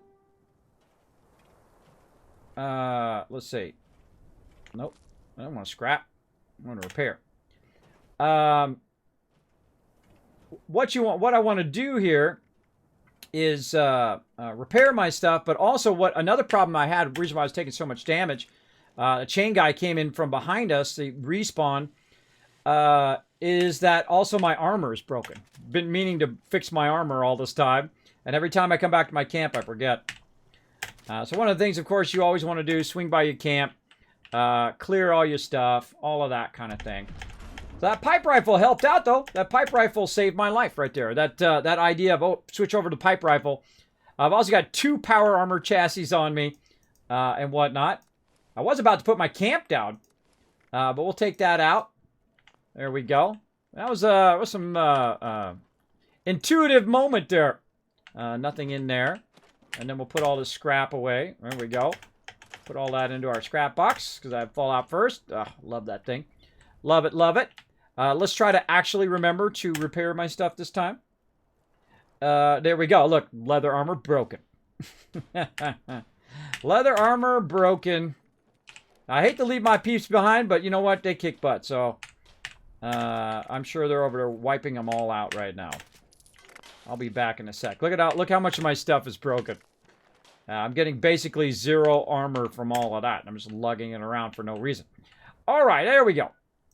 And now we'll go ahead and bounce back over here to Huntsville. And let's see how we go. Now, some of those mobs are 10 levels above. Now, they are going to add a function where it scales down to other people that they said.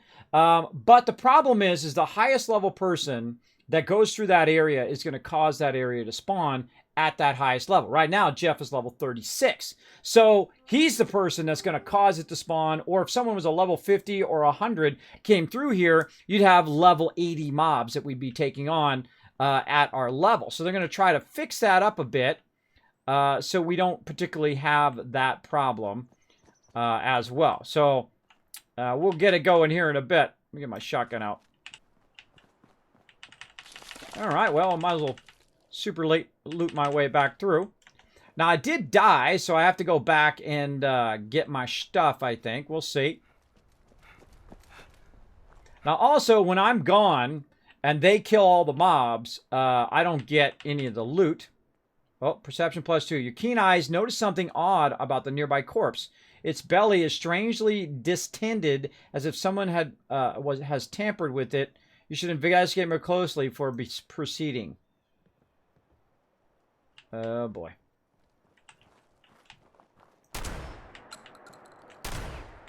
Sounds like it's about to blow up. All right, let's go find out where we were ahead before. We'll come back to that. Let's go back to the other side of town because we came in on this side of town. Now, I think I might have got my loot back. I believe you do if you res. But let's go double check. Okay, so it's coming in here. Oh, we didn't go in here. See, now what'll happen is if I go and I do all of that right now, I'm going to miss all this loot and all this stuff over here. So I'm going to just kind of backtrack a bit. We came in here. We got all of this. We came this way. That guy's dead. Not going to get his loot. And all of this. No, dead, dead, dead. We already hit that oh, nope. Hit that chemistry station. And this is why also, by the way, if I see legendary mobs, I will not kill them straight away if I'm waiting, if my team's around or whatnot. This way, your team has to be close by you to get that loot. If you're in group, you can go ahead and just kill it if they're close by. But if they're far away, you definitely want to let them get close enough to get the drop. I'm always thinking that way. That's how I think. I'm a group thinker. What's best for the group kind of thing. That's why I try not to run off and leave people behind. I'm always thinking, okay, there's somebody back there. Do they need help? That kind of thing.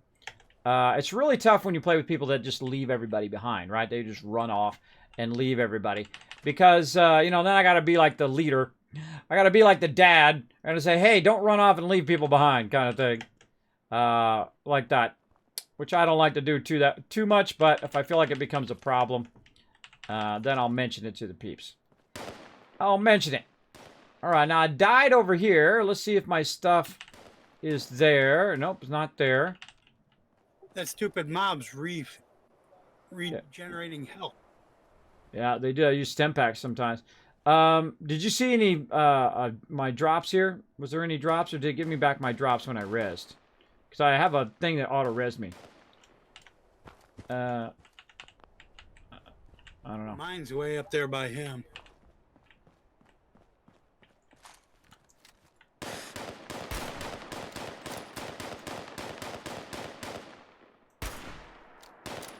Yeah, see, he's a level 5.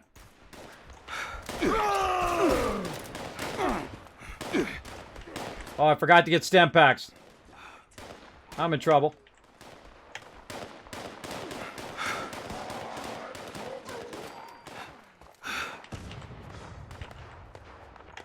This is what I was going to do. See if I can get it before he finds me. Where does 68 come from? Spawned again behind me.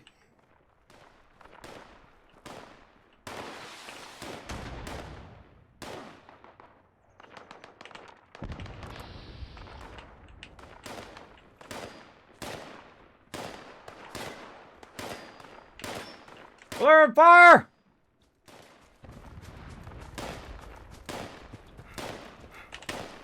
Jukes! Oh, my stem packs are not on my thing.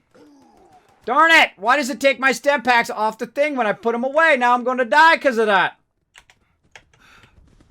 Oh, God, dog.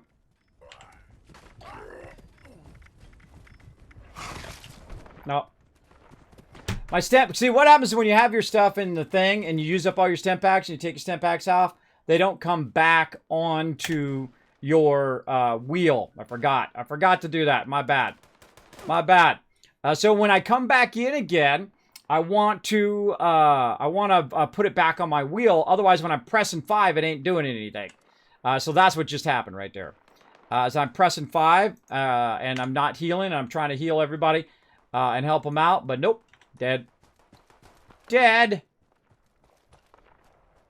All right. This is crazy, man. These are high-level peeps.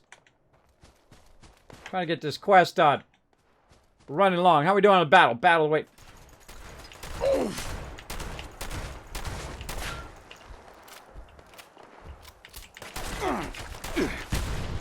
Ah! Guy from behind.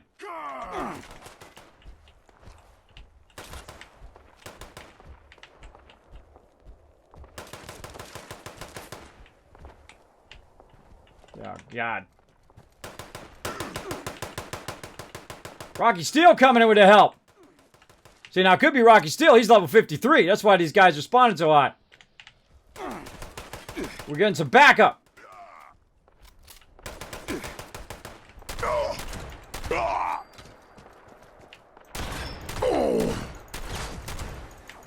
Now, see, what I'm going to do is block him with the stairwell.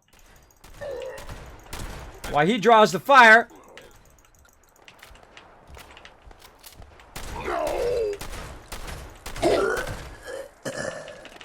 All right, nice job, nice job.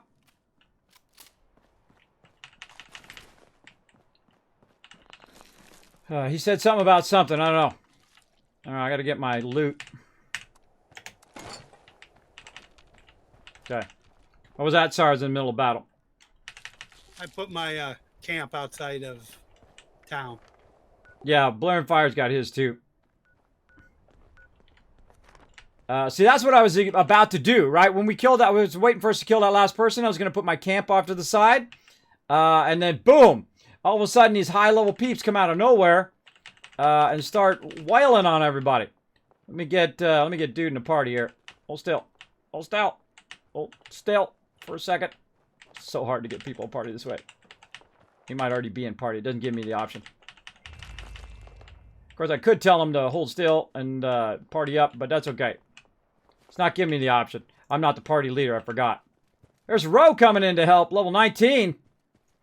Getting crazy up in here. Now, if you die, no big deal. It just bugs me when I forget stuff like that. When I forget, oh my gosh, I have to put those back on. If I take them off and I put them in my storage and take them back out again, they no longer are on my wheel, which can cause you to die, like there. And I tried to get it on the wheel before the dog got to me. I was so close. I should have just brought my my Pip-Boy and just clicked a bunch of that. But again, I don't know why it's so high level. And this is one of the things they're fixing. Up on your guys' left, up in the tower. This is one of the things they're fixing so that when you go into a spot, and I've been trying to do this battle as well. Sorry, everybody, for the delay. When you go into a spot, you're just not running in there and then, you know, level 70 mobs are coming after you. That's not a good game balance. It makes it difficult. Now, you want it to be a little bit difficult, but, you know, level 70, that's just going to just usually two-shot you.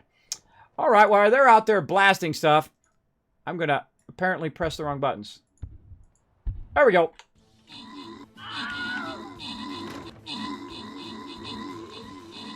Let's do a battle finally.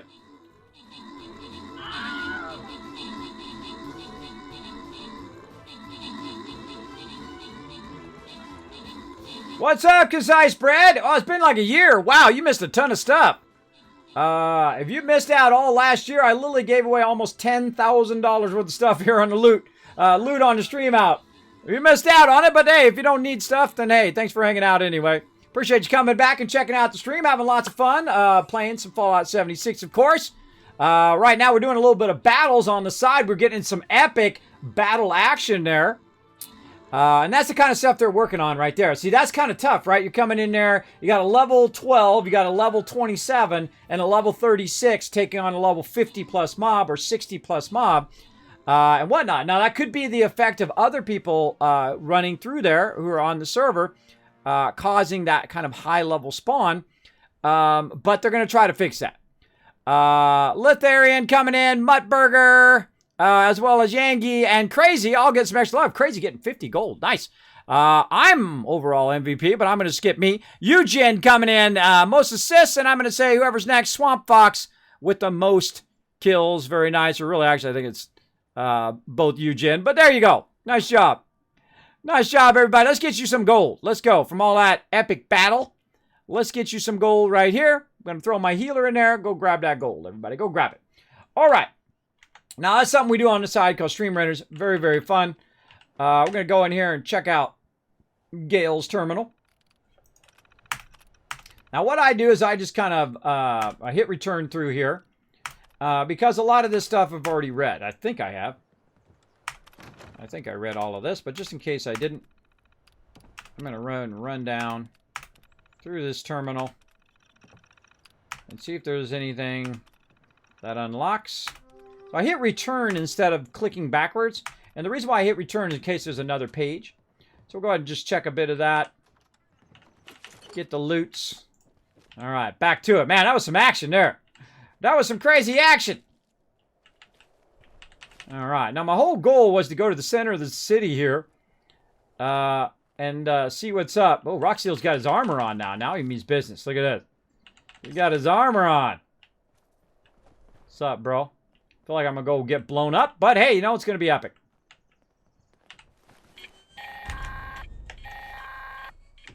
I see some commotion over in Huntersville. Gotta be you, huh? Yeah, I kind of figured the mutant brutes got to Walter and the Trappers. Real shame. Then again, maybe it wasn't such a bright move, sticking around when they found out the town was run amok with those big dumb galoots. Why don't you go figure out what happened to the diehards next? Probably just plain starved after Margie vanished. Bunch of useless old softies. Margie had her own room at the Sunny Top Ski Lanes. It's her last known location. See if she left anything behind. All right, well, I'm gonna super loot this place first. After all that hard work and blasting stuff left and right, definitely it. Definitely it. Wonder how long that cranberry restaurant runs out. I have no idea. I have no idea. I tried to use it to heal myself, but sadly still died. That's okay. That's okay. We're gonna go through super loot since we're here. We might as well. And I'm not sure if that's new dialogue over there. I'm not sure, but I'm going to run through and try to get... See, this right here, if you see the pile, you know that's yours, right? But sometimes the mobs, you're not going to get the mobs because other people killed them when you weren't around, or... whoa, whoa, whoa, whoa.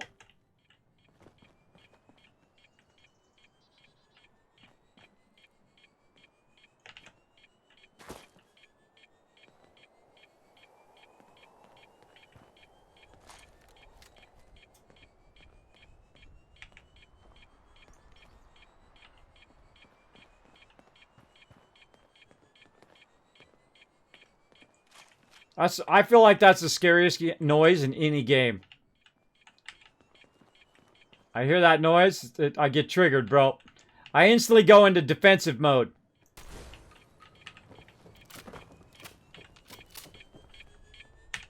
Nina, I can hear them at the door, trying to get inside. I've taken my father away, shot my mother, and now they're coming for me. You shot your mother? They've taken my father away, shot my mother. Oh, they shot. I thought this person shot their mother. All right. West Tech and the military have turned our incident town into something horrible. I don't know what they put into the air or water, but everyone's sick. Everyone's changing. It's too late for me. Get out now. Get out while you can. Nina Benchley. Ah, see? A little something they put in the water. What is that beeping?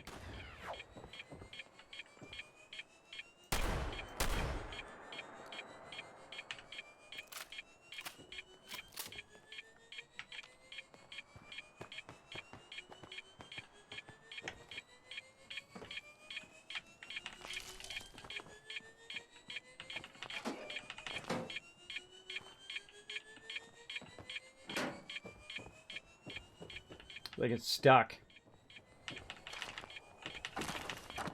All right. Don't forget the loot. Took all the time to get here.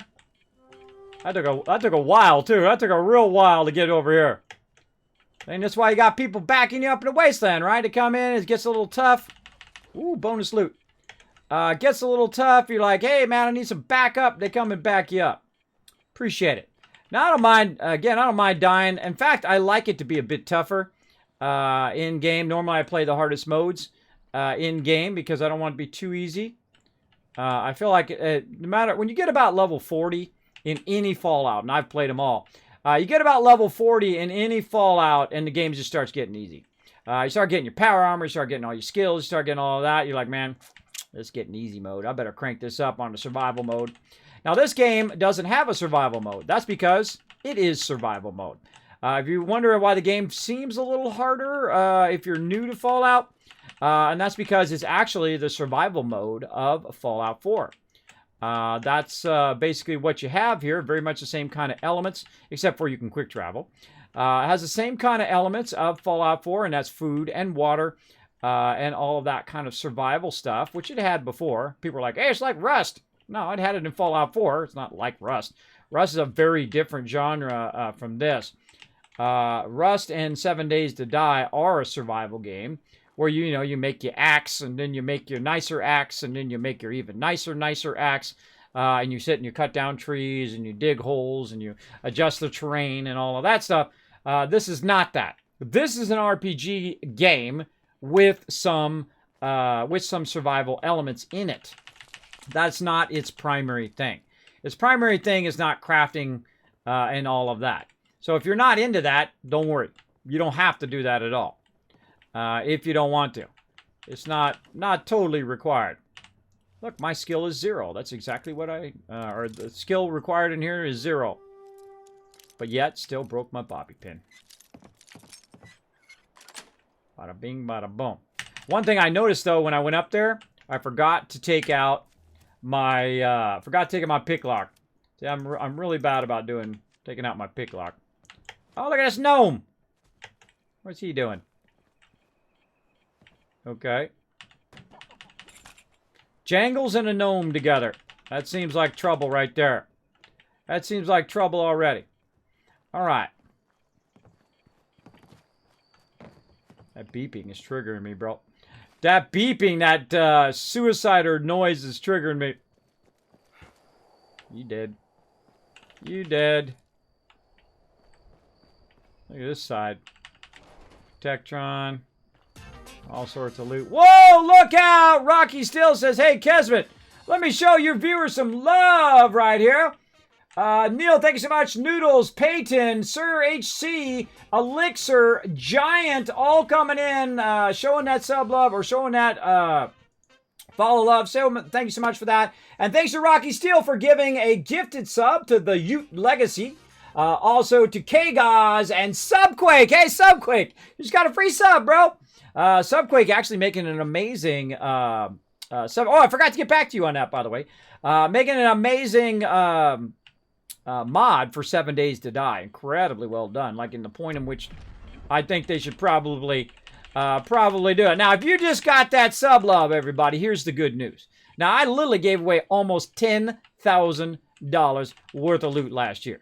I gave away the serious loot. How did I do that? Well, of course, of awesome people like you, as well as my awesome sponsors down below, like Bethesda and Bethesda Gear and other awesome peeps that you can find right down below there. And also on my website, if you want to go peruse around over there, there's my website. I just updated it yesterday with a whole bunch of cool stuff. Yeah, that thing is totally beeper-roonin'.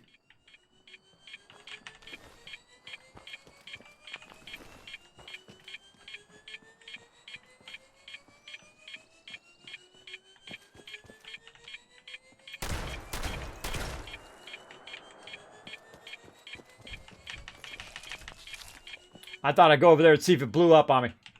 All right, we're out. We got that. Let's see. Oh, Ripper Alley and all that stuff. Where am I going next? What'd she say to do? Said to go do something. I wasn't listening. I dislike this quest so much that I sometimes tune her out when she's talking. Check Margie's last location for clues. Now, if you get lost, you're like, Kismet, where do I find it on the map? This map is 4 times the size of Fallout 4, and even Fallout 4, sometimes you couldn't find stuff on the map. But what you do is you go in here and you hit the C, which is show on map, right over there, and it will kind of center you on where it is. Okay, way up there. Check the last known for clue. Where am I at?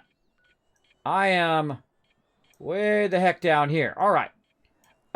So what we'll do is we'll take a moment to bounce to my camp. All right, we'll bounce to my camp, and then we'll bounce up there where we already were, and we'll walk along the thing. We're running long today. We're running long today, mods. So we'll do that over there and whatnot, and wander along that edge and see how we do. Wholesome, who is Mala? Who is Mala coming in, dropping the dragon armor as well? Now, again, if you got those subs, guess what? You're earning 3 times the Kids Caps, getting 3 times the chance to win on those giveaways. You're also getting those epic Kismet emotes as well. So I appreciate you coming in and showing that love here in the stream, Rocky Steele. I hope you had some fun there. That was pretty fun. Sorry, I was talking the stream. I was just saying, my main camp is right by top of the world if you just wanted to jump there. Oh, I'm already jumping to my camp. Already jumping to my camp, but I do appreciate the thing. I was already in the middle of it when he was saying it. All right, let's do it. Raider right arm, suspender and slacks. Let's get rid of that. More random loot that I don't need. Let's get rid of all of that. There we go. Really don't need to do much here. Now, if you're wondering why sometimes you're getting overburdened, even though you've taken a lot of your stuff off and you scrapped all your stuff and you put your junk away. Like, I don't have that much junk. It looks like a lot, but it isn't that much. Like, it's 166 down. That's only like 10 weight worth of my random junk there, roughly. Move all this out of here. It's only 10. Now, the reason why I'm overburdened is not any of that. It's usually the aid stuff. This stuff is weighing you down. So let's go ahead and put a lot of this away. Now again, watch what happens when I put all this away. I was at 150. I'm going to put my stem packs away too while I'm at it. At 150, and now I'm down to 104. So that was like 55 weight worth of stuff on me there. And typically it's easier for me just to put everything away and then come back and grab out what I need, right? So I'll come back and I'll grab, say some Nuka-Cola. Yeah, I had some Nuka-Cola in there too. Grab a bunch of Nuka-Cola. I like that for the AP buff. We'll grab some purified water. Now, I'm not a big fan of taking my stem packs off ever. But when you are running around, normally I don't need more than like 10.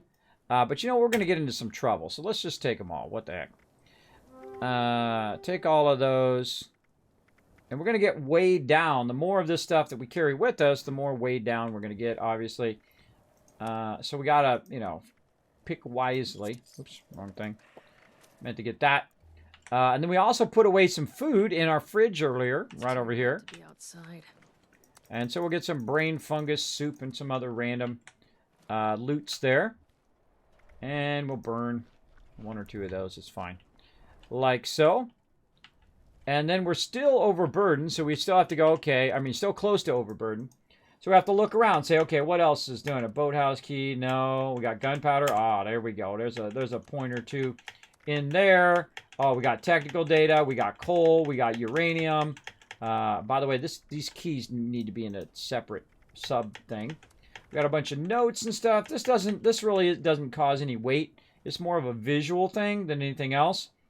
And it's the same thing here with all of this. This stuff does. Oh, that was a nuke. That was a nuke recipe. Hold on, let's go check that out. Where'd it go? What was it? Nuke mine. Nuke mine. There we go. Get our things we found. Now, one of the cool things about doing events is the fact that you get all these plans running around, so you don't necessarily have to buy them. Okay, ammo, definitely. Way too much ammo. So let's just go ahead and empty out all of this. Now, one of the things that weigh you down are going to be mini nukes. Rockets are very notorious for just building you up with just way too much stuff. Now, I don't need 600 ammo, even though it's only going to give me like 1 point or even less than 1 point. But I don't need that much 308. I probably don't even need 300, right? I'm only going to use that sparingly when I'm sniping stuff. But shotgun shells, those I'm going to use a lot of. All right, anything else? We pick up some mods, maybe some junk there. We got to get rid of this rat poison. It's weighing me down. Even though it's only taking 0.13, that's still 0.13 I could be using. And there we go. And then we got some grenades we can get rid of. There we go. And we're back down about 100. That's fine. That's fine. Looking good. We got our power armor as a backup. We got a bunch of food and water and our stem packs now. Now we got to remember to put our stem packs back on the thing because it doesn't remember it. I feel like that needs to be fixed as well. And while we're here, I'm actually going to remember to repair my weapons. Wow, it's amazing. It's a miracle. It's a miracle, miracle in the stream. All right. Didn't know you were going to get a little singing today, huh? Well, hey. That's what you get up in this mega stream. We get into all sorts of trouble. Okay, let's keep going, and we're going to run. Wait, no, we got right here. It's the center rocks. And the center Vizic. All right, we went way up here before, right? Yeah. I'm going to jump to the Seneca rocks here. I'm going to run up along the observatory. All right, just let my peeps know what I'm doing. This way we communicate with each other, right? And thanks for coming in, hanging out in the stream, everybody. If you are enjoying the stream, my name is Kismet. They call me the Wasteland Tycoon. Go ahead and hit that follow button right up there. We play a lot of various games, Fallout, other types of fun games like, Satisfactory, No Man's Sky, building games, sports games, RPG games, fantasy games. We play them all. I gotta, by the way, over here, like all of you, I'm sure, like everybody right now who's gonna go, yep, Kismet, same thing. Boom! Check it out. Red Dead Redemption. I've only played it just a little bit. Check it out. Horizon Zero Dawn. Only played it never. The Last of Us played for about an hour. Spider-Man, I played a whole lot of that. That was a used version. God of War, not even out of the package ever. Just sitting there. Needs to be played, but it is not being played. They're just sitting over there on top of my Xbox. Even though those are PS4 games. Because my PS4 is right next to that too. But we'll get around to it. There's so many great games right now. I'm absolutely loving Wastelanders. Oh, who's this over here? It looks like a vendor.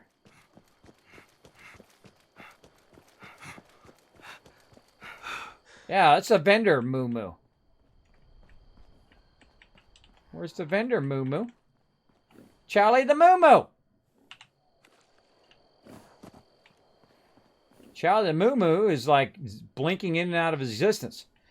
Charlie the Moo Moo follows a vendor that's wandering around who apparently we did not find. Oh, we got to not... Don't let me forget, everybody. Don't let me forget. That's one cool sniper rifle. Oh, no, this sniper rifle sucks, bro. Watch the recoil. It's like all over the place.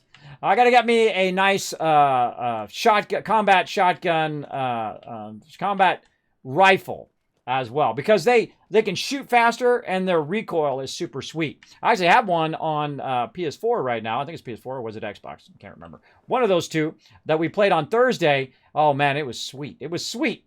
So we'll get that geared out as well. Where the heck am I going? There's the rocks. I'm looking.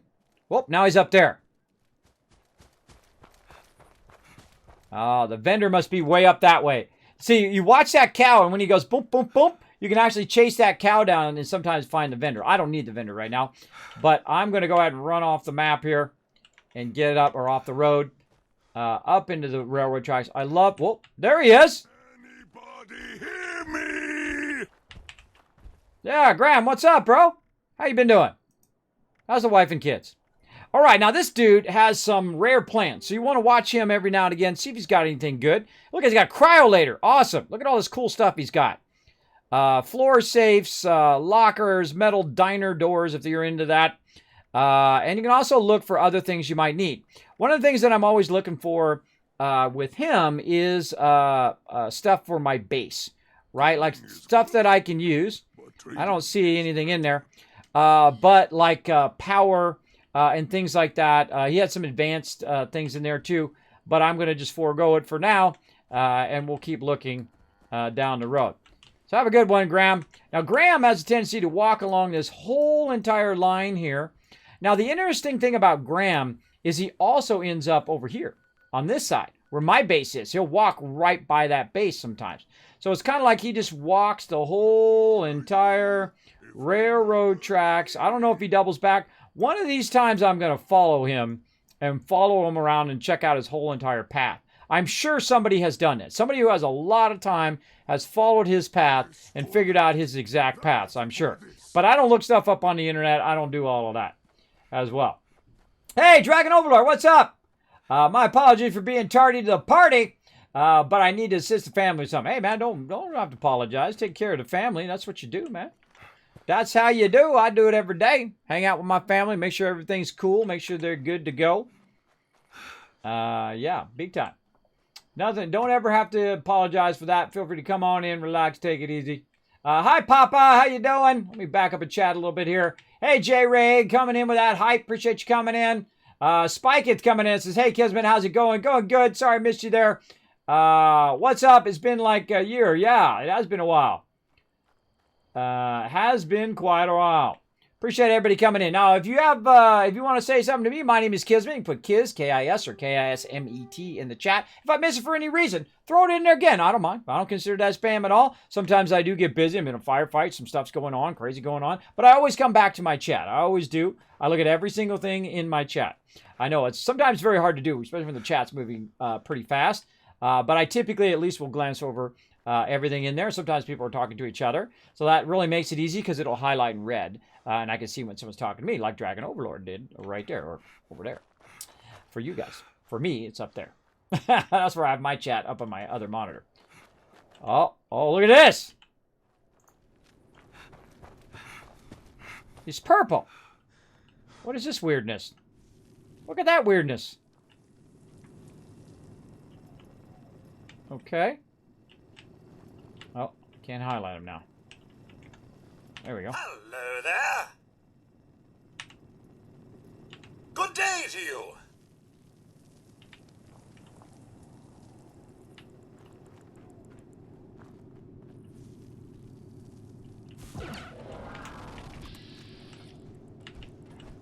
Flatwood monster on my position. 40, level 40. I'm gonna pre-pump a stem pack. I don't think I've ever seen the Flatwood monster.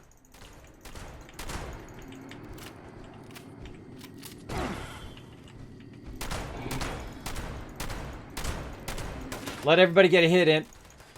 Rocky Steel, let everybody get a hit in, bro.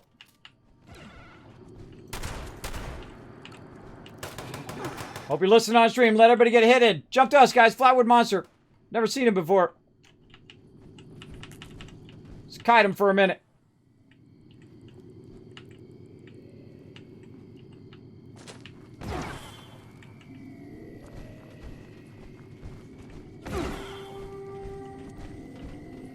Still taking a beating for the crew. That's cool.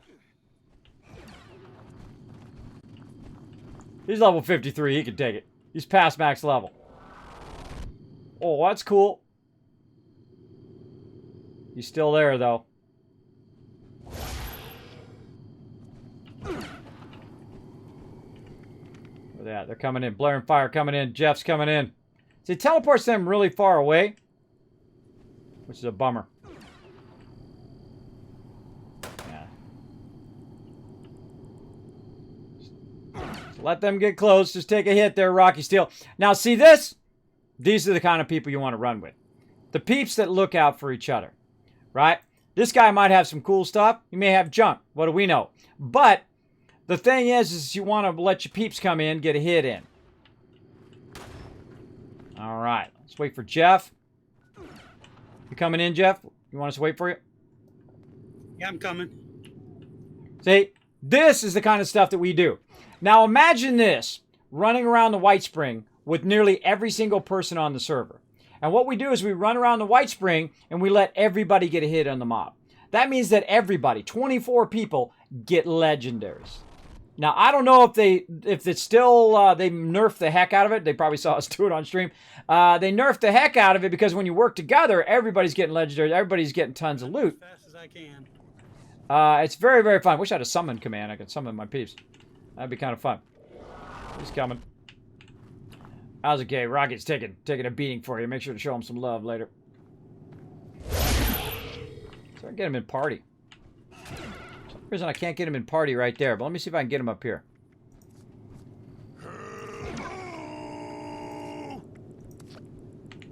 Oh, here comes Graham. Graham got zapped too. Gets quiet on the road. I got a shot. Thinking back. Hit him a couple more times just in case. Almost. Look at it, he's getting in the way. Something. Bombs. Explosions. Should have traded instead.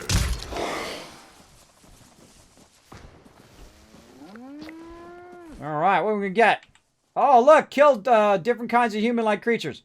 We got caps, we got fusion cells, a rataway, crystal shards, and wasted acid.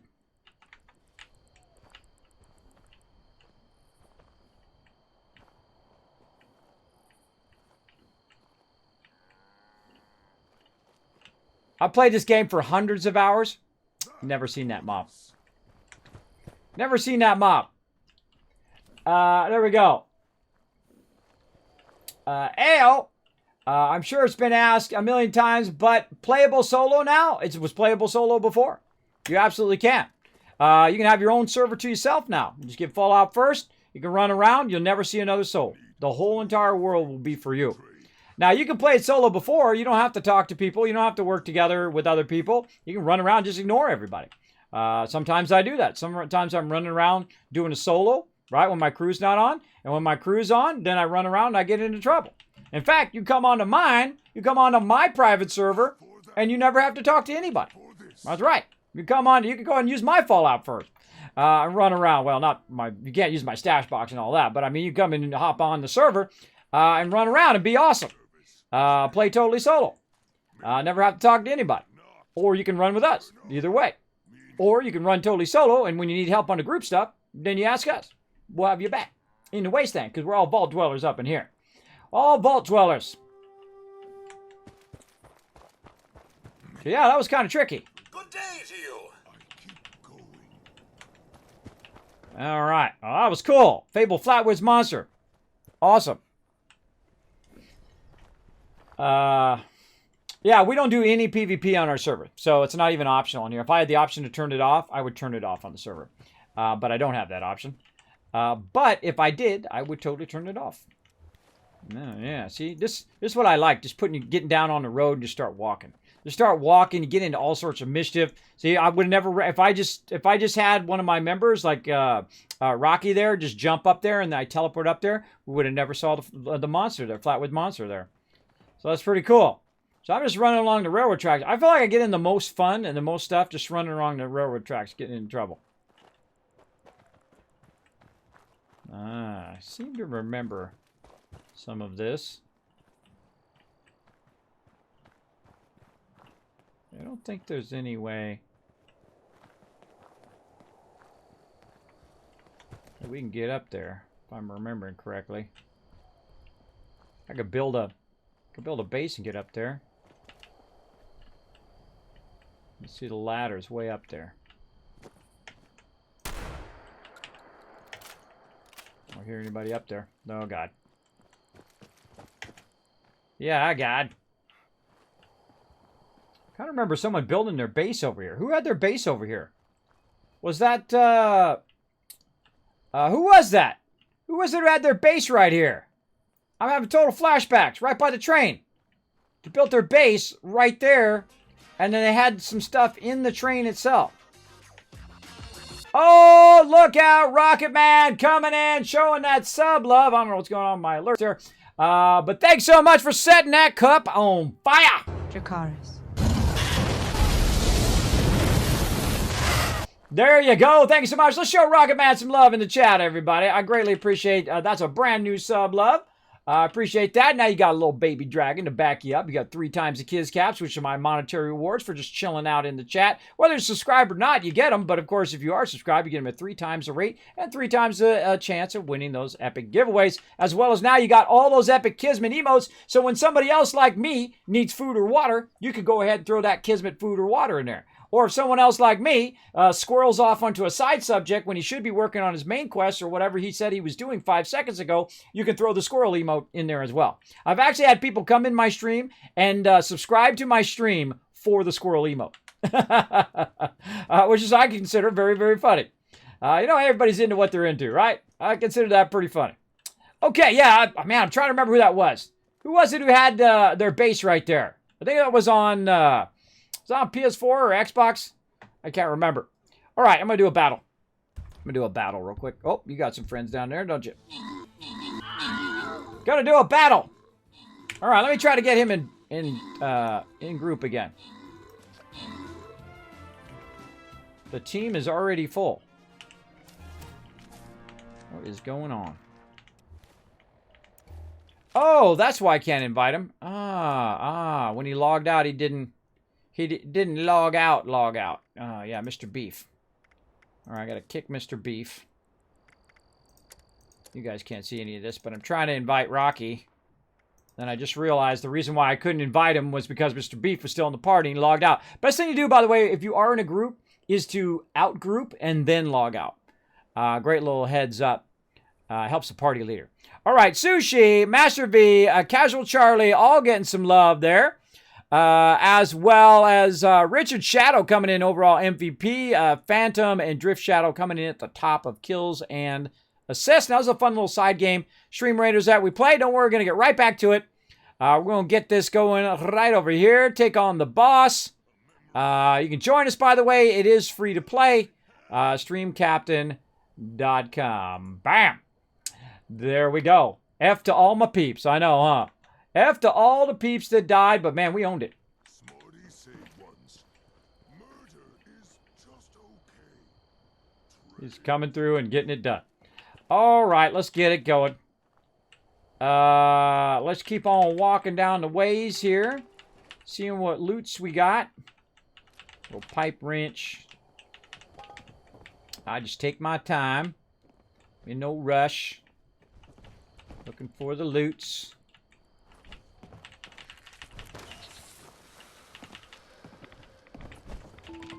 Bit of something, something. Something back here. Ah, a little bear trap. And a little bit of loot. Nice. Bit of loot over there. Ooh, bonus loot. Got my can-do on. Got my can-do. Alright, are we going this way? Where the heck are we going? Man, we're going way past this. We got to go on through to the other side. I don't think we can go in that. It's not, you got to go around that sucker. Go around that thing. Oh, it's calling peeps over. What you got? Oh, fire cap souffle. You go ahead and grab that. You can grab that. I'll grab the next one. Alright, looks like we're going around. Go around right, go around left. We got to go around, get on the other side of this mountain. I feel like left, there's a road there. There's a road there. Let's do it.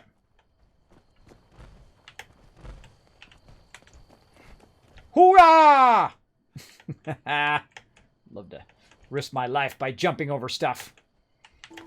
Oh, hello. Oh, thanks for the free copper, bro.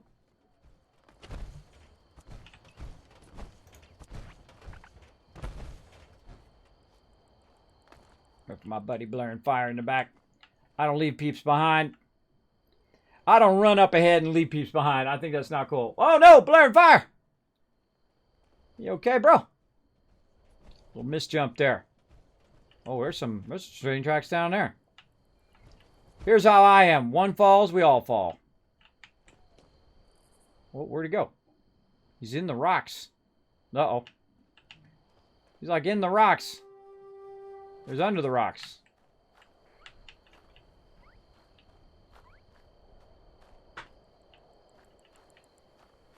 Where the heck did he go? I say, oh, he just teleported forward. He teleported forward. All right, well, whatever.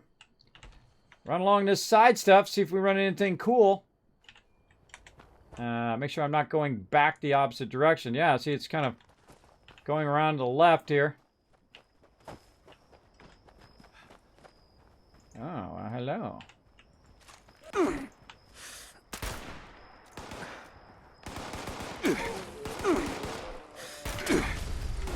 Ouch. Where the heck did that come from? Yeah, take forever to reload.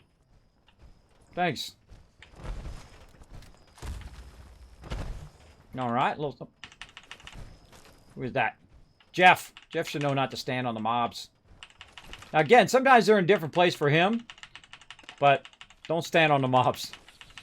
Makes it really irritating. Especially when you're looting and then someone runs up and gets in front of you and you're trying to get the loot. Yeah, don't stand on the mobs. Alright. Well, found a little something over here. A little pick lock action going on. Booyah. Little grenades action. A little loot there. Can't get into this one either. I feel like these are going to come into play later. Don't tell me. Don't tell me. Part of the fun is coming back and look at that later. Bye-bye, Super Mutie. Alright. Alright, up and over it is. Oh, wait, no. This, we can take the road. Where you at, road? Where's this supposed road at?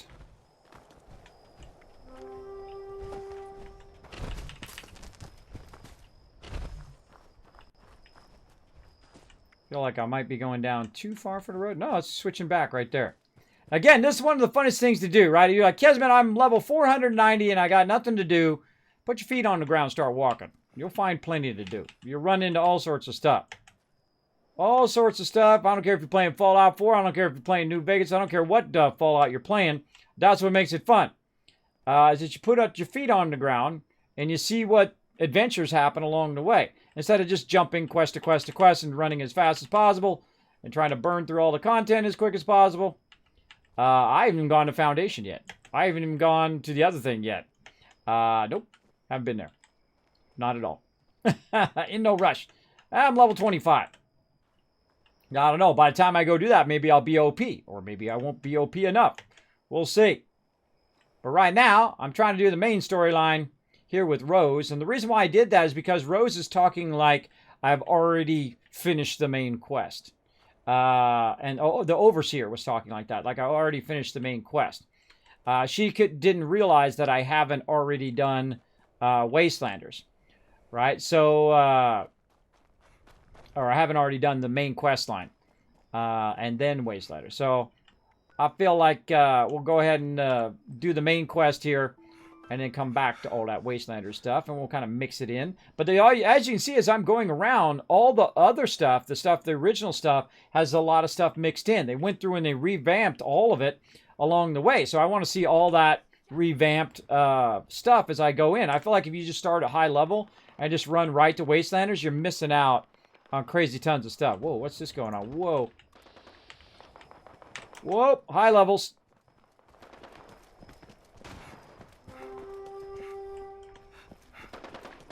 Now, I know in any tactical thing, sometimes you got to tactically retreat. Because those are high levels, bro. Those are high levels. And plus, I got to come back and help my peeps.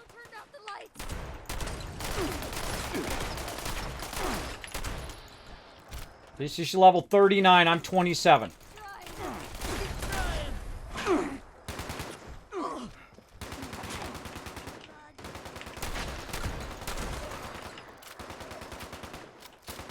Now, I would have wanted to run in there and save Jeff, but that was not going to happen. I'm too low level. I will not yield. Oh, I go to the divine light. The Holy Land will reclaim me. Whew. Mama. And that's one of the drawbacks of running with a high level. When you're running with a high level, it's going to spawn high level stuff. So watch out for that. But then again, you got a high level with you to back you up. There's a bunch of people up the hill on the left. And we're taking out Jeff.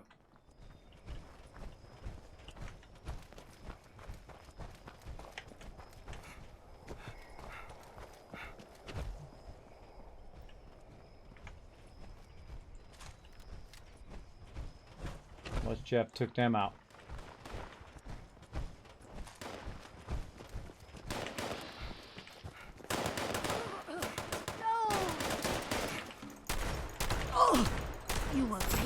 I lived only for you, Holy Mothman. She had a Bowie knife, but she had a tambourine. Okay. This is why you don't run up ahead by yourself. You stay with the group. Stay with the group! Go together. Teamwork makes the dream work. Manga Overlook. Alright, let's take... Oh, God. This is where that bear is. I think it is. I think it's where a certain something is. Shh! Don't say what is it, chat. There's that bear!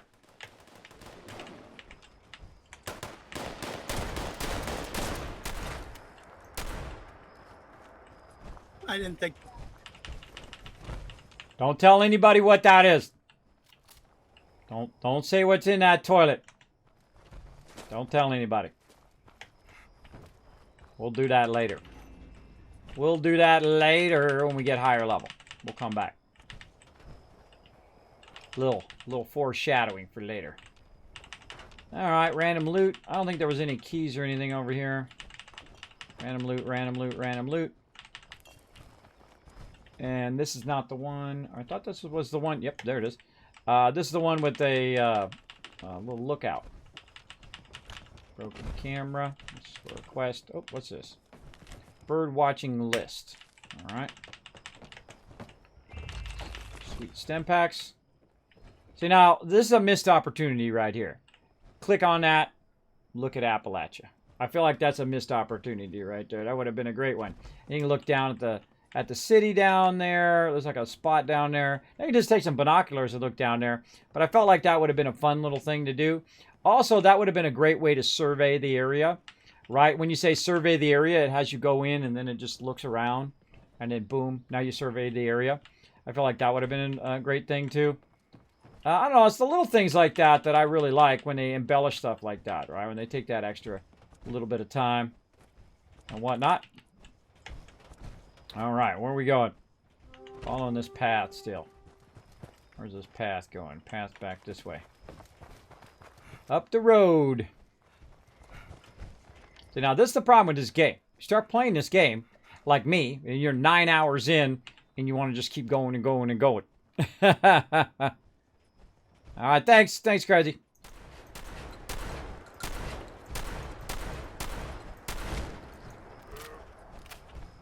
Come on out here, bro.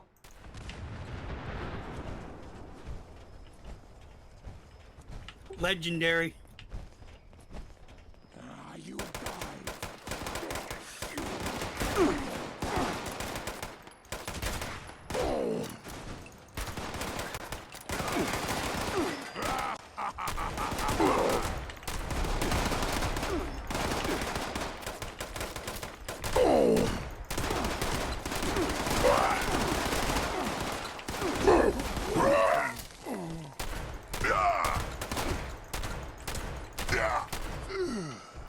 That's how I do the most damage. They draw to fire. I come in with a shotty, get up nice and close. Ooh, look at that. Legendary. Totally not going to use it. Trade it in. But legendary is pretty sweet. I like the grenade too.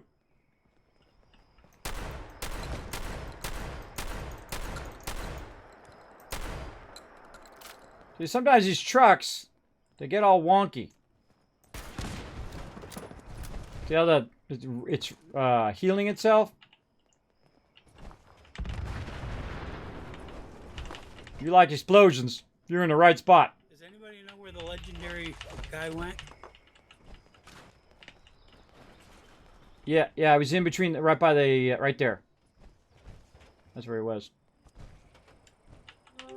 Oh, there's that combat rifle I've been looking for. Got a switchblade. Oh, it's a level 50 combat rifle. Oh, come on now. Come on now. Yeah, because that mob was so high level, it's a level 50 combat rifle, not a level 25.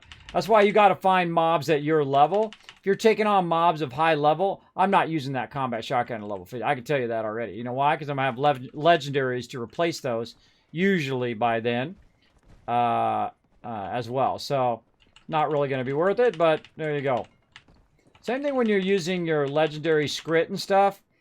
If you're using it low level, know that eventually, because it is a low level item, that you are going to get rid of it.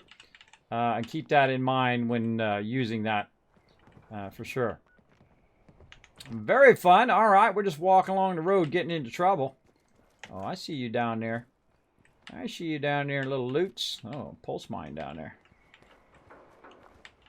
All right. Nice little camp. Can't seem to remember that I've been to that camp. But we have now. Moving on. Check the back. Alright, now this time, let's get our weapons at the ready. And the reason why, again, by the time you get up there, you're pretty good. Have you ever been mistaken for Saul Goodman? I got that. I've been getting that for the last 5 years here on Twitch. Saul Goodman and Tony Hawk is the ones I get the most. Tony Hawk's probably the most of all of it. But yeah, I actually have a video. Where's that video, mods? You have that one? I actually have a video that touches on that very thing. Oh wait, here, just go to my YouTube channel. Just go to my YouTube channel right there, and it's right there on the homepage. Go check it out. You'll enjoy it. It's a bit about me, and it mentions that very thing.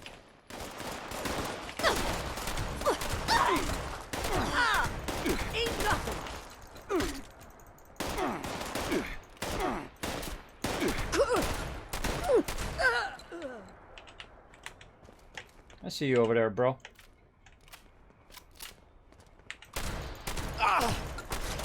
Got a stop sign.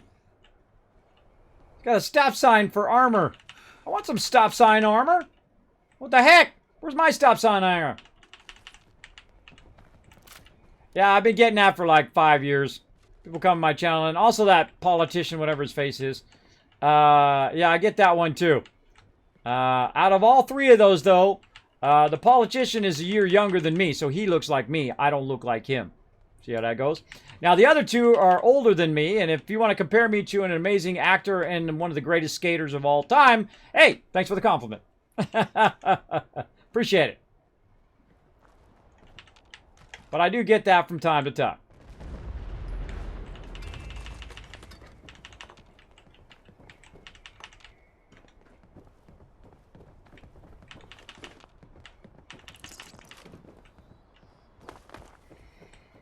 Man, we're cleaning up. Oh, blew up a ton of stuff up there. Oh, overburdened. Overburdened like usual.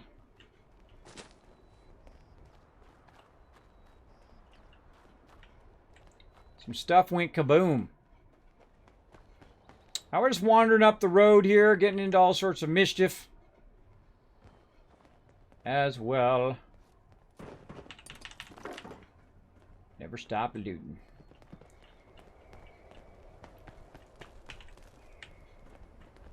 Let's check the front. Check the back. Alright, coming into a little bit of a town here. Oh, that's a lot of town. That's a lot of town. No, I don't want to. I'm going to bypass that mine. Oh, well, I heard something. I was just thinking of doing that. I was just thinking of that.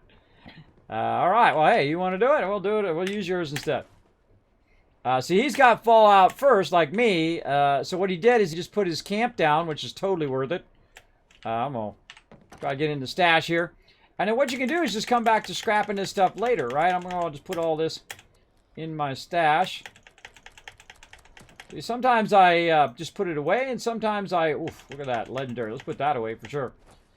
Sometimes I put it away, and sometimes I go on a big scrapping station thing. And the reason why I do that is because, like, side things happen, right? I have that a lot where people are like, hey, Kismet, here's the easy way to do this, and here's the easy way to do that. You know, it actually detracts a bit from getting into these little side adventures, which is what we're doing right now. But now, you could do these all day, though. You could do these where you could... end up doing all these side adventures for endless hours. That's why you got to watch out. Watch out. Otherwise, you're never getting your main quest line done. And the quest lines take a little bit. Oh. Chemistry bench over here. Throwing some stuff down. Oh, all right, I'm taking it. Now, normally, I don't take stuff. But if he wants to give me a hardened shotgun, level 20. Let's see. It's a hardened combat shotgun doing 90. Mine's doing 72. You know what? I'll just fire it up. Let's fire her up. Oh, look at that. It's got a little extra. A little something on there. All right. Come back to that later. Come back to working on that later, but we'll do what we got for now. He's also got a chemistry station here, but I already put all my stuff away, so it doesn't help me now. But I'll deal with it later. Come get all the loots.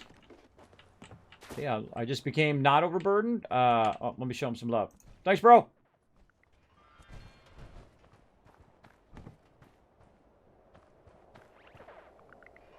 Yeah, so much love, so much love. Thanks, Rocky, for running with us, by the way, as well. Always a good time running with the crew. All right, now there's a quest back there. I'm going to try not to get distracted. I'm trying to stay on main mission. Oh, is it for me or someone else? Who are you talking to? I'm going to run up, so if it's for me, just let me know. Is your name Turkish for omen or destiny? It means destiny or fate. Yes, it's a Turkish word, destiny or fate. I've been nicknamed Kismet for 40 plus years. So all these other people that come in and use the name, they're a Kismet. I am the Kismet. There's a difference as well. So yeah, I definitely do this. I'm back, says Corey. I'm reinstalling this. Well, go for it, bro. Reinstall, man. I feel like it's definitely worth another playthrough. You own the game anyway. You own the game. You get the content for free. I mean, hey, it's worth a shot, right? I suggest also doing a new playthrough. Not necessarily you have to delete your high-level character and be crazy like me, but you can go ahead and I would suggest you doing a new playthrough to get those early levels and get the feel of Wastelanders right out of the vault. Oh, man, I've been having such the greatest time. Right now, I'm just past level 25, level 27 or something. I can't remember. I wasn't looking all that close.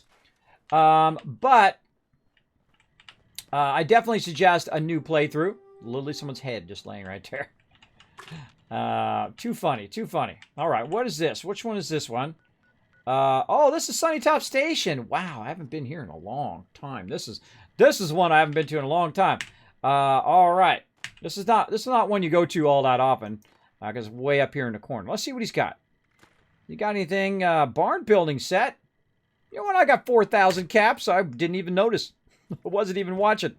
Let's do that. Let's get that one. What else he got? Oh, deep pocketed over there. Nice. Lots of deep pocketed. Electric chair. That's always a funny one. Harness, rifle, laser gun. See, I never really buy this stuff. I buy more stuff like metal diner doors, industrial doors. Let's buy that one. Stuff for my base, right? I'm always thinking logical stuff in the beginning. Stuff that might help. This dude has got a ton of stuff. Wooden barn doors. I'm not really going to use those right now. All right. Need some ammo, chems, or spiky bits to stab people with. Spiky You may bits. Find some Oops. here. Oh, I still got a level up too. I knew there was something I was trying to remember. That's it.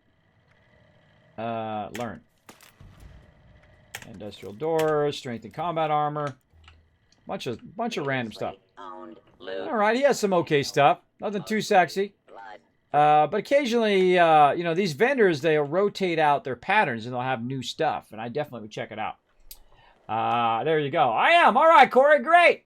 Hey, man, I'm big into Fallout 3 in New Vegas. Oh, man, I love me some Fallout 3 in New Vegas. I played them all. I played the Fallout since the day it came out, the original. I played tens of thousands of hours in Fallout games. I also can't stand those robots because they never shut up. So there we go. Big fan of Fallout 3 and 4. Is this game pretty playable solo? Absolutely, Sneaky. You can run around, do whatever you want to do. You don't have to talk to nobody or nothing. Now, if you really want to be solo and you're like, Kismet, I don't want to talk I don't want to even see anybody, get your own private server. Get yourself Fallout first. If you played a lot of Fallout, then you can go ahead and grab this game, get the Fallout first, and then you never have to talk or see anybody ever. It's your world. All the loot is yours. All the stuff is yours. All the events, all the things that are going on, you can just run around and do it on your own. Now, you're like, Kismet, I can't afford Fallout first. Well, heck, come on to my server. We won't bother you. You come on in, hang out, have a good time on PC. Now, of course, I take the first 8 people because I can only have 8 people on. But if you want to run in here and never talk to us at all and play the entire game, feel free to come on in. I won't bother you at all. You don't have to run with me. You can run around, do your own thing. It's okay. But I suggest if you're going to play a bunch when I'm not on, because if I'm not on, then obviously you can't get into my server. I would suggest getting your own Fallout first, Fallout 76, and you're good. Right? Some people are like, Kismet, it's like $10 a month. Well, really, it's actually, you know, it's $100 for a year, but it's really less than that if you think about it with 12 months and whatnot, depending on where you are in the world. But I strongly feel like it's worth it. Definitely worth it because you get your camp, you get your endless storage, and of course, you get the world to yourself. All the loot is yours, right? And you invite who you want in your little world, or you invite no one. And you say, nope, I don't want to see nobody. I don't want to talk to nobody. I want to go full on New Vegas up in here, and I want to just play the game, right? Or Fallout 4, which is also single player. Absolutely. But if you want the option later on, Fallout 4 with friends, that's basically what Fallout 76 is, Fallout 4 with friends, That same kind of game style, that same kind of arcadey stuff with a little bit of building. Not so much building as Fallout 4, by the way. Fallout 4 are much heavier in settlement building, much more stuff where you're going around, you're redoing the settlements, which I absolutely love. That's why I love New Vegas. I love the RPG of it, but if you know what I mean. Above, because it has the building. That's what I like to do. Now, some people will put Fallout 4 below because they say, I don't like the building. I want the serious RPG love. But either way, I would definitely give it a shot. Definitely give it a shot. I would suggest get the game, try it out. You know, start a new character, come out of the vault, talk to the NPCs. You're going to have dialogue choices, the full dialogue, by the way, not the Fallout 4 dialogue. You're going to have the full dialogue like New Vegas. And then you're also going to have, of course, choices. And based on your choices, what's going to happen? You're going to have skill checks based on your perks. Like me, I'm a very heavy charisma player. I like to boost my other peeps as well as, because I can share perks and whatnot with them. But I also like to have the NPCs do what I ask them to do. Like right at the very beginning, as I come out of the vault, the lady gave me an epic weapon that I could just start one-shotting the low-level mobs right out of the thing because I convinced her to give it to me, which is awesome because that's why I love charisma, because I can do it. Now you can play strength build, and you can say, you better do what I say or I'm going to chop your head off. Or you can use the intelligence build and just try to, work around what they're trying to do, or luck build, or whatever kind of build you like. You can do all those kind of skill checks, which is really, really fun. Really, really fun. Oh, out of water.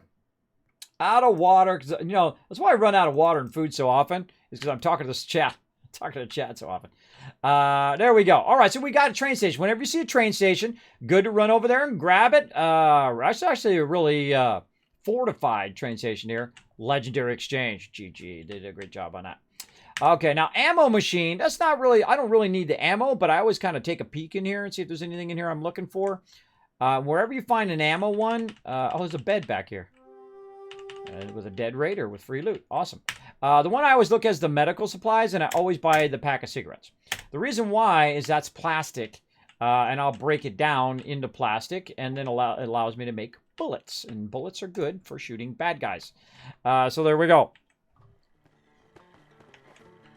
Someone playing the guitar up here. Getting their jam on. Whee! All right, did we sweep this already? I kind of feel like we did. I always feel like my light is off. I don't know. I get so used to it as it is that I feel like, man, I want it to be brighter, but then I realize my light is already on. You can actually make it brighter, but the problem is sometimes it's too bright. Whoa.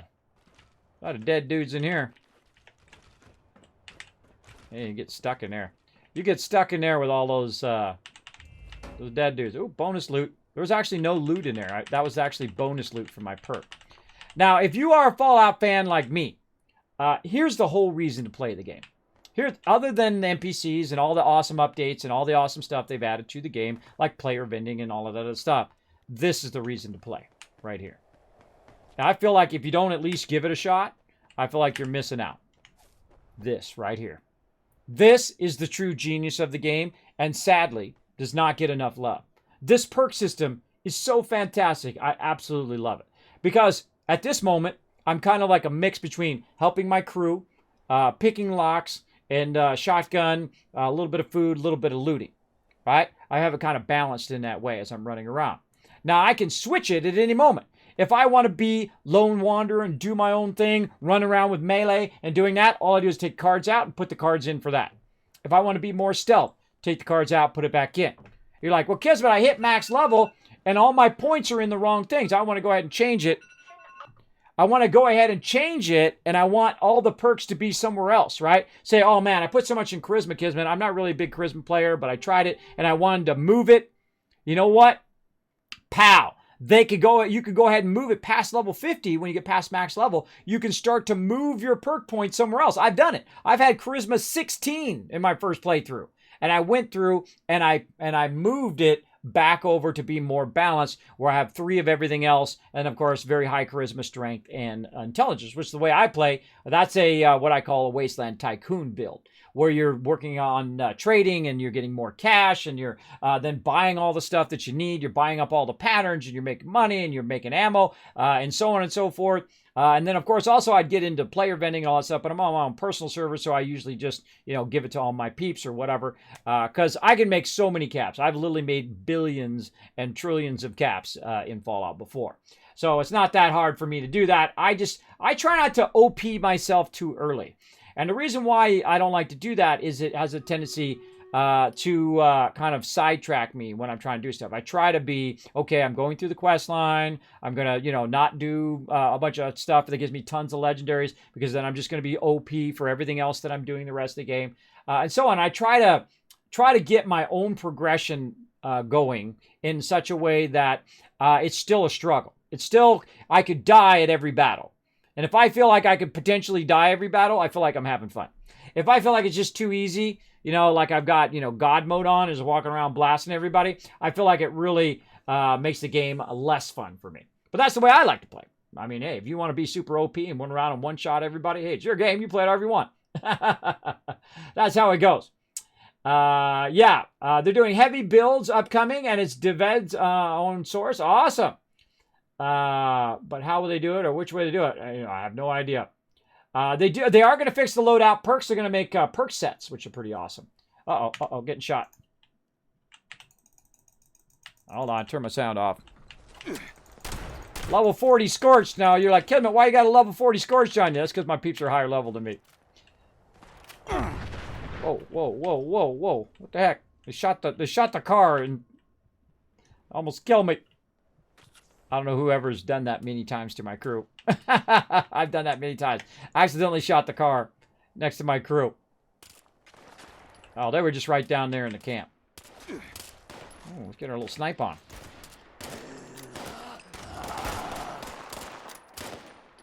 Now, one of the other problems with running with peeps who are high level, and they're going to fix this. They're going to level balance. Ooh, that's a high level dude there.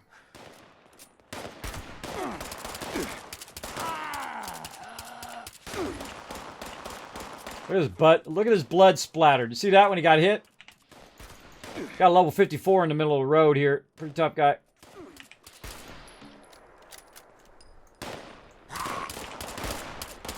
Uh-oh.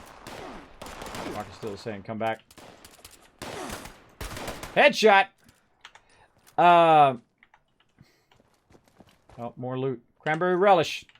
Tasty. There's a dude who actually makes food. I'm terrible. I don't ever make food. All right, I'm trying to take a break here for a second so I can do a battle. Let's go. Come on, let's do a battle. You broke your fallout. Uh-oh. Sorry to hear that, bro. Is there a limited amount of perk cards you can use? No. I've never seen a limit yet. I've had doubles and triples of some cards. Like some cards I'll leave as 1, and some cards I'll have at 3. And why would I do that? Well, for different loadouts, right? So say you're more of a collecting build, I put a whole bunch of 3s in. If you're more of a, want to do a little bit of collecting, but mostly battle, then you can go ahead and switch and put the 1s in, and so on. That's a great way to do that. Sorry for the delay on these things over here as well, by the way, everybody. Sorry. I do get sidetracked. I'm in the middle of battle. Kemu coming in, Casual Charlie, and Muttburger all getting some love. The Girl Who Ships coming in, overall MVP, with Brewster coming in with the most assists as well. Nice. Nice. That was a boss battle. Everybody got... Oh, the double! The double chest over here. Oof. Should we wait for next time? I'm trying to get this quest done. All right. We'll keep going. I'm so bad. I got to come back later and play some more. We're going to play some 7 Days to Die. I'm going to get right up on them right here. I'm getting right up in your zone. All right. We're going to go for another boss. It's like 2 more hours of fun. We'll keep rocking it here. What can I say? I'm hardcore up in here. All right, let's go check that loot. A little shotgun action. Get this tougher mob. Now, tougher mobs have a tendency to have more... there's a short combat rifle. To have a little bit more weapons. Yeah, there's that combat rifle I'm looking for. Level 20. I'll take it. Combat marksman hard shotgun. Oh, yeah. Get that one in there. Hold on. Let's put that in our... I didn't even test that out. I should have tested that out. No. Hit the wrong button. There we go. Marksman. There we go. Put that in. Because when I'm pressing my buttons, I'm pressing buttons on the side of my mouse. I have a Razer Naga on the side of my mouse. It's going to give me back my other stuff. 10% XP boost for an hour. Yes, I'm familiar with the food and how to use the food. And I'm familiar with what the food does. I'm just too lazy to do the food. Because it requires all this time. You got to run around and collect it all from various places. Oh, I'm running past the actual place I need to go. And so on and so forth. And I feel like it's not as worth my time as just running around blasting stuff. I think. All right, hold on. Let's get rid of some of our loot here while we're here. Might as well. Thank you so much for the follow. Really coming in. Life coming in, showing that follow as well. And, of course, earlier, thank you so much, Rockman, for that new sub love. Appreciate it. Appreciate it. Now, if you're new to my stream, my name is Kismet. They call me the Wasteland Tycoon. I play a ton of Fallout. So if you like Fallout, welcome, Vault Dweller. Come on in, hit that follow button, and hang around anytime you like. We're going to get into it. We're going to get into it. Oh, we got to get to bourbon. Look at this guy.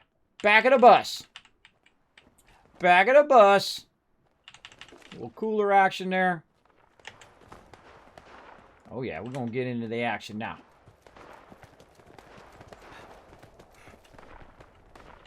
Settler dead. Where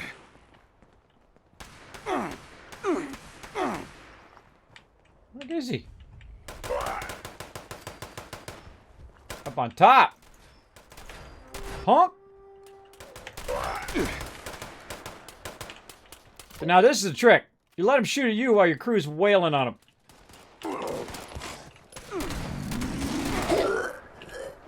Now watch this. This guy's going to run out. He's going to come after him. Let him fire down. Got him.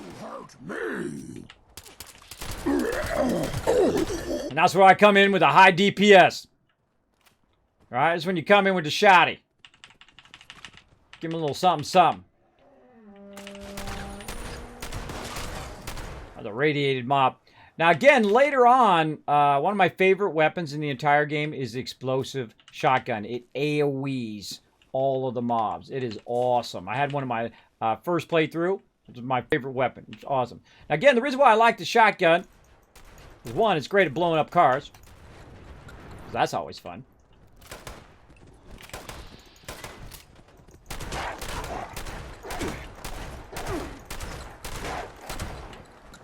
It's great at blowing up cars. Oh, look out, Rocky. Look out, bro.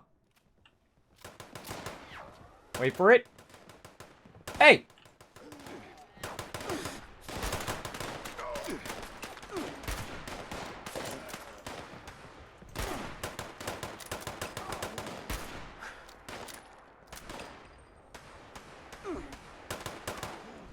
Look out, Jeff, on your right.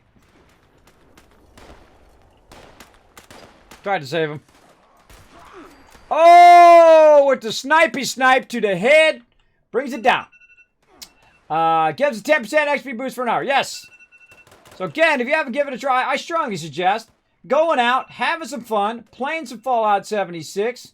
Absolutely. Hold on, let's put this on number 4. And we'll go ahead and try to use our combat rifle here. Hold on, let's try our combat rifle out. Oh, look at that. Look at that recoil. Look at that sweet, sweet thing. Now, we're gonna spec this out for sniping. We'll get into that. Now, it's kind of hard to tell the difference, right? This one's got a muzzle brake on the front. Easy way to tell. Oh, there's another sniper right there. What was that? Charging sniper rifle. Ooh, let's have a little fun with that.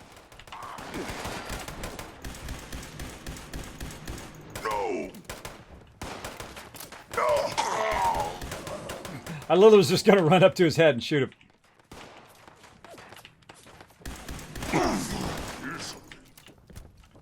Darn weapon. By the way, laser weapons are... Whoa, whoa, I'm low health. What are you doing?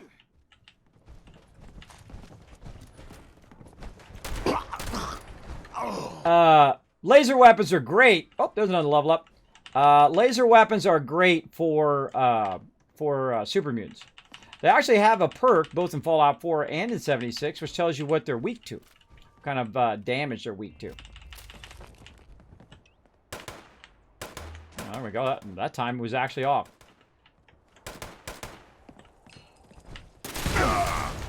Oh my gosh, he's level 60. Go out the door. The level 60 inside there. Look out, he's got a rocket launcher.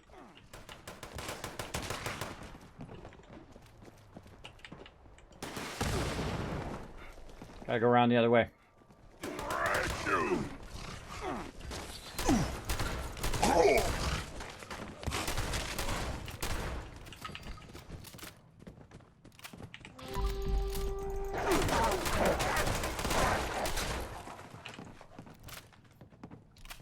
Teamwork makes the dream work, everybody. See that? I ran away, told them it was in there. They all went in there, and I came back to come in and help a little bit at the end. Just so you know, every one of those people could really do it on their own. They're that good. But, you know, hey, I feel like it's a lot more fun when you're doing it as a team, right? When you run around as a team, getting it going on. You know, some peeps are, you know, they're drawing the fire. They're tanking a bit. Other people are coming in. They're doing the sweet deeps. That's what I'm doing. Or bringing the heals. When I get up there. How many? I got 2 level ups now. I'm so bad. I'm so bad. I got 2 level ups. We'll get to it. All right, now we're getting all the loots. So let's sweep this baby. What's that? Cryo cell. Oh, I haven't seen one of those in a while. All right, we got all of this. I'm going to backtrack a little bit. Sure, I got all this in here. Nope. That's why it's so easy to get distracted. Oh, hello. Play. This is Margie McClintock of the Diehards. What a joke. We deluded ourselves into thinking our victims would fear a name like that. But now, everyone out there is as desperate as we are. And every confrontation could mean life or death. People take their chances. They fight back. So we have to kill. We have to murder innocent people. Well, not me. I don't care what this world has come to. It's not taking me down with it. The whole idea of the Raiders is sick. It's inhuman. I'm destroying that stupid key fragment.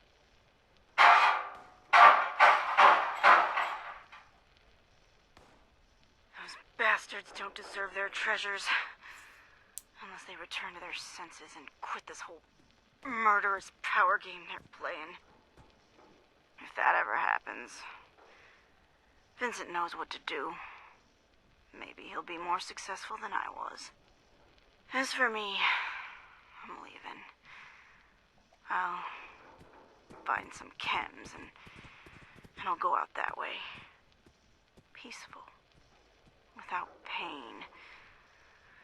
I'm done. I'll see you soon, Harlan, my love. It's been too long. Okay. Notice how I came over here? I came over here because there's all sorts of battle and action and people walking around and things going on over there. When you're trying to listen to storyline, it's really hard to do. So I strongly recommend before you listen to holotapes to kind of remove yourself a little bit from the action so you can hear all of that as well. So I unlocked the things. I'm trying to do the terminal here. We're going to go through and we're going to read through the terminal. And now I've read this before. I've read the entire storyline out before on this one. And safe control, disengage, lock.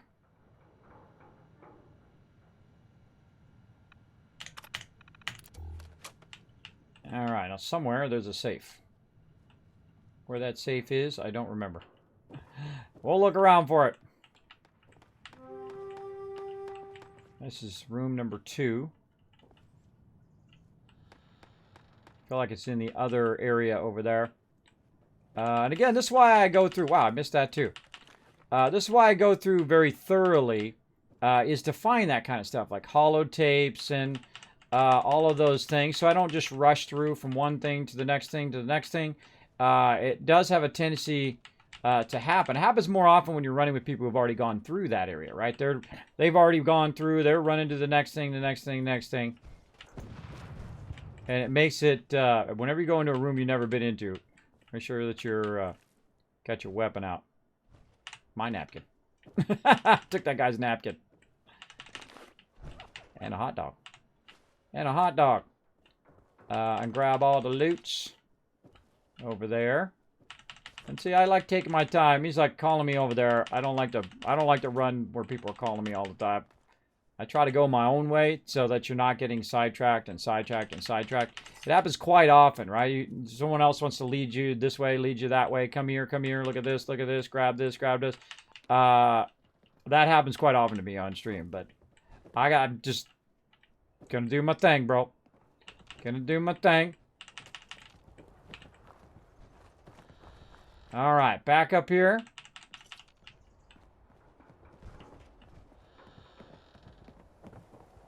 We got all of that. We got the super mutant. Again, that's why I like to take my time. Now, I've already been through here, by the way. This isn't my first time through. I've been through this particular area. I've done all of this stuff before. But, you know, I vaguely remember. It's not like I remember every single detail of everything I've done. Like, I go back and play all the Fallouts again, and there's a whole bunch of stuff that I'm not going to remember. I can't remember stuff like I used to. Right now, just running through super looting, looking for any extra loots. I want to wrench that. Right there. What's up, Sean? Doing awesome! So the one who fire up all car burning in Sweden. I don't know what that means, bless us. I don't know what that means, bro. I have no idea what that means. Dee. Alright, I think we didn't do the lower level either. We gotta come back to the lower level. Right there. What's up, Blaring Fire? Going back down. Oh, I think, yeah, we did some of this. Alright, getting that loot. Get it. Oh, see, look. Key in here if you guys haven't got it. It's right here at the front desk. They probably already got it. They already ran through here before. But just in case. Oh, there was a letter there. And a letter there. Like we've already read it before, so we'll just roll on.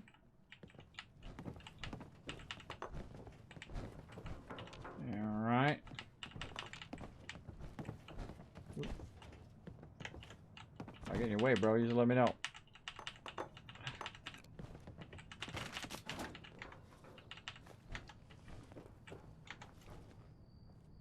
So I always kind of look at them. It says jet on the top. I look at these blocks usually first before I grab them. Sometimes they make up words, and sometimes they don't, by the way. Sometimes they don't make up anything. They're just there to troll you. There you go, Blaring Fire, getting some music in. Hey, man, you always got to take, have a little music break. A little music break, unless you're me, where I'd have to take that out on YouTube. If I listen to it too much, taking your drink, taking your bourbon. That's why I don't do music on the stream, and I don't do all of that, because YouTube will literally just strike a 12-hour video, 15-hour. They've actually did a strike on a 15-hour video that I put up there of a long stream that I did for literally 5 seconds of some random music that I was walking by a radio. So then after processing that for hours upon hours, I had to go back, cut that little segment out, reprocess it, and re-upload it for 8 hours. Yeah, all because they suck. Because they didn't have a function. They have it now, by the way. They didn't have a function to just say, it comes up, says, hey, you've got this issue with this. Do you want to cut this part out? Yes. That would have been really good a long time ago. But I do give them credit in the fact that they did add that big time. Let me grab that. And all of this. Again, try not to get sidetracked. Trying to get my loot in first. Trying to get my looting in. That's the front desk. We did all of that. Got all of that done. And going down here, we'll scrap. Let's scrap all these weapons. Oh boy, I gotta watch out. I gotta watch out because I haven't renamed this stuff. Yeah, let's go ahead and take a moment here. Let's take a moment. Now, what they did is they added something really fun to the game that actually is not in Fallout 4, at least not in the default part of it, is the fact that you can rename stuff. You're like, well, Kismet, you can rename stuff in Fallout 4. Not the hatch, you can't. Not just random stuff like glasses and things like that. So you can rename pretty much anything. Anything that's in your inventory here, you can rename it. Now, I put a Z on that combat shotgun because that I'm going to keep. And then this combat rifle, we're going to fool around with that as well. So we're going to inspect and then rename. Try to type it. Combat rifle. Oh, great. Setting off explosives while I'm in Pip-Boy. All right. And now, see, all of the stuff with the Z is dropped to the bottom. All right. So all the stuff that I'm using is now down here and not mixed in with all of that. So less chance I'm going to accidentally get rid of a nice weapon. A stupid rocket launcher. I mean, I wonder I'm overburdened. Super sledge. Those are fun. Those are fun. Now I got 2 combat shotguns. And of course, this is the nicer one right now because it has that that other item on there. So I'll take a look at it and try to remod all that later. Now again, I'm very thorough. I take my time. I'm not in a hurry. I don't rush through things. I don't rush to the quest and get the quest done straight away. And so if you run with me, keep that in mind, that I go a lot slower. And when I go into an area for the first time, I mean, it's not my first time in this area, but it's the first time in this area as my new character. So as I run through, I'm going to be just super looting everything. Everything from the entire area. And just taking my time as I go through. Like so. Don't be in a hurry if you're going to run with me. And if you are in a hurry, feel free to go do something else while I'm running around looting and whatnot. Just take your time. All right. Let's go use Fred's terminal. Inbox. Min password. And other gangs. Again, I've read all of this on the stream before. I'm sorry if you missed it. If you want to see it, speaking of YouTube, you can go watch it on YouTube. I do have a playlist of my Fallout 76 playthrough. You're welcome to go over there and watch me read every single one of these terminals out to you guys. There we go. Sent, data corrupted, important notes, data corrupted. That's how it goes. All right, we got that done. Now we got to get the admin password. We'll get onto that here in a second. First, we'll get all this loot and whatnot. And sometimes it's hard for people, especially if they're higher level, right, to wait around for other peeps. It's a good test of friendship right there. If peeps are going to give you the time to do your thing, right, run around and... a little ski sword on the ground there. Run around and do it your thing and your way and take your time. I do take a while. And that's why I get so many hours out of the game, is because I don't rush through and try to get it done. I don't try to do Wastelanders in a day and whatnot. I feel like you're just robbing yourself of so many adventures, right? Like we were walking down the road there, and all of a sudden things start going crazy, and mobs coming left and right, and I'm like, oh my gosh, how did that high level mob get in there? And so on and so forth. That's art reflecting life. Someone with all the toilet paper, and they got all the booze. Yeah, some peeps right now. All right, we got that. All right, get the admin password. All right, did we do the upstairs of this part yet? I think we did. We did all of this. Oh, there's a door unopened. Aha. Nothing in there. Well, somebody triggered it. Because it's already triggered. Yeah, I think I came through there. I came through there. That's what got triggered. Somebody went in that doorway and went off, but they closed the door. At least that was nice of them. Okay, back to what we're doing here. Oh wait, I gotta take this other quest off. You can actually make it where this stuff does not add to your thing anymore. Actually, you know what? I'm gonna do that with my side quests from now I'm going to go into settings, and they added this awesome function at the bottom right here, where you can tell it to not even do miscellaneous quests. You can turn those off, side quests off, and only main quests activate when you're doing those. Now, I'm a big fan of doing side quests, especially the first time you come through. What's up, Andy? Thank you so much for showing that love. Appreciate that. Also, really O'Reilly coming in. Life's Clearer. Thanks for coming in as well. Thanks for dropping a Dragon Hammer, crushing that follow button, becoming part of the Wasteland Tycoons. Welcome. So yeah, one of the things I suggest to do is read all the dialogue. Take the time. Look at all the terminals. Because you know what? You paid your money. You should get the full experience, right? Some people, they don't want to do that. They want to just rush. They want to run through. They want to get to the end of the storyline and then complain about how they have no content. I'm not that dude. I'm not that dude. All right, where are we going? All right, we got to get the main password. Get the admin password. Is that where we are? That's not there. I feel like it's going to be somewhere else, or it's covered up maybe by my crew. Oh, up there. Oh, this thing. Oh, yeah, you got to go up to the shrine up here. Oh, my God, this quest is going on forever. But we're having fun. All right, up the way to the shrine we go. I guess that's where we're going. All right, we out. Good times. Oh, I like good times. I like free cups, too. Give me them plastic cups. That's plastic. We'll do the little scout challenges later. Again, I just loot my way.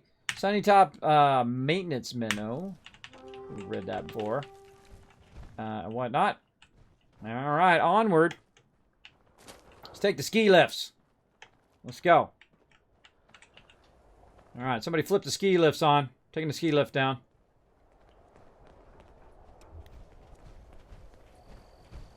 They're all confused. What? Sorry, friend. This course is for Pioneer Scouts only. There we go.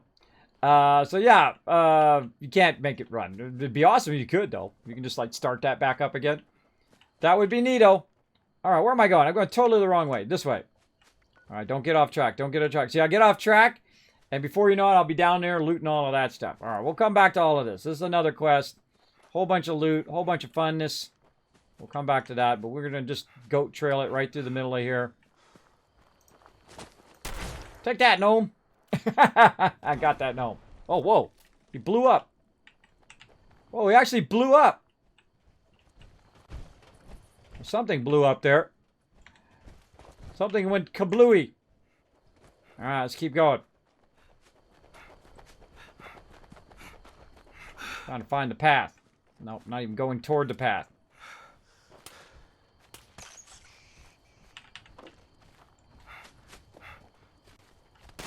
Whoa, whoa, whoa, whoa, minor forum.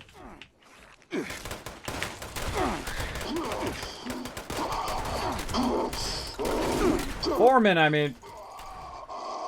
Ooh, mama. Okay, don't loot him. Stem packet. Just randomly ran into a miner. Just chilling out here in the corner. That's what makes it fun. What a time to reload. One shot away from killing that mob. Bad time to reload. That's 12 shots on this gun, too. Radix. A little bit of loot on the thing there.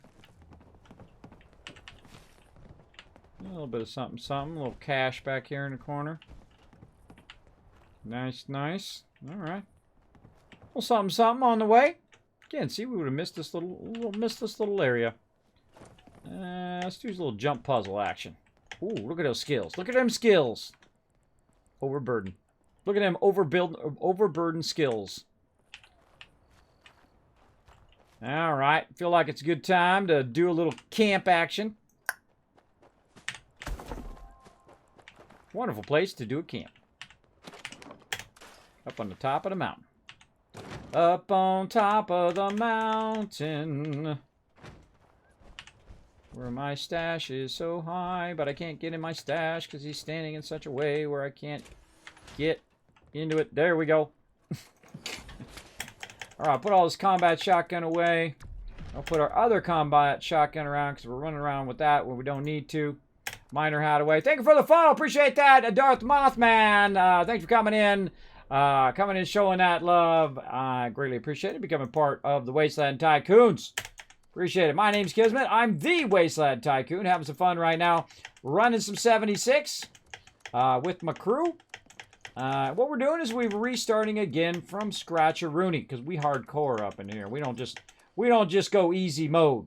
Now, another thing I did when the game launched, I played on Xbox in the beta, but I feel like it was unfair that people who played that beta got to keep it in the original launch of the game. So I deleted my character then too. That's right. I don't like to have an extra advantage. I like to roll with everybody else. Roll with all my peeps. All right, we're getting there. Trying to get on this road. Now look, everywhere you go, there's some sort of distraction that's going to want to, you're going to want to investigate that and check it out. Now, I suggest when you first play, take your time. Investigate all of those things. But this is my third playthrough, and we're just trying to stay on target. I can use sugar if anybody has it. I'll take it off your hands. Oh, I think I might have just thrown it in my box. Let's see if I got any sugar. Nah, thrown it in the box. I'm going to have a little bit of food here. Let's have a little bit of soup. Get that up nice and high. A little rat-away action since I just had all that food. There we go. Let's do it. All right, this is where we're going. Oh yeah, we're going to the thing up here. Now this is a fairly tough thing. If you're coming up here to this monastery, I strongly recommend to have some serious amount of stuff to back yourself up. Right? Got yourself tons and tons of loot. Every time I see one of these, I think it's a mine. A little depression there. So there we go. I came to spread the word of the Mothman. Well, welcome, Mothman dude or dudette. Either way. Thanks for coming in and hanging out. Appreciate fellow Vault Dwellers hanging out in the chat. Now, if you do have a comment or question for me, my name is Kismet. What's up, Blobby? You go ahead and put it in the chat, and then every now and again, I scroll up and I read it. Hey, Kismet, how are you? I'm doing awesome, Sean. I said that when you said you love shotgun because blowing up cars. Fire up all the car burning in Sweden. Oh, okay. Now I got it. I caught up. Sometimes I'm a few minutes or even a decade behind. Oh, glowing mole rat. Oh, that's a snipe if I've ever seen one. Oh, look at that. Half health.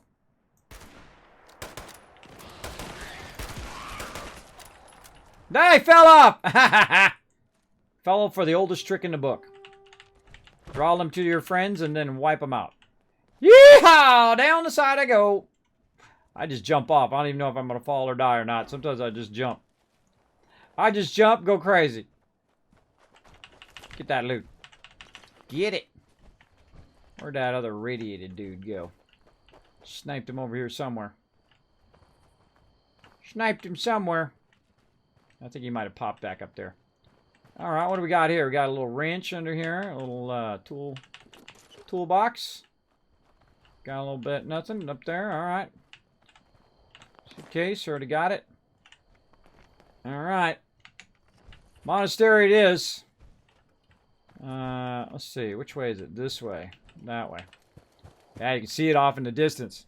Behind the trees. Just barely. Oh, and battle time. All right, hold on. Gonna do a battle real quick. Battle time! Ba-bam! Probably help if I pulled it up. There we go. That's a little side thing I do. We do here on the stream called Stream Raiders. Now, we've been kicking some serious booty. Been running battles now for almost 10 hours. 10 hours kicking some butt. We've been playing lots of 76. I'm absolutely in love with Wastelanders. They did a phenomenal job. I love the writing. I love the new characters. I love Mort, a.k.a. Jay from Jay and Silent Bob. I strongly recommend it. Especially if you already own 76. I would suggest reinstall, start a new character, come out of the vault, and play it all the way through again. Very, very fun. Because you're going to run into new NPCs, side peoples, allies. You're going to get tons of new factions and things like that. A lot of fun. Matt Berger getting the extra love, and the girl who ships coming in overall MVP. With Kaz and Streaky coming in with the most kills and the most assists. Nice job. Let's keep going. We're going to go for that double gold and then go for the boss. Let's go. Let's get her done, everybody. Let's get her done. What to go here? Peeps are over here. Now we're going to go right here. Always try to take these things out first because they spawn some pretty tough mobs. All right, let's do it. Put my weapon away. All right, now this is where things start getting fun. Look at this location, by the way. Awesome. Awesome location. My peeps, of course, following in my tradition of blowing up every car you see. I love to blow up some cars. All right, we're going to get in some troubles. Wait for it.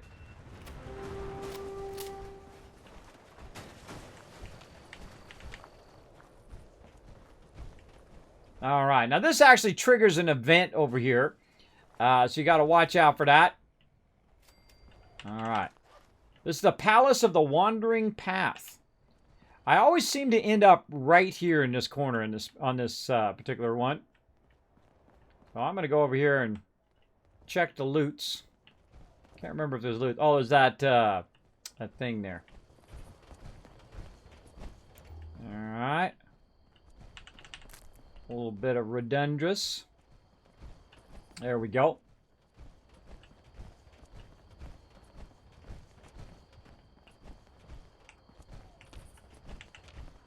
Oh, beautiful. Beautifully done. Man, this is one of these places you don't go very often, but it's awesome when you do.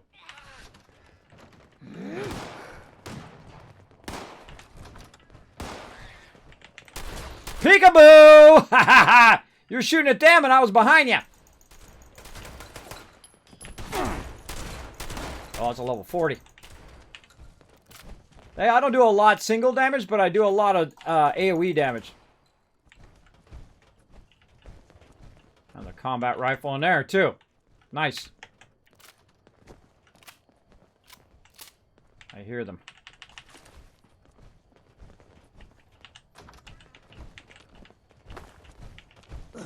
Not there. Upstairs. Sometimes it's hard to tell what level they are. So I kind of clear each area. He's up here. You can hear him up there. The sound's really good. Not us. Bringing a melee weapon to a gunfight, not a good idea. Oh, I hear you shooting me behind me. I'm gonna go in here for a second. Someone's gonna wipe you out. Ha ha ha. That's why you bring friends. Got friends to keep your back while you're reloading. Oh, Vault Dweller! No! No! I'm so sorry, fellow Vault Dweller. I'm so sorry that you got owned. You should have ran with us. Should have ran with us. Probably still would have died, but still, you should have ran with us. We would have had you back. I don't remember much loot in this place. I like just running around a lot and then doing this quest.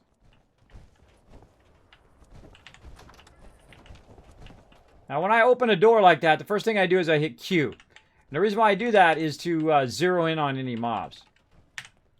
Samwell's Terminal. Let's check it out. Oops. I've already read all this out on the stream as well, every word. But we'll go ahead and tap our way through it. Now, the reason why I'm tapping through it in this thing is it may reveal something.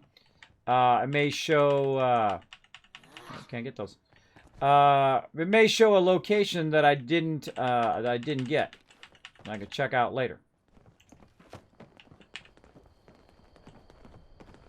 Nothing. In the center. It's in the center somewhere.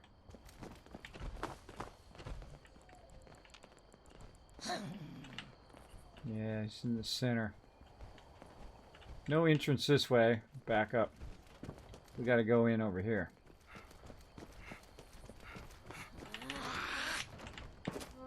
I have this like natural ability for maps that I can just remember, even though I haven't been in here in forever. I can't even remember the last time I was here, maybe 6 months ago. But there's like a weird ability that I can remember how to get places. It's like a natural ability for maps. It's probably because of 50 years of playing games. That could be it, but I've always had that ability. I'm really good with maps. Really good with remembering where I came from, where I went to. When my crew gets lost, you know, I try to get them out of that predicament. Occasionally I do get lost myself, very rarely, but sometimes I still do. But most of the time I'm pretty good at finding my way around. If I hear somebody, I usually kind of find my way to them. Look at these heavy weights. That's a fast way to become overburdened right there. Now luckily I've got the perk that allows me to carry tons and tons of weight. But eventually I'll still get overburdened, usually with weapons. Can't get that, can't get this, so this is all good. Alright. If you notice, I don't just run straight to the quest. I take my time and whatnot. And here it is. Palace admin password. Transcend. There we go.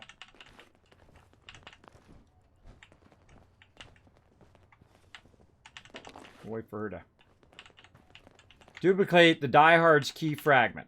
Now, if you're reading through all of this, there's a lot of supplemental, see that? Supplemental stuff that goes along with this, right? That goes along with this quest. And there's so much dialogue and a bunch of stuff that you can come across that really adds to the storyline. You're not seeing some of that because some of that I am I'm going through and basically just kind of returning through that stuff. But I strongly recommend reading through all of that as well. I'm like old school. I like to read every terminal. I like to read every note. I like to look at every single thing. And then like find all the little hidden stuff in the corners and take every pillow and every cap. I'm a super looter. I loot everything. Everything. Because I know later on all that going to add up to some mega builds. Mega builds.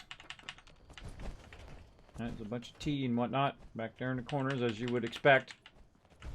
Alright, now I don't need to do really anything else in here. We can come back to this one later on. Let's get some extra ammo, though, while we're at it. Open up that main door. I don't remember if there's that much over here, except for pillows and this kind of stuff. I'm not going to really take time to loot all of this. Let's go check the kitchen. Yeah, see, this, I always look for pool tables, because if you get the balls and all the stuff that's on there, there's a bunch of plastic as well. Does it take long to reach level 20 in this game? Not really. I started over again from scratch. Let's see, when it came out last, what was it? How long ago was it? I don't even remember. On the 14th. What is it now? It's, but I play pretty slowly, though. I don't play really fast. So, 12 days ago. So, but I haven't been playing it every day, though. I haven't been playing it every day, though. I did play it for 12 and a half hours the first day, 15 hours the second day. Then I played on PS4 and Xbox. This is on PC here. And then I played for another 15 hours last Saturday as well. So, I'm a bit of a hardcore player. But it really leveling in any Fallout. I don't care which one you're playing. Whether you're playing level 1, Fallout 1, or if you're playing all the way up here to Fallout 76. It's not getting levels is not really the hardest thing, and I kind of feel like you don't really want to rush it in the first place. You want to enjoy that journey. You want to enjoy that struggle, and if it gets tough, then you know you back away a little bit and you come back. Oh, they're down there blasting. Then you come back and then you get into trouble, right?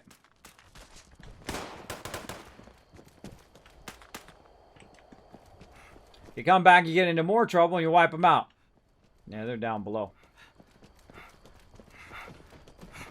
Oh, over here. Duplicate the key fragment. Looking at where that was.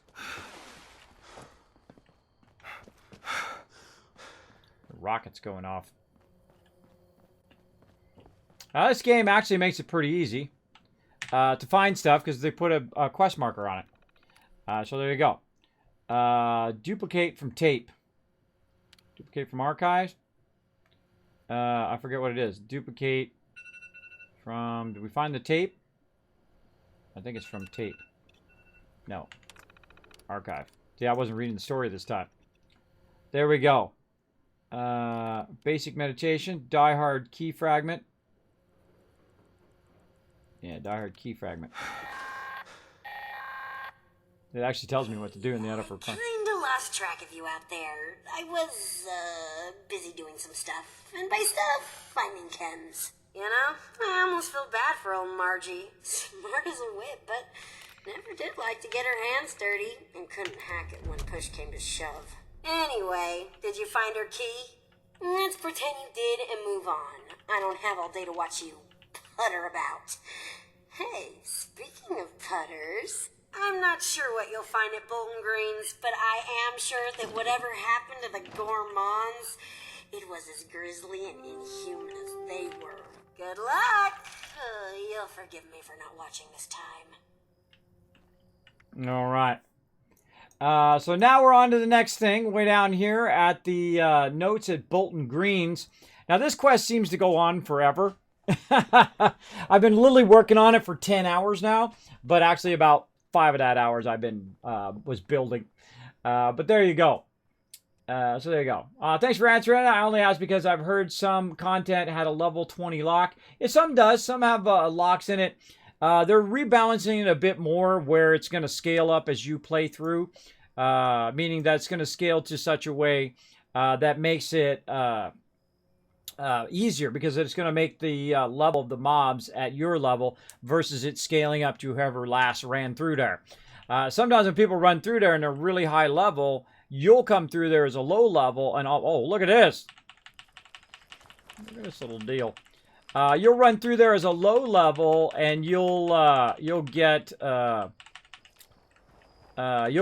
because those are high level mobs over there, and you're low level. So watch out for that. Watch out for that stuff. Don't be afraid to, ready to run away, come back another day. Oh, look at this. Holy moly. I forgot this was up here. Tons of blackberries. Tons of everything up here. Nice. Huh, forgot that was up here. In their own garden. So you could jump over here every 24 hours, it's going to respawn. You jump over here every 24 hours and pick all this up. Pretty sweet.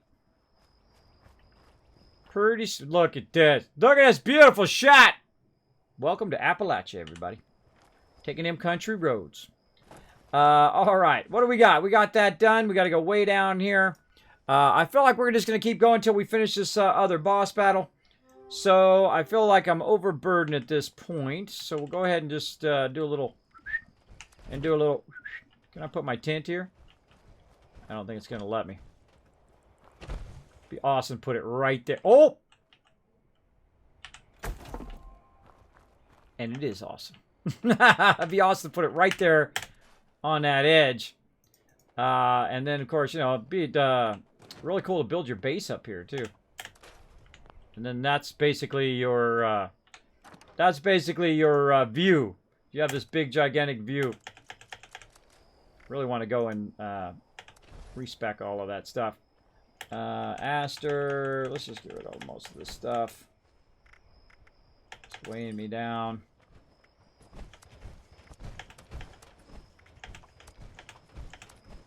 That stuff's all going to rot out by the time I get to it. But yeah, look at this view.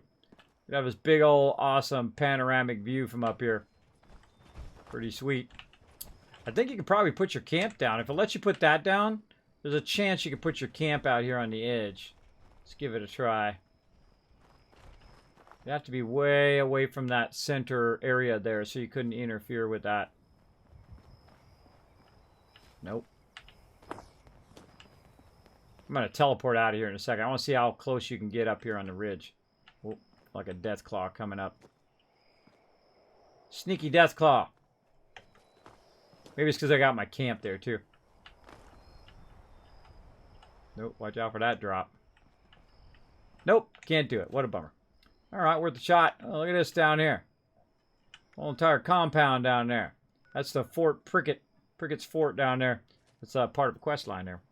Part of a quest line. Yeah. You have to level 20 to start Wastelanders, and have done the main quest. What I did is I came in at brand new, and I could go right to everything that they've adjusted.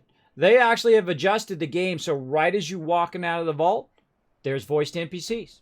You go down the road a little bit, voiced NPCs. You're doing the main storyline, new voiced NPCs to talk to along the way. Allies that you'll run into. You can bring them back to your base. You can do a whole bunch of cool stuff that you're missing out on if you go just to the high level stuff. And what I would do, you can have up to 5 characters. If you have a high level character, you don't have to be crazy like me and just delete all your high level characters because I'm more motivated to play my primary one. Great reason to get rid of all of that. And of course, I have all the kind of fancy stuff that I had from doing all of that and legendaries and whatnot. Whoa. You just jumped by. I strongly recommend at least creating a new character and running through the game in that new character. So you get the new storyline, you're doing the main storyline, which is what I'm doing right now. And you get all of that embellishment, all that extra stuff that you paid for as you're going through the game, right? I highly recommend that, for sure, for sure. Go through, get that going on. Get that going. Rocky Steel thing is just like stuck on, come here, come here, come here. Keeps going off over there, or maybe he just keeps doing it. I don't know. I don't know. Keeps going off of my little thing down there. All right, let's see. Where are we going? I got that scrapped. You know what? I think I will take a second to mod my stuff out. Hold on. Let's go down here. Let's mod my... I'm going to mod my weapons real quick here. And see how it goes. Still playing. Yes, Yangi. Still playing. We're right now crossing over 10 hours. Even though I did 20.5 hours of battles yesterday.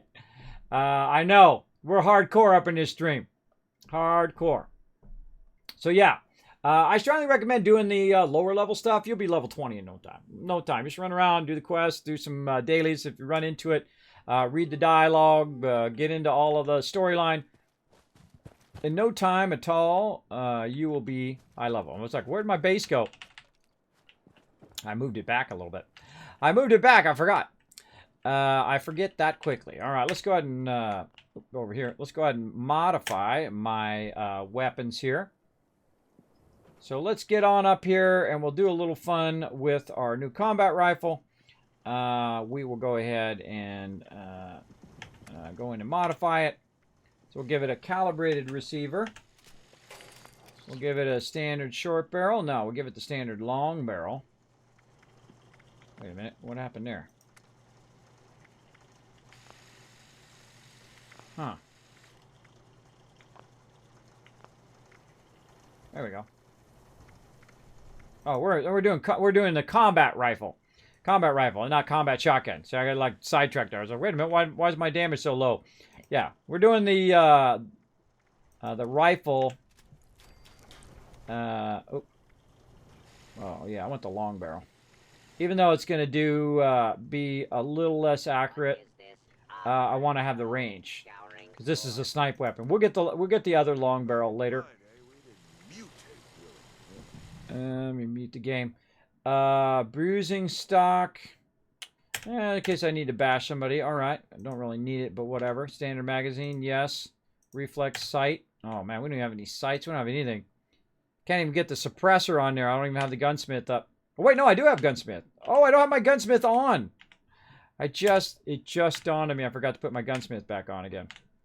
Yep, I took my hacker off and forgot to put gunsmith back on. Well, we do have that, as a matter of fact. Let's get in there.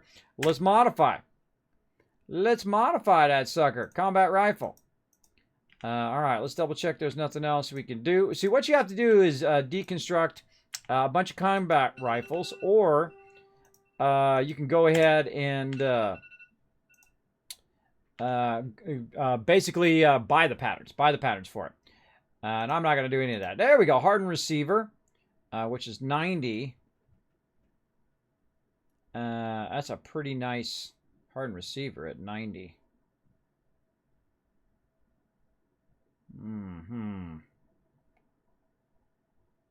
But it's really low accuracy, really low range. Standardized aligned long barrel. Yeah, let's get that aligned long barrel. Stabilized long barrel.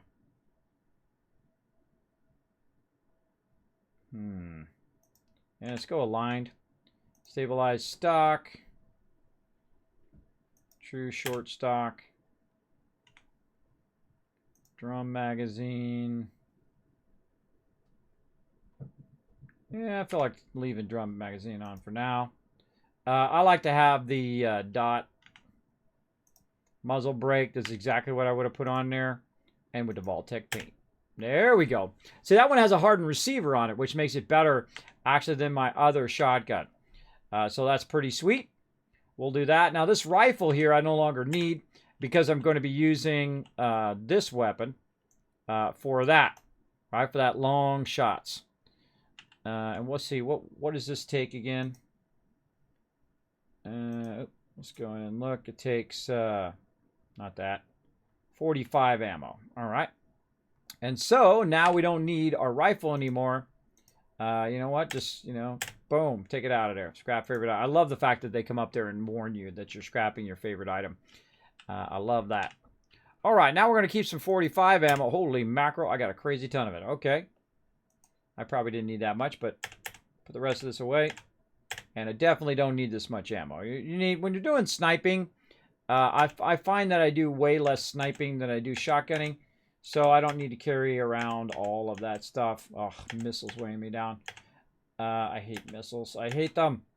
Oh my gosh! For the first time in this playthrough, I have I've filled my thing up.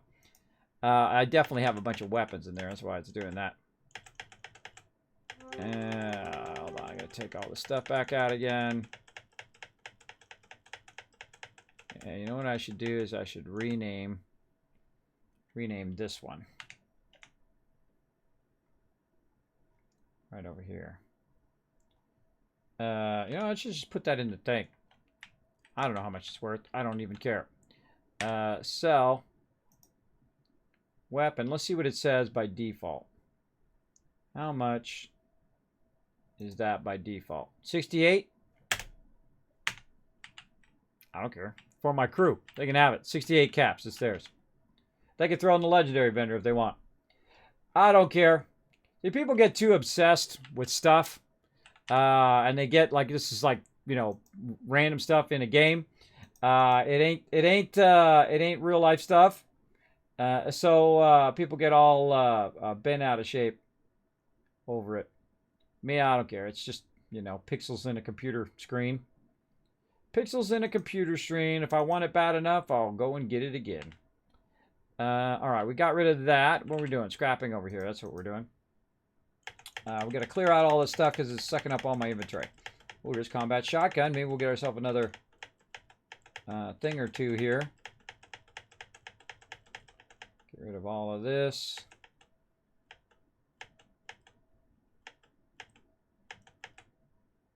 All right. Now turn the sound off for a sec because it's making noise, my guys. Sometimes your people at your camp are making lots of noise. Your NPCs and whatnot. So sometimes I mute them when they're being too noisy. All right, put all that away. And there we go. Oh, I almost shot my dude. Almost shot my own dude. All right, so now we have a quest of switching our ally. So let's go ahead and go to quests over here, or allies in this case. And then we want to go ahead and build this. Only one ally can be be placed or stored at a time. So we're going to go ahead and take this guy out. We can. You know, licorice tastes better now. After the new. Eureka! I hit solid mold. Hold my finger, get a prize. All right, dude, you got to get out of there. Nothing. All right, dude. Dude, you got to get out of there. See, dude's in the way. Oh, wait. There it is. There he goes. Store it. Bye-bye. And then see, disappears. Now that ally is gone. New ally down. You're already out. You already have an ally stored. Would you like to scrap Forger's chair to build Wander's guitar? Okay. And so in theory, Is its own reward. I'm getting this Wanderer girl to come in and play her guitar. Dirty one.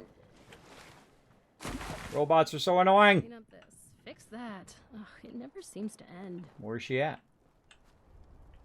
Hello?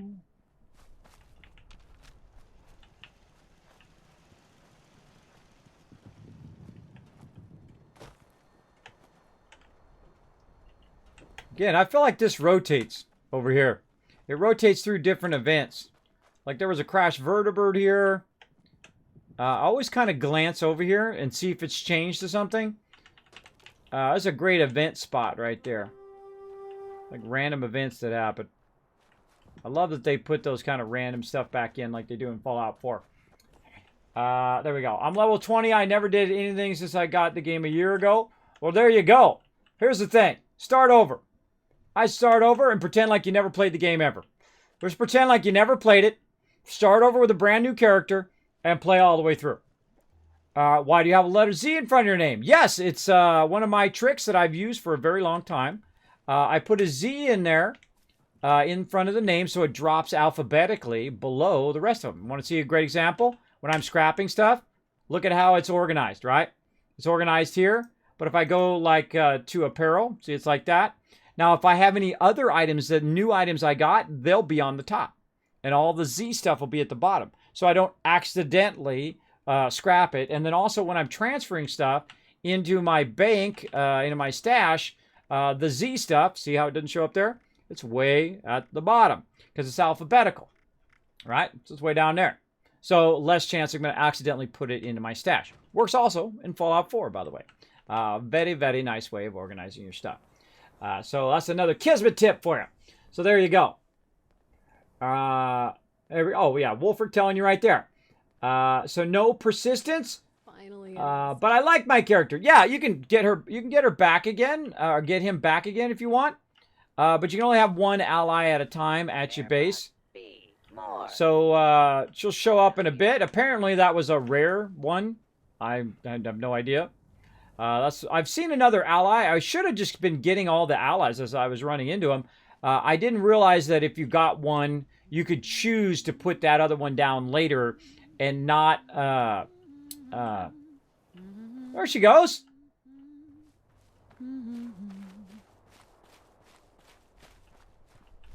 What are you doing, girl?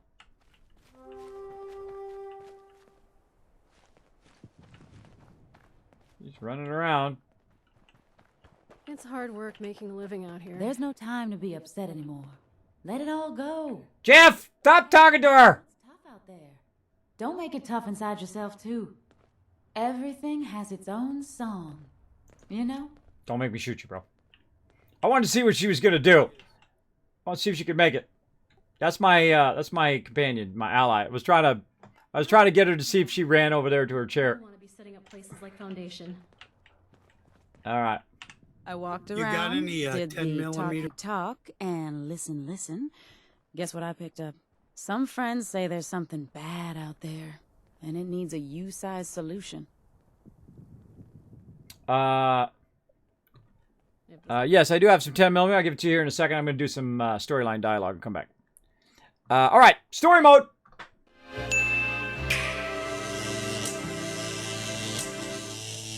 All right, well, by the time I'm in story mode here, I can't hear anybody. I can't hear any alerts, any of that stuff. All that stuff's off. And I've moved over here. This way you guys can see the dialogue choices. All right. Kill something. Got it. I'm on it. That's usually what I would choose. What's my target here? Where am I going? Is there anything dangerous nearby that I should know about? Maybe later. I feel like, yeah, maybe later. Maybe later. Because we're not going to do it right now anyway. Or maybe we are going to do it right now. I'm sore all over. Building Maybe later. Gotcha. I'm in the middle of deciphering a code from some Mothman hunters anyway. I like her already. I like her already. You know what she reminds me of? She reminds me of Kate from Fallout 4. Reminds me of that type of... It was the world saying hello. Okay. Okay. Let's put some stuff away. I got a whole bunch of grenades. I was running around with a bunch of grenades on me because they don't show up in the scrap. So I put them away and then eventually I just sell them off. There we go. Let's see. Where are we going? We're going way down here somewhere. Oh, I got to repair my weapon. Come on, Kismet. Remember to repair. Now, later on, when you get to the higher level, you can actually go in and get tons of portable repair things to carry around in case you forget. In case you forget. All right, I got to get away from all this stuff. This gotta be the one. I got away from all this talking. People talking, hide over here in the corner. All right, let me go back to battle mode, and then we'll do a battle. Let's do it.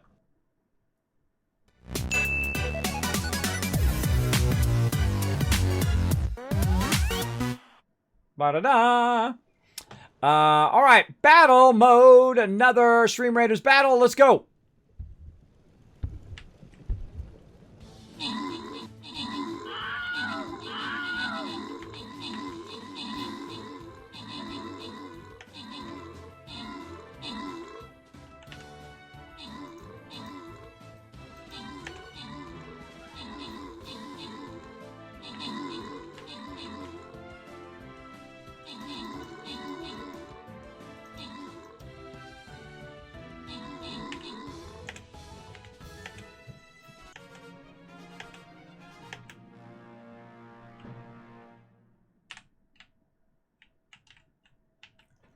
All right.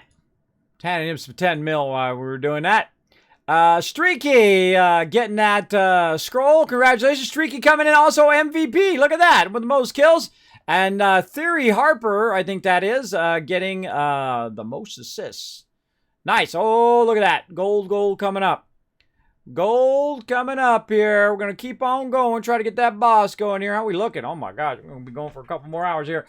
We're going to try to get her done. We're going hardcore today.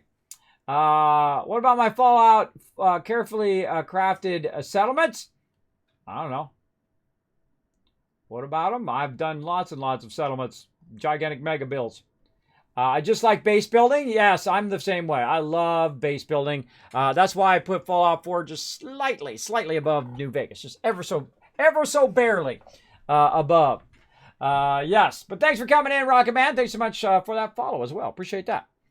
All right, you just dropped a bunch of stuff down there for me. Let's go ahead and get back into the other mode. By the way, you can join us for Stream Raiders. This is everybody in the chat battling together to get tons of sweet loot. So there we go. What persist? Do my bases persist? They stay there when I'm in there, but when I leave, then they're out. But when I come back in, guess what? Base back again, right? They don't stay in the world. These don't stay in the world for everybody else to do. Now, in my case, when I come back in, there ain't nobody going to have their base there. You know why? Because it's on my own private server. I fall out first. So I don't have to worry about somebody having their base in the way. But they do have a great function that says, hey, there's somebody in your spot. Would you like to jump to another server? Yes, please. Right? Yes, please. Jump into another server. Good to go. Look at she's getting some workout or something out here. She's just running back and forth.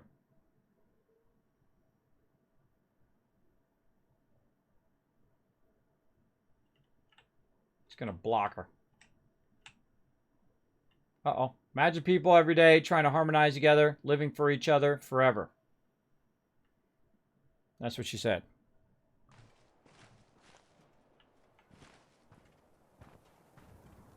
All right. Okay. Whatever. Whatever, lady. Okay. We out. I don't know what she does. She's gonna... See, now they give you some missions. I got a mission that was way the heck out here somewhere from the other guy. So I feel like you want to put your ally in, go on that particular mission, do whatever you need to do with that ally, get a new ally, and then do that. Much like companions, right? And they give you quests and other fun stuff like that. We'll get into that later on. Right now, we're going to have some fun. So I'm going to go, what to go to? Go to Morgantown or Greg Mine Supply. I feel like Greg Mine Supply. All right, I'm going to pop over there. All right, pop into Greg's Mine Supply. There you go. I gotta get going. All right, take it easy. Your settlements and fallouts remain the same, but your settlements and fallouts will not stay. Yeah. Well, you got to think that in Fallout 4, they don't stay there either. You're like, what do you mean, Kismet? They don't stay there because you're not on the game, because it's a single-player game. So when you're not there, they're not on. They're not there either, because you're not there, right? But if you are here, if you are there in the game, then they're there, right? So it's really the same thing if you think about it. The same thing. But they will not stay in Fallout 76 if you're not around. I feel like I want to go around these guys. I'm going to go this way. Instead of shooting these guys for, I don't know how many times we've already blasted them, I feel like going an alternate way. Whenever you go a different way, you're going to have different adventures and run into different stuff. So I feel like I'm going to climb this mountain and go the other way. Also, by the way, they're coming back with the Fashnet, or however you say that, event, which is going to be awesome. Saw that on the Reddit as well. Saw that as well. Oh yeah, we already went up there. We already did the plane. Let's go and see if we can kind of dodge a lot of this stuff.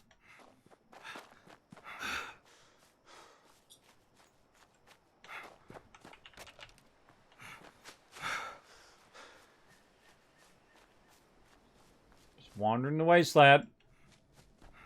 Look at the cool power poles up there. Oh, look at this shot. Oh, that's too cool, bro. Beautiful. Beautiful.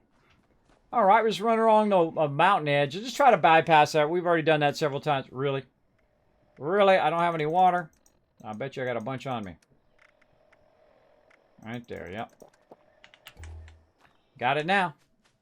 Cool thing about keeping yourself well hydrated is that your action points get a boost. So you're rocking the action points here. No, look, that's actually got something on that power pole.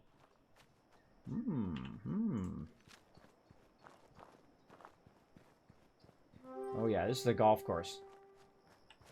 Yeah, we're on the edge of the golf course. Yep.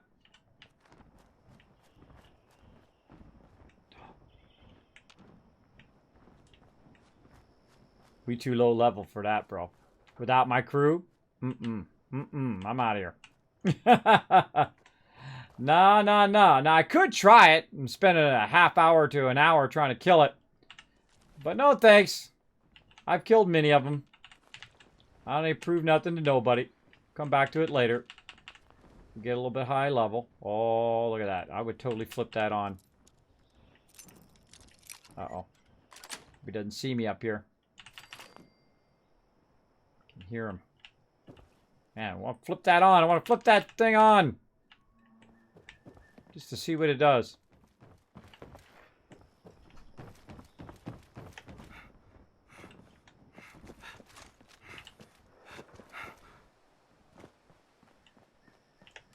Now what I've done one time is I took over a base like this and I ran walls between all of this and used it as the corners of my base, and they still spawned in the middle.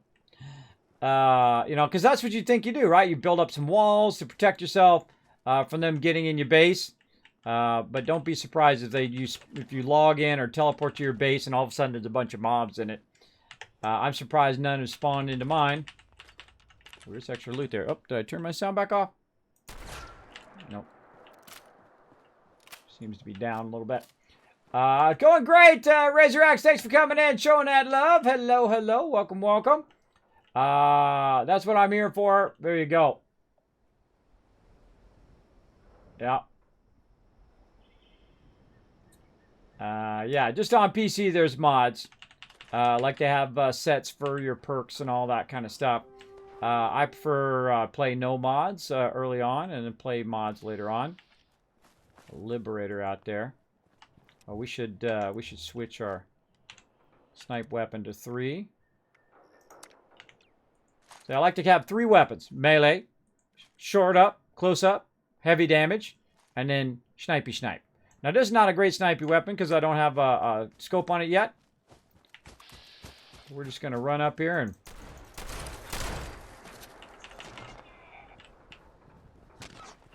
see how good of damage this does. Oh yeah, that's good.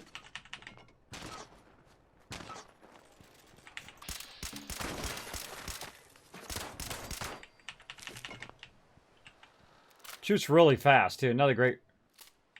Oh, look at this.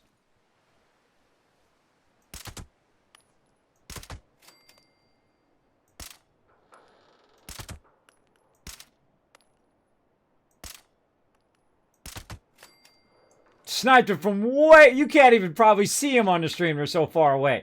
You're like, Kismet, you didn't snipe nothing, bro. You're like, no way you sniped it from that far. Hold on a second. It'll take a minute to run over it. Now, the hardest thing is when you snipe something from really far away, I cannot find my loot It really bugs me. In a game like... whoa, here comes the love. Thank you, McSteel. Thanks for coming in with the raid. Appreciate it.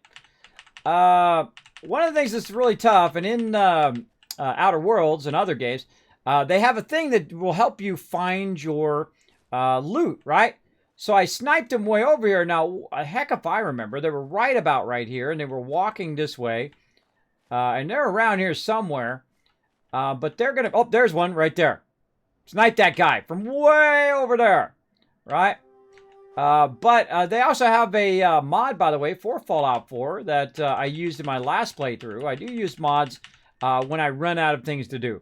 When I've done everything you can do in a game, I will go and I will then try out mods. Because, you know, I love the modding community. They make amazing stuff. But, again, I'm kind of old school. I like to play through the normal way, see how it plays, play it in the harder mode, see how it plays, play through multiple times, multiple different ways. And then, only after I've exhausted all of that, like 5 playthroughs in, then, like the 6th playthrough, I'll do mods. That's just kind of how I like to play. That's the way I play. More peeps we can snow. That's a level 1, bro. Boom. I'm surprised you're not dead with just 1 hit. Oh, but now you got a friend, eh? Bye-bye. Thanks for the loot, though.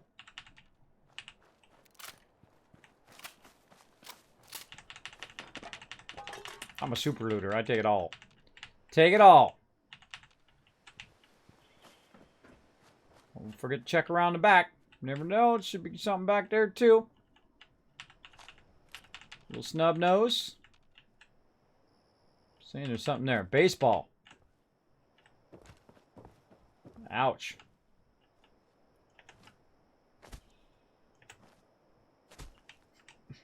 Okay. Using that guy as part of the bridge.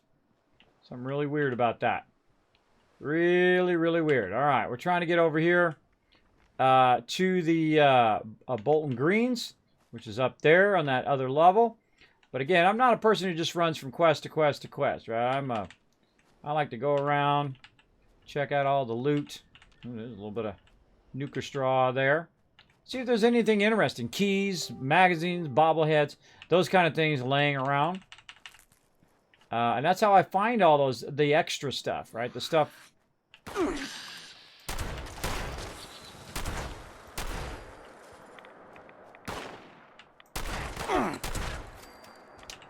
is by taking those extra journeys. Getting all that extra loots. If you can. Take the pillows. I discovered it. Got the XP. I feel like just running around in this game. Even if you did like 0 quests. Just running around, going from place to place to place. Just get into so many battles and so many encounters. You can just level up doing that. Just wandering about. Alright, let's get up here to the greens. Now, there's a whole bunch of side quests that take you to all these different places as well. Whoa, great shot, bro. I'm impressed. Whoa, look out right there. Not that impressed, though. Not that impressed. Now, this is how you do right here.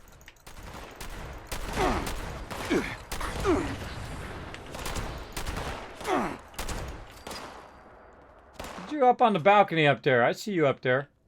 I'll be right with you. Where'd that other guy go?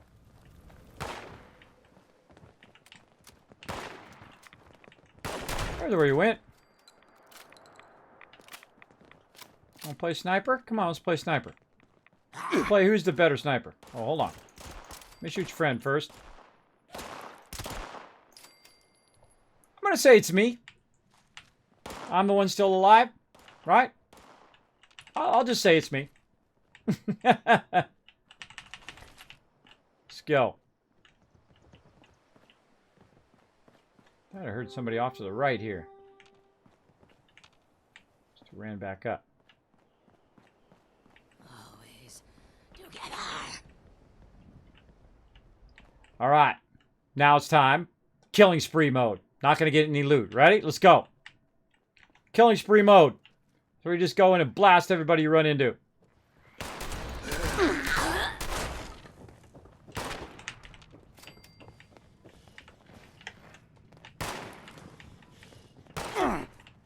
Where is he at?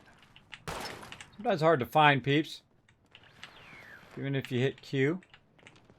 Oh, we'll come back to that. There you are! Now you're dead. Oh, he's up there. Get in the door. There we go.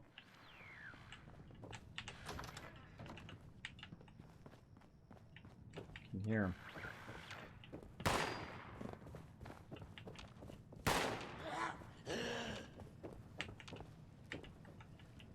Who's this guy?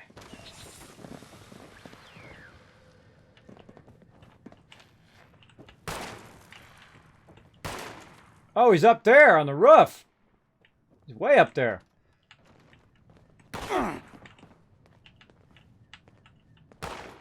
Oh. You want some of this, huh? You want some of this too? I got plenty to go around. Literally leading me right where I need to go. I'll come back.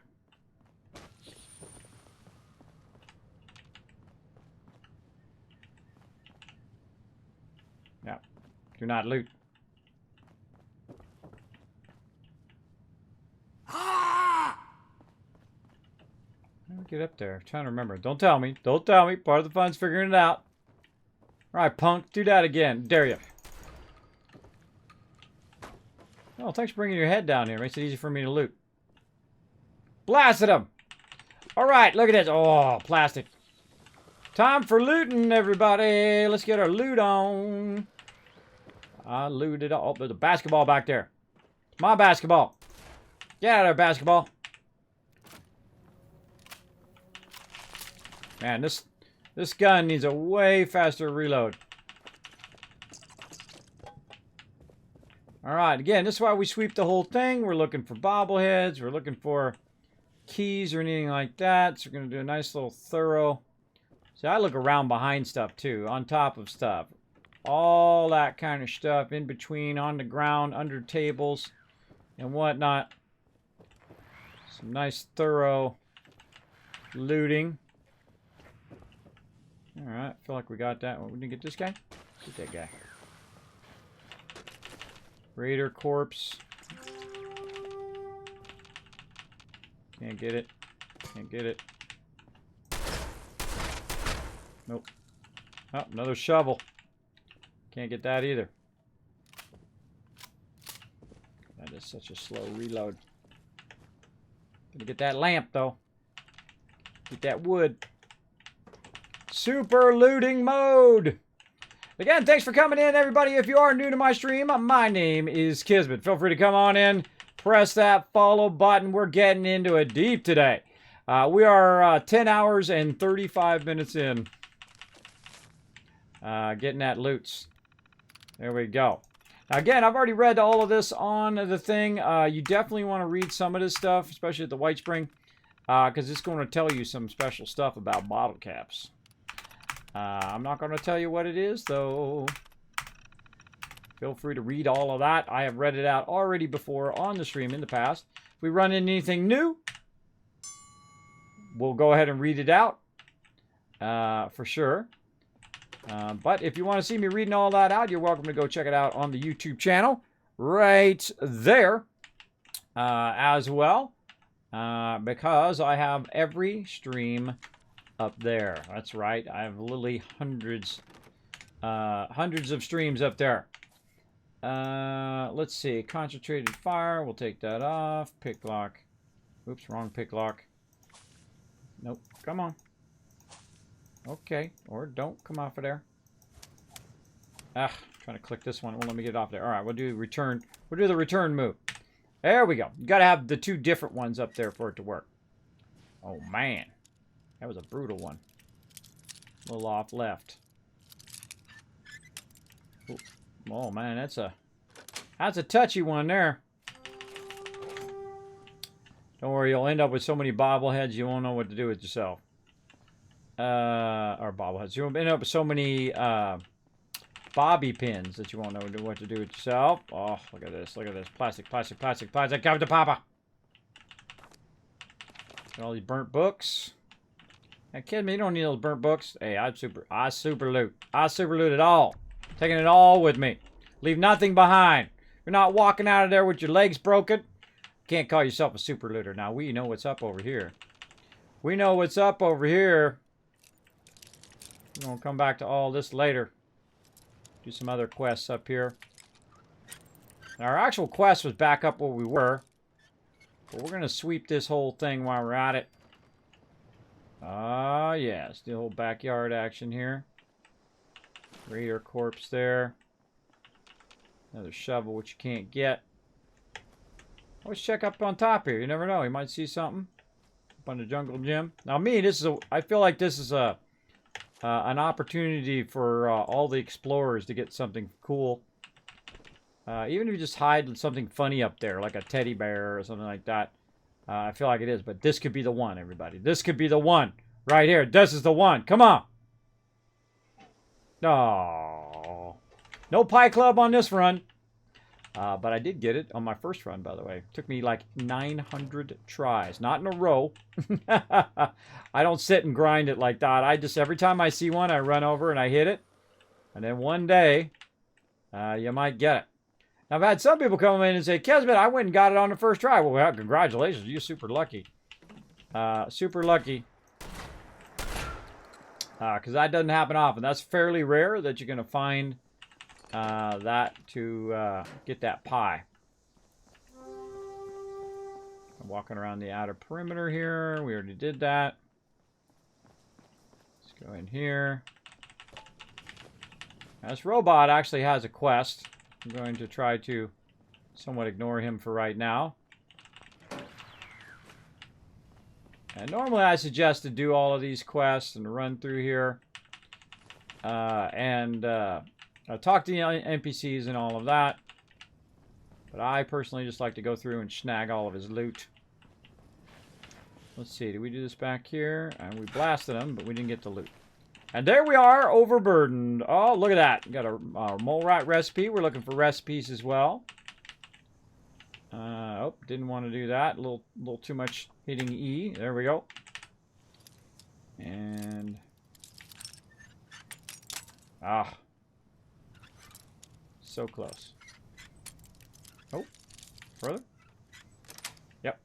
A little bit further there.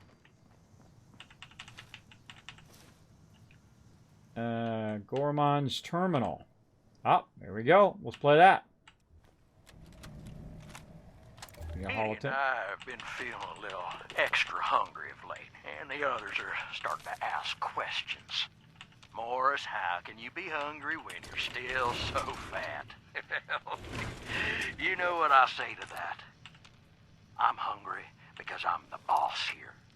It takes a lot of effort to wrangle these useless idiots so we don't all starve, and that works up an appetite. Honestly, it's been several days since we've come across any more food. Usual unsuspecting travelers have been harder to come by. I can only assume the damn cutthroats have been scaring them all away, or not sharing their finds with us. Well, the others won't like it, but we're gonna have to go to Plan B. Edie's on board with me. And I've been thinking about Gregory. He's got a lot of meat on him, and he's been rather useless lately. Yeah, no one will miss him. Maybe his wife. And his little girl, perhaps. But Vanessa will know what's good for her, and she's too much of a good fighter to eat just yet. And the kid, well, I'm not a monster. Besides, kids are too scrawny. Disgusting, bro. Super disgusting.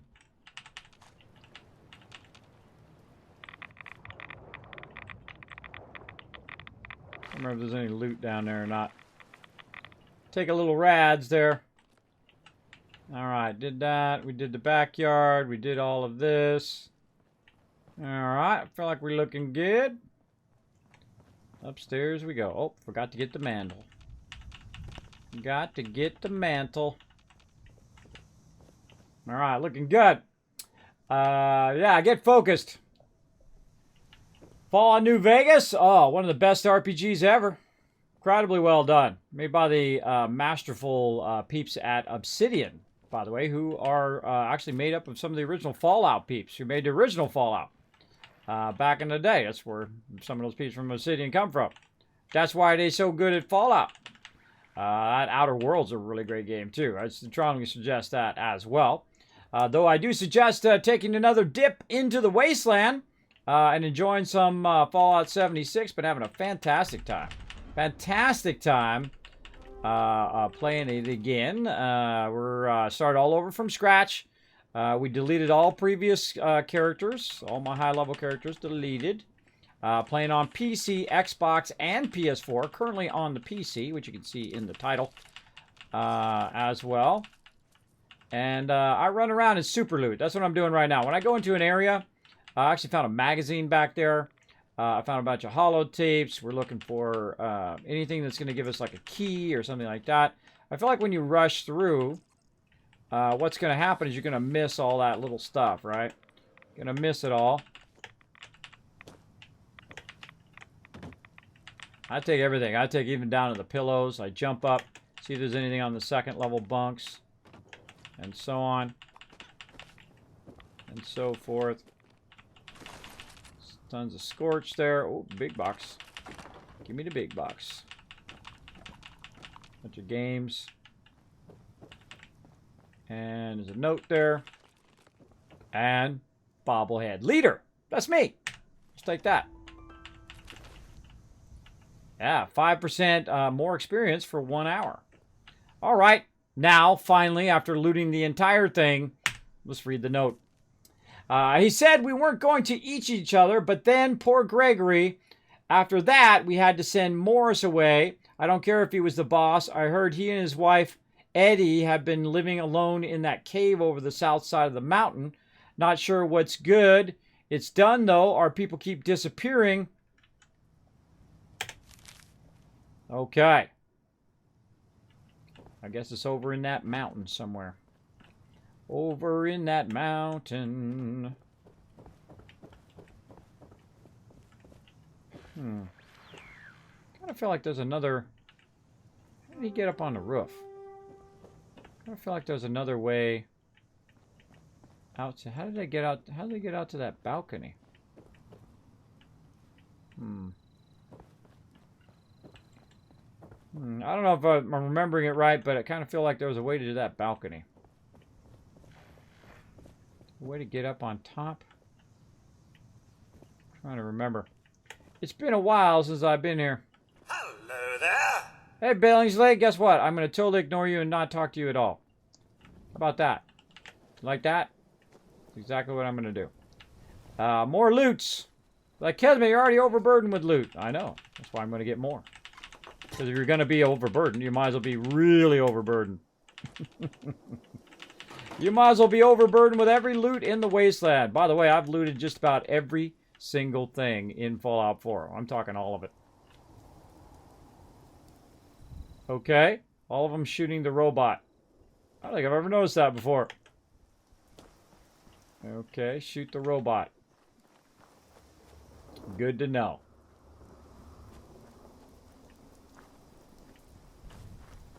A little bit of loot here. Oh, this all adds up in the long run. Adds up. And this is where I think we first came in. Yep. Into this pit. Man, look at all this loot I missed over here. How could this happen? How could all this loot not be looted? There we go. Nice. Looking sexy. Looking good.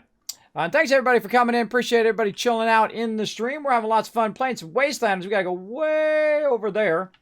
But to do that, we've got to go ahead and put our stuff away. And I've got Fallout first, so I can make a little survival tent here. But I got to move away from... oh, there it was. I move away from the primary thing here. So I can put that down. There we go. And we just go in here and scrap. Makes it nice and convenient. And then we can go over here and say, okay, we'll deal with all these weapons later on. Put all these weapons away into our stash, which is going to massively fill our stash up. There we go. Loot for later. I almost filled my entire stash. Almost. But that's nice. See, now conveniently, I'm no longer overburdened. Let's go ahead and take out a little bit of rat away.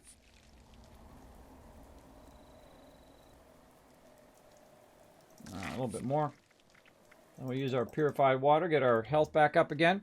All right, I guess I might as well, now that it's almost 11 hours later, might do my level ups. So I'm really bad about level ups. I'm really bad. All right, let's do it. Pick a perk. Strength. What do we got? We got anything new? Oh, man, I would have loved to get my next shotgunner. Let's see. We've already done strong back. Yeah, no, we've already done our other one, which is pack rat. I love the fact that it tells you at the bottom that you have a max rank there. Oh, we're about to have a battle, too, in 7 seconds. What should I do? What should I do? Oof. Decisions. We'll go ahead and come back to that in a second. Let's do a quick battle. And then, bam, back to some 76. Let's go. Now, it's something we do on the side called Stream Raiders. It is really, really fun. These are all the people in the chat working against all the bad guys. We're going to get them. And then we're going to get some sweet loot. And then we're going to keep all that sweet loot for the crew.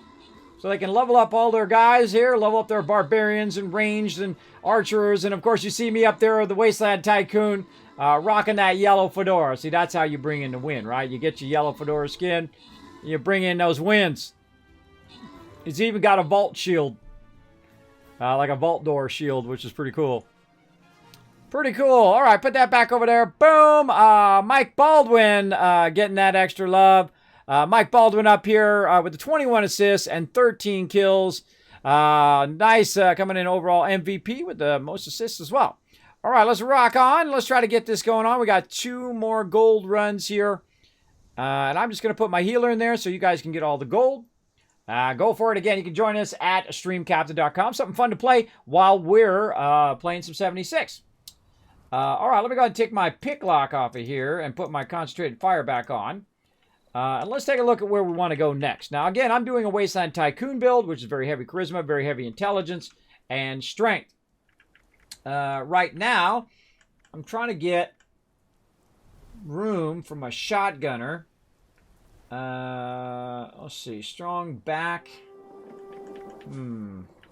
What's a higher priority right now? I feel like Team Medic is a higher priority. I really just want to get rid of this EMT. I don't need that. So I really need 2 more cards of charisma. But I really don't want to put it in there. I would rather put it in something else like intelligence. So I'm going to show you how to put perk points in one thing and get a card for something else. So we're going to first pick where our perk goes, going into intelligence. Then we're going to change our filter until we get to charisma and see if we have that particular card, which in this case is Team Medic, which we do. So we're going to go ahead and get that one, and then we're going to accept that. And there we go. And we're going to go ahead and upgrade our Team Medic card. And now if we go back and look, we can go ahead and take our EMT off, and we can go ahead and now got our level 2 Team Medic. But also under intelligence over here, we can take Scrapper out, and we can put First Aid in there so that we have a 30% more restoring of each stem pack. Now, the cool thing about that, coupled with Team Medic, is that I'm going to heal, and then my Team Medic, if I share it with a group, everybody has a chance of healing everybody else when they use a stem pack, which is one of my favorite, even more than inspirational. I love Team Medic. It's one of my favorite perks in the entire game. But inspirational is pretty nice right now because it's a 3-star. I'm sharing it out to everybody. Everybody's getting a bonus XP, which is nice. All right. So our stem packs over here look pretty good. I feel like we're going to do the same thing again. So let's go ahead and do a point in intelligence. Change our filter. Oop, I already went past it. I always go past it because it's reversed. It starts with charisma instead of starting with strength. There we go. Charisma. Then again, we're going to... Oh, Healing Hands. Players you revive are cured of all rads. No, thank you. I never used that one. All right, Team Medic again. So we're going to go to Team Medic right there. Bada bing, bada boom. Upgrade it to level 3. And, of course, we have 3 free in our Charisma line. So now we can put Team Medic in there. Right? So really fantastic one when you're in a group. And then also, we can go ahead and go to First Aid here. And we can say rank up. And we can merge First Aid to a 3-star First Aid. And now, First Aid is basically, we go ahead and inspect it. It's giving me 45% more health. So basically, I can build awesome weapons. My weapons break less. And also, I'm getting basically 150% on each stem pack that I use. So that's going to save my life a lot more often. The next thing we're going to do is we're going to go into intelligence there. But the next thing we're going to do is try to get the next shotgunner. Which is a fairly high-level card. We'll work on that in a bit. But we need to get over here to get the Gormon's key. Now, again, we already been over here because we've been to Center Rocks. So we're going to bounce over there and see how we do. If I need help, I'll call in my peeps. If not, I'll be good. I wanted to say thank you to Jammer Gaming for the gift to me the sub while I was asleep. Yes, that's right. You got a whole bunch of sub love. Tons of sub love going on here in the stream. We've unlocked another emote here in the stream, showing you lots of love. Do you need ammo? I have a crap ton, and I need to get rid of it. Always, I love some shotgun ammo.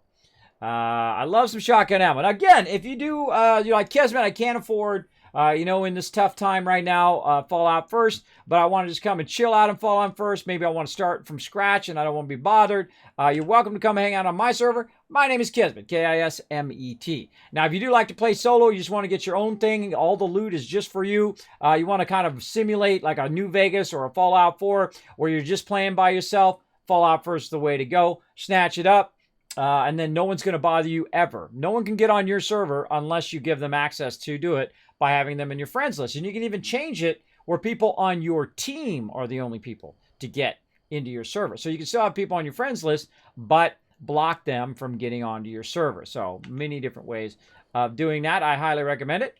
But if you're like need a little bit of love, you're like Kismet, I could certainly use some love where I can go and run around, get into some trouble. There we go.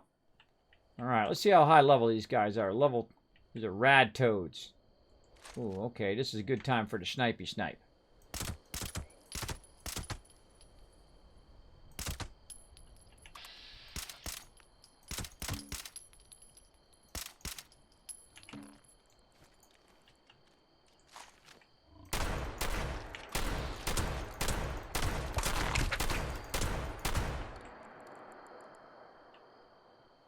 And that's how you do the high ground. I wish I had my scope, but I don't.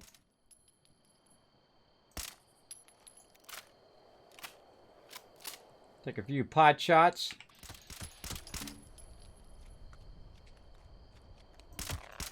By the way, it turns red when you're over the mob. And when they get close, use the high deeps. That's a freaky looking frog. Freaky looking frog.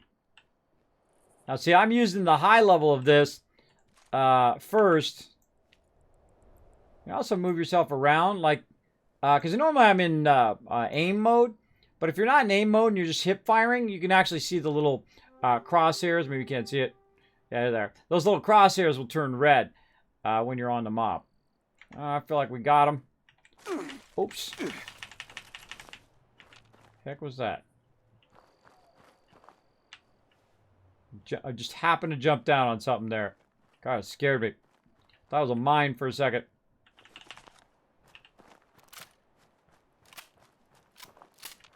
Now, a good thing to do is just kind of roll up here and hit Q. Q's your VATS.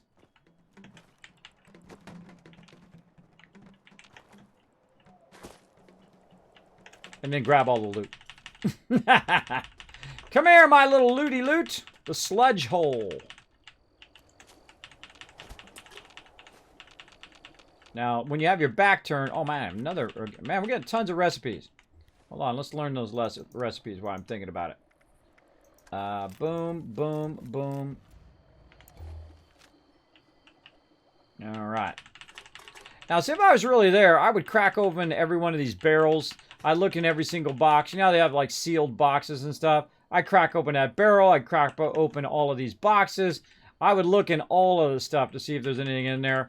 But we'll just assume RP-wise that there's nothing in there, and we cracked them open and we looked. There you go. How about that? Add a little RP. Not gonna get much RP up in this stream. Another spring. Follow up on the rumors in the other spring. It's probably nothing, but if something else gets a foothold in the competition, will be bad for business. If there is a spring, we'll take it for ourselves. Okay. Okay, bro. Oh, look at this. See, now again, this is what's so awesome about the perk system is that you can go in here, take one card off, put the other card in, and you're good. Oh, man, that's almost straight up and down. Left. A little left. Sweet. Hardest thing to remember is to take the card back off again. Now they're going to be adding sets in where you can just press a button. Boom, it does it. Living the Mean coming in with that biddies. Makes my dragon dance. Oh, watch him go.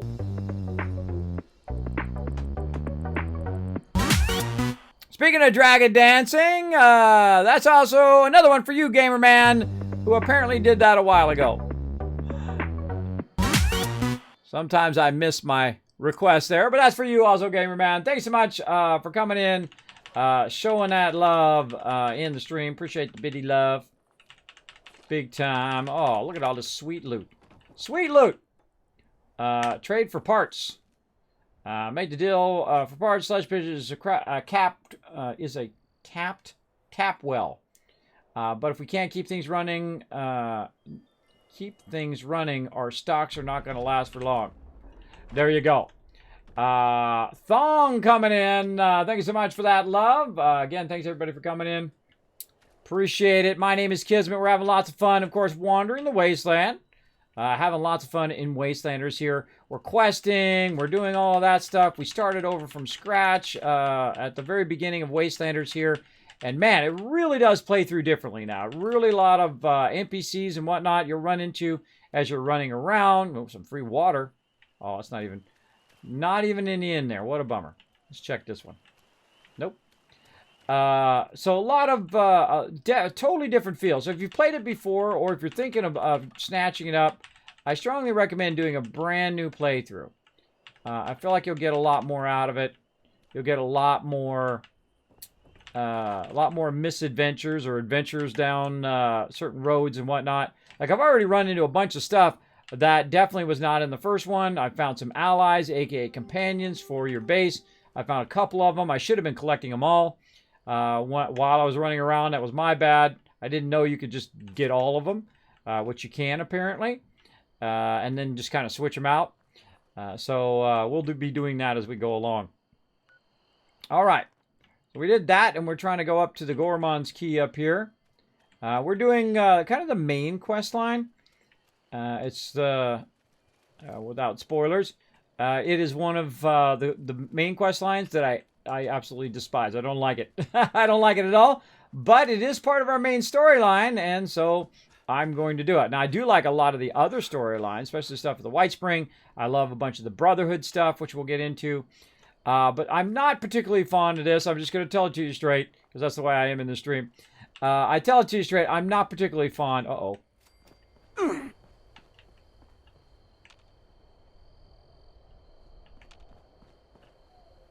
Anything that says winged cape, you should probably be ready to be attacked by one.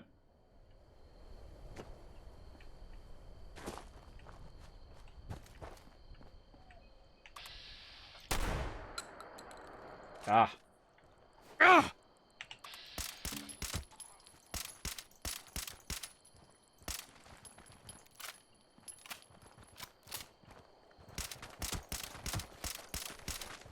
Yeah.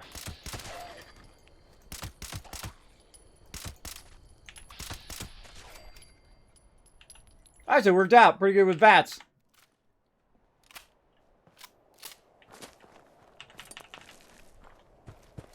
Thatched him from behind a tree.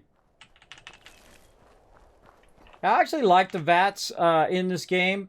It's obviously not as awesome as when it freezes or slows down, like in Fallout 4 New Vegas. But it's definitely usable. It's definitely fun to go in and do a bunch of VATS when you're in trouble.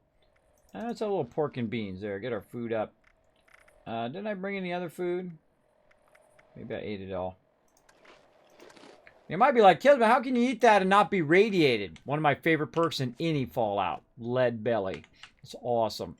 Awesome. You don't get radiated from food. And since you're eating food a lot in these kind of modes, like I play in survival mode in Fallout 4, I usually play in the hardest mode, the hardest way you can play.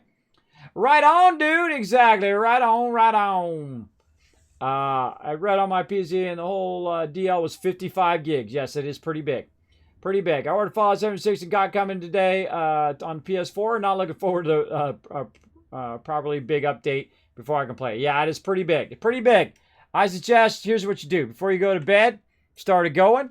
Wake up in the morning. Hopefully, GG, you're playing. That's what I suggest.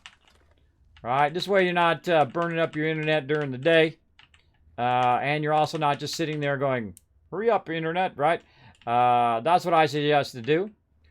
Now, went back out.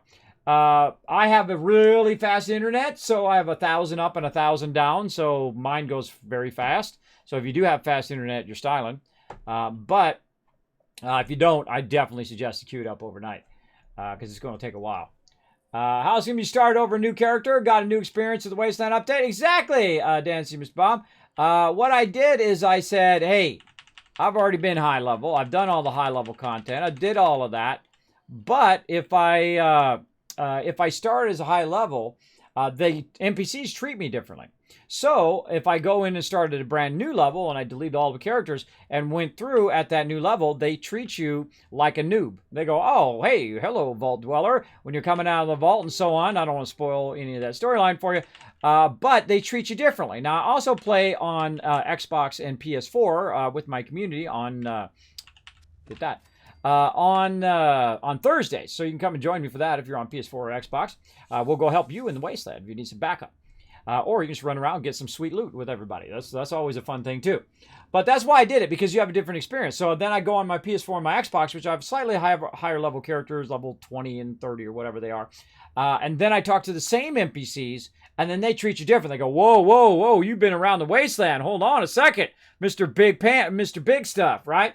And it was cool because as a low-level character, and of course I play a very high charisma build, I actually convinced them to give me the loot, right? They actually gave me a weapon right at the very beginning. I could just start one-shotting all the level 1 mobs right out of the vault, which is pretty fun, right? And then you're talking to all these NPCs, and you're running into NPCs as you're going along. And see, the problem with being high level also is you've already been everywhere.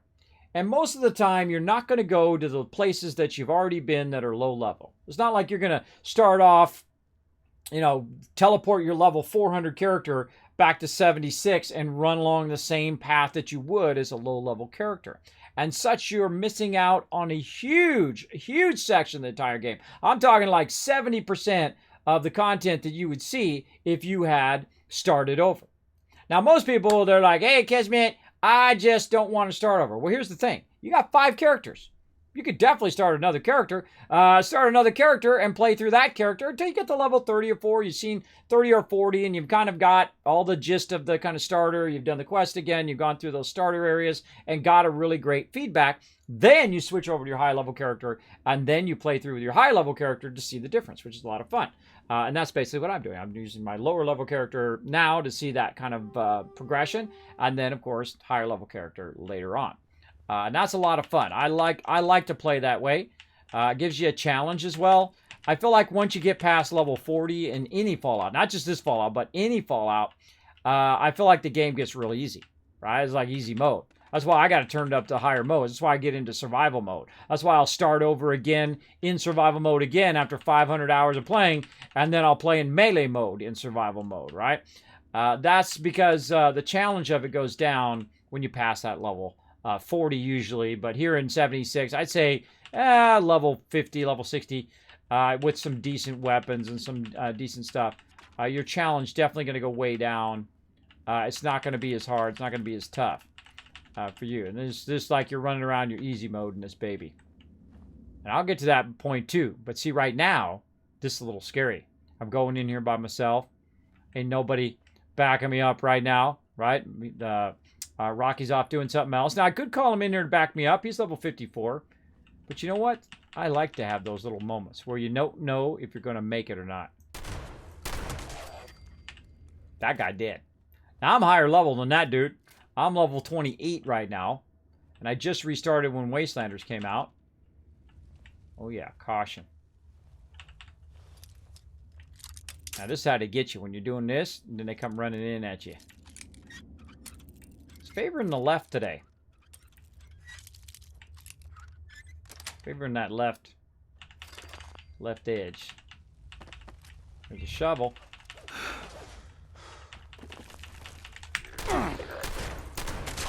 I heard you. Too busy looting now. Okay, now I'm a super looter. I go in and I loot everything. I loot my way across an instance, or sometimes I'll go through the instance and just loot after. But usually I like to kind of loot my way through, because then, because there's a kind of a progression that happens as you go through an instance. And as you're going through it, right, I'm looking for keys, I'm looking for specialty stuff, as well as glowy stuff on the wall here, like the brain fungus. Got the fungus among us. And here's some stuff. Find a Gorman's key in here somewhere. It's in here somewhere. I love the dressing of this instance where you have the moment of the transition when you just, you know, you're a little obstructed and you go in because you never know what's inside there, right? What's inside there, and then you go in and like something could be there, right? Something pop out and get you. So that's why I restarted. I highly recommend a new restart, even if it's just on another alt. I think you're going to miss out on a lot of fun. But that's me, right? It's your game. You can play it however you want. I'm going to take a few overnight downloads for me. My net is quite bad at the moment. Oh, sorry to hear that, Sean. Sorry to hear that, bro. But yeah, just cue that up. Let her run. It'll be down before you know it. You'll be off, you know, catching up with some, maybe some Fallout 4, some other backlogs of games. I have a huge stack of games over there that I haven't even fired up yet. That I haven't even fired up and played. But we'll get to it at some point. Right now, we're having too much fun playing some Wastelanders. How are we doing our battle over there? 9 minutes. All right. Look at these guys. Now, on console, using the VATS is so nice. Especially if you're like someone who doesn't play a lot on console, like me. I don't play that much on there, so using the controller is really awkward. Because the mouse is very precise, right? Very precise in the direction you're aiming, very precise in what you're picking up.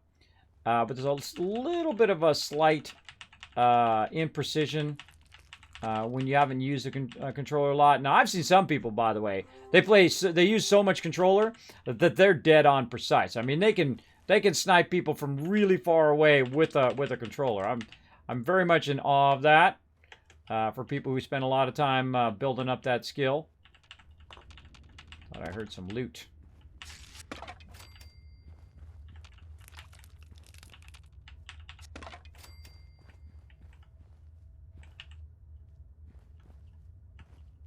I don't even remember most of this. Oh yeah, this looks like the spot. Okay, overburdened right now. Good time to maybe give ourselves a little bit of extra love. Let's go out and have a nice Nuka-Cola and a little Nuka Cherry too. Double whammy it. Thanks so much for the follow. Oh, right here. Little storyline. The world is over. I think that's the first time I've said it out loud. It sounds strange. After the bombs hit, people kept looking to us for answers. And I tell them, don't worry, help is on the way. It's clear to me now that there's nobody left. Winter's been brutal. It started a few weeks after the bombs hit and shows no sign of letting up. Hell, winter's all that's left now. I remember this cave from grade school. Kids called it the Wendigo Cave. I was scared of it then. Absolutely terrified. Now, it's the only thing keeping us alive. We'll stay here to survive the cold, and we'll get back out there. The men trust me to keep them alive, and I haven't let them down yet. Here's hoping that record holds. I think you let them down, bro. They all died. There we go. Thanks for the follows, everybody. Who we got? I got Thong coming in. The Iron Minotaur. Great name. X Rubio coming in. Dropping that Dragon Hammer. Crushing that follow button. Becoming part of the Wasteland Tycoons. Welcome, everybody. My name is Kismet. They call me the Wasteland Tycoon. I play a lot of Fallout. I've played tens of thousands of hours. Way back since the very first Fallout dropped. That's how old school I am. I go back even further than that. Back to the original gaming system, the Magnavox Odyssey. Back in the 70s. That's how old school. Now, sometimes in your life, what you're going to do is you're going to have people come up and say it's not possible. It can't happen. And I'm living proof it can happen. Whatever you want to make happen can happen. If you really want to be that thing, you want to be a writer, a doctor, a streamer, if you want to go out there and be whatever you want to be in life, I'm a 50-year-old disabled partnered streamer. Right up there, and I don't care who knows it. I'm living proof that you can go do what you love to do every single day. I'm doing it right now. Bring moments of joy here in the stream. If you like that sort of thing, if you like hanging out with a lot of awesome people in the channel, feel free to hit that follow button, just like Sean just did. Are you my boy from Fallout 4? Thanks for coming in, Sean. I appreciate the love. I see you, little mole rat. You little mole rat friends. Gonna get you. So yeah, thanks for coming in again, showing the love here in the stream. Appreciate it, everybody. We're gonna be having so much fun all night long. This is a really extended stream for me. Normally I stop about 4 hours ago, but we're running way over and we're in 11 hours in now. Feeling pretty strong though, man. Lately I've really been feeling strong. There was a time in which I was very, very ill, and there was no way I could sit for this long. But I've been working on my health over the years, lost 50 pounds, taking better care of myself. Whoa, hey-oh, Myers. Let's get a little snipey on him first. Oh, I hear one to the right. Oh, that's the big mama. Let's get this guy first.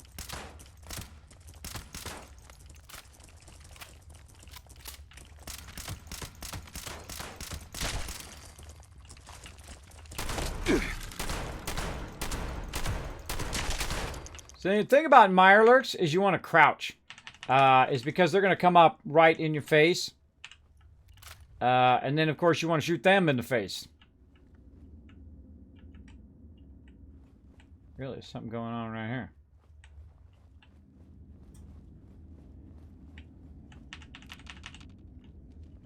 Yeah, right here. Danger.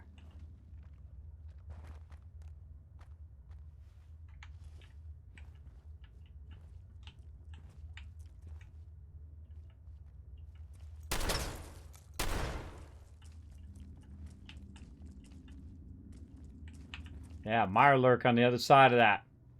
Got a little window there. Gonna try to find me. Oh, nope.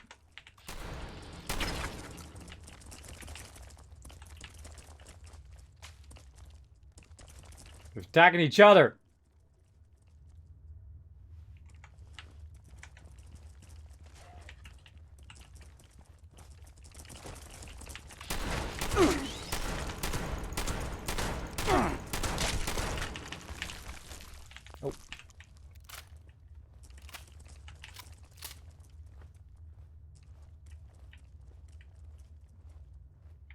See? If I was still high level, I'd just come in here and OP this stuff. But he handcuffed him and put a bandana on him.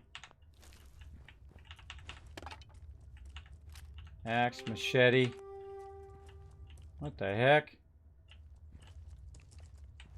What's up with that? There's always these little sub-stories in the game. I love that about it. All these little sub-stories that you can run across and see as you're running along. Thank you! Oh, wow, that's pretty cool stuff. I still remember picking up Fallout 3 for the first time back when Blockbuster still existed. Yeah, the old school Blockbuster. Yeah. Fallout 4 was epic. Got to level 278 on it. Awesome shot. Awesome. Yes, I have 3,500 hours live here on Twitch playing Fallout 4. Played through 6 times. Of course, that's how I got the name, the Wasteland Tycoon. I'd literally make millions, billions, even trillions of caps. In there, I could continuously make caps for on forever. So I use my settlements as, of course, income generators. Big time. Oh, a little bonus loot. A little silver vein back here. Oh, oh, whoop, there was something there. Let's go see what that was. Little notes there. What do we got? Pipe gun, critical receiver. All right, we'll take that. We'll take it. I'm not picky. I'll take all the patterns. Yeah, I have a lot of fun. Played all the Fallouts. And do have a lot of fun kind of going through and just taking my time. I'm not a type of person to just run in and go right to Wastelanders and just try to get Wastelanders done as quick as possible so I can prove to some person who's in, you know, somewhere, you know, in my life that I have to prove that I can do it faster than anybody. I don't have that, but hey, if you like doing speed running, hey, more power to you. Go for it. I play for fun and the enjoyment of playing. What's around that next corner? What's down that next hall? Where's that Wendigo? And when's he going to show up and try to kill me? Look at that brain fungus.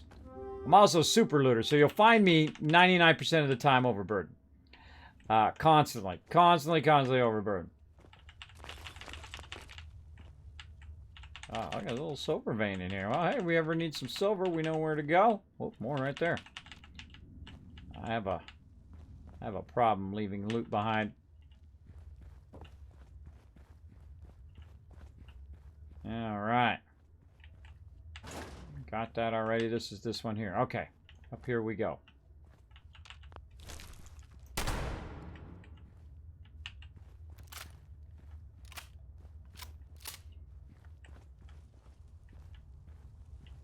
Just came up here.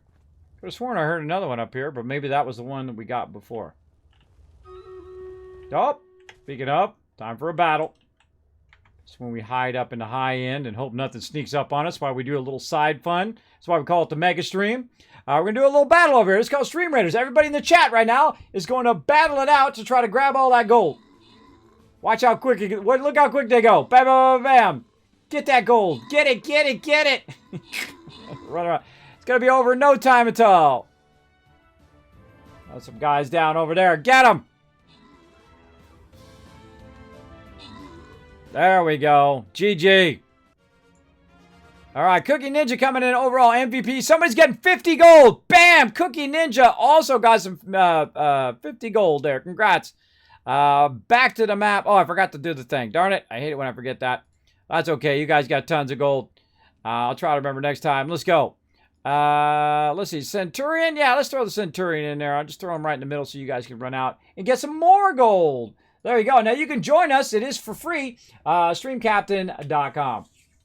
I'm always taking my time in Fallout Elder Scrolls. I still remember that one time I stumbled upon my first Death Claw 2. Yeah, see, those are the moments you remember, right? If you fast track yourself through that, you're not going to have all those moments. You're going to run past those moments. You're going to jump past them. Oh, there you are. I knew I heard you around somewhere.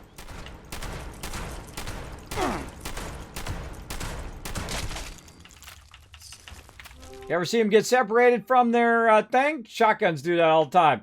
Get separated from their actual thing. Now, the thing about mobs, you're going to hear them sometimes, but not maybe able to find them very easily. I'm just going to run around in here until we run into something.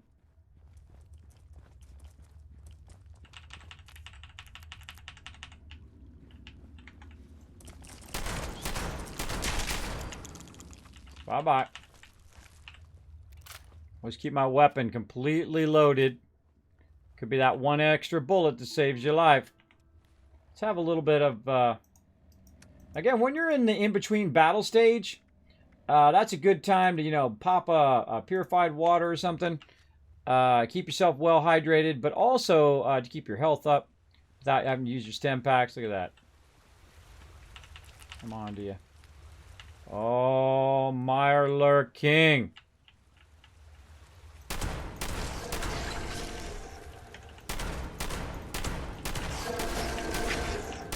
Hey, look, some of them jumped down. See that? Oh, thank you for the love.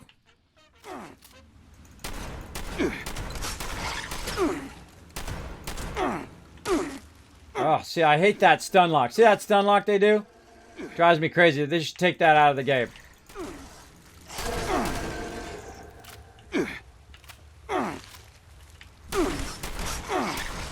Oh, I'm stepping on the thing.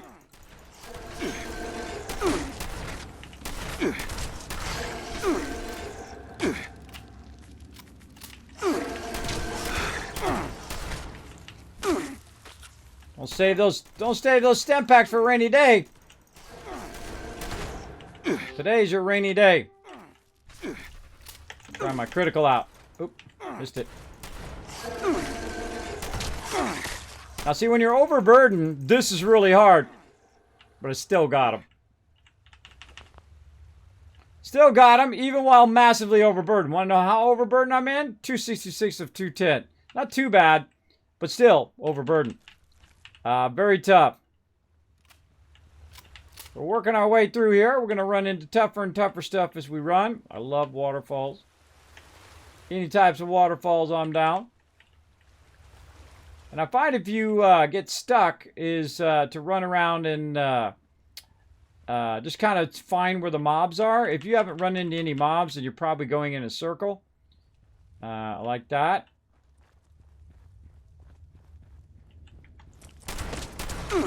That was a pretty tough mob. It was a level 30. I'm level 28.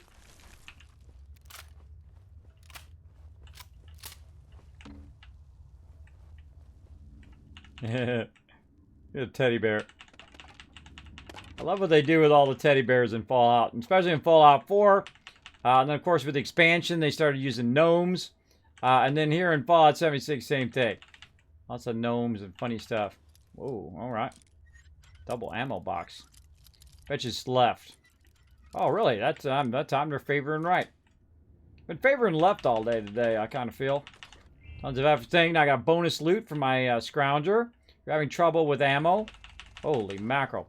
If you're having trouble with ammo, you definitely want that Scrounger. It's going to help you. Alright, glad I took the extra time. See if there's any or anything hiding somewhere that I'm missing. Nope. Okay, and then we battled them up there. And then we're kind of going in this direction here. Find the Gorman's key is in this direction. Burn a stem pack.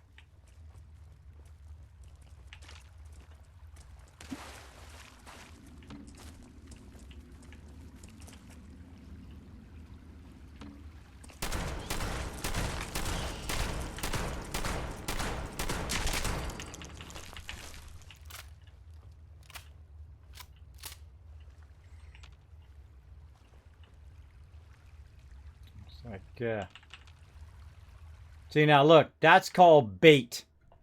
See that? Looks like power armor. That's called bait. You go, oh, awesome, power armor, and you go run in there, and there you go. I clicked the stream because I thought you was Ted Cruz.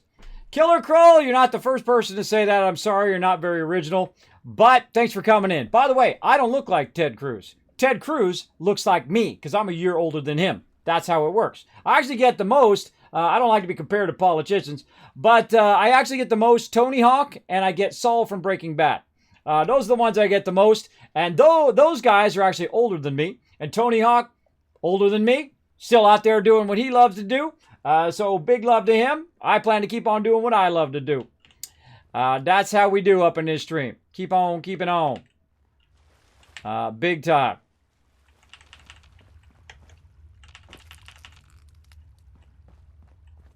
Yeah, look, that's actual Raider armor, too. Nice.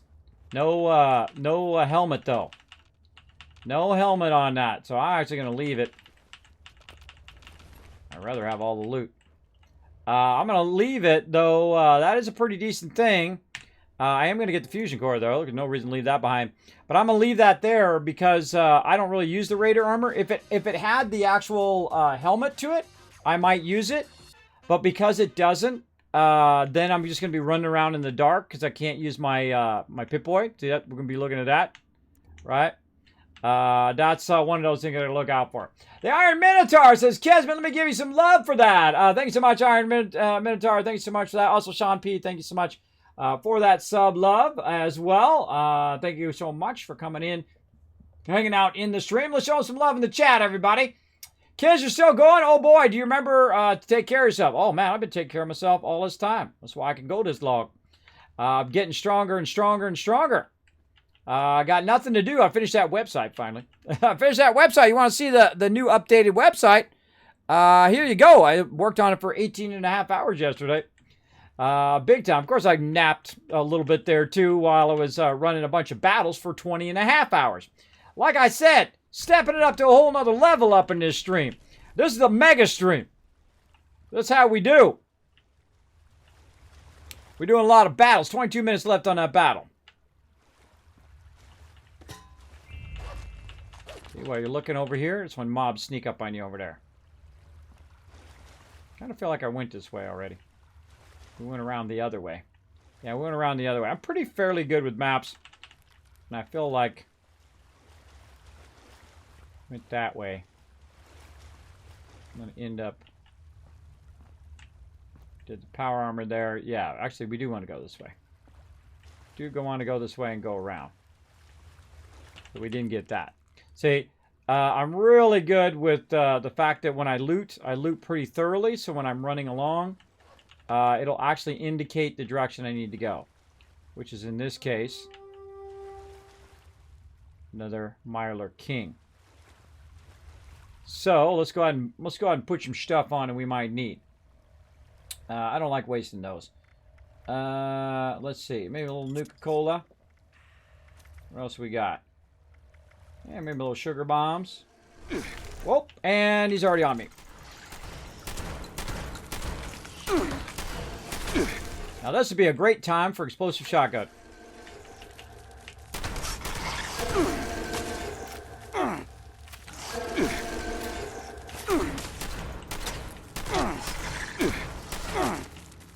Keep pumping them stem packs, and this is why it's good that I went and little suckers.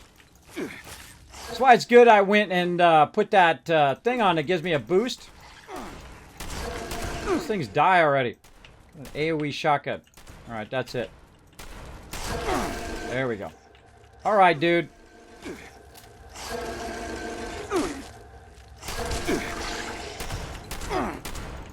Now you're dead. I'm just gonna go toe-to-toe with them for a little bit, then pump one on the stem pack, then back away. Try to reload. And now you're dead. Come here.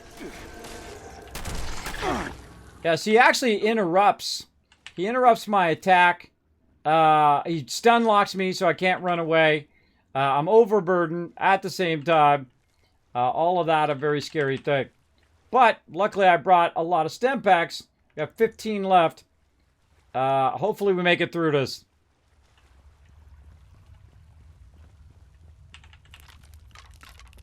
Okay, now look, my quest is that way, but I'm pretty much going to go that way here in a second. So I'm going to kind of look off to the left here and see what we got.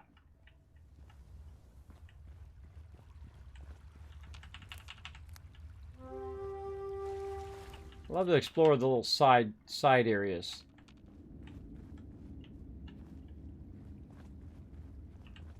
I feel like they should take that hit where it hits you and then you're stun locked for a few seconds.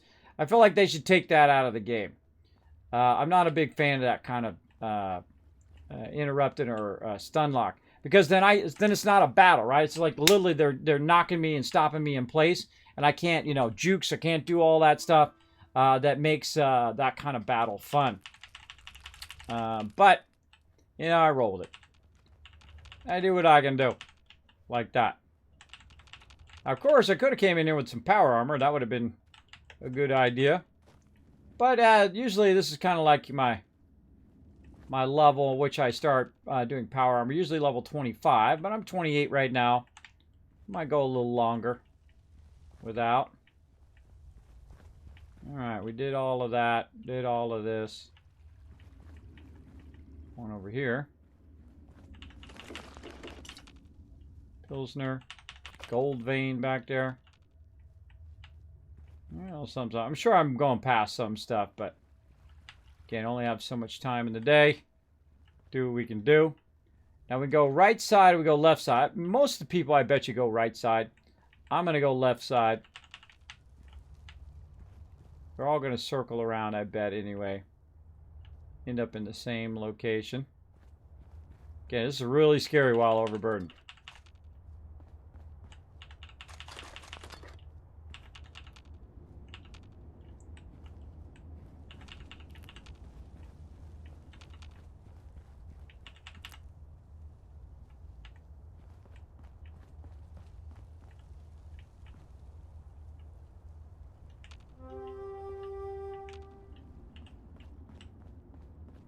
Nothing on that side.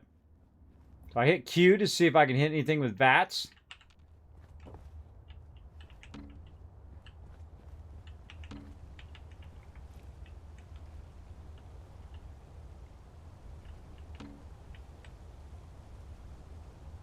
No saving in this game.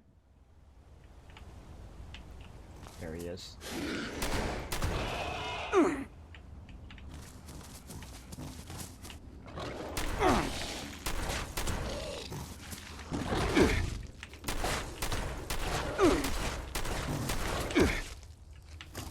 Ah, doing a lot of missing.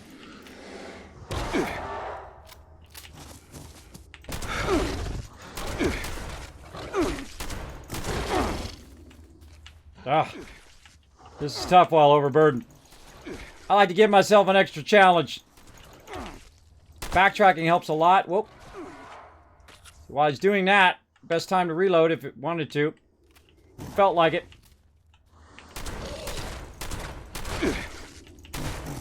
Now, backtracking is a great thing to do, and juicing him a little bit, left and right. Go around in a circle. Get behind him, and then say, bye-bye! Whew. All right, Gorman's key fragment. Hey, I hope you're still alive out there, wherever you are. Else I'm talking to a corpse. I assume the gourmands just ate each other to death. I'll never ask what actually happened, though. The thought of eating another human grosses me out. Ugh. Makes me glad robots were never on their menu. So, there's one more key fragment. This one belonged to the Cutthroats. David, the guy who led us, is alive. Or something like it. I saw him roaming around out there, near his favorite barbecue shack. Turned into one of those scorched things. It breaks my heart to see him like that. He could be a real jackass, but he doesn't deserve that fate. Now I'd bet anything he's still got his key fragment on him. So really, he'd be doing everyone involved a huge favor by putting him out of our collective misery. And taking the key. Kiss him goodbye for me? Actually, don't. He's probably all malformed and disgusting now. Yeah, yuck.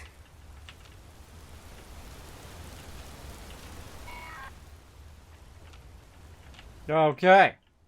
Thanks for sharing. All right, let's read this note. I forget what this note is. Eddie's note. Morris hunts people from the road, but he won't share the meat. I've been living off the scraps, but the toenails keep... Oh, that's disgusting. Now he's starting to look at me strangely with hunger in his eyes. He's changing. We both are. Question is, who's going to feast first? I think it's Morris. Morris got you. Yeah, let's just rest in that sleeping bag. All right. And that's GG. Except for we have one problem. We cannot quick travel out. You know why? Because I'm massively overburdened to the tune of 300 to 210. Even if I did put on my power armor right now, I couldn't use it. So, we're walking out of here. Let's go. Like, Kismet, no way you're going to walk just straight out of there. Oh, really? Wolfric coming in with the love. Kalos coming in as well. Thank you so much for that love. Appreciate it. No problem. Love your energy. And heck, you played the very first Fallout game up until now. Heck, you earned a sub. Well, thank you. Yes, I have. I played it when it first came out. I've been a graphic designer for 30 years. I've been lucky enough to work with some of the top companies in the world. I had a job at Apple for many years as a senior tech. And I stepped down from my epic job because I did get sleep apnea and vertigo. I work from home. I would love to still be doing that today, but that's okay. Right? You know, sometimes life tries to push you in a certain direction. So what I did is I decided I'm going to do something else in the second half of my life here.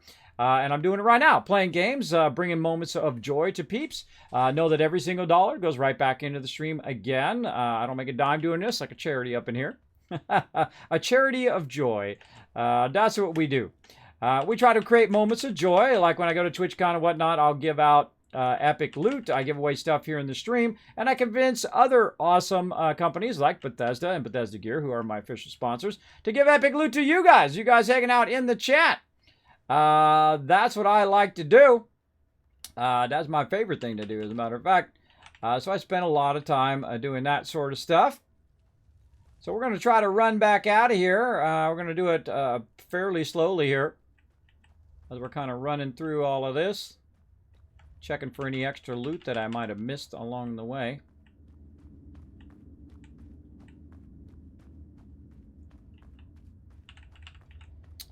We've gotten all of this loot. Walking slow. That's my deal. That's my deal. I'm currently role-playing as the mountain man in this game. Well, there you go. That's fun. See, add a little RP. Add a little RP to your playthrough. Always fun. Now me, I started all over again with Wastelanders because it's very, very fun.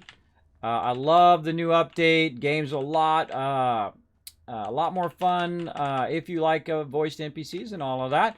Now, I was okay with it beforehand, but it's definitely enhanced now. It's definitely worth another playthrough. By the way, did you notice how I walk all the way out without even looking at the map or whatnot? I just have a natural ability to remember maps like that. I've had that since I was little. I can just remember maps. There we go. Yeah, that's a lot of fun. I definitely suggest playing through different ways. I usually play through a different way each time in the style that I play. Sometimes I play melee. Sometimes I play no power armor until high level. Sometimes, in this case, I'm playing stay on quests, which is one of my worst things. I'm the worst about staying on quests. I usually am just wandering around doing stuff, but we've been heavy staying on quests today. I've been kicking some butt, actually, on staying on quests. What am I doing? Oh, I've got to do this thing. I'm going to do a scroll wheel, and then T for the survival tent. So we're going to throw our survival tent down, wherever it lets us here. Oh, right there is a good spot, apparently. I just find the closest spot. That's going to allow me to run over here to the scrap box, hit that T button, boom, drop all that scrap into there. I can also go to my stash box, and my stash box is almost full, but we'll go ahead and see if we can reduce it enough. Right, especially that rocket launcher. Reduce it enough so we can go ahead and bounce out of here. Oh, it's going to be close. It's going to be close. I am always maxing out my inventory, by the way. It's like something I'm constantly doing. All right, let's go ahead and see if we can, now that we've put some of that away, let's go ahead and see if we can grab that power armor. Put our power armor down, get in the power armor. And then that power armor is actually going to remove 10 from our inventory. So if you're carrying power armor down, by the way, you just put your power armor down and you may reduce you enough weight to teleport. But I'm also going to get in my power armor, and that power armor then is going to boost my weight and give me the ability to be just under, look at two, my big head's in the way, 214, 215, right? So I'm just under. Now if I teleport out of here, even though, even if it doesn't have a fusion core, it'll still let me teleport. Look at my crew. We're doing our Fire Breathers quest together. Very, very fun. What's your favorite place to build? It is right here where I'm about to go. I'll show you right here, right? Especially early game, this is where I like to build. Later on, there's a lot of great places to collect junk and lead and all that stuff. But my favorite place to build, especially early on, is right here. Ta-da! She's in there playing that guitar. Awesome. So right here, Charleston Station. Now, why do I like Charleston Station? One, if you're playing in the adventure mode, it's pretty awesome because people will come along here as well as vendors will run along this edge right here. They'll be running along and you can talk to them, get some loot. There's a vendor inside there. There's a legendary vendor right there, as well as I can go ahead and put my stuff over here, like for vending. So when people are running through, they say, oh, look, there's someone built right there. Hold on, look, what do they got, right? Make a bunch of caps doing that. Now, I did rebuild this today. I redid the whole thing. And I added a new ally to my camp, the Wanderer. Apparently a rare ally. I had no idea. Had no idea. But there she is over there wandering around in the mute fruit. We've also got a bunch of potatoes going, a little bit of corn. And we've got our little collection robot over there, which actually I haven't even checked today. Is my dumpster. Let's go over here and check what he's got. He's got a bunch of loot. Look at all that scrap he's got for me. Well, thank you. A little collectron. So he's got there collecting tons of loot for me. This is your companion, aka your ally. Beat. Or waltz. Or square dance. I don't know. Anything. It's your beat. That's true. You got to dance your own beat. Don't let nobody tell you what your deal is. The only person who's going to know that is you. There we go. Got some loot. Now again, I built this kind of big area to defend my water and my food. And it's a really nice area. I love this spot because you've got lots of water. Now see these purified water things? I'm going to be filling those things in. So when I can go in like this and then pop over here to my water and then unlock them. Now I unlocked this one, the water purifier, which is a smaller one. And we need to get the industrial size water purifier. And once we get that unlocked, we'll fill that all in and be making tons and tons of purified water, which I can actually sell to the vendor. And what you want to try to do is try to get 1,400 caps per day, because that's the most you can do, unless you're doing player vending. Now, player vending is one of the greatest things they've added to the game, because you can't sell ammo to the vendor. You can't do that kind of stuff. So what you can do is you can go in and you can sell ammo to people around the wasteland, like me, who need tons of shotgun ammo, or people who need tons of 50 millimeter, or whatever it is they need to take on the higher level bosses and run around the wasteland and whatnot. So I feel like that does a great thing. Also, you can buy patterns and a really nice weapon. Someone has a really awesome weapon that you've been looking for, and you go to someone's camp and you're like, oh my God, there it is, right? And then bam, you snatch it up and you got yourself a nice 3-star weapon or 2-star, whatever it is you want to use.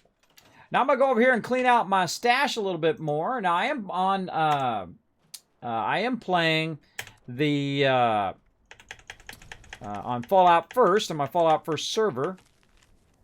My brain wanted to work there. I am playing on my Fallout First server right now, so you're going to see me doing some stuff that has to do with that. Let me get all this stuff out. You know what? I'm going to get rid of all those too. So we got ourselves some T45 in there. We got a little bit of kind of nostalgia stuff or fire breather stuff in there. We're just kind of keeping that in there. We got a bolted trapper leg earlier and a bunch of other random loot hanging out in here. Now I'm not going to use the stuff here right now. Put the power armor chassis away. I got another power armor chassis. I have like 3 power armor chassis I could probably clear out of there. But the thing about power armor chassis is you can take the pieces and put those in the power armor chassis and then rename it. T45, T51, T60, whatever it is you want to name it. And then you can pull out different power armors for different things that you're doing. Much like you can in Fallout 4. One of the things I did in Fallout 4 is a whole museum of power armors. And I would have them for different reasons, right? This is more of a battle one. This is more a looting one. And so on and so forth. And there's a bunch of different power armors that you can get in the game. Another thing we're going to do is go ahead and get a ton of this. Now, look at that. I got that bloody pistol, which of course just came out of there. Which I didn't want it to do, but whatever. I got that bloody pistol, which is one of the kind of meta sets, right? I don't really play meta sets. I don't know why it bounces around like that. That's okay. We'll fix it later. That's one of the kind of meta sets is the bloodied items. Right? Now, I put a Z on stuff so it drops to the bottom of the list. Makes it easy for me to hunt it down, like so. I'll put that bloody back in there. I'll deal with that later. And we got our shovel. Yeah.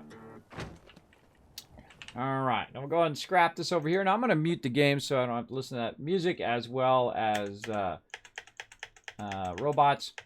But now we're going to go in and we're going to go ahead and just start scrapping. Oh, it's a level 35. Nice. And get rid of it. Scrapping some more plasma weapons. So we're running through, and as you go through and do different stuff, you're going to get to a point where it's actually unlocking items as you go. And so I'll do a lot of scrapping, right? A lot of scrapping of stuff. My old one is my new one. And my old one still had better range.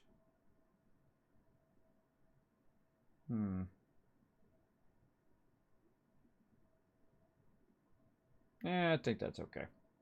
All right, let's get rid of the old one. Yeah,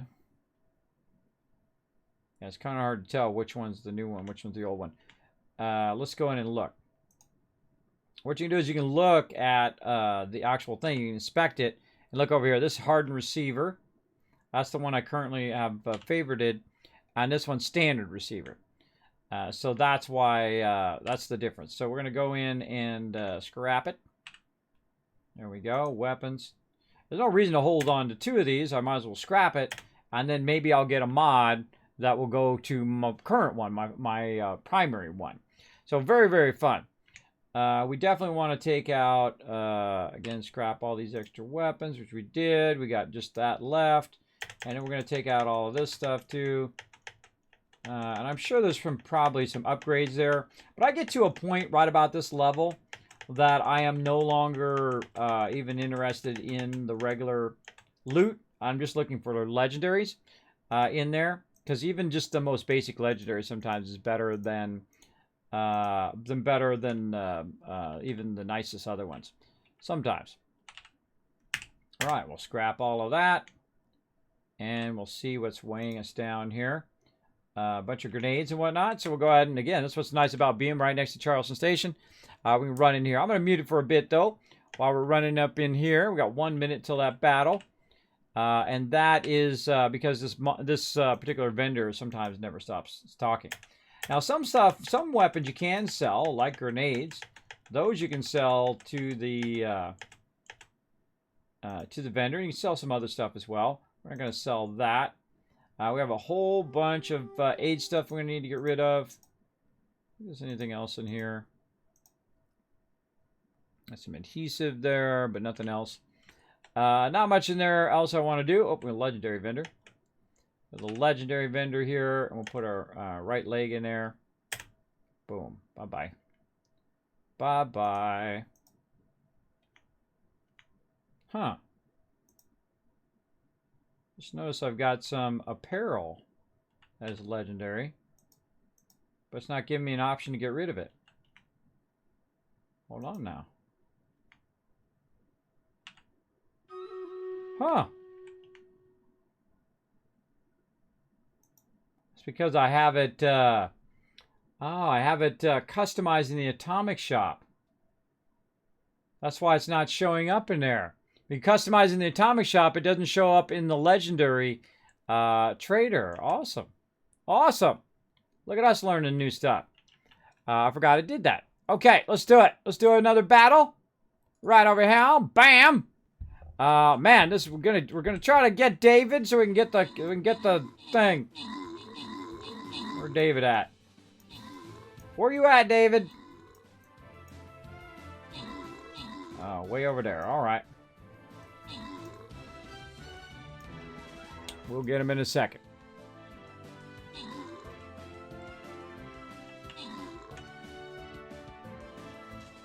Oh, another bunch of gold for all of you. All right, one more battle to go. Let's give you guys some extra love. Bam. Cookie Ninja getting the extra love. Gimpy coming in overall MVP with most kills and most assists. Nice. More gold for you all. But right now, let's get that boss chest. Time to pull out your epics. Time to pull out your legendaries, and we're going to rumple stomp these guys. Wow. That is going to be a pretty easy boss fight right there. Look at that's not really that much for as many peeps as we got. But come on in and kick some butt, everybody. Let's go ahead and get this boss. And then we're going to head out. We're going to get on the Kismet Love train after that. Is the player's camp safe from attack from other players and NPCs? No. It will definitely come in come in there and and still hit you if you're in your camp. It's not proof.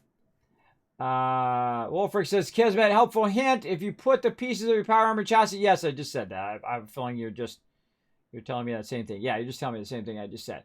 Finally got the new robot today on this game after grinding for atoms. Well, there you go. I feel like I get a ton of atoms. I don't know how many I got.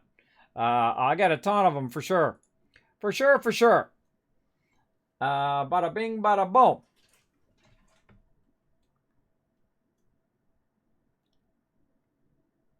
All right. Now, one of the things I'm doing right here is I'm laying in the bed. What this does, it gives me a perk called Kindred Spirit. That Kindred Spirit will last for 3 hours and be worth plus 5% XP, which is pretty sweet if you're leveling up, as well as you can use the card I'm using, plus 15% XP. That NPC in the background there. All right. I don't remember if I got it or not. I wasn't watching. For some reason, I feel like this one takes longer.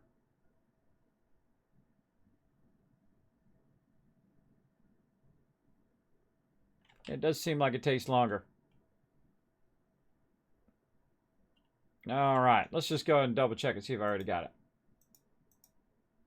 Yeah, got it. Got it going. I must have looked away and it did it. It'll pop up a little icon in the upper left corner and let you know. Little icon in the upper left. All right, so let's work a little bit on our power armor. We meant to do that earlier, but I saw that we have a helmet in there now. So let's go ahead and get a bit of that. I don't know where I got that helmet from. Did somebody give me that helmet? I can't even remember. I can't remember, but I did see the helmet in there. The second I see that I have the helmet, then I will start to build my power armor. Now, I've got 3 power armor chassis in here. And so I'm going to go ahead and pull all those chassis out. Now, some of these chassis may already have some pieces in them. So I'm going to check them like so. You want to pull them all out at once. And the reason why you want to do that is because you don't want to screw this up, what I'm about to do. Okay, we'll pull them all out. Well, it's got 3 fusion cores in it. Okay, let's take that out. That one's got no fusion cores in it. And that one has no. Okay. So now what we're going to do is we're going to, oh, it already did. And we're going to collect 2 of these. And then one of these I actually already have renamed. But I'm actually going to scrap one of the power armor chassis, right? Because I don't need 3 in my inventory. And now I got this one. Right? Now you can actually go in and rename your actual power armor stuff here. Now I'm going to take the rest of this stuff out. And I don't have a power armor thing unlocked yet, so I can modify my power armor. But I can put it down. I can put stuff in there. So we're going to go ahead and put our power armor chassis, our first one, down. And then we're going to go ahead and hit R for transfer. Now one of the cool things it's going to do is limit what you can put in there, right? I can't put my power armor chassis in there. I can't put leather armor there. I can only put this stuff in there. So I can put my helmet, my left arm, my right arm. If I try to put the torso in there, now this is a level 35 torso, and this is a level 25 torso, right? So we're going to put the 25 in there. Obviously, we cannot put the level 35. I don't believe in there. Oh, we can't. Oh, we can't put it in there because I'm not in there. But I can't use it. If I put the level 35 torso in there, I can't use it. So I need to make sure this is all below my level. Oh, left arm I can't use. So this is all at my level. 25, 25, 25. Right? And I'm level, right now I'm level something. 28. I just said that earlier. I'm level 28. So I'm getting kind of a start of power armor there. And every time I log in, there's like certain places that I go to and I look for power armor, right? I look to see if it's T45, if you're at level 25 and above. Then as you get higher, you can also get to a point where you can craft power armor and whatnot, as well as there's some other power armor that we're going to get. I don't want to spoil too much of it for you, but there's other power armor we can get. Now, what I can do now is I can go ahead and pick this up, and then now the items are inside there. But what I really want to do is I want to go in and make sure I know which power armor this one is. So we can inspect it with X, and then V to clear the name, and then rename it.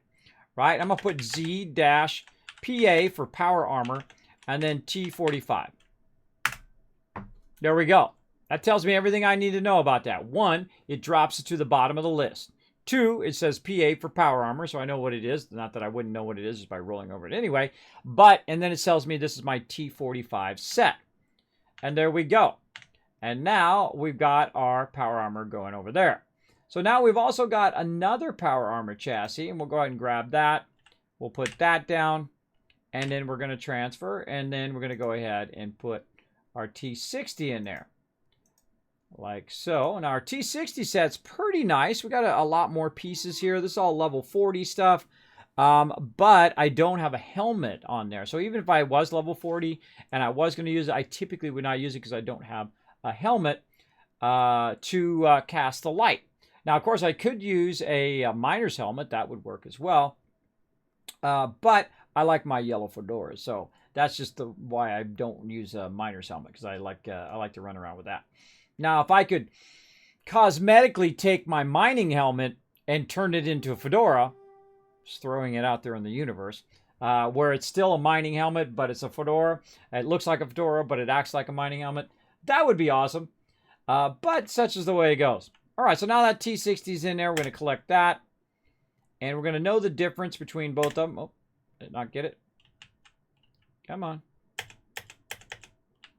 Oh, I can't collect it because it's separate pieces. And it's I can't collect that power armor because I'm too low level to collect it. So on this, you need to take this back out again. And then now I can pick up the power armor. Right? So if you're too low level and you see some power armor and you're like, oh man, I really want to get that power armor, but I can't get into it and I can't use it, that's most likely because it's higher level than you. So we'll put that back in there. Now, what I could have done if I was high enough level is I could have gone in, put it into the power armor chassis, renamed it to T60, and then I would know what that one is, right? Separate from the rest of mine. Again, here's my power armor, PA T45. Now, I've got some other little bitty stuff here I want to get rid of, so let's do that before I forget. Let's get rid of this dirty fedora, and let's get past that. There we go. Now, I typically run around and wear my vault suit most of the time. It's like a onesie underalls underneath my Vault-Tec outfit. I love my Vault-Tec jacket. I think it's awesome. It's awesome as well. We got to do some of the Pioneer Scout stuff so we can upgrade our backpack and things like that. So much to do in this game. So much to do. We'll get to it. Okay, what else do we need to do here? We need to take out all of our aid stuff. Let's just go ahead and clean house here. Like so. I guess we can turn our sound back on.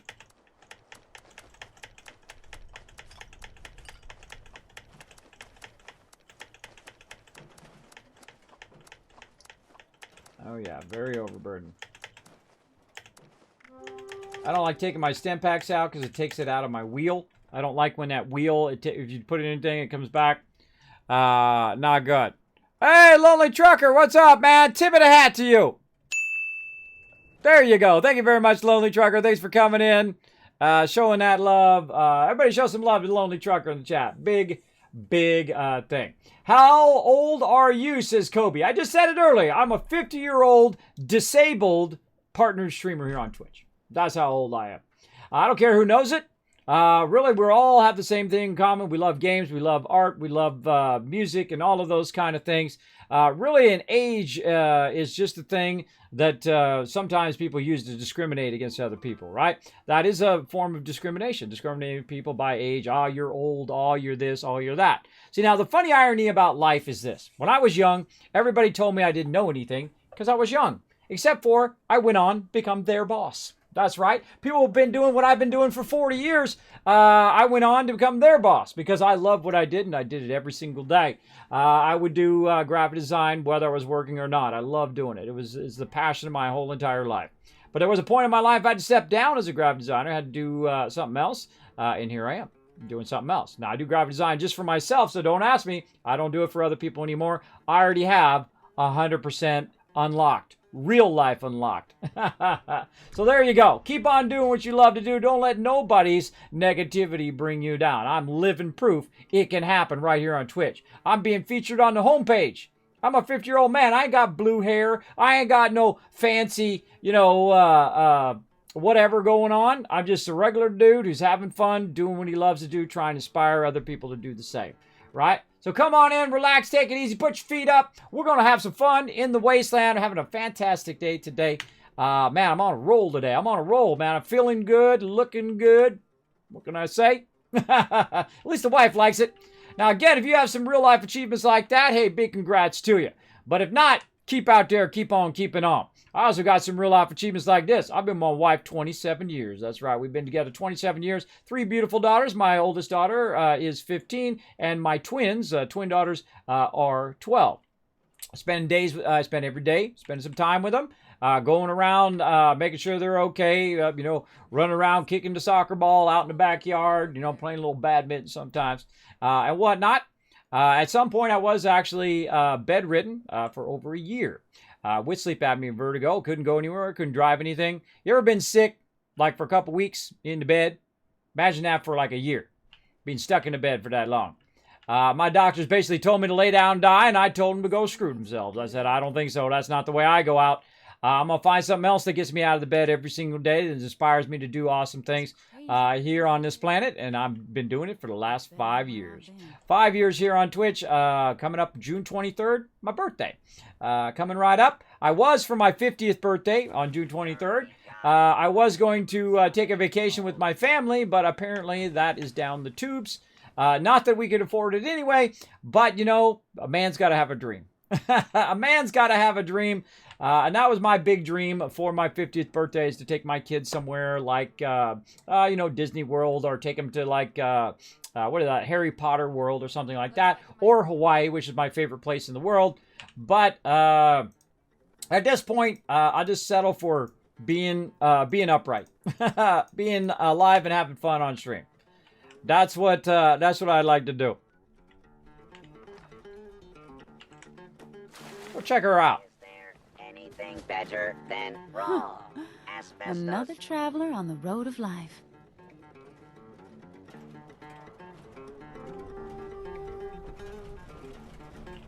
Now, she got a quest for me. I'm going to come back for her later. Right now, we're going to try to get this done. All right. Let's go get this key fragment. This is like quest feels like it goes on for 1,000 hours. But we're going to try to get it done. Let's see. We got everything else done. Oh, armor could be... Oh, wait. Look at this. See, I always forget. This is the worst thing I forget in the game, is to repair my weapons. They was going to break. And what happens is you're out there and you're like, pew, pew, pew, coom. And then it breaks and you're like, ow. You're like, ow. And then you don't have your primary weapon, which in this case is my shotgun. All my other weapons are looking good, but what the heck, we're already here. Let's go ahead and repair those as well. Now, that Wendigo was doing some serious damage to me there, so he also broke my armor. Now, this is why I collect lots of resources, by the way. This is why I'm always collecting resources, is so I have all the stuff that repairs this, right? I have the cloth and the adhesive. Like, that's something we're farming right now just by the food over there. We're doing a lot of adhesive. Now, there's other ways of doing it, too. You can, build up the cash and just straight up buy it. Or buy it from other players. Stuff like that. But I'm a big fan of, like, crafting it myself. I do love to build up the resources, craft it, make stuff for other peeps and things like that. I love doing that kind of stuff. All right, we good. We good. All right, keep the home fires burning over here, peeps. I've got to bounce out. Let's go here to the Middle Mountain Cabins and see what we got going on. Okay, or not. We don't have to go there. You don't feel like you want to.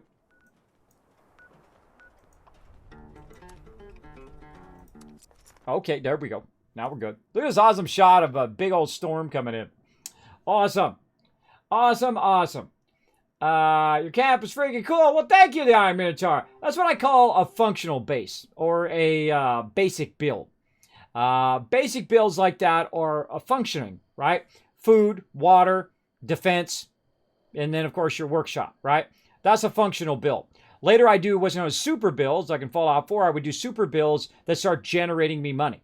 So one settlement starts making me money, and then that makes me pay for the next settlement. And then those two settlements pay for the next 2 settlements, and those 4 settlements make for the next 4 more settlements, and then you got 8 settlements, and so on and so forth. And they're all like paying for each other over time. And eventually I make so many caps that I can literally go around and buy out every single vendor in the wasteland.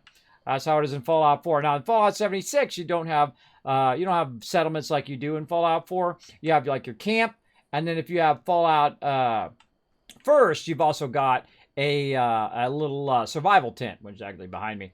A little survival tent to put that down. I see some rad scorpions over there. They want to come over here and give me a big smooch. But I'm going this way instead. We're going up the road. Let's go up here. How do you get fancy armor? You go and you run around and you'll find it out in the wasteland. I don't like to tell people specifically where it is. I won't even spoil Fallout 1 for you.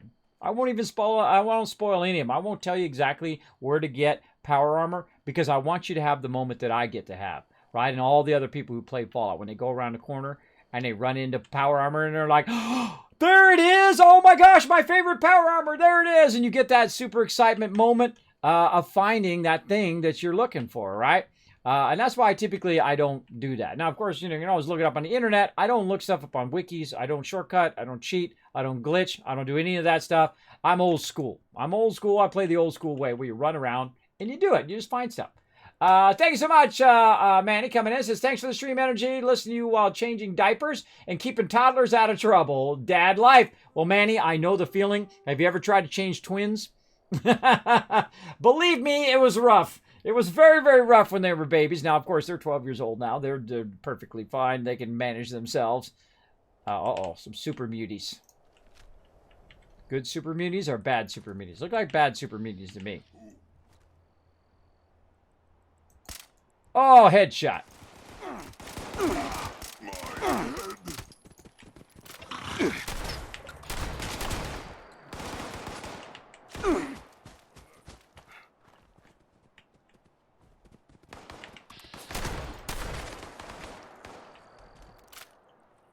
I'm using the terrain to my advantage while I'm reloading. Oh, nice grenade throw. That was a good throw. Gotta give it to him.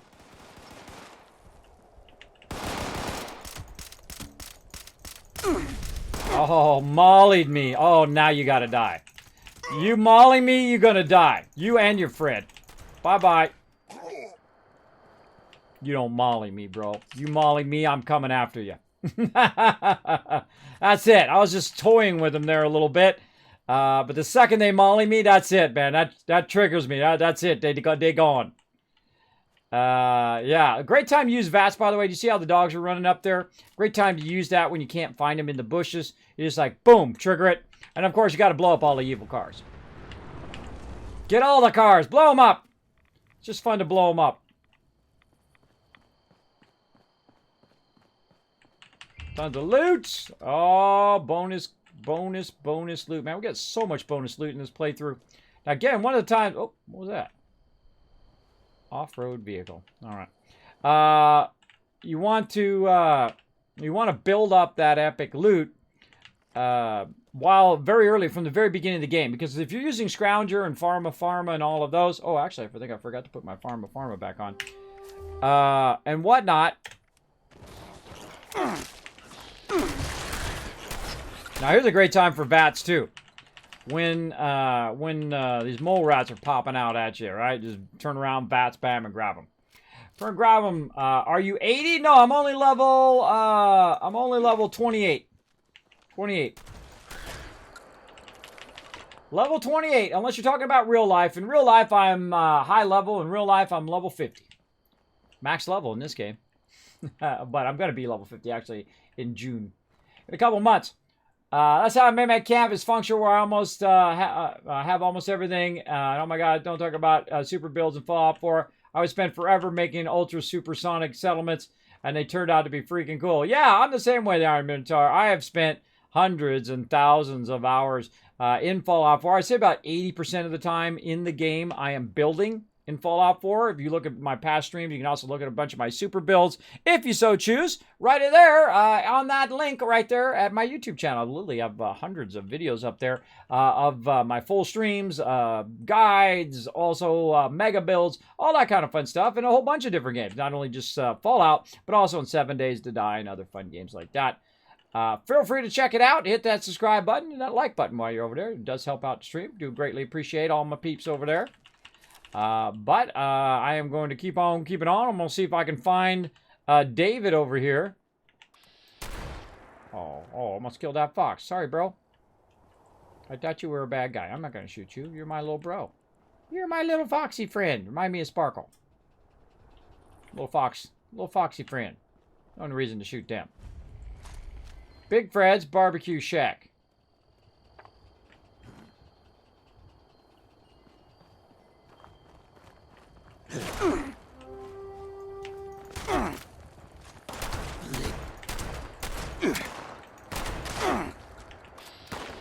Oops. Almost got him again. David, hold on. I'm a little busy.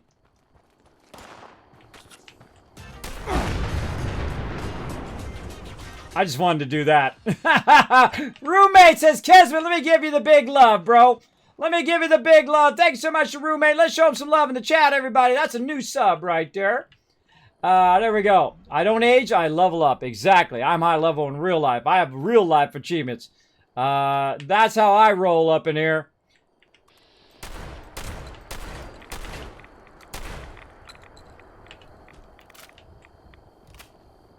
Alright, did I get the David guy with that explosion? I just wanted to kill him with the explosion. Trying to drag him out there. Oh, sorry, little fox guy. So I want to blow him up with that. I feel like he's still around somewhere. Oh, yeah, he's still around somewhere. Oh, he's over here. He got blasted. Ha ha! Take that, bro. Where'd he go? I feel like he's hiding. He's going to show up again. Did I blast him into outer space? Uh-oh. Hope I didn't bug out my quest by doing that. Wow, I forgot to get my stuff back. Forgot to get my food and all that stuff back in my inventory. Alright, let's go find this dude.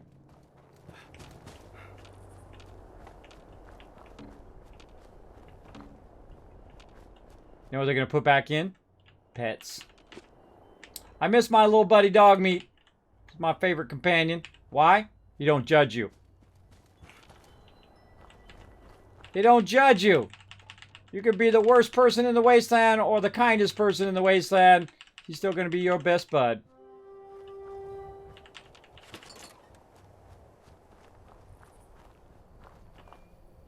Oh, he's right here. No? Give me that cup. Where the heck did he go?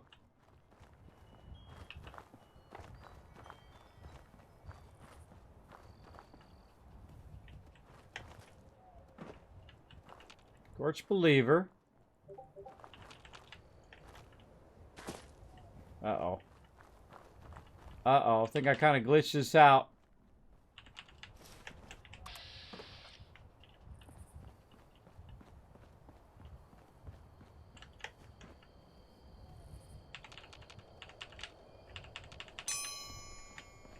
That's what I get for screwing around. Get blasted into the bushes.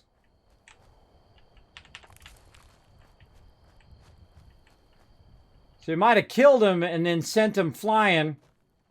And now I don't know where he's at. That's not good. There he is. That's exactly what happened. Let's get it before he despawns. Cutthroat's fragment key. Alright. I knew that was something like that. He flew really far. Through the viewfinder. So that's a thing that I think happened. I blasted up over. I'm hoping that by now you've got everything we need. Hurry back so we can bust that cache wide open and see what's inside. No one's been inside since before they made me, so I've been dying to see all the great crap they've kept hidden for all these years. Don't keep me waiting. Alright. How much time we got left? 5 more minutes on this battle. Alright. We might have to pick that up next time. We're gonna try to get this going on. I thought there was a way in here. More blackberry. Yeah, right there. Right there is how you get in there. I never, even though I looked in there already, I never trust it. Woohoo, super looting time. It's super looting time. Super looting. Get it, get it, get it, get it, get it, get it, get it, get it, get it, get it, get it, get it, get it, get it, get it all. We leave nothing behind. Nothing behind. Now, for those of you who just tuned in, my name is Kismet. Welcome, welcome, everybody. We're getting tons of sweet loot right now. We got the boss. We're doing the main storyline. We started all over again when Wastelanders came in. Now, I already have hundreds of hours in the game. I have played through multiple times. And now we are doing our third playthrough and having a good time. Right now, about level 28. And having a good time as well. I feel like the funnest thing about my stream is crazy things that happen like that. Where, oh, Burnt Ends, read. Burnt Ends, Post-Apocalyptic Culinary Review by Glenn Ramos. I think I read that before. And again, I take everything. I take it like a memento, right? Like I've been there, done that kind of thing. Which I really enjoy. Oh, look at this little leftover tasty, moldy food. Get that going on. Oh, some first aid. Very nice. All right, looking good, looking good. Again, I'm just running around doing the newbie stuff. Newbie quest. Sorry about your bro. I blew up one of the guys. I didn't mean to. But that was pretty funny. That's pretty far blast, man. I blasted him. He was right here. I ran over here to the corner. I blasted it. And he went flying way up and over there. That was a pretty far distance to get blasted back. I wish I had seen it. I could have watched it in slow motion. He was flying. That would have been awesome. That would have been an amazing clip. You're still streaming? You need sleep. I do. We're going to get some sleep here in about 2 minutes. We are at 12 hours and 18 minutes. See, when I'm feeling good, I just keep going. If not, if I get really dizzy, if, my vertigo kicks in or whatever, I'll just say, all right, everybody, peace out, and I'll head out. That's the great thing about streaming is that it works well with my conditions, and that's why I started doing streaming in the first place. Oh, I'll pick up some purified water. In the first place, this is something I can do. I say, everybody, I'm not feeling well, and you can actually look back at some of my old streams from 5 years ago when I first started, and I'd say, well, everybody, I'm getting real dizzy. Thanks for being here. We'll see you next time, right? And that's what I'll do. But now I'm getting stronger and stronger. Lost 50 pounds. Out taking good care of myself in the IRL. Getting lots of rest as I go through the day. And I rest like this. Okay, the stream's over. I'll get some videos queued up. Like today's stream, I'll copy it over because it's going to be huge. It's going to be like, hundreds of gigs. And I will copy that over to my other machine while that's running. I'll queue up a whole bunch of other videos for previous things. And then I'll rest. And I'll rest for 4 or 6 hours or whatever, but it really feels like 30 minutes to me because problem with sleep apnea. And then I'll get up, do a bunch of stuff. I'll get tired again. I'll lay down for a little bit longer, and I'll get up and I just kind of rinse and repeat that. That's what my neurologist told me to do because of my condition, and it works out pretty well. Sometimes my sleep schedule gets messed up or kind of screws me over because I'll go to sleep and then I can't go to sleep when I need to go to sleep, that kind of thing. There was a time in my life, though, before 5 years ago, that I just slept like a normal person. I go to sleep at like 9, 10 o'clock at night. I get up at 6 o'clock in the morning and did that for, 45 years or so. Did that for 45 years or so and was perfectly okay with that. But can't do that anymore, so I just do what can be done, right? That's all you can do, right? When all you can do is all you can do. That's what you do. And if I can go a bit longer here on stream and have a real fun long stream, then that's what I try to do. And if I can't, then I just do my thing, right? I just do my thing. I do my thing up in here. All right, we got that done. And we also found Big Fred's Barbecue Shack. So much stuff, man. This world is so huge. There are so many things for us to check out. Lots and lots of cool things to check out. All right, we got that. We got to go back to her. I'm trying to remember what the heck I'm doing. All right, I got to go back to her. We have 9 seconds. Now, when there's mobs nearby, it's going to give you a countdown.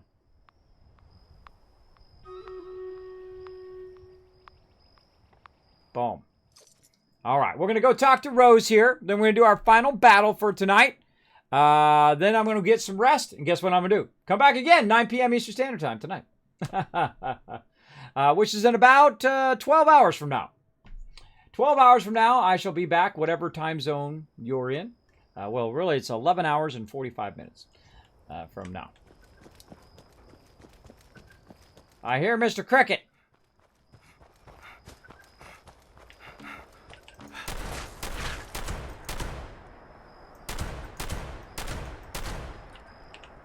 Glitched. You're gonna have glitches. It happens. Happens in every game ever made. Alright, let's go talk to Rose.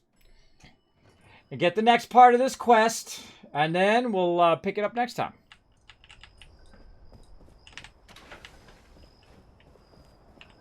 I honestly just want to shoot her. One of these playthroughs, I'm just going to come in and just blast her with a shotgun. You got those key fragments for me? Here are your keys. I'll take those for safekeeping. There's just one more little thing. David, he had a mistress named Rosalind. She wound up doing something stupid out of love for the man. Tried to lead a raid on Charleston on Christmas Eve so she could bring him back something nice. Got herself killed in the process. So what's next? Now, in order to create the cache master key from those passwords you got, I need the holotape program she had with her when she died. You might have to look through the town's records to find out where they buried her body. I'd start with the Capitol building. Meet me at the cache in the basement of the ski lodge when you've got that holotape. I know exactly where she is. Like the second she started talking about it, I could actually visualize the spot exactly where that is. Interesting I can remember that, but if you come in and tell me your name in about 5 minutes, I'm going to forget. Poor dude. Poor dude. Poor fire breathers. Poor fire breathers just trying to do a decent thing in the world, and his raiders are in here. I honestly just want a shotgunner. But see, the thing about this game, if I was playing Fallout 4 or a game that was a single-player game, I would literally just save the game and shotgunner in the face. Shotgunner and see what happens. And then I would reload. You know how it goes with single players. That's part of the fun. It's just like blasting them to see what happens. Alright, we out. We out. Back to the basement. Oh, wait, I didn't need to do that. See, I'm so used to doing that you have to go outside to teleport. You don't have to do that in this game. I could have teleported directly out of there back to my base. Look at this shot. Now, Kismet, it's not 16 times the detail. Apparently, you never played Fallout 4. Because look at how lush that is, bro. Look at the detail of the forest and the sun's coming through and all of that. I'm telling you, it looks awesome. It looks awesome. I actually see it better than you guys do because, of course, you're seeing it compressed because... It isn't already painfully obvious. Charleston got flooded in a bad way. When David learned they killed Rosalind, he took the mini nukes we'd stolen from the Brotherhood of Steel and rigged them to blow up the dam. Damn near wiped the entire city off the map. Last I checked, the Capitol building is still standing. If any place was gonna have records of any of this, it'd be there. Here's hoping you don't have to dig up half the town to find what you're looking for. I know right where it is. Right where it is, but we'll go do the town another time. We're gonna go in here and make sure we clean house before we go, though. Alright, chef's hat. All that out. Put all that into there. This here.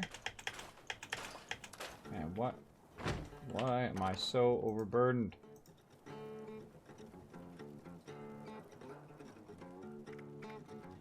Tadpole uniform. More loots. Yeah, there's something that's really making me overburdened. I'm 132. Let's check it. What is it? Copper ore? Oh, gunpowder. Yeah, there's 10 right there. Silver ore. So I run through this miscellaneous. It's not as bad as it used to be, but I run through this miscellaneous to make sure that I don't have a ton of stuff. Man, we gotta get rid of these holotapes. That I don't have a ton of stuff that is weighing me down. Now, notes don't weigh you down. I just get rid of them because they're visually weigh you down. Must be ammo. I bet you I got a bunch of missiles. Actually, I don't even need 308 on me anymore. Yep, 13 missiles. Watch this. I'm at 102. Boom. I'm down to 76. There's like 25 weight right there with those stupid missiles. Whew, lots of shotgun ammo. All right, way too much shotgun ammo on me there. Maybe gonna need about, let's say, 400. There we go. Now down to 68. Very nice. We got all the rest of this. All right, let's go ahead and pump our aid back up again before we forget. Then we'll be ready to go for next time. Let's go ahead and put... Yeah, let's give them 10. Some Radaways. Get them all. Radexes. Yeah, let's say 3. And then we're going to go up here. Now, at some point, I'm going to take all this out and just sell it. Because it does suck up my visual inventory. And my actual inventory, too. What a purified water. Salisbury steak. We'll make a bunch of food next time. How are we doing on stem packs? Oh, we're actually getting low on stem packs. All right, we'll use some diluteds. Right there. Now that we got our stem packs boosted, we can use some diluted ones instead. Because we're basically making it where we're getting a lot more healing. You bought this last night? There you go. That's the way to do it. What time is it for you, Kismet? I am in, what time is it for Kismet at Blobby? Oh, it's Eastern Standard Time. It's 9:22 a.m.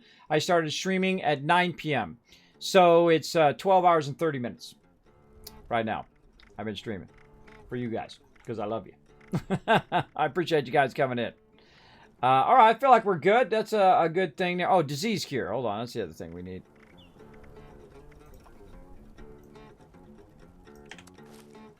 All right. Just gonna sit out there and play that every time I come back to my base. All right.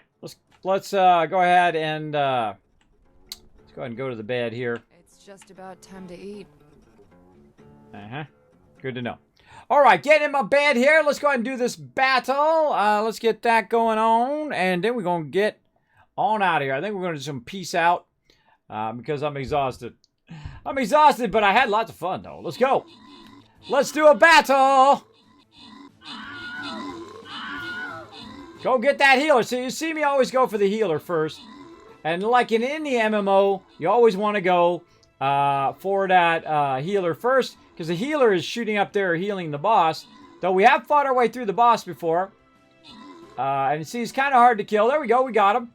But we don't want him to sit there and get our peeps. And here we are fighting through the rest of him.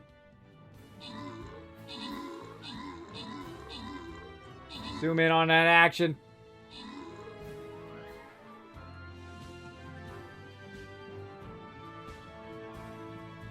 There I am, right there. Look how cute I am with my yellow fedora. All right, open captain's chest. Much love to all of you. Grant rewards. Rot and Fermi getting some extra love there. Raxino coming in overall MVP with X-Adrian coming in with the most assists. All right, back to the map. Let's see if we get a sexy map for next time. That's a double gold map right there. A mystery one. All right, we'll give it a go. Oh my gosh, look how close we are. I'm at tier 44. Let me see if I can move this way. We're right at the end. We literally need one more. No, we're 180, so we need about 10 more battles. Or 5 more battles. I don't know how the math works out. I guess it's like 3 per, so 3, 6, 9. And then 3, 6, 9 again, that'd be 6.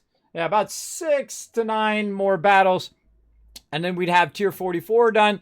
We've made it to tier 44 multiple times, but we've never made it all the way through tier 45. Tier 45 is 300. So yesterday I did 20 and a half hours of battles. And I've streamed for 12 hours and 30 minutes today. So 12 and a half hours today. And we've been doing battles the whole entire time. So that's like 32 hours of battles, or 33 hours of battles just in 2 days. And we're still not through 44. I don't know. We've got 29 hours left. So I feel like we're going to definitely get 44. So in 12 hours from now, 12 hours from now, I'll be back, and that'll give us 97. That'll give us 17 hours to get past tier 44. I definitely don't think we're going to get tier 45 unless we start doing shorter battles. We start doing like 20-minute battles or something like that. We'll see how it goes. Oh, wait, we got one more, look up there, one more boss kill. And we're going to get another goal unlocked. Awesome. Awesome.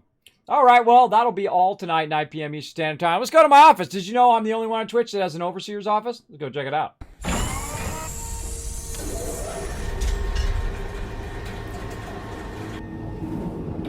There we go. Hello, welcome to my overseer's office. Welcome to Vault 45. We're going to go ahead and head out. Now, normally what I do is I go ahead and host somebody, but I am getting tired. I mean, raid somebody. I'm getting pretty tired, but at least I want to host somebody. So let me go ahead and see if I can find somebody who needs a little bit of love today.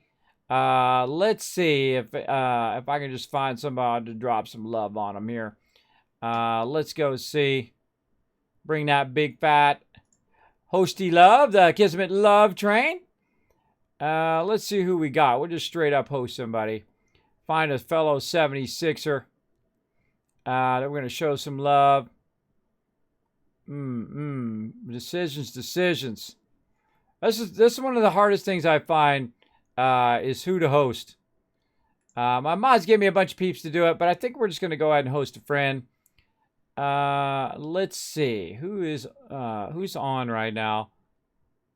I haven't gotten a little bit. I like the title on that one. I like the title on that one. You know what? We're going to get him. We haven't gotten him in a while. Let's go see what he's up to. Ah, gotta wait for an ad. Gotta wait for an ad. Now what we're going to do, everybody, is we're going to get on the Kismet love train.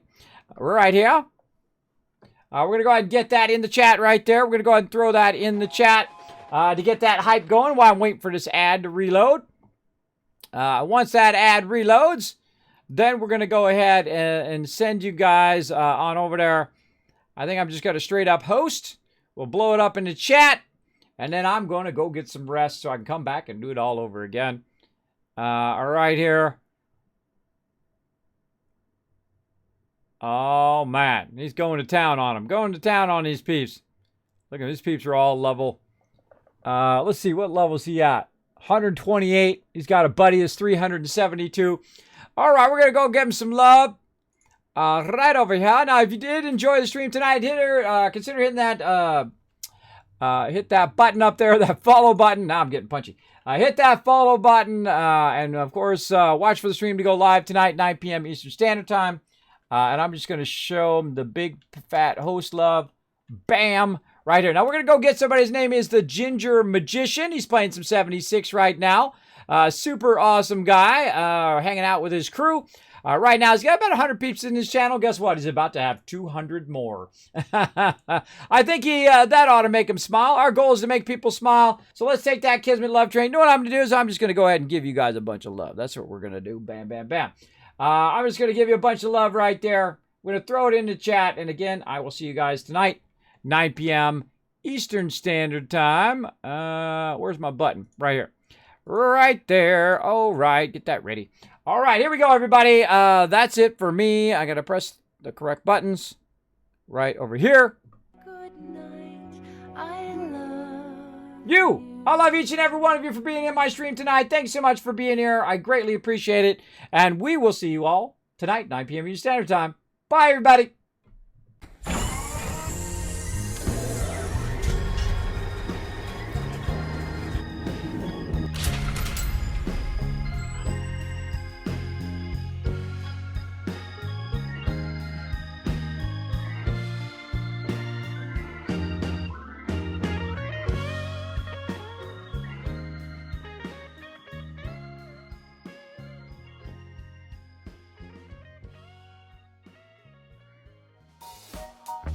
Hey everybody, Kismet here. Thank you so much for watching this video. Make sure to hit that subscribe button right in the center of the screen. Also check me out live on twitch.tv/Kismet. I'll see you all next time.